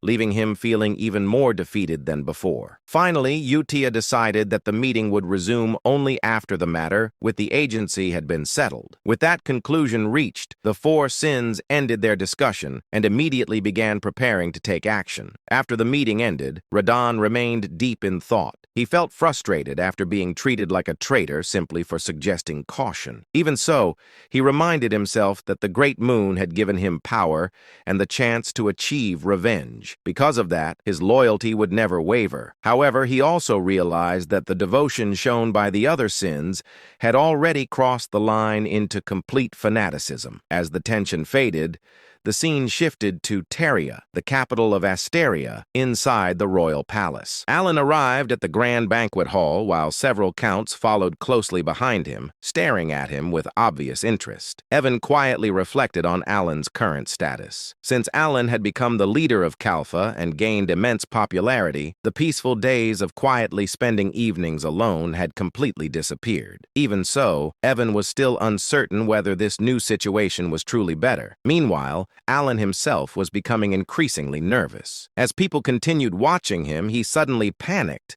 and felt as though everyone believed he had come to challenge the queen directly. In reality, most of the nobles were simply curious about him, but Alan immediately misunderstood their attention and imagined the worst possible scenario. Trying to calm himself down, Alan quickly reconsidered his plan. He decided that showing complete submission to the queen would likely make everything proceed more smoothly. After entering deeper into the banquet hall, Alan carefully observed the surroundings. The palace's overwhelming grandeur immediately impressed him. At the same time, he noticed how openly the royalist and aristocrat factions were carrying out their political schemes. He soon realized that most of them were ignoring Kalfa because they believed the queen was about to completely crush the faction. Even with that pressure, Alan desperately tried to compose himself. He convinced himself that after being scolded by the queen, he would simply pretend to give in and peacefully accept everything. Eventually, Alan and the other counts approached the queen together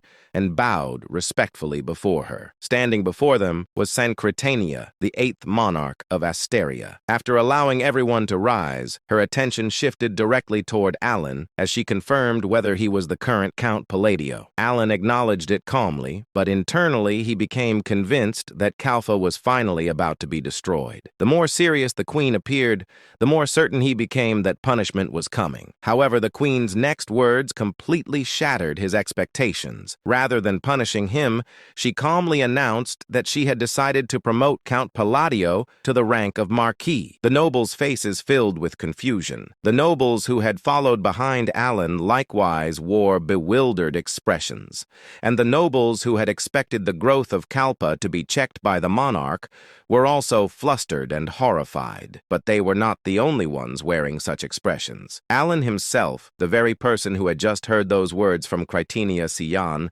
was also staring blankly ahead. His brain had completely stopped functioning. A marquis.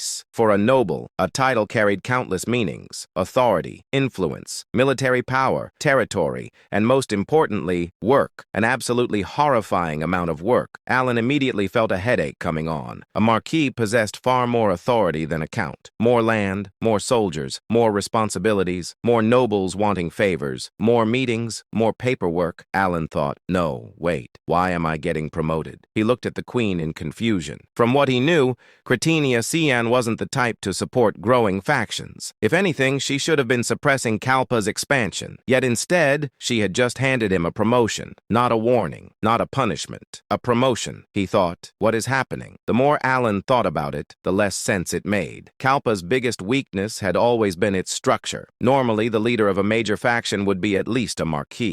A count leading one was absurd. It was like putting a village chief on a royal throne and expecting people to act normal. Yet Kalpa had somehow survived despite that. Now, with a single sentence, Critenia had erased that weakness entirely. Which meant she wasn't limiting Kalpa, she was helping it. Alan stared at the queen. Why? Did I accidentally trigger some hidden event? Was there a quest line I forgot? Did I choose a dialogue option without realizing it? No matter how much he thought about it, nothing came to mind. Meanwhile, Critenia casually rested her chin on one hand. Critenia said, I heard the reports. They say you exterminated the creatures lurking in Asteria's shadows. Consider this your reward. Her tone was calm, reasonable, perfectly logical, and completely unhelpful. No, that explanation raises even more questions. Alan felt his confusion deepen. There was absolutely no reason for the queen to reward him this generously. Not for something like that. If anything, this felt more like an excuse to promote him. Does she just not care? Maybe she's simply confident she can crush Kalpa whenever she wants. That possibility suddenly crossed his mind. That explanation made the most sense. Slightly reassured, Alan looked at her again. Unfortunately, her expression remained completely unreadable. Then she suddenly spoke. Cretinia asked, "Why? Do you dislike it?" Alan immediately snapped back to reality. Alan replied, "Not at all, Your Majesty." The moment he answered, Cretinia stood up. The entire ballroom froze. Every noble held their breath, step by step. She descended from the throne and walked directly toward Alan. The closer she came, the more nervous he became. He thought, "Why is she coming here? Your Majesty, why are you still walking? Please stop walking." She did not stop walking. Instead, she stopped directly in front of him. The atmosphere instantly became unbearable. The surrounding nobles looked as though they were witnessing a historic moment. Alan felt like a criminal awaiting judgment. Then, Cretinia bent down, very close, far too close. The ballroom collectively forgot how breathing worked, and then she raised a finger. Before Alan could react, she pressed her finger against the corner of his mouth and pushed upward. His face instantly twisted into a strange, crooked smile, a very awkward smile, the kind of smile someone made when being held hostage. Cretinia examined her handiwork. Then, for the first time that evening, she smiled, a smile so small it would have gone unnoticed by most people. Unfortunately, every noble in the room noticed. The resulting damage was catastrophic. Cretinia said, "Smile. You look rather good that way." Meanwhile, Alan's soul temporarily left his body. What? What does that mean? Why did she do that? Is this some sort of royal ritual? Am I being threatened? Should I smile more? Should I smile less? What is happening? Completely satisfied, Cretinia withdrew her finger. The faint golden light of her golden chronicle eye shone softly. Cretinia said, "I shall retire now. Enjoy the banquet." Without waiting for a response, she turned around, walked away, and left. The massive doors opened, then closed. Silence followed. Absolute silence. Nobody moved, nobody spoke, nobody even blinked. Everyone simply stared. Some stared at the doors, others stared at Alan, and Alan stared at the doors as though expecting them to explain everything. The doors offered no explanation, unfortunately. Then, like a dam finally collapsing, noise exploded throughout the hall.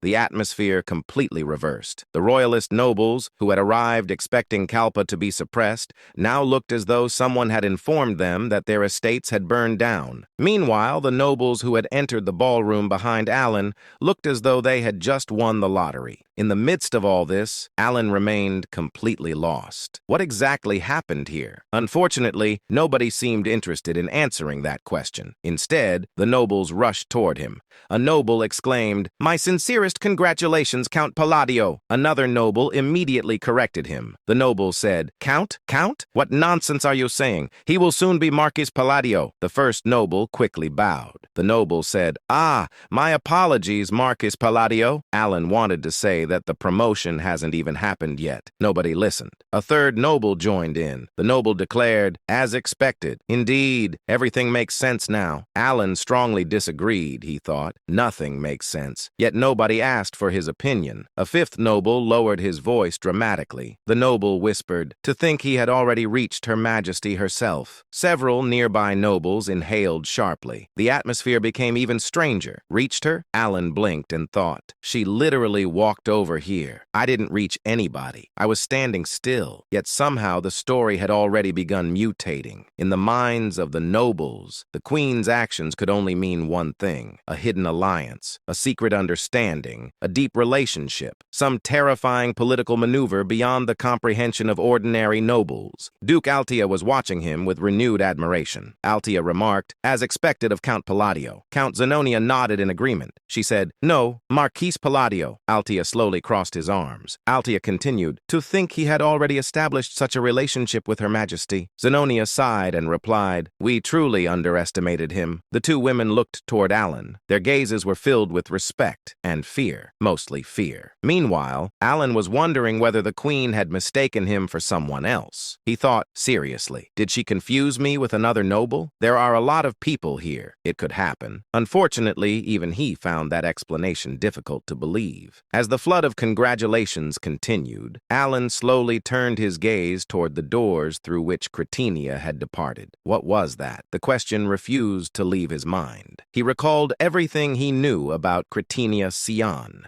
the 8th monarch of Asteria, one of the strongest individuals in the world, a woman famous for her indifference. She rarely smiled, rarely cared, rarely involved herself in anything. Yet today, not only had she promoted him, she had personally walked down from her throne, touched his face, smiled, and then left. He thought, no matter how I look at it, something is strange, very strange, terrifyingly strange, the kind of strange that usually led to future disasters, and that worried him far more than any promotion. While Alan was busy trying to understand reality, someone else was staring at him from across the ballroom. Marcus Filvoid. The noble ground his teeth so hard they almost cracked. Filvoid thought Count Palladio. Half a year ago, he had knelt before that man. Then he had been dragged to the Holy Kingdom, locked away, interrogated, humiliated, and subjected to an experience he never wished to remember again. For months, he had waited for today, waited to see Kalpa checked, waited to see Palladio punished, waited to see his faction collapse. Filvoid's eye twitched. Filvoid thought, how? Nothing made sense. No matter how much he thought about it, nothing. He looked around the ballroom, the smiling Kalpa nobles, the defeated royalists, the despairing aristocrats, the excited opportunists already preparing to switch factions, and in the center of it all, Alan Palladio, standing there with a confused expression, which only made Filvoid even angrier, because somehow that confused expression looked mysterious. It looked profound. It looked as though Alan had expected all of this from the beginning. Filvoid clenched his fists and thought, stop looking so calm. Eventually, Filvoid let out a deep breath. At this point, there was nothing he could do here. Not anymore. Not after the queen herself had acted. But that didn't mean he intended to give up. Slowly, a cold expression appeared on his face. Filvoid thought, if matters have reached this point, then I have no choice. There were still people he could contact. People who did not care about noble factions. People who solved problems differently. Dangerous people. Very dangerous people. Filvoid slowly turned away from the crowd. His expression hardened. Filvoid thought, Count Palladio, let's see how long your luck lasts. Then, the furious Marquis moved through the streets while struggling to contain his anger. He eventually arrived in front of a hidden room. He knocked on the door, and someone inside immediately demanded a password. After giving the correct password, he was finally allowed to enter the room. The Marquis was guided deeper into the hideout, where one of the members informed him that the boss was waiting all the way in the back. As he moved further inside, the true identity of the boss was finally revealed. The leader of the organization turned out to be none other than Seorlang. The Marquis was left stunned by the revelation. He had always heard rumors about a bloodthirsty hybrid who desecrated corpses purely for amusement, but he never imagined it would be her. The horrifying truth became even clearer when he saw the room around her. Seorlang had already slaughtered numerous people. Dead bodies were scattered everywhere, and she stood calmly with her foot resting on the severed head of a man. Sensing his presence, Seorlang asked who had entered. Trying to stay composed, the Marquis introduced himself as a member of the agency and declared that he had come to commission Palladio's assassination. He desperately offered to pay whatever price she demanded. Seorlang responded with amusement before casually pointing out the real boss of the establishment. Without warning, she kicked the severed head lying beneath her foot directly toward the Marquis. The horrifying sight instantly shattered his composure, causing him to scream in terror before trying to run away. Still panicking, he realized that the room he had entered truly belonged to the boss. Seorlang casually remarked that the place had become a little messy. Moments later, she activated her thunderstick magic and burned every corpse within the room. The terrified Marquis immediately begged for his life, but Seorlang coldly declared that no one was allowed to lay a hand on her future husband. Right after that, she cleanly severed his head as well. Meanwhile, far away from that massacre, Alita and Zenonia continued staring at Alan while trying to speak with him. Somehow, Alan had managed to survive the entire week by doing nothing except tasting every single cake available at the banquet. To him, the experience had been extremely satisfying. Soon after, Alan finally began returning to his palace. During the journey, his thoughts drifted back toward the queen's strange behavior. No matter how much he thought about it, he still could not understand her attitude. As the carriage continued moving forward, Evan accidentally addressed Alan, using his old count title before quickly correcting himself after remembering that Alan had now become a marquis. Alan immediately told him once again to call him whatever he wanted, since the official ceremony had not happened yet. Evan awkwardly agreed before once again calling him Count. Not long after, Evan pointed toward the forest Alan had been searching for. The place stood near the border between the plains and the desert. Alan recognized the location immediately. Since the desert was close to Colony, he decided they should visit the forest first. However, his thoughts soon became increasingly complicated. After defeating Kairos, he now needed to return to the Kahala ruins. He also had to travel to Roxas in order to activate the item Heinkel had left behind. On top of all that, he had suddenly received the title of Marquis for cleaning up the underworld. Alan realized he needed to prepare himself carefully, especially if the Bone Eater within the Empire became involved. His thoughts then shifted towards Psychedelia and Calypsophobia, two games that both took place across the continent of Ampelon. Although both games had been created by the same development team and occurred simultaneously, their worlds were so separated that they shared almost no common elements. Alan remembered that he had dropped Calypso very early, meaning he barely knew anything about its storyline. Still, he quietly hoped that the changes happening in this world would not trigger a butterfly effect within Calypso's story. In the end, he convinced himself that the protagonist within the Western Empire would probably handle everything. Eventually, Evan stepped out of the carriage and informed Alan that the rest of the journey would have to be completed on foot. At that moment, Alan prepared himself mentally, deciding that it was finally time to lure out the nearest agency member. As Alan approached Alchemy's hideout, he carefully recalled the original method for entering the cave. According to his memories, all he needed to do was recite a specific incantation while stepping inside. Even so, seeing a real boss zone with his own eyes sent chills down his spine. Back in the game, people used to call the agency leader the Spine Slicer, while constantly throwing insults at him. Still, Alan convinced himself that everything would work as long as he followed the original plan. After arriving at the entrance, he attempted to call upon Alchemy, the leader of the agency, while reciting the protocol exactly as he remembered it. However, before he could properly finish the incantation and request a favor, Evan immediately pointed out that things clearly were not going to work that easily. At that moment, the story shifted several hours into the past. Earlier that day, Utia had personally arrived before Alkai, the leader of the agency and the strongest elite assassin group in existence. Alchemy initially believed she had come to kill him. He reminded her that he had already followed the Pilgrim's will by withdrawing from the world, making it insulting for someone to underestimate him now. Inside his mind, rage began building rapidly. He could not tolerate being challenged, despite spending nearly 300 years beheading the strongest warriors across the world. However, before his anger could fully erupt, blood suddenly burst from his head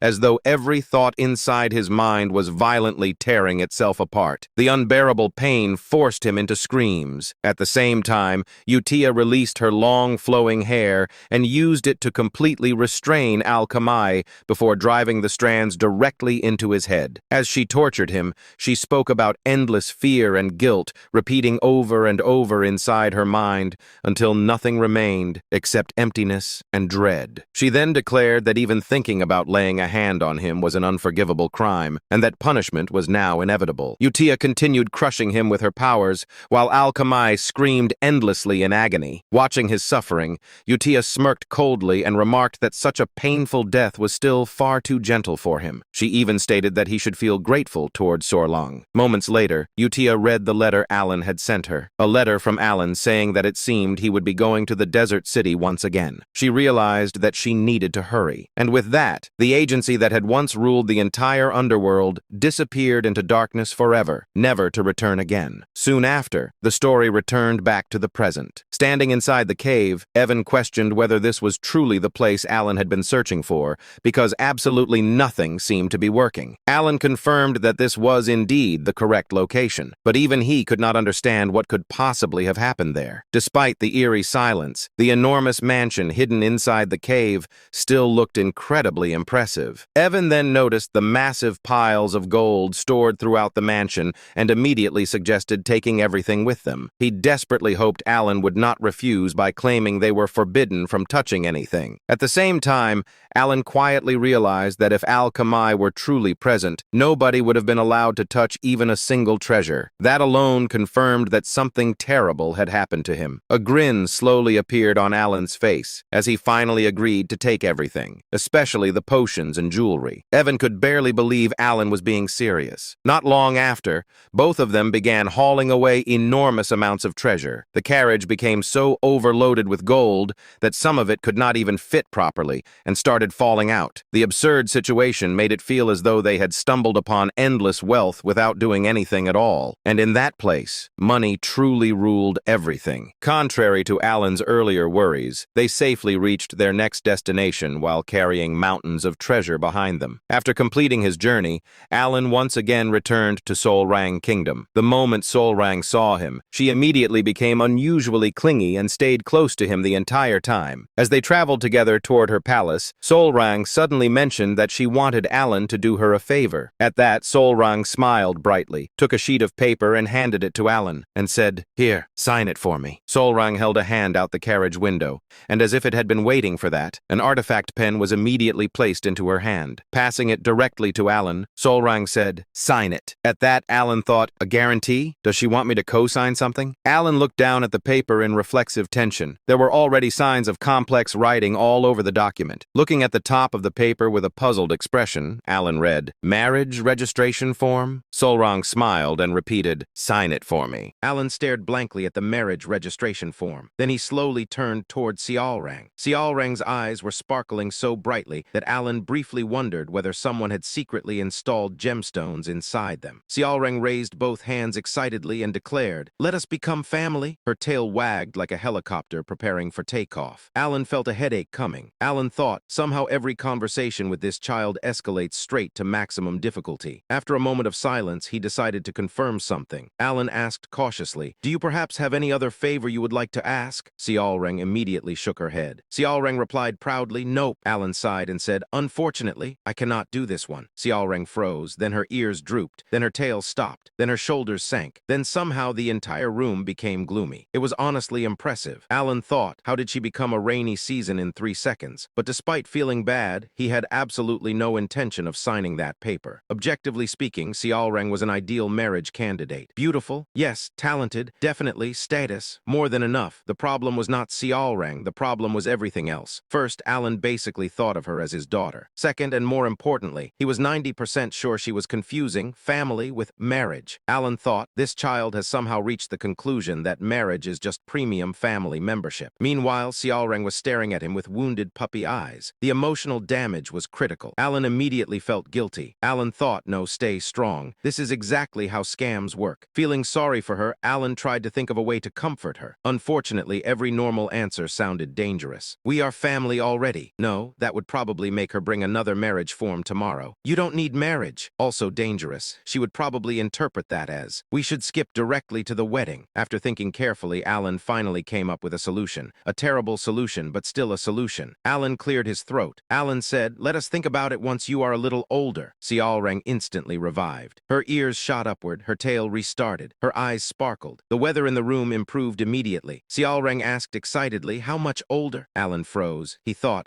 this was the follow-up question, the dangerous one. Now he had to choose carefully. Too short, problem. Too long, also problem. After several seconds of intense mental calculation, Alan gave what he believed was a harmless answer. Alan replied, 2 years. Silence. Then Xiaorang's entire face lit up. Xiaorang cheered, "Okay." Alan blinked. Alan thought, wait, why are you happy? That was supposed to be a rejection. In Xiaorang's head, however, something completely different had happened. Alan thought, let's discuss it in 2 years. What Xiaorang heard, I am currently accepting reservations. Xiaorang happily folded the marriage form. Xiaorang declared confidently, then I will come back in 2 years. Alan felt a chill run down his spine. Alan thought, why does that sound like a threat? Meanwhile, Xiaorang was already making plans. Xiaoreng thought happily, 2 years. I just have to wait 2 years. Nearby, invisible wedding bells were already ringing in her imagination. The scene then shifted to the Ashtalon kingdom. In a quiet office, Duke Komalin, with a face too young to believe belonged to a middle-aged man who had held a ducal title for over 20 years, looked over documents and abruptly opened his mouth. So it has become difficult to exert influence in the kingdom of Asteria? The Duke was muttering alone in an office where no one else seemed to be present. And yet, yes, that is correct. They have wiped out all of our people over there. With that answer, a man emerged from the shadows and knelt before Duke Komalin. It was Shutro, the man who, on the Duke's behalf, held vast power in Ashtalon's underworld. The Duke continued questioning him. Did the organizations that received Abyssstone or Abyssal cores collapse that easily? Shutro hesitated briefly before answering. There were not yet any organizations on the Asterian side suitable to receive Abyssstone or Abyssal cores. The Duke said, I see. So there was no one to recruit. Shutro lowered his head. My apologies. Kalfa had expanded its power far beyond our expectations. The Duke showed no concern over the apology. Instead, he calmly released Black Mana and killed the assistant on the spot. Without wasting another moment, the Duke summoned Ingela and handed the remaining work over to him. He then spoke about the ongoing experiment. Lord Carmine was still locked inside the isolation chamber. Absorbing the Abyss Jade had only filled him with overwhelming anxiety. While the Abyss body had completely destroyed his ability to control his aggression, the Duke concluded that Carmine had never been a worthy enough vessel to achieve the expected results. Even so, he was not surprised, since Carmine had only been used as a replacement after losing another test subject. Every guinea pig used in his experiments possessed enough power to withstand the absorption of an abyssal body. Unfortunately, the specimen from Colony had already been lost, and the recent experiments had failed to produce satisfying results. Among them all, Kalman remained the only true success. The story then shifted to a few weeks earlier. At that time, the Pilgrim had showered Kalman with valuable gifts in exchange for assassinating Count Alan. However, despite all that support, Kalman still failed to eliminate him. The narrative then returned to the present. The Duke admitted that he had believed Kalman could handle the mission alone. Looking back, he realized that his only mistake had been underestimating Count Alan's true strength. He then ordered Ingela to keep a close watch on the Kolin underworld. Although he claimed not to hold grudges, the situation had become increasingly irritating, and he wanted it dealt with as quickly as possible. The Duke instructed Ingela to send the corrupt nobles to offer their condolences to Palladio. By damaging his reputation, cracks would naturally begin to spread among Asteria's nobles. Since those nobles constantly sought their support, the Duke intended to use the situation as an opportunity to expand their influence even further. Finally, he made it clear that the plan had to be carried out at all costs, believing that everything they were doing was ultimately for the good of everyone. Sometime later, Alan arrived at the Forgotten Ruins. Xiaoreng immediately sat down near the entrance. She declared proudly, I shall wait here. Alan nodded. Then he immediately left before she could pull out another marriage registration form. Honestly, after the previous incident, Alan was beginning to treat paper documents with the same caution one would reserve for cursed artifacts. Soon afterward, Alan reached the central tower. Without hesitation, he climbed all the way to the great chamber where he had met the mysterious being before. The moment he arrived, a familiar voice greeted him. Oh, you have come. The creature appeared as though it had been waiting the entire time. Unlike before, however, its appearance was now much clearer. It still looked like a living shadow, but Alan could finally make out certain details. Antlers, a tail, a humanoid body. Alan muttered, a dragon woman? The dragon woman seemed pleased. The dragon woman replied, oh, you can see me now. It leaned forward slightly. The dragon woman continued, I suppose defeating an outer god raised your rank enough. Honestly, I expected you to fail. Alan stared at it. Alan replied flatly, I almost died. The dragon woman nodded and said, yes, but only almost. Alan thought, why do ancient beings always act like nearly dying is a minor inconvenience? The dragon woman remarked, still something doesn't make sense. Its tail formed a question mark, literally. The tail actually formed a question mark. The dragon woman asked, how exactly did you kill an outer god? Alan answered honestly, self-nature manifestation. Silence. The dragon woman blinked, then blinked again. Then she burst out laughing. Alan stared and asked, what exactly is funny? The dragon woman wiped imaginary tears. She replied, the part where you said you achieved self-nature manifestation. That's a good one. Alan's expression remained completely blank. Unfortunately, that only made the situation funnier. The dragon woman pointed at him. She gasped, wait, you're serious? Alan nodded. The dragon woman immediately laughed even harder. At this point, it looked less like an ancient mysterious being and more like someone who had just heard a legendary joke at a family gathering. Eventually, it managed to calm down. The dragon woman sighed. The dragon woman explained patiently, listen, self-nature manifestation requires requires mind image. Alan frowned. He repeated, mind image. The dragon woman froze, then slowly looked at him. She asked, you don't know what mind image is? Alan replied honestly, no. The dragon woman immediately started laughing again. She pointed dramatically and declared, you don't even know what mind image is and you're claiming self-nature manifestation. More laughter. At this point, Alan was beginning to get annoyed. The dragon woman said sympathetically, look, defeating an outer god is impressive. Lying about your achievements afterward isn't. She added kindly, if you're embarrassed, I'll allow you to leave and come back pretending this conversation never happened. The dragon woman grinned and waved him away. She said, go on, we'll restart. Alan's eye twitched. Alan asked, you really think I'm lying? She nodded immediately, absolutely. Alan crossed his arms and asked, and what if I'm not? She pointed dramatically at itself. She proclaimed, if you can prove it, I shall call you master from this day forward. The creature looked extremely pleased with itself, because from its perspective, this was completely impossible. It was basically offering a reward for someone proving they could casually fly to the moon. The dragon woman laughed and added, can you prove it? Alan immediately answered. He replied, remember that promise. Annoyed by her attitude, Alan wondered whether he still had enough mana left. Even so, he decided he had to give it a try. He immediately began channeling his mana and cast the powerful spell Snowflake Formation. Glory of the Snowy Mountains, Blind Man's Fatality, Ice Crystal Halberd. The overwhelming display of mana instantly shocked the dragon woman. Alan calmly reminded her of the promise she had just made. Instead of accepting defeat, the dragon woman became furious. She accused Alan of lying about not knowing spirit projection from the very beginning. She refused to acknowledge the result, insisting that it was completely unfair and that it didn't count. After proving his abilities, Alan reminded the dragon woman of the promise she had made. Although she reluctantly accepted him as her master, she still pouted in frustration. She genuinely wanted to know whether he truly had no idea what spirit projection was. Alan once again insisted that he knew nothing about it. Unable to believe him, the dragon woman demanded to know how he had managed to perform such a feat. Alan explained that he had simply structured his incantations according to their principles and memorized their names. He pointed out that this was exactly what she had instructed him to do during their previous meeting. The dragon woman then began explaining the true nature of magic. She revealed that magic was not something superficial that merely followed principles. Instead, it required accessing and manifesting the laws engraved by the original mage. Once someone understood the incantations, the sentences, and the ritual gestures, they could freely manifest and reshape the essence of magic. As Alan listened, he realized that this was essentially what he had been doing all along. However, the dragon woman clarified that to manifest the essence through sentences, a mage first had to invoke spirit projection. She further explained that spirit projection corresponded to the memory of the very first time a mage engraved a law using incantations, principles, sentences, ritual gestures, and the manifestation of essence. Those memories formed the foundation of every spell. Hearing this, Alan concluded that sentences actually had two completely different purposes. The dragon woman explained that without spirit projection or a mage capable of inheriting that legacy, she could never have believed him. Sentences were the key to understanding magical laws. The few clues she had accidentally revealed were far from enough. Without spirit projection, achieving that understanding should have been impossible. Alan calmly replied that he had always cast his spells the same way, by reciting the incantation while performing the ritual gestures. At that moment, Alan suddenly realized that their ways of thinking were completely different. The dragon woman believed that true understanding had to come before casting magic. In contrast, Alan had gradually understood the meaning only after repeatedly using the spells themselves. That realization led him to another conclusion. It seemed that becoming a mage through self-study alone might actually be impossible. Wanting confirmation, Alan asked another question. The dragon woman was left completely shocked that he had figured all of that out by himself. She could not understand how he had managed it. Alan simply explained that this was how he had always learned magic. Before the conversation could continue, an alarm suddenly echoed through the area. The dragon woman realized that her time had run out and explained that they would not be able to continue their conversation for quite some time. Before disappearing, she advised Alan to obtain Sparrow's staff so he could receive its incantations and sentences. Alan wondered whether Sparrow's staff was a sentient weapon. The dragon woman revealed that it belonged to a madman who had implanted his own personality into the weapon. Alan then pointed out that sentences were supposed to be secret techniques, making it unlikely that the owner would ever willingly hand them over. The dragon woman replied that the weapon's owner had never managed to find an heir. She believed he was probably still desperately searching in frustration. Finally, she told Alan that she would be waiting for him. If everything he had said was truly the truth, then he would eventually be able to wield the magic of a true mage. She even believed he might one day be capable of pushing those mysterious mysterious beings back. With those final words, the dragon woman completely vanished. After some time had passed, Alan sat inside the carriage on the way back from the forgotten ruins. Surprisingly, he was not thinking about the secrets he had originally come to uncover. Instead, his thoughts kept returning to the dragon woman's words. If you do not understand the phrases, the sentences, and self-nature manifestation, then magic cannot be used. Alan had repeated those words to himself countless times already. Alan thought, then how exactly have I been using magic this entire time? The dragon woman had seemed completely serious, which meant one of two things. Either she was wrong, or reality itself was wrong. And Alan was beginning to suspect the second option. Alan sighed. Alan thought, the more I learn about magic, the less I understand it. After giving up on finding an answer, he shifted his attention elsewhere. Sparrow's staff. Fortunately, he knew exactly where it was. The royal treasury of Colony. He had entered the treasury several times through quests before. In fact, he had walked out carrying random treasures often enough that the guards had probably started expecting it. The problem was that among all the treasures inside, Sparrow's staff was infamous. Alan thought, that thing is terrible. Actually, calling it terrible might be too generous. Out of every treasure available, Sparrow's staff was almost always the last thing anyone would choose, which only made the dragon woman's recommendation more suspicious. Alan thought, if she specifically told me to get it, then it probably hides some absurd secret. After a long period of consideration, he finally made a decision. Alan nodded. Fine, I'll register for the Colosseum first. After that, he would retrieve Sparrow's staff, hopefully without getting involved with another insane ancient being. His hopes were not particularly high. Suddenly, a head appeared beside him. Sialreng shouted, benefactor. Alan flinched. Alan asked, what is it this time? Sialreng demanded, pat my head. Alan stared, then he sighed and replied, fine. The moment he placed his hand on her head, something strange happened. His hand barely moved. Instead, Sialreng aggressively moved her own head beneath his palm, back and forth. Alan watched silently. Alan thought, am I petting her? Or is she petting herself using my hand? Meanwhile, Sialreng looked happier than anyone had a right to be. A few minutes later, the carriage stopped. Completely. A massive crowd blocked the central street. People packed both sides of the road as far as the eye could see. A beastkin scout returned after investigating. The beastkin reported, Lady Sialreng, the road is completely blocked. After thinking briefly, Alan shrugged. He said, we're stuck anyway, let's see what's happening. The group stepped out of the carriage. Curiosity naturally got the better of Alan. As he approached the crowd, he noticed an enormous procession moving through the street. Then he saw the Holy Knights. Alan immediately recognized them. Alan thought, the Holy Kingdom. A moment later, one particular white carriage stopped directly in front of him. The crowd fell silent. The carriage door slowly opened. A young girl stepped out. She wore black sacred robes decorated with crimson embroidery. Alan tilted his head. The girl looked strangely familiar, but he couldn't remember where he had seen her. Then she began walking directly toward him. Not toward the nobles, not toward the officials, toward him. The moment this happened, Sialreng's eyes widened. Sialreng screamed, this is bad. Her tail immediately began wagging in panic. Meanwhile, the girl continued walking. She passed directly by Sialreng. A few moments later, the girl stopped in front of Alan. Then she gently took his hand in both of hers. The girl smiled warmly. The girl said, teacher, it has truly been a long time. Then she opened her eyes. Crimson irises appeared, and instantly Alan remembered those red eyes. Alan said, Utia. His brain finally caught up. The mysterious girl, the saint candidate, the troublesome disciple. Alan looked at Utia and could not help feeling amazed. Seeing her through a screen and seeing her in person were completely different experiences. The Utia before him smiled warmly, spoke gently, and carried herself with an elegance that made her seem almost untouchable. Alan thought she really became someone incredible. At that moment, a small child passing through the street suddenly widened his eyes. He pointed excitedly and shouted, the beautiful saint! Utia blinked. Then she let out a small laugh, smiled, and replied, I am no longer a saint. I am a cardinal now, so you should address me properly. Silence. Alan froze. Even Sialreng blinked. Alan thought, a cardinal? Only then did it fully sink in. Utia had truly become a cardinal, one of the highest positions within Rosario. Meanwhile, the child did not understand the importance of the title at all. The child hurriedly picked a flower from nearby. He knelt dramatically and declared, you are still prettier than all the saints. Utia blinked again. The child's father turned pale. He shouted, I apologize. The child proudly raised the flower and said, please marry me. The father immediately grabbed the child. He shouted, we are leaving. The child was dragged away while struggling. He shouted, but she's beautiful. The father shouted, stop proposing to cardinals. The two disappeared into the crowd. Utia quietly accepted the flower. Meanwhile, Alan was still processing the previous information. Cardinal. An actual cardinal. Utia looked toward him, smiled, and asked, since we met unexpectedly, would you like to continue our conversation somewhere more comfortable? She then asked Sialreng what she thought about it. Sialreng immediately nodded vigorously and eagerly proposed heading straight to the guild headquarters. And so, the group began heading toward Xiaorang's guild. Inside the carriage, the atmosphere felt strange. Xiaorang sat quietly. Her tail was not moving. Her ears drooped. She looked utterly depressed. Evan looked back and forth between everyone. Eventually, he leaned toward Alan. Evan whispered, "What happened to her?" In response, Alan brought up the fact that a cardinal from Rosario was an extremely influential figure and asked if Evan understood what that meant. Confused, Evan asked why that mattered so much, then explained that a cardinal held the highest position directly below the pope. According to church protocol, a cardinal possessed the authority to issue an outcall, something capable of triggering an actual holy war. Alan said, Utia became a cardinal. The realization that Utia had reached such a position completely shocked Evan. He slowly turned his head toward Utia. For some reason, Evan suddenly sat up straighter. Meanwhile, Alan himself remained lost in thought. He never imagined that pure faith alone could raise someone this high. He had expected many things: a respected saint, a famous healer, a beloved figure, but a cardinal. Even he had never imagined that. Still, as long as Utia herself was happy, that was enough. Alan smiled slightly. Alan thought she truly found her own path. Then another realization suddenly struck him. For years, they had exchanged letters. Utia listened to his advice. She respected him. She called him teacher, and now she was one of the most powerful people in the Holy Kingdom. Alan thought, wait, does this mean I have connections now? For the first time in his life, Count Palladio, leader of Kalpa, king of the underworld without realizing it, teacher of a cardinal. Alan suddenly felt an unfamiliar emotion: security. Meanwhile, Utia quietly looked toward Alan. Utia thought, teacher seems happy. And Alan himself simply sat there, completely unaware that everyone around him was becoming more frightened of him by the minute. Alan thought, it really is nice to have someone influential supporting you. Everyone else thought, just how many terrifying connections does he have? Soon the group arrived at the guild headquarters and sat down together. The moment they entered the room, Xiaorang immediately became energetic again. Xiaorang happily said, Benefactor, please make yourself comfortable. Alan nodded and replied, thank you. Just as Alan was about to sit down, Xiaorang immediately rushed toward the seat beside him. She declared, I'm going to sit right next to you. At that exact moment, Utia slowly turned her head. Her red eyes opened. She said absolutely nothing, but her eyes clearly said, if you wish to die, sit there. Xiaorang froze. Her ears stood up. Her tail stopped moving. Cold sweat ran down her back. For some reason, she suddenly felt as though the moon itself had begun judging her existence. Xiaorang thought, danger, extreme danger. Without saying another word, she immediately sat beside Utia. Not beside Alan, beside Utia. She even sat with perfect posture, like a criminal standing before a judge. Utia smiled warmly. She said, good choice. Meanwhile, Alan remained completely unaware. He asked, you came to Colony because of some business? Utia smiled gently. She replied, yes. I do not think I will stay very long. Then she looked directly at Alan. Utia smiled. She said, you may already know, but I wanted to tell you personally. I have become a cardinal. A soft smile appeared on her face. Utia added, and I am very happy to see you again, teacher. Alan replied, me too. But he continued looking at her. The girl before him seemed far too kind. Her smile was warm enough that calling her a saint would not feel strange at all. And that image clashed heavily with the one engraved in his memories. Alan thought, the Utia I knew in psychedelia was completely different. The destructive being, the future sin, the terrifying existence that had once shaken the world. Compared to that image, the girl sitting before him looked almost unreal. Alan thought, she truly grew up well. For some reason, he felt especially proud. Among all of his children, Utia perhaps gave him the greatest relief. Meanwhile, Utia quietly observed him. She thought, teacher keeps staring at me. Perhaps he missed me. Meanwhile, beside her, Xiaorang quietly narrowed her eyes. She leaned closer. She whispered, this is not a coincidence, is it? You only came here because of Benefactor. Utia smiled. She asked, oh, if this is not a coincidence, then what exactly are you implying? The temperature around Xiaorang suddenly dropped. The smile on Utia's face remained, which somehow made everything much worse. Utia calmly said, are you accusing me of violating the moon's directives? Xiaorang froze. Utia's red eyes narrowed slightly. She continued, are you saying I fabricated an excuse merely to come here? A terrifying pressure filled the room. Even the air seemed to grow heavier. Xiaorang suddenly felt dizzy. Her tail trembled. Her ears shook. Xiaorang stammered, the directives? She swallowed. She continued, why, you're right. She lowered her head. She said, sorry. Meanwhile, Alan was still thinking about how proud he felt. Several minutes later, he finally noticed something. Xiaorang was sitting perfectly still. Her tail was not moving, which for Xiaorang was essentially a national emergency. Alan frowned. He thought, Xiaorang has been acting strangely nervous around Utia. He looked toward them. Alan asked, is everything all right between the two of you? I hope you are getting along. Utia smiled immediately. She replied, how could that be? She looked toward Xiaorang. Utia smiled. She asked, Xiaorang and I get along very well, right? Xiaorang tried to smile. The result was horrifying. It resembled someone being forced to sign a confession. Xiaorang Xiaoreng nodded. She replied, very well. Meanwhile, inside her head, Xiaoreng thought, when did we become close? And what exactly was that murderous aura earlier? The atmosphere somehow became even worse. Alan looked between the two girls. Alan thought, why does this feel like a peace treaty between enemy nations? Still, since both of them claimed they were close, he decided not to ask further. That decision lasted approximately 5 seconds. Xiaoreng suddenly looked toward him. She asked, benefactor, after 2 years you will think about it, right? Alan froze. Utia blinked. The marriage registration incident. The disaster. The nightmare? Alan carefully replied, well, when that time comes, I will think about it. Utia tilted her head. She asked, think about what? Alan opened his mouth. Unfortunately, Xiaoreng was faster. Xiaoreng proudly declared, he said he will seriously think about marrying me in 2 years. Silence. Utia froze. Alan died internally. Utia slowly turned toward Alan. She asked, what? Xiaoreng puffed out her chest. She thought victory. Meanwhile, Alan wanted to jump through the window. But suddenly, Utia laughed. She smiled calmly. She said, teacher, you do not need to explain. Xiaoreng must have made an unreasonable request. Teacher probably rejected her. But because Xiaoreng would become sad, teacher had no choice but to comfort her. She smiled brightly. She concluded, therefore, the 2 years are simply an unavoidable lie. The logic somehow became more confusing with every sentence. Alan stared. He thought, she reached the correct answer using completely incorrect reasoning. Utia said teacher only said it because he had no choice. Xiaoreng immediately exploded. That is not true. He said he would think about it. Utia replied, because he had no choice. Xiaoreng shouted, you are wrong. Utia smiled. She replied, you are too young. Xiaoreng crossed her arms. She declared, the vice guild leader said that a 5-year age gap is appropriate. Utia smiled. She replied, you are still too young. Xiaoreng immediately counterattacked. She declared, the one who cannot is you. Utia blinked. She asked, and why is that? Xiaoreng proudly answered. She declared, because you are old. Silence. Utia continued smiling. She replied, there are only 2 years between us. Xiaoreng nodded. Then she uttered the forbidden words. Xiaoreng declared, Rin said your estimated age is over 1,000. Silence. 1 second, 2 seconds, 3. Then, boom. Xiaoreng disappeared. The floor disappeared. The floor below became visible. Alan stared. His brain completely stopped functioning. Utia slowly looked downward. Then she turned toward Alan with a gentle smile. She said, this building is somewhat weak. Alan blinked. He looked at the hole. He looked at Utia. He looked at the hole again. He asked, the building is weak. Utia nodded. Alan pointed downward. He asked, really? Utia smiled. She answered, it suddenly collapsed. Alan thought for several seconds. Then he remembered former sin, ancient being, extremely powerful, possibly over 1,000 years old. Alan immediately nodded. He replied, I understand. At the same time, he engraved an important lesson into his heart. Alan thought, a woman's age is forbidden territory. He paused, especially if the answer contains 4 digits. Several minutes later, Xiaoreng returned. Or rather, she was returned. She sat perfectly upright. She said nothing. She moved nothing. She resembled a puppet whose soul had temporarily left its body. Alan looked at her. Alan thought, she has seen something terrible. The atmosphere slowly recovered. About 30 minutes later, Utia finally stood. She smiled. She said, I believe I should leave now, teacher. Alan nodded. He replied, you said you had business here. Utia answered, I will remain in colony for around 3 weeks. She smiled gently. While you stay here, I will come visit often. Xiaoreng immediately became nervous again. Alan remained completely unaware. He replied, all right. Then suddenly she clapped her hands. She asked, teacher, you mentioned earlier that you would enter the Colosseum, correct? Alan replied, there is something I need from the royal treasury. Sparrow's staff? Utia thought briefly. Then she smiled. She said, I see. Then I shall come see you again soon. With those words, she departed. After confirming that the white carriage had headed toward the royal castle, Alan looked toward Xiaoreng. Only then did she finally release the breath she had been holding. Xiaoreng thought, the disaster has passed. He thought, I should begin preparing for the Colosseum. Unfortunately for him, the Colosseum was currently the least dangerous thing waiting for him. The next day, Alan headed toward the F-rank death match together with Xiaoreng. While walking beside him, Xiaoreng proudly pointed toward Alan's standard F-rank gladiator tag. She excitedly reminded him, I already told you that the process would only take a second. She continued boasting that there had been no reason for him to worry so much. According to her, waiting in line all night had been completely unnecessary. Hearing that, Alan quickly realized that simply bringing Xiaoreng along had been enough to finish the entire process within a single minute. At the same time, Alan focused on his true objective. The only way to gain access to the royal treasury was by reaching a rank. Even so, he believed that if he played his cards correctly, reaching that level should still be possible. Soon, 2 days passed. The long-awaited F-rank death match finally began. The host enthusiastically welcomed everyone to the F-rank death match. He proudly described it as the bloodiest battle of them all. Unlike ordinary individual duels, which required participants to pile up multiple victories over time, this brutal event offered a complete completely different reward. The winner would immediately skip several ranks and advance straight to D rank. As the atmosphere grew more intense, the host explained that battles like these always followed one simple rule. The strongest fighter became the first target. Because of that, it seemed that Count Palladio had already become the center of attention. A massive target had been placed on his back. Finally, after building up the tension, the host officially signaled the start of the battle. The moment the battle began, all of Alan's opponents charged at him at the same time. Facing the overwhelming assault, Alan quickly analyzed the situation. Until now, he had only relied on a single spell while fighting overwhelmingly powerful opponents one-on-one. However, against multiple enemies at once, he realized that he needed to completely change his strategy. Alan understood that he needed to create a much wider area of effect. At the same time, he needed enough destructive power to eliminate every single F-rank gladiator surrounding him. Without hesitation, Alan immediately activated his spell, Snowy Lands. Right after that, he summoned a massive ice crystal. The enormous crystal instantly stunned everyone watching the match, but Alan did not stop there. He continued casting reinforcement spells one after another. Reinforcement, compression, vacuum, primordial regression. As the spells combined together, several incredibly powerful crystal spheres began forming around him. The overwhelming energy radiating from them shook the entire battlefield. Then, in a single devastating attack, Alan unleashed the crystal spheres toward all of his opponents at once. The impact completely overwhelmed the other gladiators. Within moments, every opponent in the arena had been defeated simultaneously. The entire audience was left speechless by the unbelievable display of power. Soon after, the official announcement echoed throughout the arena. Alan had been declared the winner of the F-rank death match. With that victory, he was immediately promoted to D rank. Even after winning the battle, Alan's entire body continued trembling from fear and exhaustion. His heart pounded violently as he struggled to calm himself down. Although he had managed to defeat everyone, the experience had pushed him to his limit. Fortunately, he had succeeded in taking out all of his opponents at once. However, expanding the spell's range had instantly drained almost his entire mana pool. Sweat poured down his body. Alan realized that he seriously needed to improve the regulation of his spell sequences. At the same time, he understood that he also needed a proper method to control the flow of mana itself. While Alan was still recovering, Evan suddenly approached him. He praised Alan's performance. Then he revealed that Utia had sent him a gift. The moment Alan looked at it, he immediately recognized it. It was Sparrow's staff. The sight completely surprised him. Alan had originally believed that accessing the royal treasury required proving one's worth through the arena first. Because of that, he had already accepted the disappointment of giving up on the treasure he truly wanted. But now, everything had worked out perfectly for him. Evan explained that Utia simply thought Alan would appreciate the gift. Judging by his reaction, she had clearly been correct. Hearing that, Alan felt unexpectedly emotional. Receiving such a thoughtful gift from his oldest daughter genuinely touched his heart. Then, the next day arrived. After restoring his mana, Alan finally picked up Sparrow's staff and prepared to activate it. All he needed to do now was pour mana directly into the staff itself. The moment he did, Sparrow's staff suddenly awakened. It immediately began speaking. The staff demanded to know who had dared to wake it. Alan calmly introduced himself. He explained that a dragon woman had sent him there because she claimed the staff once belonged to a mage. Hearing that explanation, the staff mocked the situation. It commented that among all those fools, there had apparently been at least one idiot after all. Without wasting time, Alan directly asked whether the staff could teach him incantations and spell sentences. However, Sparrow's staff reacted with disbelief. It questioned whether Alan truly believed he could use such magic without properly understanding it. The absurdity of the idea amused the staff so much that it nearly drove itself crazy. In the end, the staff coldly declared that it neither possessed the desire nor the intention to pass down its legacy. After saying that, it simply demanded to be left alone. Right then, Evan suddenly arrived once again with urgent news. He informed Alan that an A-rank gladiator named Persian had officially challenged him to a duel. The announcement completely stunned Alan. After all, he was still only D-rank. Alan could not understand why someone at A-rank would challenge a fighter like him. To him, it felt completely shameless. Evan then explained that an A-rank gladiator would never risk losing their rank without a reason. Even so, Alan found the situation incredibly strange. But after thinking about it carefully, he suddenly realized something important. This duel was actually his chance to reach A-rank immediately. According to the arena rules, Alan himself was normally only allowed to challenge gladiators ranked C-rank or below. Because of that restriction, this unexpected challenge felt like an unbelievable lucky break. With renewed confidence, Alan turned towards Sparrow's staff. He proposed making a bet if the staff truly doubted him. Hearing that, Sparrow's staff suddenly burst into laughter. The idea instantly caught its interest. After being bored for so long, the staff finally felt that things were about about to become entertaining. The very next day, the entire Colosseum was overflowing with excitement. One reason, Count Palladio, or rather, Alan. Ever since the Battle Royale, everyone wanted to see the mysterious Count fight again. Meanwhile, standing on the opposite side of the arena, Pilchen calmly watched Alan walk into the arena. The audience erupted into deafening cheers. Pilchen smiled. He thought, perfect. Normally, an A-rank fighter challenging a D-rank fighter was a terrible deal. If he won, nobody would praise him. If he lost, he would be demoted all the way to D-rank. It was practically all risk and no reward. So why challenge Alan? Simple. Attention. Pilchen thought, defeat the famous Count and become even more famous. Recently, rumors about Count Palladio had spread everywhere. The Battle Royale had only made things worse, or better, depending on who you asked. Pilchen wanted every bit of that spotlight, because there was another rumor. One of the legendary Baba Yaga seats would soon become available, and the royal family would personally choose one of the A-rank fighters. Pilchen thought, if I crush Count Palladio in front of everyone, that seat is basically mine. He smiled confidently, of course. He wasn't stupid enough to underestimate Alan. Only an idiot underestimated someone who kept surviving impossible situations. But he had done his homework. Pilchen thought, Ice Mage. That was everything Alan had ever shown. And Pilchen was a flame beastman. Fire naturally suppressed ice. As far as Pilchen was concerned, this was basically destiny. The announcer raised his voice. He shouted, begin. Pilchen exploded into action. A sea of flames erupted around him. The already scorching arena became even hotter. Several spectators immediately began sweating. The audience gasped. At the opposite side, cold mist spread around Alan. Ice slowly swallowed the battlefield. The collision between heat and cold distorted the air itself. Pilchen smirked. He thought, just as expected. He drew both swords. He thought, should I finish him immediately? He paused. Pilchen thought, no, I'll let him show off a little first. Then I'll knock him out. Unfortunately, that plan survived for exactly 3 seconds. Alan calmly raised one hand. Alan said, a ray of thunder. Blue lightning exploded across his body. The audience blinked. Pilchen blinked. The commentator blinked. Everyone collectively thought the same thing. Wasn't he an ice mage? Electricity danced through the arena. Blue sparks covered Alan from head to toe. Alan calmly continued. Decomposition. The lightning scattered into countless glowing blue particles. They floated through the arena like thousands of fireflies. Beautiful, terrifying, confusing. Pilchen stared. He thought, since when? Then Alan quietly spoke again. Fusion. The blue particles suddenly returned. His body began flickering like a mirage, like he existed, and didn't. Pilchen narrowed his eyes. Pilchen thought, whatever. A mage is still a mage. He kicked off the ground. Flames erupted beneath his feet. He shot forward like a cannonball. Pilchen thought, magic takes time. This is over. He raised both swords. Victory was already playing inside his head. Then, Alan looked directly at him, without changing expression, without moving. He calmly formed a hand seal. Alan said, universal flux. Then Alan whispered one final sentence. Rage in form. The entire arena exploded with blue lightning. For one instant, Alan disappeared. No. He became lightning itself. Pilchen's eyes widened. He thought, impossible. That became his final thought. His body slammed into the arena wall so hard that the stone exploded apart. Dust filled the battlefield. Silence, 1 second, maybe less. Nobody understood what had happened. They had only seen two things. First, Pilchen flying through the arena wall. Second, Alan standing calmly, wrapped completely in blue lightning. Every flap of his black coat released another violent arc of electricity. The lightning slowly faded. The blue glow disappeared. The coat gradually returned to its normal black color. Only then did the stunned commentator finally remember he had a job. The commentator screamed, the winner is Count Palladio. The arena exploded. Thousands of spectators jumped to their feet. Cheers, applause, screaming. People nearly lost their minds. Meanwhile, Alan wasn't listening to any of it. Alan thought, damn it, I almost died. Literally, not figuratively, not dramatically, actually died, ironically. Running out of mana wasn't the dangerous part. The dangerous part was the spell itself. Alan thought, what kind of lunatic creates magic like this? The moment he activated Rage in Form, his body had literally become lightning. Not metaphorically, not lightning fast. Actual lightning, his flesh, his bones, everything converted into mana. One mistake, one tiny mistake, and he would have scattered across the arena like glowing dust. Alan thought, that's not transformation. That's suicide with extra steps. The spell demanded absolute perfection. Every mana circuit, every magical pattern, every microscopic structure. If even one collapsed, so would he. He had spent over a second secretly reconstructing his own body while everyone thought he was posing dramatically. Even then, blood continued flowing beneath his sleeves. Alan winced. He thought, this hurts like hell. Then another thought entered his mind. Sparrow's staff. Alan imagined the staff innocently sitting in Evan's hands somewhere outside. Alan thought, did that bastard deliberately teach me a spell designed to kill its owner? The more he thought about it, the more believable it sounded. Alan sighed. He thought, I need to beat that sparrow. Not long long afterwards, Xiaoreng noticed the large number of bandages covering Alan's body and immediately became extremely tense after seeing his condition. She stared at him from head to toe, as if trying to figure out which part of him was still functioning. Despite the injuries, Alan calmly reassured her that he was fine now. Somehow, that explanation only made him sound even less convincing. Meanwhile, Sparrow Stick struggled to accept what had happened and simply could not understand how such a result was even possible. The more he thought about it, the less sense it made. Even so, the outcome of the bet had already been decided. Alan had won. Sparrow had lost. No amount of staring at Alan was going to change that fact. After that conversation, the scene shifted to the following day as the group traveled toward the castle. During the journey, Alan thanked Xiaoreng for helping him. At the same time, he reflected on the unexpected influence of a Baba Yaga. Even after reaching a rank, he had originally believed he would need to wait an entire week before receiving permission to enter the royal treasury. However, the authority carried by the title of Baba Yaga far exceeded his expectations. Xiaoreng simply laughed and clung to Alan's arm, brushing off his gratitude as if it were nothing worth mentioning. As they continued forward, Alan focused on another realization. He understood that if used correctly, his mana could establish a telepathic connection. Just as he was organizing his thoughts, he suddenly turned towards Sparrow Stick. It was time to collect his prize. Alan reminded Sparrow about their bet. The moment those words were spoken, Sparrow visibly stiffened. Instead of answering, he immediately changed the subject so naturally that anyone listening would have thought the bet had never existed. Then, as if nothing had happened, Sparrow proposed an entirely different offer. He wanted Alan to become his heir. Not only that, he wanted Alan to sign a contract and officially become his disciple. Alan looked at him in disbelief. Had they not already talked about this yesterday? He reminded Sparrow that they had already agreed to think about it later. Unfortunately, Sparrow apparently remembered a completely different conversation. He refused to give up and insisted that the opportunity was something most mages could only dream about. Alan responded coldly and reminded Sparrow of one very important detail. The loser of the bet shouldn't speak so confidently to the winner. Those words hit Sparrow surprisingly hard. Even so, he stubbornly continued trying to persuade Alan. He proudly explained that the laws he had created were incredibly powerful. Furthermore, if those techniques continued improving across future generations, they could overwhelm every other mage with ease. Alan honestly wanted to learn Sparrow's magic. The problem wasn't the magic. The problem was Sparrow, more specifically, the contract. He remembered the dragon woman mentioning that Sparrow had never found a proper heir. Looking at Sparrow now, Alan finally understood why. The old man looked less like a legendary mage and more like a desperate salesman who absolutely refused to let his customer leave. Because of that, Alan decided he needed to speak with the dragon woman before making any final decision. The conversation then shifted once more when Alan brought up Sparrow's earlier insults. He reminded Sparrow that he had once called him useless without spirit projection. Sparrow immediately looked embarrassed. He admitted that he had been ignorant back then and insisted that he had already apologized. Unfortunately for him, Alan showed no interest in accepting the apology. Instead, he casually remarked that he was apparently too stupid to qualify as Sparrow's heir. The sarcasm landed perfectly. Sparrow was immediately irritated. Somehow, despite being the one desperately trying to recruit Alan, he was now the one getting angry. After walking for what felt like an eternity through endless mountains of priceless treasures, Alan finally arrived with Xiaoreng at the king's audience chamber. Without hesitation, he knelt. Alan respectfully said, "A fighter greets the king of colony." Normally, he would have introduced himself as a count, but today, he was here as a Colosseum fighter. The king nodded with satisfaction. He said, "Raise your head." Alan looked up. King Carmaxes sat upon the throne, a broad-shouldered, imposing man whose very presence screamed royalty. The king laughed loudly. He said, "Count Palladio, I greatly enjoyed your match. It was truly spectacular." Alan politely bowed his head. The king asked, "I heard you wish to enter the royal treasury." Alan replied, "That is correct." The king nodded several times. He said, "Excellent. Anyone who proves themselves in the Colosseum has earned that right." Alan smiled politely. Alan said, "Thank you for your majesty's generosity." The king suddenly leaned forward. A strange smile appeared on his face. The king casually said, "Still, I was thinking of giving you one more gift." The king proudly declared, "I have a daughter." Alan's brain blue-screened. Alan thought, "What?" His soul nearly left his body. The king looked completely serious. Alan wanted to pretend he had suddenly gone deaf. The king laughed. He said, "Of course, whether you accept that gift is entirely your choice. Think about it carefully." Alan smiled awkwardly. frantically. Inside, he was screaming. Alan thought, why does this keep happening? Am I secretary wearing a marry me sign? The king calmly called out Maxim. Escort him to the treasury. Maxim bowed. He replied, understood. As Alan left, the king suddenly noticed something. Xiaoreng hadn't moved. She was still standing there. The king blinked. He asked, Baba Yaga, aren't you going with him? Xiaoreng slowly turned toward him. Just moments ago, she had been smiling brightly. Now, her expression was completely blank. She quietly said, hey. The king's smile stiffened. Golden eyes stared directly into him. Xiaoreng coldly said, enough of that. The room instantly became freezing cold. Meanwhile, on the other side of the castle, Maxim stopped before a gigantic pair of doors. Maxim said, this is the royal treasury. He slowly opened the doors. An enormous room filled with treasures appeared. Before Alan entered, Maxim gave one final warning. Maxim calmly said, you may take one item. One, if you attempt to leave with more than one, something unfortunate may happen. Alan immediately nodded. Alan replied, I understand. He absolutely understood, after all. Some idiots had actually tried stealing from the royal treasury before. They usually stopped existing shortly afterward. Without another word, Alan entered. His eyes widened. Treasures stretched endlessly in every direction. Legendary swords, ancient spears, rare jewelry, powerful artifacts. Some items were carefully displayed. Others were literally piled into heaps. It looked less like a treasury. Unfortunately, Alan ignored almost everything. Legendary sword? No thanks. Sacred spear? Pass. Golden crown? Not interested. He walked straight toward one forgotten corner. 30 minutes later, he finally smiled. Hidden beneath a pile of random accessories was a tiny dagger, or something pretending to be a dagger. Its handle was ridiculously thin. It honestly looked more like an oversized letter opener than a weapon. Anyone else would have ignored it immediately. Alan happily picked it up. Alan thought, found you. The contract token of the blindfolded. That was its true name. It wasn't useful right now, just like Heinkel's ring. It first needed to be unsealed in Laxus. Still, this was exactly what he had come for. Alan nodded happily. He thought, perfect. Everything is going according to plan, which probably means something terrible is about to happen. Soon afterward, he left the treasury. Maxim escorted him back toward the throne room. As they walked, Alan sighed internally. He thought, now, how do I politely refuse the king's daughter without starting an international incident? He spent the entire walk trying to invent an answer. None of them sounded safe. Eventually, he arrived. The atmosphere immediately felt weird. The king was smiling, but it looked forced, very forced. Meanwhile, Xiaoreng looked happier than ever. Xiaoreng happily waved. Xiaoreng called out, benefactor. The king awkwardly cleared his throat. He asked, did you choose everything you wanted? Alan bowed. He replied, yes. Thank you for your majesty's generosity. The king nodded rapidly. Almost too rapidly. The king hurriedly said, excellent. He immediately continued, then you should be on your way. He coughed awkwardly. The king added, oh, and regarding what I mentioned earlier, let's just pretend that never happened. It was merely a joke. Alan blinked. Alan thought, huh. He slowly nodded. Alan replied, of course. The king laughed. It sounded painfully forced. The king said, I look forward to seeing you again. Someday. The audience ended just like that. No inspection of the treasure. No further conversation. Nothing. Alan left looking thoroughly confused. Outside, he glanced toward Xiaoreng. Alan asked, Xiaoreng, I noticed you didn't really show much courtesy toward His Majesty. Is that acceptable? Xiaoreng casually replied, I'm the first Baba Yaga, so he said I don't have to follow formalities. Don't worry about that. Alan hesitated. Alan said, the king must have granted you permission. Xiaoreng nodded. Xiaoreng replied, exactly. She sounded as though they had merely discussed today's weather. Alan still found it strange. Even if she was a Baba Yaga, shouldn't she still bow before a king? Unfortunately, Psychedelia had never explained that part, so Alan simply gave up. Then another question crossed his mind. Alan asked, did you happen to speak with His Majesty while I was inside? Xiaoreng smiled innocently. Xiaoreng replied, just ordinary conversation. Alan blinked. He asked, ordinary? Xiaoreng nodded enthusiastically. She happily explained, we talked about food and things to be careful about and other ordinary things. In the office of Colony's royal castle, King Carmax's let out a long sigh as he recalled what had happened earlier. Carmax's thought, that was the first time I've ever seen her expression change that much. He was thinking about Xiaoreng. Until now, he had never once seen her smile so brightly. Whether at the Colosseum or inside the royal castle, the Xiaoreng he knew was almost always expressionless, which was exactly why her cheerful face beside Count Palladio had been so shocking. But that wasn't the real problem. Enough of that. Carmax's remembered those words clearly. The moment Count Palladio left the room, Xiaoreng's bright expression vanished completely. Her face became blank. Her voice became cold. And for a brief instant, Carmax's felt as if the air itself had frozen. His throat tightened. His instincts screamed. What she had done was, by any normal standard, an act of rebellion, speaking casually to the king, showing open hostility, releasing killing intent powerful enough to make his skin crawl. Any noble in the kingdom could have called it treason. And yet, Carmax's had said nothing, because he had two reasons. First, he knew Xiaorang's true strength, not merely the fame of the first Baba Yaga, not merely the title of the Golden Flash. He knew the real monster behind those names, and with two Baba Yaga seats still vacant, Colony desperately needed her power. Second, he himself had been trying to use Count Palladio. Carmax's knew perfectly well that Palladio was Xiaorang's benefactor. Even so, he had deliberately brought up marriage. Among nobles, marriage was politics. If Palladio refused, he would owe the king a favor. If Palladio accepted, Carmax's would gain a rising star whose fame was spreading across the entire kingdom. And more importantly, he would gain influence over Xiaorang herself. Carmax's thought, if I could bring Count Palladio to my side, I could finally manage the first Baba Yaga. That had been his calculation. And there was another reason. Count Palladio was also connected to Utia Blurdia, the increasingly influential cardinal of the Holy Kingdom of Rosaria. From a political standpoint, he was almost too valuable to ignore. Carmax's sighed. I knew she cared about him, but I never expected the backlash to be that severe. He rubbed his forehead. Then another question surfaced. Just what exactly is Count Palladio? At that moment, a knight's voice came from outside. Your Majesty, the Cardinal requests an audience. Let her enter. Carmax's immediately straightened. Normally, he might have delayed the meeting, but Colony currently needed the Holy Kingdom's support. He couldn't afford to refuse a cardinal. In fact, he had recently broken royal tradition and granted Utia access to the treasury despite her not even being a fighter. The door opened. Utia entered, and Carmax's instantly felt that something was wrong. She didn't bow, not even a slight nod. More importantly, she wasn't smiling. Throughout every previous meeting, Utia had always worn a gentle smile. Now her face was completely expressionless. Carmax's thought, did something happen? He only had a moment to wonder. Utia walked straight toward him. Her red eyes stared directly into his. And then she asked in a calm, emotionless voice, Your Majesty, I heard something and wish to ask whether it is true, if that would be acceptable. Carmax's replied, Of course, what is it? He realized he could not refuse the cardinal's request. From the very beginning, he had needed Rosario's support, and he had even agreed to offer one of his treasured possessions in exchange. Although traditions were important, securing their support had always been his highest priority. Carmax had believed everything was progressing exactly as planned, and he wondered what on the earth could have happened. Utia looked directly into his eyes. Then she asked, I heard that you tried to give Count Palladio, no, my teacher, a rather troublesome gift. She was meaning the marriage between his daughter and Alan. She paused for a moment. Then her voice became even calmer. She asked, Is that true? The room suddenly became unbelievably quiet. Carmax's looked into her eyes, bright red, completely emotionless. No anger, no sadness, no happiness, nothing, which somehow made them infinitely more terrifying. Carmax's thought, why do I suddenly feel like I'm standing before the final boss? A drop of cold sweat slowly rolled down his hand. He wasn't even sure why. Utia hadn't raised her voice. She hadn't released any aura. She hadn't threatened him. She had simply asked a question, and somehow, that was even scarier. Utia tilted her head slightly. Utia asked again, Your Majesty, will you answer me? Another bead of sweat appeared. Then another. Carmax's suddenly realized something. Earlier today, Xiaorang had almost frozen him to death over Count Palladio. Now, Utia had arrived with exactly the same subject. Carmax's thought, wait, did I accidentally offend the world's most overprotected noble? His political instincts screamed at him. Danger, extreme danger. He had originally believed Count Palladio was simply a talented young count. Now, one Baba Yaga had nearly declared war over him, and a cardinal had arrived personally to interrogate the king. Carmax's thought, just who is this man? The more he thought about it, the less ordinary Count Palladio became. Meanwhile, Alan, completely unaware that two walking catastrophes were defending his honor, completely oblivious to the diplomatic crisis happening because someone had casually tried to set him up on a blind date. The scene then shifted back to Alan as he headed toward the dragon woman while carrying Sparrow's staff. Even though she had shown little interest in meeting him during their previous encounter, he still decided to visit her again, hoping this time she would answer the many questions that had been bothering him. To his surprise, the dragon woman revealed that she had actually been waiting for his arrival all along. After Alan reminded her about the promise she had made, she praised his excellent memory before turning towards Sparrow's staff to ask whether it was finally satisfied. The staff quietly confirmed that it was, allowing the dragon woman to move on to the real reason behind Alan's visit. She immediately shifted the conversation towards Sparrow's staff and asked whether Alan had truly succeeded. Alan calmly explained that he had managed to manifest the staff's essence, although the entire process had been far more dangerous than it should have been. The answer genuinely shocked the dragon woman. She admitted that she had never expected such a reckless method to actually succeed and even found the result difficult to believe. Wanting confirmation, she asked Sparrow's staff directly, and the staff immediately confirmed that everything Alan had said was true. Curiously, however, the staff had begun trembling uncontrollably, leaving Alan Alan silently wondering why it suddenly seemed so nervous. Satisfied with the confirmation, the dragon woman finally decided to keep her promise. She reminded Alan that although he had already met every requirement to speak with her during their previous meeting, their conversation had been postponed until now. Realizing this was finally his chance, Alan decided to ask his questions one by one. The first topic he brought up was something she had mentioned the very first time they met. Back then, she had claimed that his caliber was too low to speak with her, and had described caliber as the standard by which the world judged every living being. Alan wanted to know exactly what she had meant. Without hesitation, the dragon woman revealed that she had been referring to Alan's divine caliber. Hearing those words immediately caught him off guard because, although he had considered that possibility before, he had never truly believed it. From everything he knew, there was simply no reason someone like him should possess divine caliber. Even killing ordinary gods should not have allowed him to obtain it, let alone increase it. Alan pointed out that even defeating the outer gods should not have produced such a result, and the dragon woman calmly agreed. She explained that, under normal circumstances, an ordinary human could never obtain divine caliber because humans lack the vessel required to contain it. She then revealed that this vessel was created through faith itself. For humans, that faith manifested as piety. Hearing that explanation, Alan immediately realized what she was implying. If piety created the vessel, then humans could actually obtain divine caliber through the faith others placed in them. The dragon woman confirmed that his conclusion was completely correct. She explained that if Alan had possessed no divine caliber whatsoever, he would never have been capable of seeing her in the first place. That was also the reason she had encouraged him to confront the outer gods. By repeatedly facing those beings, his originally insignificant divine caliber had gradually grown until it finally reached the point where she could acknowledge him. Instead of clearing up his confusion, however, the explanation only created an even greater mystery. Alan could not understand who could possibly have enough faith in him to create divine caliber. His reputation alone should never have been capable of producing such a result, making the entire situation feel increasingly strange. Every answer only seemed to create even more questions than before. Wanting to understand the power itself, Alan shifted the discussion toward the gods. He pointed out that divine caliber granted them extraordinary abilities that almost felt unfair, and wondered whether he would eventually gain similar powers himself. Sensing the excitement behind the question, the dragon woman simply smiled before giving him an easy comparison. According to her, Alan's current level of divine caliber was comparable to nothing more than a small local god worshipped within an isolated region. Her answer immediately made Alan realize that even divine caliber itself existed in different levels. He then brought up another point, reminding her that he had already defeated two outer gods. However, the dragon woman explained that defeating them did not mean he had absorbed all of their divine caliber. At best, he had only managed to eliminate them temporarily. Even so, she emphasized that merely standing against outer gods already required divine caliber in the first place, proving that Alan possessed far more than he had originally believed. As the dragon woman continued observing him, something about Alan suddenly caught her attention. She quietly wondered whether he could actually be the heir to someone's will. The more she thought about it, the more interesting the situation became. Alan had already accomplished countless feats that should have been completely impossible without divine caliber, yet he had remained completely unaware of its existence until now. In the end, however, she decided that the important part was that Alan finally understood the truth. Confident that he still had many unanswered questions, she encouraged him to continue asking while she patiently listened. Following the list he had prepared beforehand, Alan continued asking one question after another. He wanted to know about the mysterious heir to that unknown will, the true identity of the outer gods, the mysteries and ritual gestures of the great forgotten god, and even the archives hidden beneath the tower. Unfortunately, the dragon woman offered very few direct answers. Whenever Alan asked about the archives or the great forgotten god, she simply explained that they merely described the current state of the world. She even mentioned that a mage had once been described in exactly the same way, but refused to elaborate any further. Naturally, Alan was left unsatisfied. It felt as though every answer only hinted at an even greater mystery hiding behind the scenes. Realizing that she was deliberately avoiding the details, Alan changed his approach and asked a different question. If obtaining divine caliber had been so important, then there had to be a reason she insisted on leading him down that path. This time, the dragon woman admitted that there was indeed a reason. She explained that every question Alan had asked ultimately pointed toward the same destination. No matter whether he sought the truth behind the outer gods, the forgotten history of the world, or the mysterious heir, every path eventually led to one place: the deep depths. According to her, the answers Alan desired were all waiting there, and for now, simply knowing that destination was enough. Naturally, Alan wanted to know what the deep depths actually were, and why she refused refused to explain everything directly. However, the dragon woman revealed that it was not because she did not want to answer him. Rather, she could not speak about the past aloud. Certain beings were constantly listening. She explained that somewhere within absolute darkness, mysterious entities continuously devoured the very roots of history itself, swallowing the past into an endless abyss. Even more frightening, the beings responsible for bringing the age of gods to an end were beginning to return once again. Hearing those words, Alan immediately realized why she had been so cautious from the very beginning. Whatever secrets she was hiding were dangerous enough that merely speaking about them could attract unwanted attention. Since she could not reveal any more information directly, the dragon woman instead handed Alan a pendant. She instructed him to travel to the eastern coast and find the last surviving mermaid. If he presented the pendant to her, the mermaid would guide him to the deep depths, where the answers he sought supposedly awaited. Alan quietly accepted the pendant. Conveniently, the journey already matched his existing plans, since he needed to travel to Roxas anyway to release another artifact. Rather than making a separate trip later, he decided he could investigate both matters at the same time. Before ending their conversation, Alan remembered one final question that had been bothering him ever since his encounter with the god of chaos. According to that god, mysterious blue beings and black beings had been watching him from the shadows. Wanting confirmation, Alan asked whether those words had actually been true. The dragon woman casually confirmed that they were. However, instead of sounding concerned, she simply advised Alan to think of it as receiving recognition from a great god. To her, that attention was not necessarily a bad thing, even if Alan still had no idea what it truly meant. With all of his questions finally answered, the dragon woman made one last request of her own. She asked Alan to leave Sparrow's staff with her for the next 2 years, promising that she would return it afterward. The moment those words were spoken, Sparrow's staff immediately panicked. It began trembling violently and desperately tried to make it clear that it was perfectly happy staying with Alan instead. Unfortunately for the poor staff, Alan completely ignored its silent pleas. Trusting the dragon woman, he casually handed Sparrow's staff over, unintentionally betraying the artifact without giving it a second thought. After leaving the chamber, Alan apologized to Sialreng and Evan for making them wait so long. However, he quickly realized that neither of them had spent that time waiting patiently. Instead, the two had been happily eating crispy potato fries together as if nothing important had happened. Seeing the unexpected scene, Alan could only sigh before explaining that it was finally time to return to the guild and begin preparing for their journey to Roxas. The following day, everyone gathered outside the gates of Colony to see Alan's group off. Before they departed, Sialreng once again reminded her godfather not to forget signing the marriage agreement before they met again, making Alan pretend he had heard absolutely nothing. At almost the same time, Utia also arrived despite her busy schedule. She had come personally to say goodbye. Alan thanked her for making the time, but as he looked around, another familiar face suddenly caught his attention. Standing near the city gates was none other than King Carmax's himself. The king explained that he had personally come to wish Alan a safe journey. However, the moment Utia let out a knowing chuckle from the side, the atmosphere instantly became awkward. Alan did not notice anything unusual, but King Carmax's immediately understood exactly why she was smiling. Trying his best to maintain his composure, the king forced an awkward laugh before presenting Alan with a gift. He insisted on handing it over personally. The unexpected generosity immediately made Alan suspicious. He had always lived by one simple principle: never refuse money. However, this situation felt completely different. A gift from the king himself was never just a gift. As far as Alan was concerned, there had to be political motives hiding behind it somewhere. Normally, he would not have minded, but this time he felt it would be wiser to politely refuse. With a respectful smile, Alan thanked the king for his generosity before explaining that he did not deserve such an expensive present. Unfortunately, King Carmax's refused to take no for an answer. He immediately grabbed Alan's hands and repeatedly insisted that there were absolutely no hidden intentions behind the gift. According to the king, he simply liked Alan and wanted to give him something. Nothing more, nothing less. Seeing that the king had absolutely no intention of backing down, Alan eventually gave up and accepted the gift. Only after Alan's carriage finally disappeared into the distance did King Carmax's let out a long, exhausted sigh. Beside him, Utia smiled with obvious satisfaction. She quietly remarked that their negotiations had gone rather well. The king could only nod weakly. After everything he had gone through, he honestly never wanted to deal with Count Palladio again. The experience had drained him so completely that, for the first time in 13 years, he was genuinely tempted to start using the magic herb he had sworn to quit. Meanwhile, Alan and Evan continued traveling inside the carriage. To calm himself, Alan pulled out his newly acquired gold and carefully divided the coins into several small pouches. As he counted each stack one by one, an unfamiliar feeling slowly spread across his face. Peace. It had been a very long time since he had felt this relaxed. For once, he believed the county's financial deficit might finally begin shrinking. Watching him happily organize his money, Evan casually commented that Alan seemed to dream of living a peaceful life. Alan admitted that it was exactly what he wanted. To him, nothing sounded better than quietly managing his territory without constant trouble. Evan could only laugh. Considering everything surrounding Alan's life, hearing him talk about peace sounded almost ridiculous. Everywhere Alan went, disasters somehow followed. Alan simply shrugged and insisted that he was only a little busy at the moment. Evan smiled before joking that the situation would probably continue for several more years. After all, no one could predict what the future had in store. Not wanting to think about troublesome matters anymore, Alan suddenly changed the subject. He casually requested sweet potatoes for dinner. After watching Evan cook them the previous day, Alan had become completely convinced that Evan was now an expert at making roasted sweet potatoes. Evan stared at him in disbelief. For several seconds, he genuinely wondered whether Alan was joking. Unfortunately, Alan looked completely serious. Realizing there was no escape, Evan could only let out a helpless sigh while wondering how roasted sweet potatoes had somehow become his new specialty. 2 weeks after leaving Colony alongside the merchant caravan, Alan finally returned to his own territory. After storing away the mountain of gifts the king of Colony had insisted on giving him, the group packed only the necessities and resumed their journey toward Lania. Since the road happened to pass through Roxas, the trip doubled as a short vacation before business resumed. Although Alan barely noticed the scenery because his mind had been occupied ever since leaving the dragon woman's domain, Evan couldn't help noticing that his lord had been staring absent-mindedly into space for what felt like hours. Meanwhile, Alan's thoughts kept replaying the dragon woman's words over and over again. According to everything she knew, only mages capable of spirit projection could wield laws and essence manifestation. Yet Alan had somehow shattered that supposedly absolute rule. After considering every possibility, she had reached only 2 conclusions. Either Alan was some unimaginably ancient supernatural existence, or he had somehow forgotten his own past. Neither answer sounded remotely believable to Alan. If he truly possessed that kind of overwhelming origin, why had he nearly died so many times already? An all-powerful being shouldn't have spent half his life desperately surviving disasters one after another. As for the forgotten gods, to Alan that had always been nothing more than background lore from the game. The chants, the rituals, the strange hand signs, he only memorized them because they increased damage. That was literally the extent of his scholarship. Meanwhile, everyone else apparently treated those same gestures like forbidden knowledge capable of rewriting reality. Even the memory theory made little sense. Someone had to live through something before forgetting it. The more he thought about everything, the more questions appeared, each somehow creating 3 new mysteries behind it. Seeing Alan sink deeper into thought, Evan finally asked if something was wrong. Alan simply smiled and assured him everything would eventually work itself out. At least, that was what he told Evan. Inside, however, Alan had already made up his mind. No matter what secrets surrounded his existence, they could wait. His first priority remained exactly the same: confirm whether another catastrophe was about to descend upon the world. Hearing that, Evan immediately declared that no matter what happened, Alan could always rely on him. Alan nodded with satisfaction, then rewarded his loyal subordinate with an expensive dessert. Evan blinked. "My lord, I wasn't worrying because I wanted snacks." Alan ignored the complaint. Food was obviously the universal solution. Watching the luxurious sweets appear in front of him, Evan sighed before respectfully putting both hands together in prayer. Alan tilted his head. "What are you doing?" Evan explained it was a religious custom to offer thanks before eating. Alan nodded in understanding. What he didn't know was that Evan's actual prayer sounded something like this: "Dear heavens, please don't let dinner be sweet potatoes again." Alan stared in confusion after hearing Evan grumble about sweet potatoes. Only then did he discover the horrifying truth. Apparently, eating sweet potatoes every single meal eventually became torture. A revelation that completely escaped someone capable of surviving on emergency rations for weeks. A few days later, Alan finally arrived in Lartania, but instead of rushing straight to Murd's place, he decided to stop by a nearby shop first. After everything that had happened, showing up empty-handed felt wrong. Sure, he wasn't expecting the artifact appraisal to be free, but visiting someone's home without even bringing a small gift just didn't sit right with him. Besides, he still remembered the last time he had barged into Rhine's office because of an outer god emergency, then left without so much as a thank you gift. Looking back, even Alan had to admit that was a little embarrassing. Remembering the old fountain pen sitting on Rhine's desk, he figured a new one would make a simple but thoughtful present. So while carefully carefully searching through the shelves for something elegant enough to look respectable without screaming, "I'm trying to bribe you." A nearby conversation suddenly caught his attention. Several customers were whispering about shocking news spreading throughout Lartania. Another member of the triumvirate had died, first Reet, now Vima, leaving Rhine as the sole survivor. Under normal circumstances, that would already be enough to throw the city into chaos. Unfortunately, people never stopped at the reasonable explanation. The newest rumor was far more entertaining. Apparently, Rhine had personally eliminated the other two members. Even worse, according to the gossip, the whole conflict supposedly started because someone had insulted her godfather. The moment Alan heard those words, his hand froze in midair while holding the fountain pen. What? For several long seconds, his brain completely stopped working. His first thought wasn't about the murders. It was about the terrifying conclusion everyone had somehow reached. They made me the final boss. Alan genuinely couldn't understand how reality kept twisting itself into something so ridiculous. He simply gave Rhine a few books, answered a couple of questions, occasionally solved world-ending disasters before breakfast, and somehow the entire continent now believed she was massacring powerful officials just because someone had spoken badly about her mysterious godfather. At this point, Alan wasn't even surprised anymore. If he stayed in Lartania for another week, someone would probably claim he created the continent just because he was bored. Meanwhile, completely unrelated to Alan's growing headache, the story shifted toward one of Caliban's greatest legends. Among the five swords, one name stood above almost everyone else: Deus Macalian, the second sword of Caliban, the man whose unofficial achievement of defeating Reinhardt had become common knowledge despite never being officially acknowledged. His strength, reputation, and overwhelming presence had already elevated him into something resembling a living legend. Of course, every legend came packaged with extremely questionable rumors. Despite being one of the greatest master knights alive, whispers claimed Deus had an unhealthy obsession with magic. Servants occasionally reported seeing him practicing swordsmanship alone at night, only to suddenly stop swinging his blade, stretch one arm dramatically toward the moon, and begin pretending to cast spells nobody else could see. Naturally, absolutely nobody dared laugh in front of him, mostly because everyone preferred keeping their ribs intact. Still, compared to his achievements, those strange stories barely affected his reputation. Unfortunately, there was one person who absolutely couldn't stand hearing Deus's name: Prince Tyrion, Caliban's infamous second prince, the kingdom's certified troublemaker. Unlike his older brother, who actually looked qualified to become king, Tyrion had spent years collecting embarrassments like they were family heirlooms. His greatest masterpiece had been trying to flirt with Deus Macalian's younger sister, using what he believed were charming pickup lines. The result, a royal duel, sanctioned by the king himself. Tyrion entered the arena believing he would teach Deus a lesson. Instead, Deus personally introduced every single bone in Tyrion's body to the concept of extreme disappointment. Ever since that glorious humiliation, Tyrion hated Deus with every fiber of his being. Unfortunately for him, today's problem once again involved the very man he despised. A secret letter had arrived requesting that he apply political pressure on Count Palatio. Normally, targeting a foreign noble from Asteria would have been a diplomatic nightmare. Even though both kingdoms belonged to the Confederation, interfering in another nation's internal affairs was dangerous. Except, whoever sent the request had already prepared everything: evidence, excuses, political justification. A perfect opportunity. Tyrion wouldn't suffer much backlash, and in return, the mysterious sender would owe him a favor.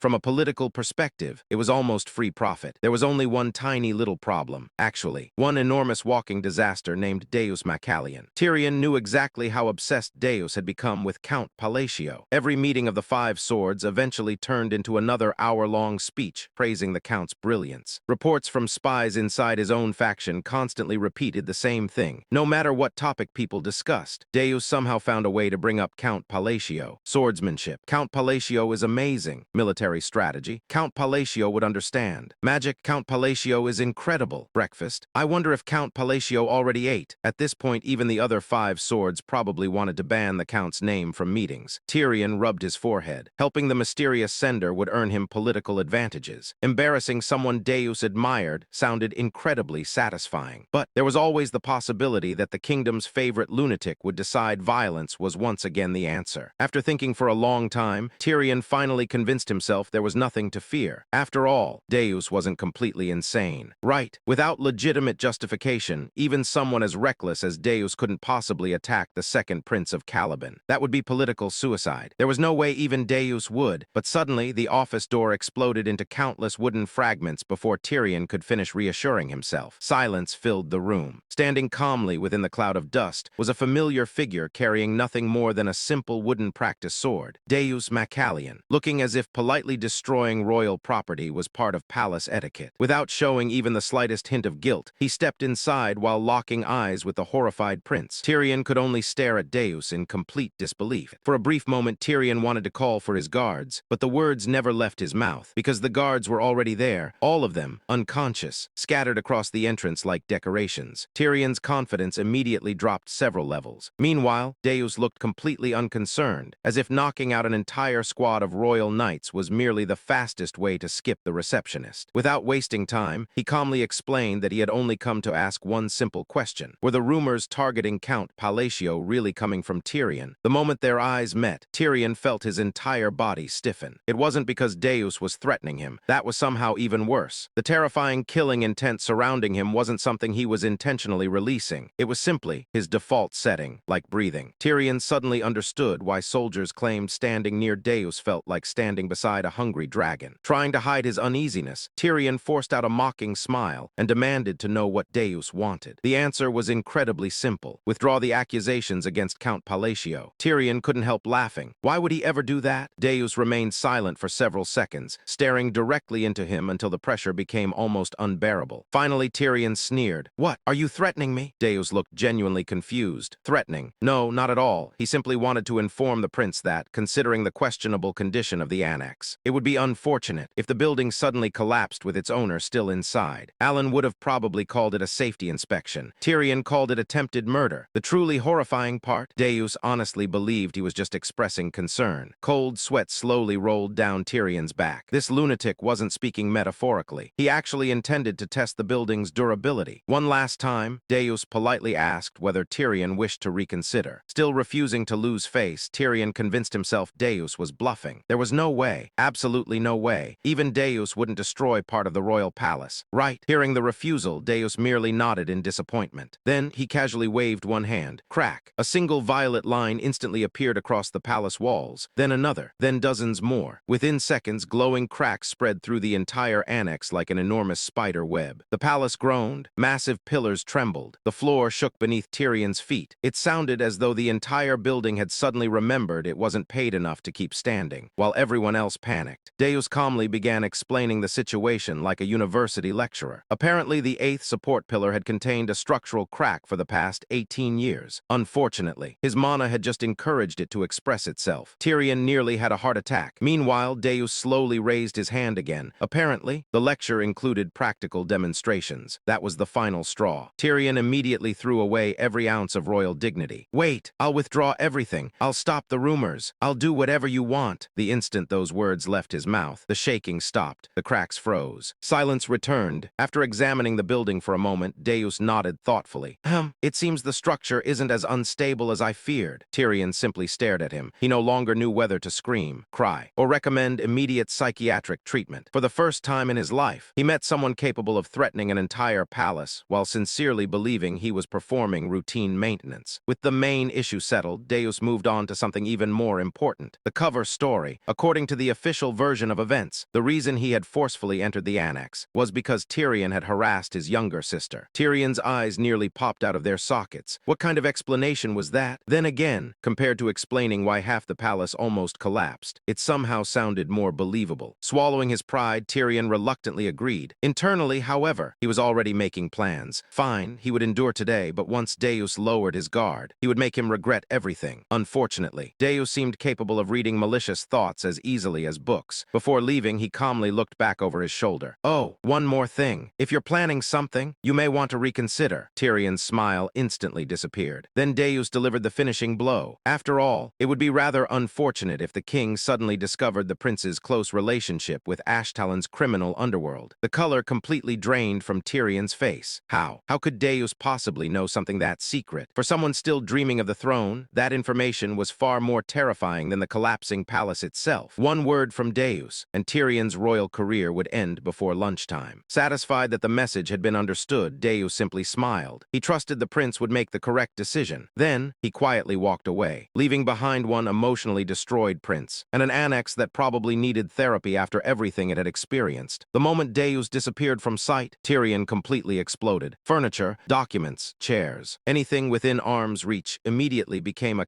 casualty of royal anger management. By the following morning, however, the palace had already produced an entirely different version of events. According to the maid's latest gossip, the kingdom's troublesome second prince had shamelessly harassed Deus Macallion's younger sister. The noble second blade had rushed over only to protect his family, and despite his incredible patience, the prince had still caused trouble. By sunset, almost everyone believed that story. Soon afterward, the story returned to Lania. Rhine personally presented Alan with the artifact he had requested. When she refused payment, insisting it should simply be accepted as a gift, Alan gently shook his head. This wasn't something meant for himself. It was intended as a present for someone important. Because of that, he insisted on paying the full price. Unable to argue further, Rhine accepted. She thanked him. Alan smiled, pleased that she genuinely seemed happy with the fountain pen. Deep down, he couldn't help regretting that he hadn't thought of bringing her gifts much earlier. She was always helping everyone else while never asking for anything herself. Then, without warning, Alan suddenly remembered the unforgettable sight of Rhine calmly stabbing a fountain pen straight into someone's stomach without changing her expression. His smile became noticeably more awkward. Right, kind, very kind, extremely kind, just preferably while nobody made her angry. As Alan prepared to leave, Rhine quietly reminded him that if he ever needed anything, he only had to ask. Alan thanked her sincerely before climbing back into his carriage. As it slowly disappeared into the distance, he glanced back one final time. For some reason, Rhine looked far more expressive than usual. Maybe he was imagining it. Meanwhile, Rhine remained standing exactly where she was, quietly watching the carriage disappear beyond the horizon. A faint smile slowly appeared on her face, and deep inside, she felt that perhaps, the next time they met, she would finally be ready. 5 days had passed since Alan left Lartania. Only one more day remained before reaching the great port city of Raxus, and for the first time in days, something other than endless trees appeared outside the carriage window. The forest slowly opened up, and beyond it stretched an endless blue ocean. Alan quietly stared at the sea in silence. It had been a long time since he had seen scenery like this. Even Evan found himself unconsciously murmuring in amazement as the coastline finally came into view. For a brief moment, the journey was peaceful. Naturally, the world immediately decided that was unacceptable. Stop! A loud shout echoed through the road as someone suddenly jumped directly in front of the moving carriage. Evan hurriedly pulled the reins while Alan looked outside, expecting another assassination attempt. Instead, he found a teenager wearing a pointed wizard hat and an expression overflowing with confidence. Correction, overflowing with confidence for absolutely no reason. Without introducing himself, without greeting anyone, without even asking politely, the blue-haired boy pointed directly at Evan. "You, give me some food." Evan blinked. Surely